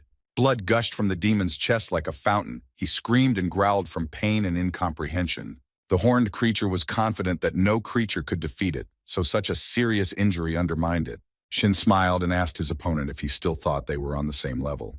The demon stepped aside and said that all this happened because he relaxed too much. He gritted his teeth and replied that if he wanted to defeat Hunter Cha, he would have to fight properly. And in order to accomplish this, the demon decided to restore his powers with the help of his skills and began to release the king of demonic spirits. Kalpaden watched everything that was happening and thought about whether Shin was a human being or not, since another had long been scared in his place. And Hunter Cha turned to the demon king, wondering what he was doing, because red smoke was coming from him. The demon turned to Shin and told him that this meant he was preparing to risk his life. The young man gripped his sword even tighter, as he knew that the fight would not be easy. He realized that the energy and spirit of the Memen were different from the past. At this time, isolated battles continued. The dragon wings actively exterminated the demons. Some of the horned creatures rejoiced that their king had summoned demonic spirits, and that this would soon all come to an end. Alert said that the demonic spirit was the most recent spell of the demon king that he had ever seen in the records. The leader of the dragons realized that everything was coming to an end, as the demonic spirit was invincible, and one of the demons told him that their man Shin would soon turn to dust. The two demons were talking to each other about how they were very angry that they had wasted their internal energy on a simple person. One of the chief demons said that it would be in vain if the enemy won, but he was sure that their masters still had a plan. Then the chief among the demons gave his subordinates the order to deal with the dragon wings, and the battle began again. And Shin stood in front of the demon king and mentally prepared himself for a new fight. He understood that it would not be easy. The young man thought about something and then laughed. In this way, he wanted to confuse his opponent. Hunter Cha held the sword tightly in his hands and used his special skills. Without them, it would be very difficult for him. He realized that the natural energy was dissipating. The young man covered his nose and mouth with his hand as he felt an unpleasant smell. The enemy had poisoned the natural energy around him. The Demon King looked at Shin calmly and did not answer his questions, but his eyes burned with the fire of victory. He held the sword tightly in his hands, wanted to say something to his opponent, but he suddenly noted that there was no point in the weapon. The Demon King began to attack his opponent, unarmed, his sword crumbling into pieces.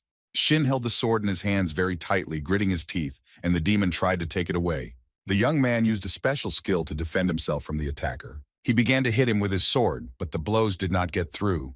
The Demon King was as if he were impenetrable. Hunter Cha became nervous. He didn't know how to act. He gritted his teeth and thought about what to do next.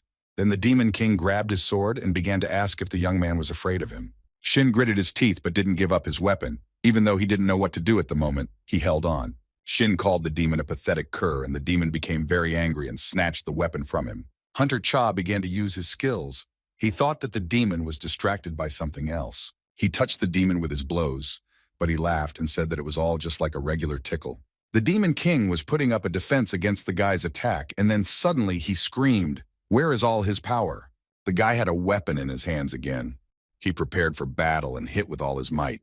Shin then used his special skills again as he got a little tired during the fight. Well, after a while, he saw a small crack on the sword.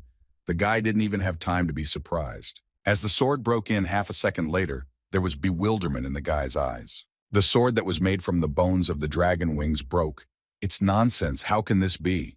And the Demon King said that he was very bored and that this was all a waste of his demonic spirit. He extended his hand towards Shin, red smoke curling from it, and sent a blow with the words for Hyun to die already. Blood gushed from the young man's mouth, and there was surprise in his eyes. Was this really the end of everything? The guy was coughing, and blood was flying out of his mouth in all directions. The Demon King, who was standing opposite, was happy. Shin Hyun was flying head down, blood was gushing out of his mouth, and he was wondering whether he would die or not. After some time, the guy found himself in an incomprehensible dark place. He was glowing blue. The young man thought about how he got into this world and what he would do here next. The unknown was frightening. A moment later, he saw himself in Murim, lying on a stone and thinking about his life. Then a picture appeared before their eyes of how they finally met Yunsul's younger sister. And then he saw his last conversation with Lee Ji-hye, to whom he promised that he would never die. I remembered the lawful heavenly warrior and my adventures in North Korea. The young man calmed down a little as he realized that these were all his memories, pictures from his life. A system message appeared before him that it was not too late and he had to go beyond the human. This phrase surprised the guy very much. And then a new message appeared telling him to enter the path that was laid out for him. Shin read the system messages, and I didn't think about whether if he did it now he would be able to win. But what worried him most was what would happen if he was able to defeat the Demon King. A picture of a fallen demon appeared before him, and the understanding came that he would cease to be human. He also realized that he would never be able to see Yunsul, Lee, Alex, and Alert, his dearest people. The guy thought about it and realized that he definitely didn't want this, and wasn't ready for such events to develop. The young man clenched his fist and said that he could not lose everything in order to protect them. Shin decided to use his special skill, Soul Sword, but then a system message appeared in front of him. The boy read that he must enter the path that was laid out just for him. Shin smiled and realized that for some reason the new sword wasn't working. He clenched his hand into a fist. And I decided not to listen to the nonsense that appears on the system message screen. He hit him with all the force he had, and the blows caused many cracks. The guy could still read the message that he would regret what he had just done. Shin laughed and said that he would definitely take care of that and hit the screen again with all his might. It shattered into small cracks in all directions, and the young man thought that the screen should have fallen a long time ago. This allowed the young man to return back to the Demon King, who asked him why he was so persistent, looking for adventure. But when the demon looked at Shin, he was very surprised, because the guy had changed a lot and there was not a scratch on him. Hunter Cha asked why the demon was scared, and noted that it was a slight transformation. The young man smiled, raised his finger, and said that from now on the second round begins. The Demon King was not prepared for such developments. He was surprised, his mouth opened in amazement. The horned creature realized that the surrounding energy had definitely changed around Hunter Cha. The demon also thought that the changes in appearance were very much connected with this. The Demon King decided that there was no point in wasting time. No matter what Shin had done, he needed to get to the fight, and he immediately began to fight, using his powers to destroy the young man. But Shin stood calmly, looking at his opponent. He knew that his strength would not take him. Then the young man used his powers and the Demon King screamed in horror. Hunter Cha used his skills. A fire sword appeared in his hands. The demon screamed even louder. He raised his hands to defend himself, but it was no use. A moment later, blood gushed from the fountain demon's mouth. The horned creature swayed in pain and hatred towards its enemy, while Shin calmly approached it. Suddenly, the demon realized that enough time had passed since he used the Demon King's spirit, and the regeneration was slowing down. The horned creature asked the guy how he became stronger. He laughed and replied that for someone who would soon die, he asked a lot of questions. Without thinking twice, Shin began to use his power against the demon again and again. He wanted to finish him off. He was screaming and writhing in pain. Then he decided that the best way was to escape from the battlefield, but Hunter Cha caught up. Shin stopped his opponent and delivered his signature blow again. The demon wheezed and writhed in pain. Then Hunter Cha threw the Demon King from above and used his fire sword. And finally, the young man used the fire strike skill, and the Demon King lay lifeless. After a while, he turned his head, gritted his teeth, and asked how Shin dared to behave like that. He stood up and with his last strength decided to deal a crushing blow to the young man. But Hunter Cha wasn't like the first round. He immediately put up a strong defense against the demon. The Demon King fell to his knees in front of Shin, who looked at him with a victorious look. The demon was kneeling, not moving or making a single sound. It looked funny and ridiculous. The young man grabbed him by the horns and began to ask why he was silent, but the demon only bared his teeth.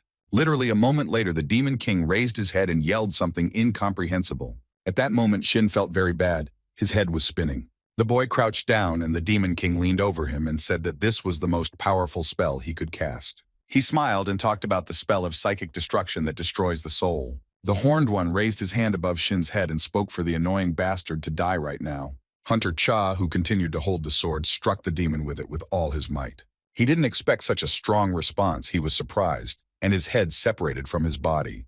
The guy said with a smile that his opponent's speech was so banal that he couldn't hold back. And he left, leaving behind the Demon King, whose head and body lay far apart. The young man was very happy and said that the Demon King was finally finished. Hunter Cha, with a sense of accomplishment and calm, went forward to meet new adventures. But then a system message suddenly appeared in front of the young man, and he read that he needed to go there. Hunter Cha looked at the board in surprise. He couldn't understand what this message was even for, and he had never called something like this before. He came and saw the guy who was in chains. He asked Shin why he was talking to him like that guy. And the Hunter Cha turned to the beautiful girl and asked who she was and why she had called her to her. She smiled languidly and said that it was she who had done him a favor and that she controlled the status window. The guy asked if she was a goddess. The girl said that some people call her that, and she wanted to invite the guy to her place for a minute. He replied that he thought it was impossible, and the goddess was very surprised by the young man's refusal. He said that he had a lot of things to do now, but they could talk when he was free. The one who called herself a goddess did not like this answer very much, but she agreed. The status window suddenly disappeared just as it had appeared, and the young man stood there thoughtfully. And then the guy decided that it was time to go back, because they were most likely waiting for him. The head of the dragons was very tired. He had actively participated in the battles and was scared because he did not know what to expect. The fighting was still going on. The demons continued to attack the dragon wings, whose strength was already running out. The head of the dragons crushed one of the demons who attacked his charges like a flea. Alert! who was watching all this, thought that there were a lot of demons and asked Shin what was going on there. At this time, the sky gradually changed from blood red to a beautiful bluish-white color.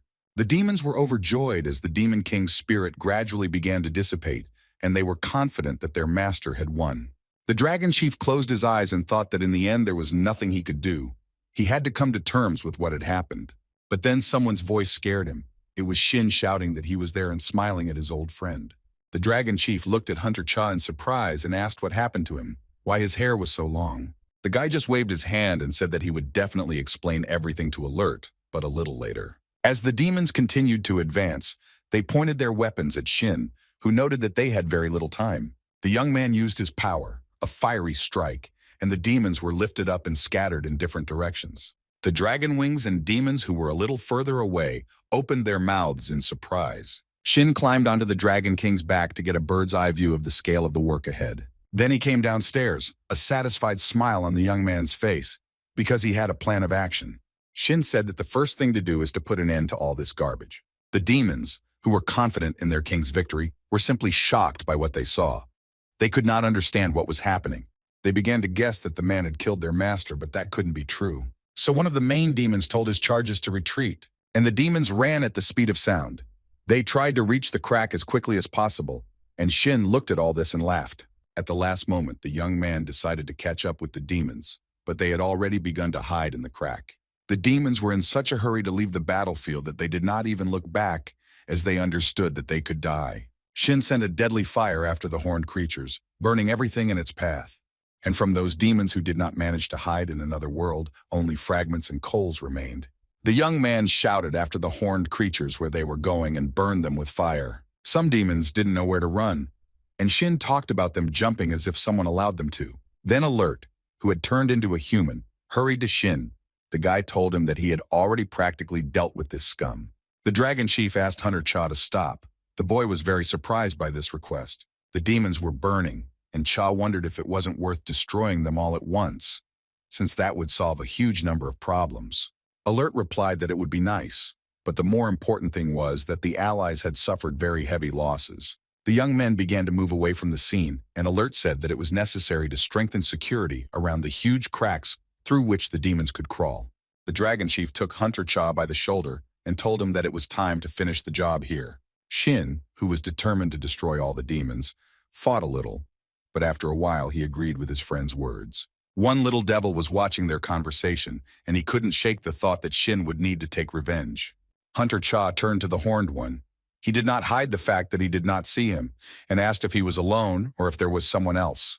Shin asked the demon why he was constantly following him. The guy needed an explanation. The head of the dragon became very angry. He said that he should not listen to his excuse. The demon must be killed immediately. He also immediately fell to his knees and began banging his head on the floor, saying that he was impressed by Shin's skills and would follow him.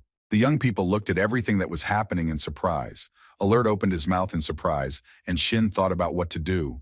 Hunter Cha thought that the demon had probably gone crazy, and the dragon leader noticed that he was crazy. The demon said that he knows that Shin doesn't trust him for no reason, but he swears on his heart and gives his absolute loyalty. He asked the young man to allow him to be his servant, and Alert called the demon a liar and said that he would tear him to pieces. He rushed headlong to fulfill his promises, but Shin stopped him almost at the very last moment. Hunter Cha asked his friend to wait and noticed that the demon swore on his heart. Shin asked if he could keep him as a slave. He thought that the demon might still be useful since he was in excellent shape. The head of the dragons didn't like this idea at all, but he didn't want to argue, so he agreed with these arguments. The demon troops retreated very quickly after the news of their king's death became known. The Russian Prime Minister announced that thanks to cooperation between America, China, and South Korea, the reconstruction of their country went smoothly. The security of the rift in the dungeon has been strengthened under the leadership of the Dragon Chief Alert. Shin woke up, stretched well, and thought that maybe he could finally get some rest. A clawed paw placed a glass of steaming tea in front of him. The slave knew how to please his master. The young man took the glass, thanked him, looked intently ahead, and thought about something. The demon immediately fell to his knees in front of the guy, and Shin said that he asked him not to stick his head out. Then he asked how he hid the horns. The demon replied that he used a camouflage similar to the camouflage of chameleons. Shin told the demon to get away from here as quickly as possible and not to pursue him. He replied that he wanted to be with the owner, and the young man took him and threw him out the door. and he himself went into the bedroom, lay down on the bed without undressing, and fell asleep quite quickly. After a while, Shin wondered if she would contact him if he opened the status window. The status window displayed messages one after another. The goddess was glad that he contacted her, then that she would invite him right now. The guy entered the magnificent white castle and saw the goddess sitting at the table. She smiled very sweetly at the young man and invited him to sit down next to her. Shin immediately listened to the beautiful girl's request and sat down at the table directly opposite. The young people looked at each other with a smile. The pause lasted for a while. Shin asked the girl with displeasure that she should say something if she brought him here, and she replied that she found it hard to believe that he was here. The goddess said that his presence delighted her and that he was the second person to cross her threshold. Then the girl clarified that the first person went down the same path of non-existence as Shin. That person's name is the Heavenly Warrior. This information made Shin very angry. He said that this creature destroyed everything.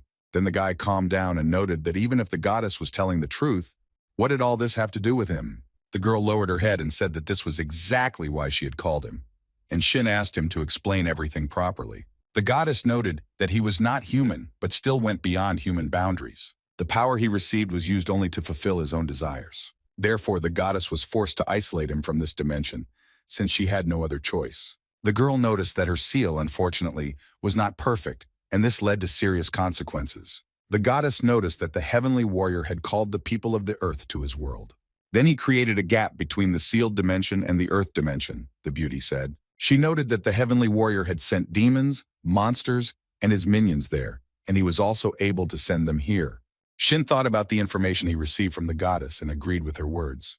She noted that Shin had gone beyond his limits in this battle and was able to drive away the Demon King's army. But as long as the Heavenly Warrior exists, this will happen again and again. Shin slammed his fist on the table and said that only death would end this nonsense. He asked the goddess if she knew how to kill the Heavenly Warrior, and she noted that she knew. The goddess said that she would show him how to cross dimensions and tell him how to end the problem forever. The girl noticed that first it was necessary to get to the place where the Heavenly Warrior was located. Shin was very tense. He asked if he could go beyond the dimensions. The goddess noted that Shin was far behind her expectations, despite the fact that he had studied martial arts. She also said that those who have reached this level in their peak can separate the physical and spiritual body, thereby crossing dimensions. The goddess said that even if Shin only had a spiritual body, he could still use all of his power. The young man listened attentively to the girl, thought about her proposal, and then asked why she didn't go there herself, since she had plenty of strength. The goddess thought about the guy's words, lowered her head and said that it was not even about that. And in order for her to get into the underworld, she must be possessed by a person who can maintain her power for some time. But ordinary people cannot withstand its power for a long time. They die immediately. The goddess said that now there are 3 people who can withstand her power, but they will all die by the end of the coming. Yunsol, Elena from Russia, and Alex can withstand the power of the goddess. Shin couldn't believe it because they are all close to him. The girl said that she knew that Shin would definitely not like this option, so she did not suggest it. The young man replied that it would not do as the goddess suggested, and she looked at him very carefully. Shin asked what he should do.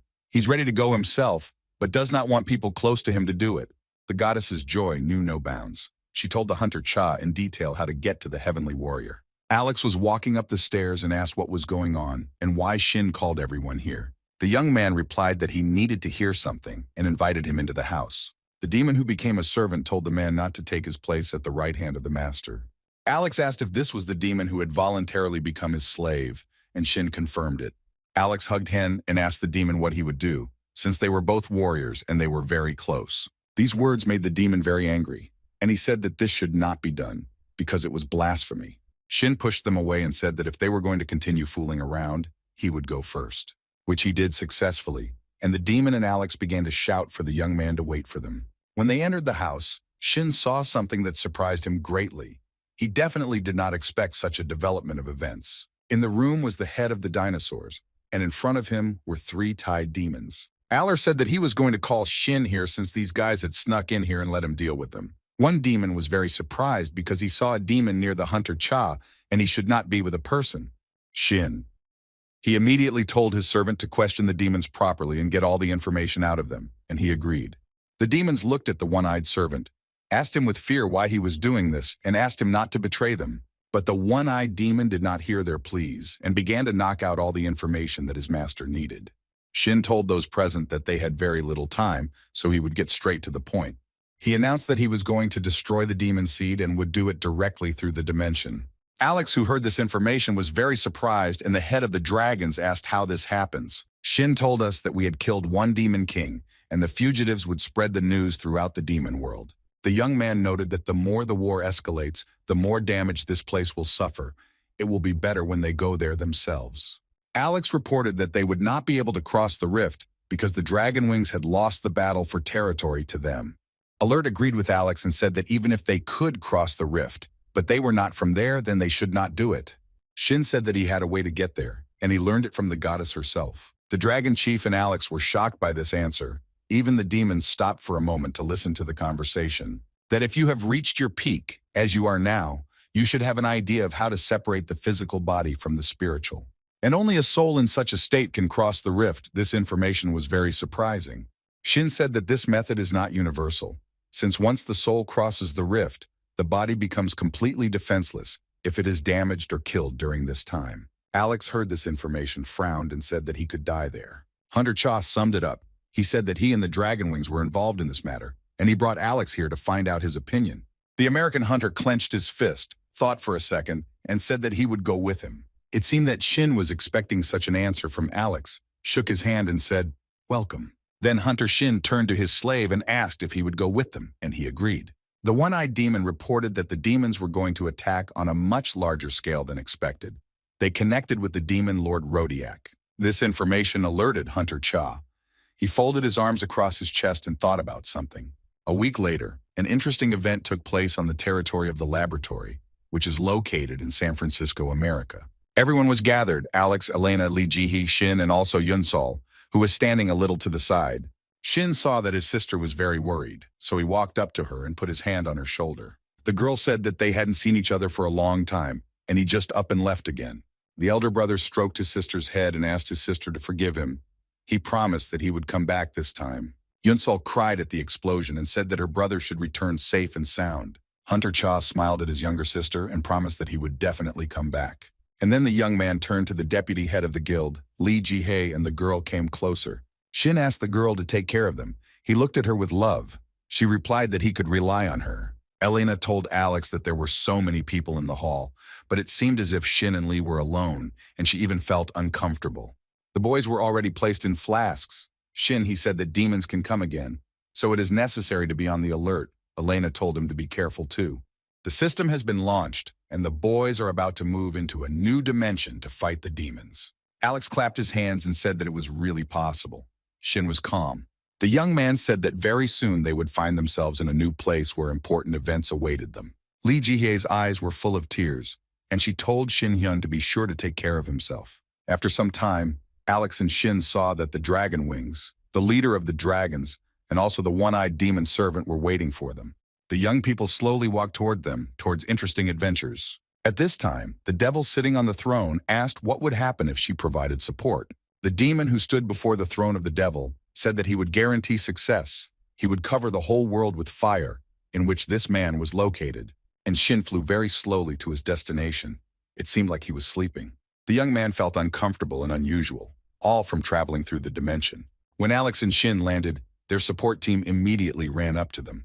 Hunter Cha looked around and wondered if this was really the demon world, and Alex added that it was no different from the Earth in Murim. The head of the dragons said that this is indeed so, and they call this world Dreadville. Shin turned to his demon slave and called him a serf, but he had no idea why his master called him that. The guy seemed not to hear this question, and immediately ordered the slave to tell him more about this place. The one-eyed demon reported that the building in front of them was the castle of his former lord Willite, and the forest that was nearby was the end of the world, so the Dragon Wings who lost the battle fled here. The demon noticed that most demons weren't interested in this. They were most interested in the Dragon Wings. Willite sought to exterminate the lizards as their territories were nearby. Shin scratched his beard and understood why after Willite's death, the other demons wouldn't worry. One Eye said that on the contrary, now that Willite is dead, other demon lords will start to take an interest, especially his favorite Rodiak. Shin wondered how many more demon lords there were, and his slave replied that 11, including the dead Willite. Hearing this number, the young man became upset and asked if it was a lot. The head of the dinosaurs took him by the shoulder and said that it was a lot. Alex said that this battle would drag on longer than he expected. Shin agreed and said that they would need cover. He turned again to his one-eyed servant and told him to take him to Wilaita's castle and they would stop there. And the demon went to the castle, which, as it turned out, was guarded by 3 more demons. The one-eyed man was not ready for this. He waved his hand at them happily, and with a smile on his face announced that he had returned to them. The guards ran to meet him and were happy to meet Kalpadin. They were very worried when they lost contact with him. The demons asked where the Demon King was, but the one-eyed man hesitated. He was followed all the time by the American hunter Alex, who, during the demon's conversation, cut off the head of one of the guards. The second demon faced the same fate because he did not expect such a trick from Kalpadin. The one-eyed demon said that the king died at the hands of the new ruler and smiled sarcastically. The third hunter was shaking with horror. He held the weapon in his hands and did not even think of using it. The demons were sitting in a dark room. When the doors opened and daylight appeared, they began to squint. One of the main demons turned to another, asking if he was okay, and said that he had news. He reported that he had managed to infiltrate the demon village and had barely been able to find those who had gone on reconnaissance. The demons were in prison, tied up, but they were freed very quickly. The Dragon Wings, after a single victory, let their guard down, which gave them a head start. Then the chief demon asked his ward if he had any more information. The fair-haired demon, in front of whom the ward stood, demanded that he tell him everything, but he hesitated. The demon raised his head and said that Alert had returned to Dreadville, along with the traitor demon and the people. The blonde elder demon was very surprised. He couldn't believe what he heard with his own ears. The demon smiled and said that he had good news. The blonde man was surprised and asked what kind.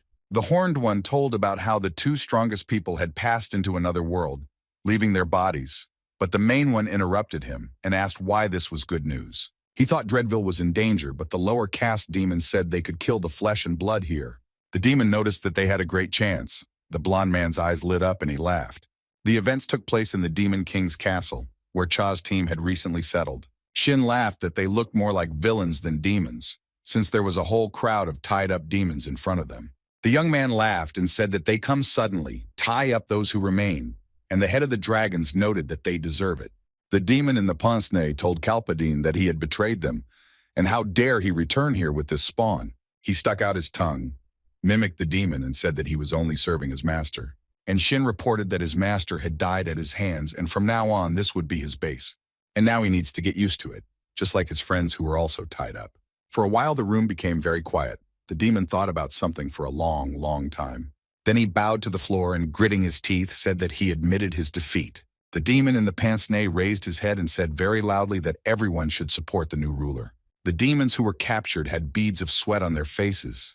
They wrinkled their foreheads and looked at each other. And then the prisoners, all together in chorus, shouted that they accepted the new ruler. Shin decided to use his special skills, and a small light appeared on his finger. The demons who saw this became very animated as the bonds with which they were bound burned away. Alex approached the young man and asked if he thought the demons would come after him after this. He replied that they definitely wouldn't do that. Hunter Cha approached Kalpadin with orders to suppress the lesser demons. But then a demon in a pince-nez approached the guy and asked the gentleman to give him this job. Shin asked the demon's name, and he replied that his name was Salchin. He told him to take him to the room as he needed to rest a little, and then they would get down to business. The demon Salchin walked forward and invited the company to follow him, which the young people did. Hunter Cha entered the room, sat on the bed, and decided to talk to the demon alone. He looked very intently at Salchin. His pupils became like match heads, and then asked him what he was planning. The demon fell to his knees in fright, shaking as if he had a high fever, and stutteringly asked what Shin meant. He began to bow and said that he was simply trying to come up with a plan to help his master. Shin was very surprised that the demon wanted to help him, and he said that his position is the deputy of the Demon King, or more simply, he is a butler. Salchin explained that his main role is to follow all orders. He asked if Shin planned to kill all the demons. He answered in the affirmative.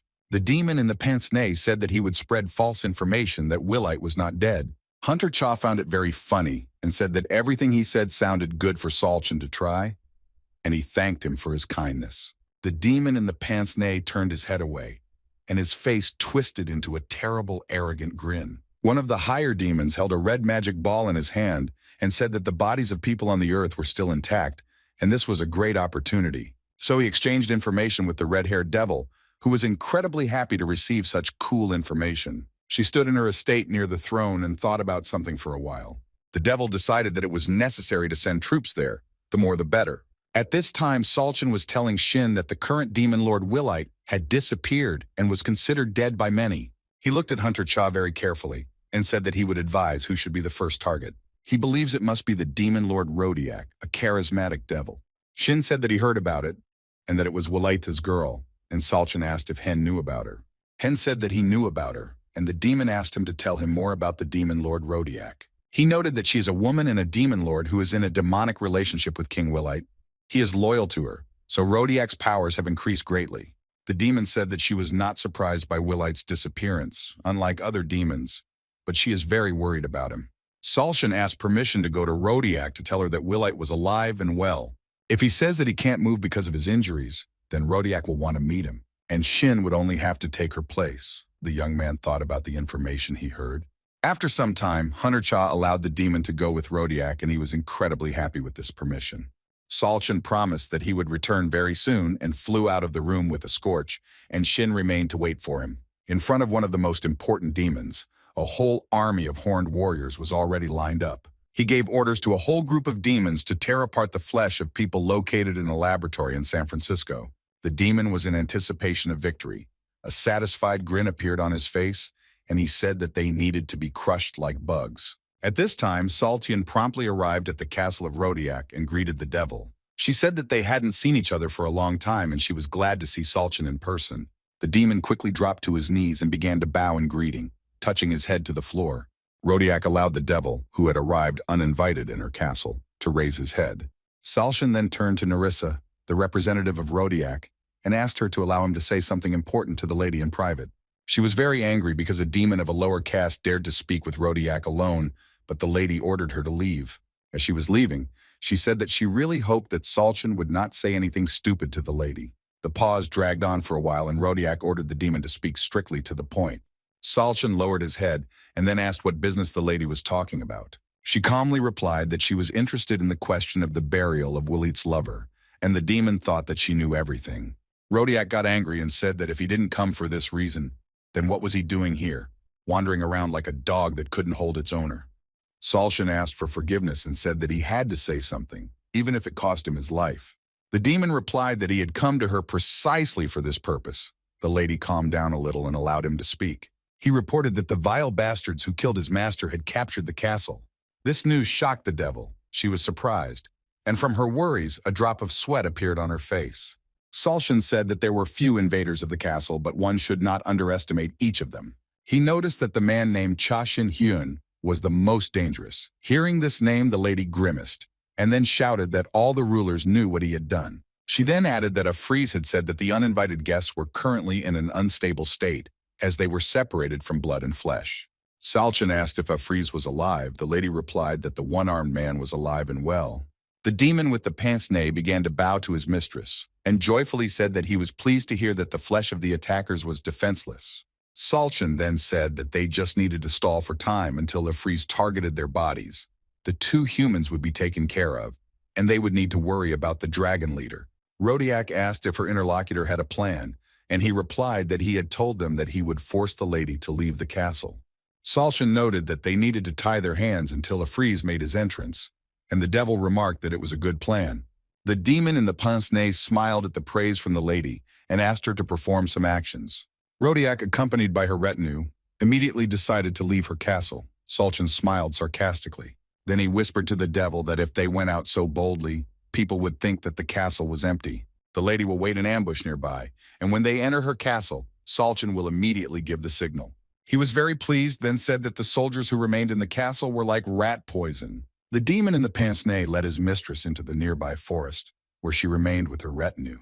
And Salchin went back to the people and said that he had managed to convince Rodiak. Someone from Shin's team said that now that the castle was empty, they had a chance. Salchin very quickly rose up, saying that they should hurry. Those present looked to see where the demon had flown, and everyone standing in front of the castle followed his example. Alert said that it looked very much like the castle was empty after all, and Alex replied that it was all very plausible. Salchin smiled wryly and asked what plausibly meant. What were they talking about after all? Rodiak had led out all the soldiers. Then the demon thought for a moment and said, "If you think about it, where is the main army?" But the head of the dragons interrupted him and said that it was nowhere. Alert thought about something, and then said that he would go look for the devil Rodiak. And then, without thinking twice, very abruptly and unexpectedly, using his abilities, he cut off Salshin's head. Alex, who had been watching the whole thing, folded his arms across his chest, laughed and said that demons were no worse. What a blatant lie. Then American. The hunter suggested going and taking this castle. The head of the dragons agreed with his thoughts. Soon Shin and his servant, the one-eyed demon, came from behind to the demoness troops. Rodiak. The young man raised his hand and asked her to take care of the dome. The Rodiak troops were not prepared for such a turn of events. The demons turned around and what they saw shocked them. They could not understand who was in front of them. The high-ranking devil, although she was frightened, immediately realized that the person speaking to her was Cha Shin-hyun. She said that this was an unexpected phenomenon for her, and if Salchin was right, then Shin was heading to the castle, and he asked how Rodiak could believe this. The young man immediately said that he was here to deal with the main one and would leave the castle for other people. But for the demoness, this did not matter. This answer left the guy stumped. He certainly didn't expect to hear it from the high-ranking Rodiak. And she, seeing the young man's reaction, just laughed very loudly, arrogantly, and said what a laughing stock this was. Shin got really angry and asked what she was even talking about. She was completely out of her mind. Tears came to Rodiak's eyes from laughter. She wiped them away with her hands, and laughingly replied that she had prepared something for him. A frieze with a huge number of demons and his warriors headed to where the physical bodies of Shin and Alex were. Rodiak thought about this and looked slyly at Shin. She knew perfectly well that she needed to stall for time. Meanwhile, a frieze and his assistants were making their way into the laboratory grounds.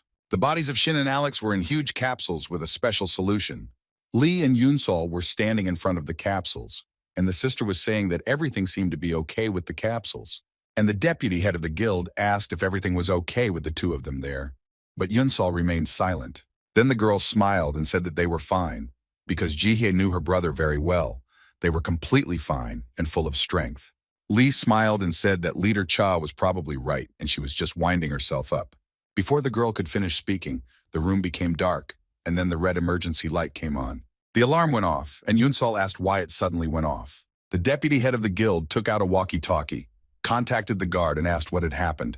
He reported that demons had attacked them and asked for reinforcements. Lee ordered Yunsol to contact the hunters, the Dragon Wings, who could help now. The girl immediately began to fulfill the request. Shin, who was standing in front of Rodiak, asked why he had to guess her riddles. Not receiving an answer to his question, he used his power and said that she did not have long left. The demoness screamed at him to calm down and stop using his abilities, but the young man did not hear her. He offered Rodiak to fight him with all her might and show her demonic spirit.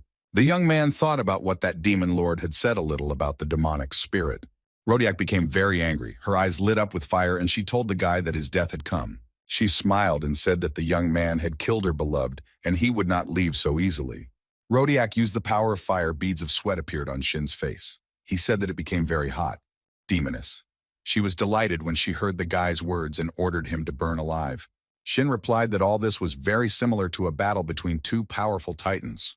The boy then thought that if ordinary demons had obtained something similar to this martial art, then Shin would be extremely irritated by it. And the demoness continued to rage. She thirsted for the death of her opponent and screamed for him to shut up and die. The young man was not afraid of her, but continued to fight, because he knew that only one of them would remain alive. This made Rodiak very angry, and she screamed hysterically at how he was resisting her power. The young man smiled, and the devil asked if he was not an ordinary person. She was very surprised. At this time, there were heated battles near the laboratory. The dragon wings fought with the demons. They understood that the dragons were stronger and asked each other why they still didn't have reinforcements. Yunsol. She climbed onto the roof of the building where the laboratory was located and helped the dragons deal with the demon. She was driven by anger. Russian hunter Elena also came to the rescue. She used her power against the demons. A frieze had already burst into the laboratory where the capsules were located and said that he was doing everything for the common good. He gritted his teeth, remembered how many of his charges had been destroyed, and said that these casualties were inevitable. He ran up to the room where the capsules were located and started kicking down the doors. A room opened up in front of him in which the capsules were located. The demon was glad that they were found so quickly. Afreeze had a pink flame in his hands and said that all that was left was to detonate the capsules. The demon was overjoyed with anticipation, but Lee Jihee appeared very quietly behind him. The guild's deputy put a dagger to the demon's throat. Blood flowed, and he only wondered how he could have let his guard down. Li Jihe quickly stabbed the demon to death and said that he couldn't have expected the sudden attack. She went to the flask, looked around, and was glad that nothing was damaged and everything was intact.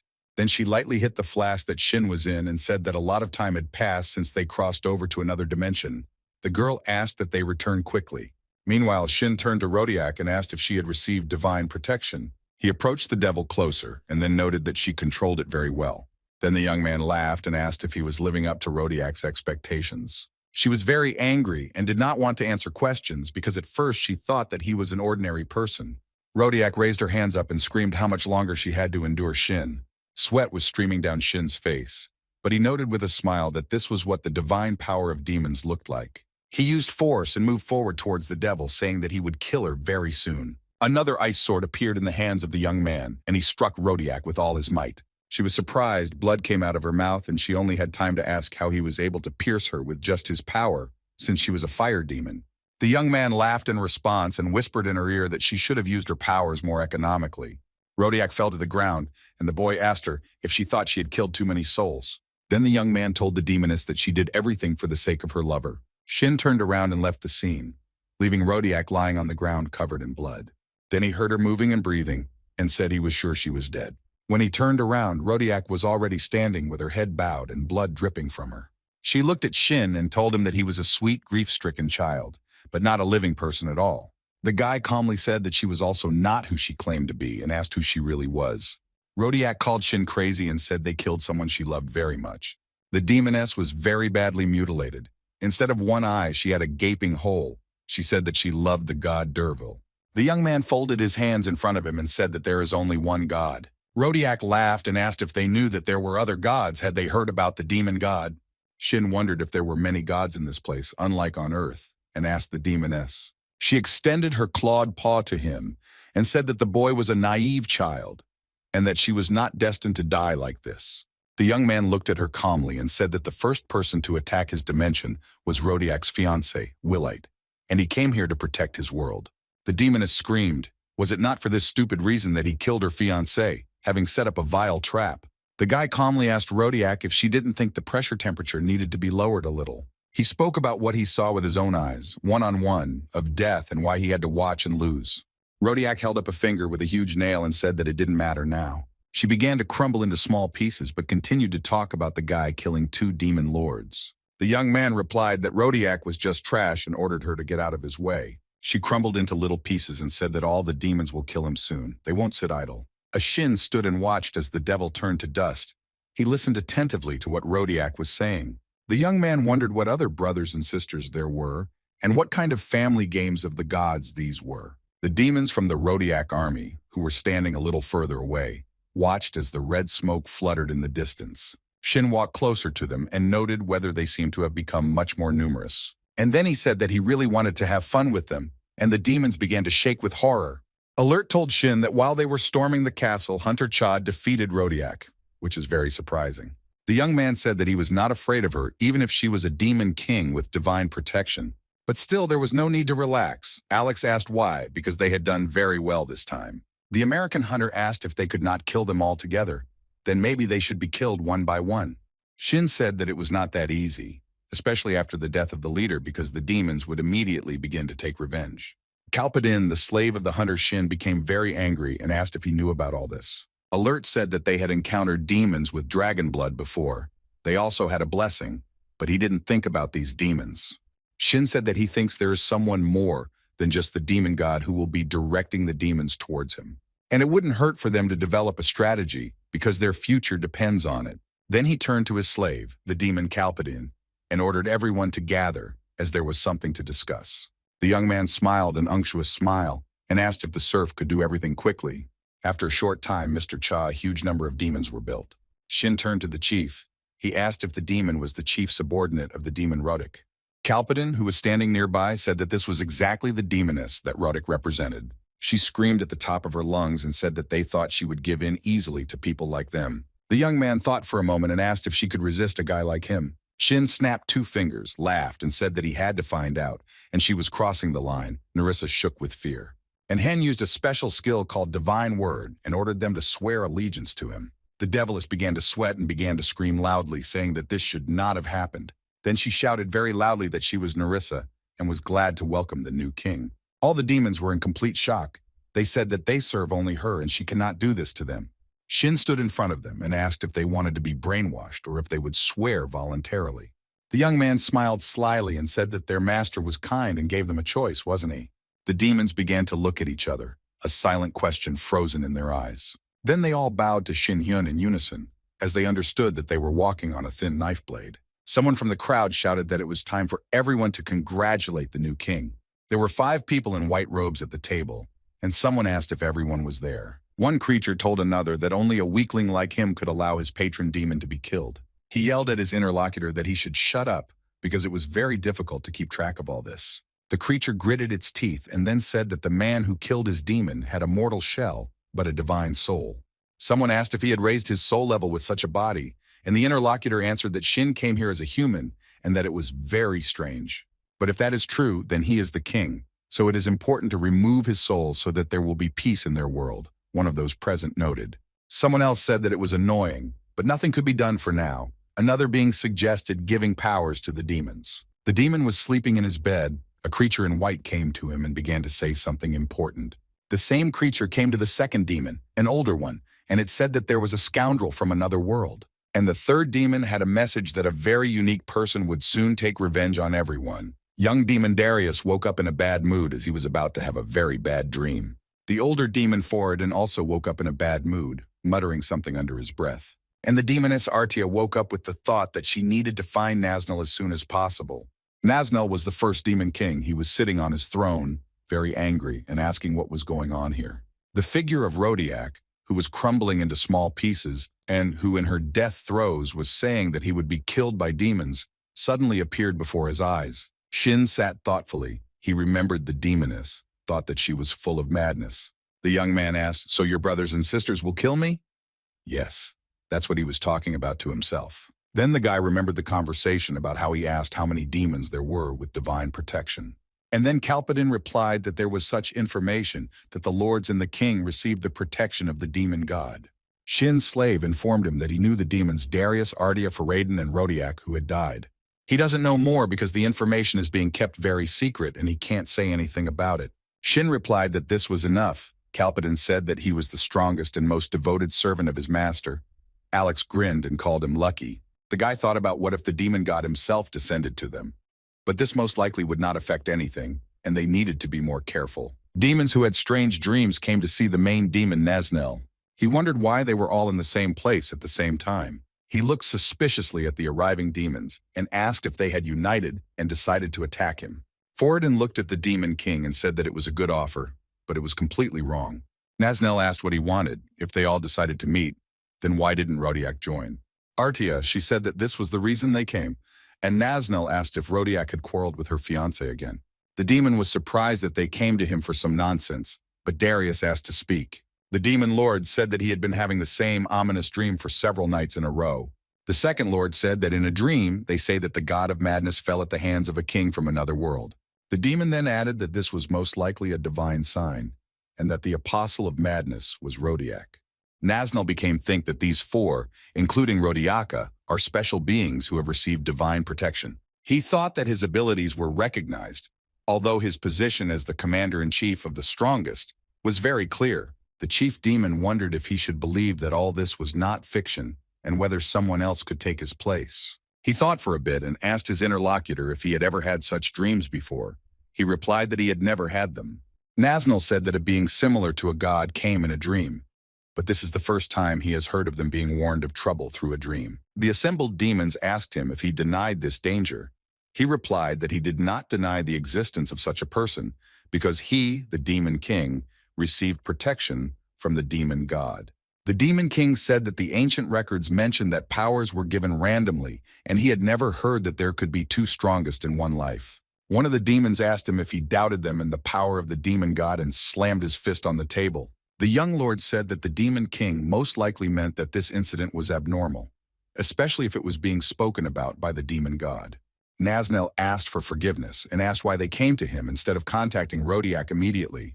The lords replied that they had tried to contact her, but she was not giving any response, and contact with her had been lost while Artia was in pursuit. The Lord said that they came to him because he is closest to the head of the demon, and he has the authority to send demonic spirits to the territories of Vilate or Rodiak. The demon king became angry and asked if those present wanted to take advantage of his power. Darius replied that they would not abuse it because he would not suffer from it in any way. Naznel told those present to go to Rodiak and contact him as a member of the royal family, and he would help them with this. Darius thanked the demon king for their assistance and said that they would report the results to him. Rodiak was sitting on the throne in her castle. 3 demons came to her, and one of them said that she needed to bow down, and they knelt down. One demon had thoughts about how someone thought that the demoness would not be there today. Would they really do everything so bluntly? Rodiak ordered him to raise his head and told one of the demons that his face seemed very familiar to her. The demon wondered if this was really that demoness and thought about why he felt so awkward now. Rodiak asked what had happened that all 3 of them had come to visit her. The demon bowed and said that the king asked him to convey that he wanted to meet with the lady. Rodiak was very surprised, and then asked why he did not come to her personally. The demon replied that he would be busy until tomorrow. The demoness turned to the other 2 demons and said that she felt that they were not the king's subordinates, since they had never met before. They replied that the lady was right. They had never met before and were not subordinates of the king. Rodiak asked why people from different places united and came to her. She demanded to be told directly. Her eyes were glowing red, and the devil asked if they would ever get the stupid idea to deceive her. The demons fell to their knees and began to say that everything was completely wrong. The main one of them said that he would tell the lady everything. He reported that the king had recently held a meeting in the castle, and by his decision, they were sent to check on the health of the respected Rodiak. The lady smiled and asked what these 3 wanted from her, and whether she was in danger. The demon said that this is exactly what they wanted to tell her. He was on his knees and very nervous. He thought about the awkward feeling he had before, what was happening to him because his appearance, manner of speech, everything was the same. Beads of sweat appeared on the demon's face and his pupils became like dots, and he realized that he did not feel a demonic aura from the lady. According to the rules, the demon king must show his power, strength, and authority, even if he doesn't want to, the demon thought. Rodiak stood up from the throne and began to walk. The demon looked at her feet. She said that she had heard this before. She said that demonic spirits under the leadership of the divine protection demon lords had come to visit, and that this would be beneficial to her master. The demons who came to Rodiak were shocked and surprised to hear these words from her. They began to stutter, and after a while Rodiak miraculously transformed into Kalpidin. The demons who were looking for the lady were surprised and frightened. They asked Kalpidin what he was doing here. He laughed merrily and said that he thought he would die pretending to be Rodiak, and I'm very glad that they didn't reveal it. He approached them and asked if they were confused, when Shin appeared and said that he had already despaired of looking for the rest of the demon lords. The young man was very happy. He laughed and thanked the demons for coming to him. He turned to the demons and asked how he could express his gratitude. They shook with anger, and the main one thought that the arrogant little man did not know his place. The demon took the sword in his hands and ran towards him with the wish that Shin would die. The guy stood calmly and watched all this. A moment later, the blade of the sword was right in front of the young man's face, but he was unperturbed. Shin stopped the sword with 2 fingers and told the demon that he was very brave, then snatched it from his hands. The demon was definitely not prepared for such a turn of events, and the young man, without thinking twice, cut off his head. Shin raised the sword up and said that this sword would not touch him even in 100 or 1,000 years. Then he approached the demon and said that he most likely knew the least about his abilities. The other 2 demons stood to the side in amazement. Beads of sweat appeared on their faces. They were silent as if they had water in their mouths. Shin ordered them to provide all the information they knew about their master if they wanted to stay alive. And they told the young man in detail everything they knew because they did not want to die. Shin. He listened attentively to what the demons were telling him and began to think about something. The demons knelt down and continued to talk, waving their arms as Shin was joined by his team members. One of the demons summed up that this is all they know, and they ask you to believe them. Alik said that in the end, there was not as much useful information as he thought. Kalpidin noted that the fact that several lords had gone to Naznel was very important information and could pose a threat to them. Alert noted that even though they are a team, how do they know that they were the ones who killed Rodiak? Shin put his hands behind his head, stretched, thought, and said that he knew how the lords knew everything. The young man reported that when he killed the lady, his mind became clouded as if he was drunk, and Rodiak said that all the demons would unite and kill him. Kalpidin became very nervous and asked if his master Alert was okay, added that it remains to wait for the demon king. Shin laughed cheerfully and said that they should not worry because he was the hunter Cha, and they would not be able to kill him since there was a reliable plan. The young man turned to the demons, who bowed to the floor and asked them to look at him. They carried out the order in horror. They were still very scared and shocked by everything that was happening. Shin used a special skill, Divine Word, and told the demons to do as he told them. Lord Ardea was not prepared for such developments. Demons entered her castle and headed somewhere. They bowed before the high-ranking demon and asked for forgiveness for their insolence. The demoness Ardea ordered not to apologize but to quickly tell the reason for their appearance. One of the demons said that Mrs. Rodiak was too noisy and talkative, and she was executed right there. Ardea was shocked by the information she heard. She couldn't believe it. The demon said that they couldn't do anything about it, and they were truly sorry. Before going to the master, they came to her to tell her this sad news. Ardea was very upset. The demoness calmed down a little and noted that Rodiak was indeed very talkative. Then Ardea waved her hand and told the demons to go where they were going. They thanked her and left. A few minutes later, the upset demoness went to her bedroom and fell into a deep sleep. But she couldn't sleep. She dreamed of creatures who told her not to let herself be deceived. The apostle had fallen into madness, and she needed to face the truth. Ardea woke up with a terrible headache. She grabbed her head and asked what he meant by that. After some time, the lords gathered in Ardea's castle, and since a bad dream did not give her peace, Foradin asked the other demon if he had heard the same thing in his dream yesterday. He confirmed that everything was so, and he was told that he shouldn't deceive himself. Ardea said that she was truly very sorry that the demonic spirit of the murdered Rodiak still not at peace. Darius asked what really happened. His people and Foradin's people returned safely from the hands of Rodiak, were the same as usual. Then he thought that his servants could be lying and their dreams were really a message from God himself. Ardea noted that if the demon god had given enlightenment, he would have said everything more clearly. Darius agreed with her words. The Lord grabbed his head and said that they needed to do something. They asked him what he meant. Foradin thought for a few minutes and then said that he would go there himself. Darius and Ardea were very surprised, asked what was happening to him since he was lazy, and now he was going to come there himself. The demon replied that it was so annoying to him that he had been having unpleasant dreams for several days in a row. Foradin said that he would personally check if Rodiak was alive, and then return with peace of mind, and if the dreams continued, then he would need to think about it. Darius wondered if the demon thought there was an enemy he could easily deal with, and if the Lord had a good sense for such things. Darius then asked if the other lords believed that the Rodiaks had been harmed. Ardea noted that if the lady had lost, then they would lose too. Foradin said that if something happened to him, the other lords needed to try to protect Nesnel. Ardea smiled and said that Foradin was acting like a hero who was ready to sacrifice himself for the common good. He replied that he was not going to die and therefore would not sacrifice himself. Darius, smiling, most likely because Foradin had volunteered to go to Rodiak himself, wished him luck. After a short time, Foradin and his assistant were not far from the castle of Rodiak. He asked the servant if he was ready. Their conversation was interrupted by Shin, who asked if the lord in front of him was the one who had received the protection of the gods. All the members of his group approached Hunter Cha, and the young man asked if the demon's name was Foradin. The demon became wary and thought that the young man knew him, but from where? And Shin continued to clarify who was in front of him. Foradin looked at his interlocutor and remained silent. The silence was broken by the servant who accompanied the demon. He said that Lord Foradin was next to him. The demon became very angry and told the servant that he had lied about something happening to Rodiak in order to lure him, calling him a puppet. After Foradin froze his servant, he turned to Shin's group and asked who they were. Hunter Cha happily answered the demon's question. He said that he was a human and came from another dimension. The demon asked again and then clarified whether it was true that they were invaders from another world. Shin said with a smile on his face that it seemed like something, and then asked if the demon had seen something like a dream or a nightmare. The guy said that in the dream there was talk about the need to avenge the murder of Rodiak, but he noted that he did not understand what Shin was talking about. Hunter Cha asked if it was unpleasant for them to be dolls, since Vilite was the first to attack, and if it weren't for him, this meeting would never have happened. The demon lord thought that Vilite and Rodiak had a special connection with him, and they were most likely killed by the person in front of him. Foradin became very angry and then asked Shin if he was the one who hurt Rodiak. The young man looked calmly at the demon. He was not afraid of him and confirmed his guesses.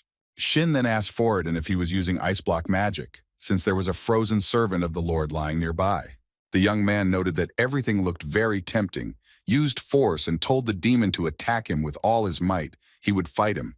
Foradin got very angry and said that his whole company was crazy. Kalpadin asked Shin if they would kill the Lord.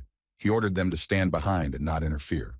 and Foradin began to prepare for battle to use his ice block powers. Shin Hyun put his hands on his hips, smiled, and asked if this was all the Demon Lord's power. Foradin, anticipating victory, announced that his power was an ice storm. He sent an attack called Ice Prison at Shin, and he was thrown back a little. Hunter Cha's legs gradually began to freeze upwards from the toes. Shin looked at all this with surprise. He began to use his abilities, and then said that if it weren't for his strength, his organs would definitely not have withstood such an attack. Shin used the power of fire, and his body gradually began to thaw, and a fire sword appeared in Hunter Cha's hands. Foradin scratched his head and told Shin that he really was a good bluffer. Hunter Cha just laughed cheerfully in response, and then told the Demon Lord to think whatever he wanted. Shin noted that Foradin was much more stupid than Willite and Rodiak, and the demon would hardly understand his intentions. The demon, who heard these words of mockery from the man, was very surprised and thought about them. Foradin began to use his powers again and asked if he was worse than those who lost to him. The young man answered why not, and then noticed that he had hurt the demon's pride. Foradin said that Shin was going to die soon. It was better for him to keep quiet and froze him. And the young man thought that this time he was not focused on extermination. Hunter Cha came to the conclusion that he could not find the source of power. He needed to do everything right so that he would join his side, because Willite and Rodiak released the spirit of demons. Shin understood that this time it would not be easy for him, and he would have to act in a special way. The guy thought about how Rodiak and Foradin were demon protector lords. But how were they different from ordinary kings? But then Shin was distracted from his thoughts by the fact that the demon grabbed him by the throat with icy hands, and he did not expect this at all. A second later, an epiphany came to him. He realized that he needed to mix their power with the power of a pure soul. Shin very quickly freed himself from the icy hands of the Lord, who was about to strangle the young man. He used the power of fire very quickly, as he understood that he had to act with lightning speed. Foradin was not prepared for such a development of events and began to stutter in surprise. A second later, a thought struck him, and he wondered if it was not the power of Rodiak that the young man was using. The demon asked Shin how he could receive the Lord's blessing, but he continued to use his powers. The guy replied that he saw how the enemy was using his own power, which he mixed with divine protection. If you think about it, it's easy to guess. Shin offered to finally talk to the enemy, to which Foradin agreed. He asked to spare him. Foradin fell to his knees and began asking Shin if he needed information. He promised to tell everything, so he asked for mercy. The young man said that he would think about this proposal because he was interested in the information. He asked why the Lord came himself. He answered that he decided so himself. Because those demons had not yet earned his trust, he decided to personally check Rodiak. Shin thought that the Lord was right. If someone was killed, the others would not understand, and Foradin said that he had a dream. He reported that a man in white robes came to him and said that only a king with divine blessing could become the apostle of madness. The Lord said that he saw in a dream that he would be killed by people from another world. So he thought about Rodiak. He bowed at Shin's feet and said that he didn't think things would turn out the way they did. The young man began to think that the lords receive revelations in their sleep, and that this is something higher than God. The boy sat down in front of the Lord and said that he knew everything he had told him, and that he had no reason to leave him alive. Foradin screamed that if he survived, he would not allow demons to stand against him, even if such demons had to be exterminated. Shin asked how he could trust the Lord, and he swore on his name. The guy thought about the demon's words. And then he laughed and agreed with Foradin's proposal. The Lord began to bow and thank the Hunter Cha. The young man tried to calm the demon lord and told him that he should remain silent. Foradin was placed in a kind of prison. He screamed that the guy promised him something else and why he was locked up. The young man replied that before he could be released, to hear the opinion of his comrades, so the demon should sit and be patient. Shin turned to his servants to listen to their position. He was also interested in the dragon wing's position. The demoness thought that her mistress had failed to use her power properly and had turned into dust, and Kalpadin was confident that the demon Foradin deserved to swear allegiance to them. Assistant Rodiak replied that Shin should not trust the Lord. He asked why she thought so.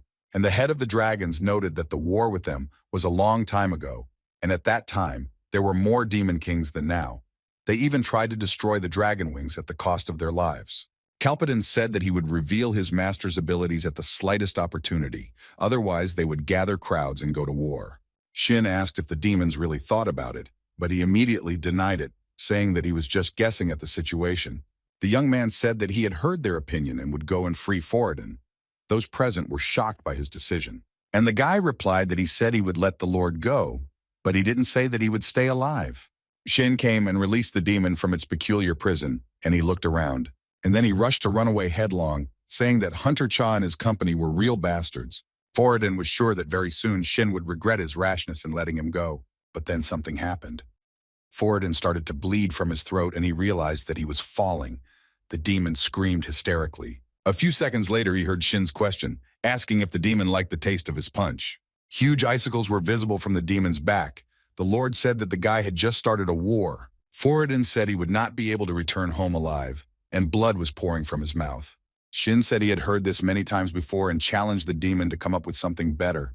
At this time, the demon Darius sat in his castle and thought that Foradin was most likely already dead. He gritted his teeth and thought about what they could do if the Lord had fallen into the trap with such force. The solution to the problem came very quickly. He realized that it was necessary to gather all the lords. Demon King Naznal said that they were very persistent guys. They came again to ask for something. The lords informed him that this time they had received shocking information.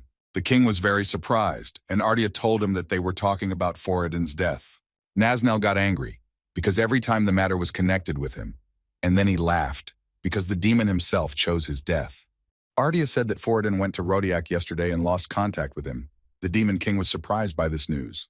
Darius noted that if Foradin was dead, then the other two kings had been killed by invaders from another world. He added that they have little information about other dimensions and only know about a barbaric race called humans. The demon king was furious. He noted that the situation was much more serious. Darius demanded that the king use his power and gather all the demon kings. Ardea added that the place where everyone would gather must be safe.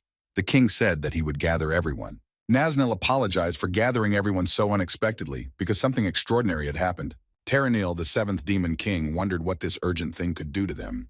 Selinus, the ninth king, said he thought Naznal would tell them something interesting. Darius told everyone present that he had asked everyone to gather and asked for understanding. Jericho, the sixth demon king, began to laugh at the Lord's words. What could be so important? Bardos, the 10th demon king, asked what Darius wanted from them. And the 11th Malane said that it didn't matter much. Darius said that everyone remembers how Willite chased beyond the dimensions for dragon blood. Naturally, everyone knew about this. The Lord noted that Willite was most likely killed. The demon kings were surprised by this news and said that such a thing was simply impossible. Darius continued. He noted that Rodiak went to get her beloved, and Foradin, who wanted to know what was happening, did not get in touch. The Lord reported that they believed the incident was directly related to invaders from another world. Darius said he would like to address those who have the ability to transform into other races, Jericho. The demon asked if he could disguise himself as one of the dragons and observe the Rodiak domain, since they needed to know the situation and the strength of the enemy. The demon king Jericho laughed again and replied that he understood everything. He was not a man of many words. One of the demons stood behind the closed doors and listened carefully to what the demon kings were saying and wanted to pass the information on to Shin. Then Darius suddenly grabbed him by the shoulder and asked why he was brazenly eavesdropping on the conversation. The demon replied that this could not be, but the Lord squeezed his shoulder tighter and said that he was lying. Darius, in anger, tore off the demon's head, from which he was covered in blood. He said to himself that he was very disappointed. The demon's body fell to the floor. Blood gushed in all directions, and a pink ball fell from his hands. The Lord picked it up and realized that the entire conversation with the demon kings was recorded on it. He trampled the ball and said that now he knew that there were not only demons in the castle, but also rats. Darius calmed down a little and thought that maybe later, after some time, it would be more fun. The Lord smiled slyly and said that he couldn't wait to see the invaders from another world. Shin lay on the bed and thought that this time another demon king with divine protection had fallen. He was curious about what they would do next, and what the demon god himself would come up with. The head of the dragons entered his room and he timidly turned to Hunter Cha, who asked what they wanted from him. Alert said that they needed to talk in private, and to do that they needed to step outside for a minute. This proposal surprised Shin very much. He could not understand why they needed to be alone. Alert led him to a cave and said that the place he wanted to show Hunter Cha was here. The young man looked closely at the head of the dragons and asked who he really was. Alert smiled and asked if Shin had guessed it from the very beginning, from their first meeting. The dragon chief said that he wanted to meet him as soon as he heard about him, because he is a god who will die and a dragon who will be born. Shin wondered if a god, a dragon, or if such a thing even existed in this dimension. Alert pointed out to Hunter Cha that not all demons knew of his existence, and that he had acquired this form temporarily. Shin asked why the dragon leader needed him and why all this secrecy was necessary. The dragon chief suggested that Shin go into the dungeon to find out for himself. Hunter Cha couldn't understand what Alert wanted from him. He called him to follow him and didn't answer Shin's questions. The young man walked into the cave and thought that this place seemed familiar to him. The boy saw a young man sitting in the distance in a blue glow. Shin looked at him carefully. Shin Hyun gritted his teeth and thought again that he had definitely been to this place once. And then the thought occurred to him that the cursed heavenly warrior was in front of him, and he became very angry. Shin rushed at him, and Alert tried to stop him because it was better to talk first. Hunter Cha rushed forward using his special powers, and the Dragon Chief tried to stop him. The heavenly warrior was able to hold back the young man's most powerful blow at the last moment. And Shin screamed that because of him he lost his family and left his younger sister alone. He was abandoned in this place and was completely alone, and all these problems were because of the heavenly warrior. And the earth turned into chaos. Monsters, mutants, and demons poured out of nowhere. And a global battle began. Shin very actively attacked the heavenly warrior, and he defended himself. Hunter Cha screamed in pain and frustration, huge tears rolling down his cheeks and streaming from his eyes. Shin lowered his head in frustration and demanded that the heavenly warrior answer his questions. He shouted at the top of his lungs for the heavenly warrior to speak. When Shin calmed down, he asked if Hyun wanted to talk to him. Hunter Cha was very surprised and asked if the warrior seriously wanted to talk to him. And then he struck the heavenly warrior's sword and shouted again how sweet it was of him. The Dragon Chief, who was watching all this, asked them to calm down. Shin got excited again and shouted at the heavenly warrior that he would cut him into 1,000 pieces. He was furious to the limit, and wishing for the warrior to die, he hit him with all his might. Shin saw a fire in front of him with flakes rising up. He couldn't understand what was happening. After some time, the heavenly warrior appeared in front of the young man, but all in chains. He wanted to free him, but he couldn't do it. Shin was bewildered and very confused. The young man asked the heavenly warrior why he was tied up and what kind of chains were there, which were not only on his legs and arms, but also on his neck. He replied that it was a very long story and that Shin could spare him a minute to talk about it. He said that the goddess learned of his existence when he transformed from a mortal into a deity. She invited the guy into her divine world. The goddess congratulated the guy on becoming a god. But it was a lie because she didn't want to share her status as a deity with anyone else. She wanted to be the only one. To achieve all this, she broke her divine oath not to interfere with other dimensions, made a deal with a demon named Dreadville, and they then became enemies of the dragon god. And the celestial warrior fell for the goddess's trick, and she sent him here sealed in chains. After they sealed the boy, the goddess immediately said her intentions that she and the demon would kill the dragon god and take control of the entire earth. And the heavenly warrior gathered all his strength and created his own world in his imagination. There the guy was able to learn all the martial arts skills that exist. The guys who were there never knew each other because his world was parallel to this one. The celestial warrior protected it from the goddess because he was its creator in another world. While the heavenly warrior taught long and hard, the goddess gradually gathered the faith of the people.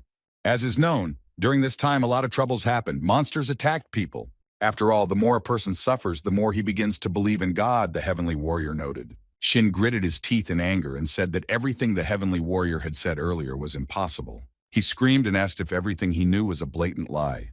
Alert said that all the words of the heavenly warrior are the real truth. The Dragon Chief noted that this god was on the verge of death, and they didn't have much time to talk. Shin clenched his hand into a fist and said that he could help the heavenly warrior lose his damn life. And he rushed at him, saying that he did not want to take responsibility, and Alert began to calm him down. He said that he understood the reason for the anger, but it was worth listening to the end, because when Shin appeared in their dimension, even he was watching him. Alert said that after seeing the defeated demon kings, he believed the words of the heavenly warrior. They need Shin's help. The head of the dragon said that he would help with combat training, but the guy wanted to clarify something else. Why he needed all these fairy tales. The young man asked if the heavenly warrior knew how to stop the goddess, or he thinks that saving the human world can be done easily, without any plan. Shin was very angry because he understood perfectly well that there was no plan. The heavenly warrior replied that a man who can compete with a god without becoming a god. An Alert added that Shin can become stronger if he practices fighting power. The young man formed a fist and hit the heavenly warrior in the face with all his might. He said that he would not kill him, but not because he decided to forgive him. Shin said that he would make a contract with him in order to protect his family and his people.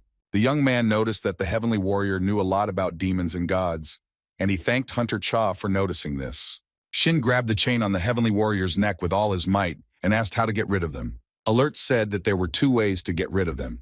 He would kill the one who sealed him, or the demon god would free him. The heavenly warrior lowered his head and said that he could no longer summon people into his imaginary world. He could be safe here. He would try to call Shin there as soon as he could. After some time, the heavenly warrior seemed to evaporate and only two remained in the clearing. Shin looked at the place where the heavenly warrior had just been for a long time and said that he couldn't do anything about it. The young man replied that he had no choice but to kill them all. Shin and the dragon chief headed towards the exit, and a silent pause continued for a while. Then Alert said that now it turns out that he will also be helping Shin. The guy did not understand this question. Then the young man thought for a moment and said that in such a situation help was important. The dragon chief asked the boy to repeat the sentence again, and he did. They walked, and after a while they saw a dragon on the path crawling towards them. Alert was horrified and asked why the dragon wings were still here. The dragon bowed and said that he had a low rank, and the master most likely did not remember him. He said his name was Jerry when crossing the crack. After the defeat, he was unable to join the pack, as he was seriously injured. The dragon wing noted that this was precisely why he was forced to stay here in this world. Jerry said he was very glad to see his master again and knelt before Alert. The dragon chief propped his head up with his hand and thought about something, sweat appearing on his face from worry. Shin asked if he heard everything since it was his subordinate who was seriously injured and somehow survived. The young man noted that the first thing that needed to be done was to properly cure the dragon. Alert scratched his neck and said that Shin was right, and Jerry said that he was very sorry that he couldn't take care of him. The dragon took the head of the dragons by the hands and thanked the master for being able to forgive him. And under Jerry's body was one of the demon kings, but that's another story.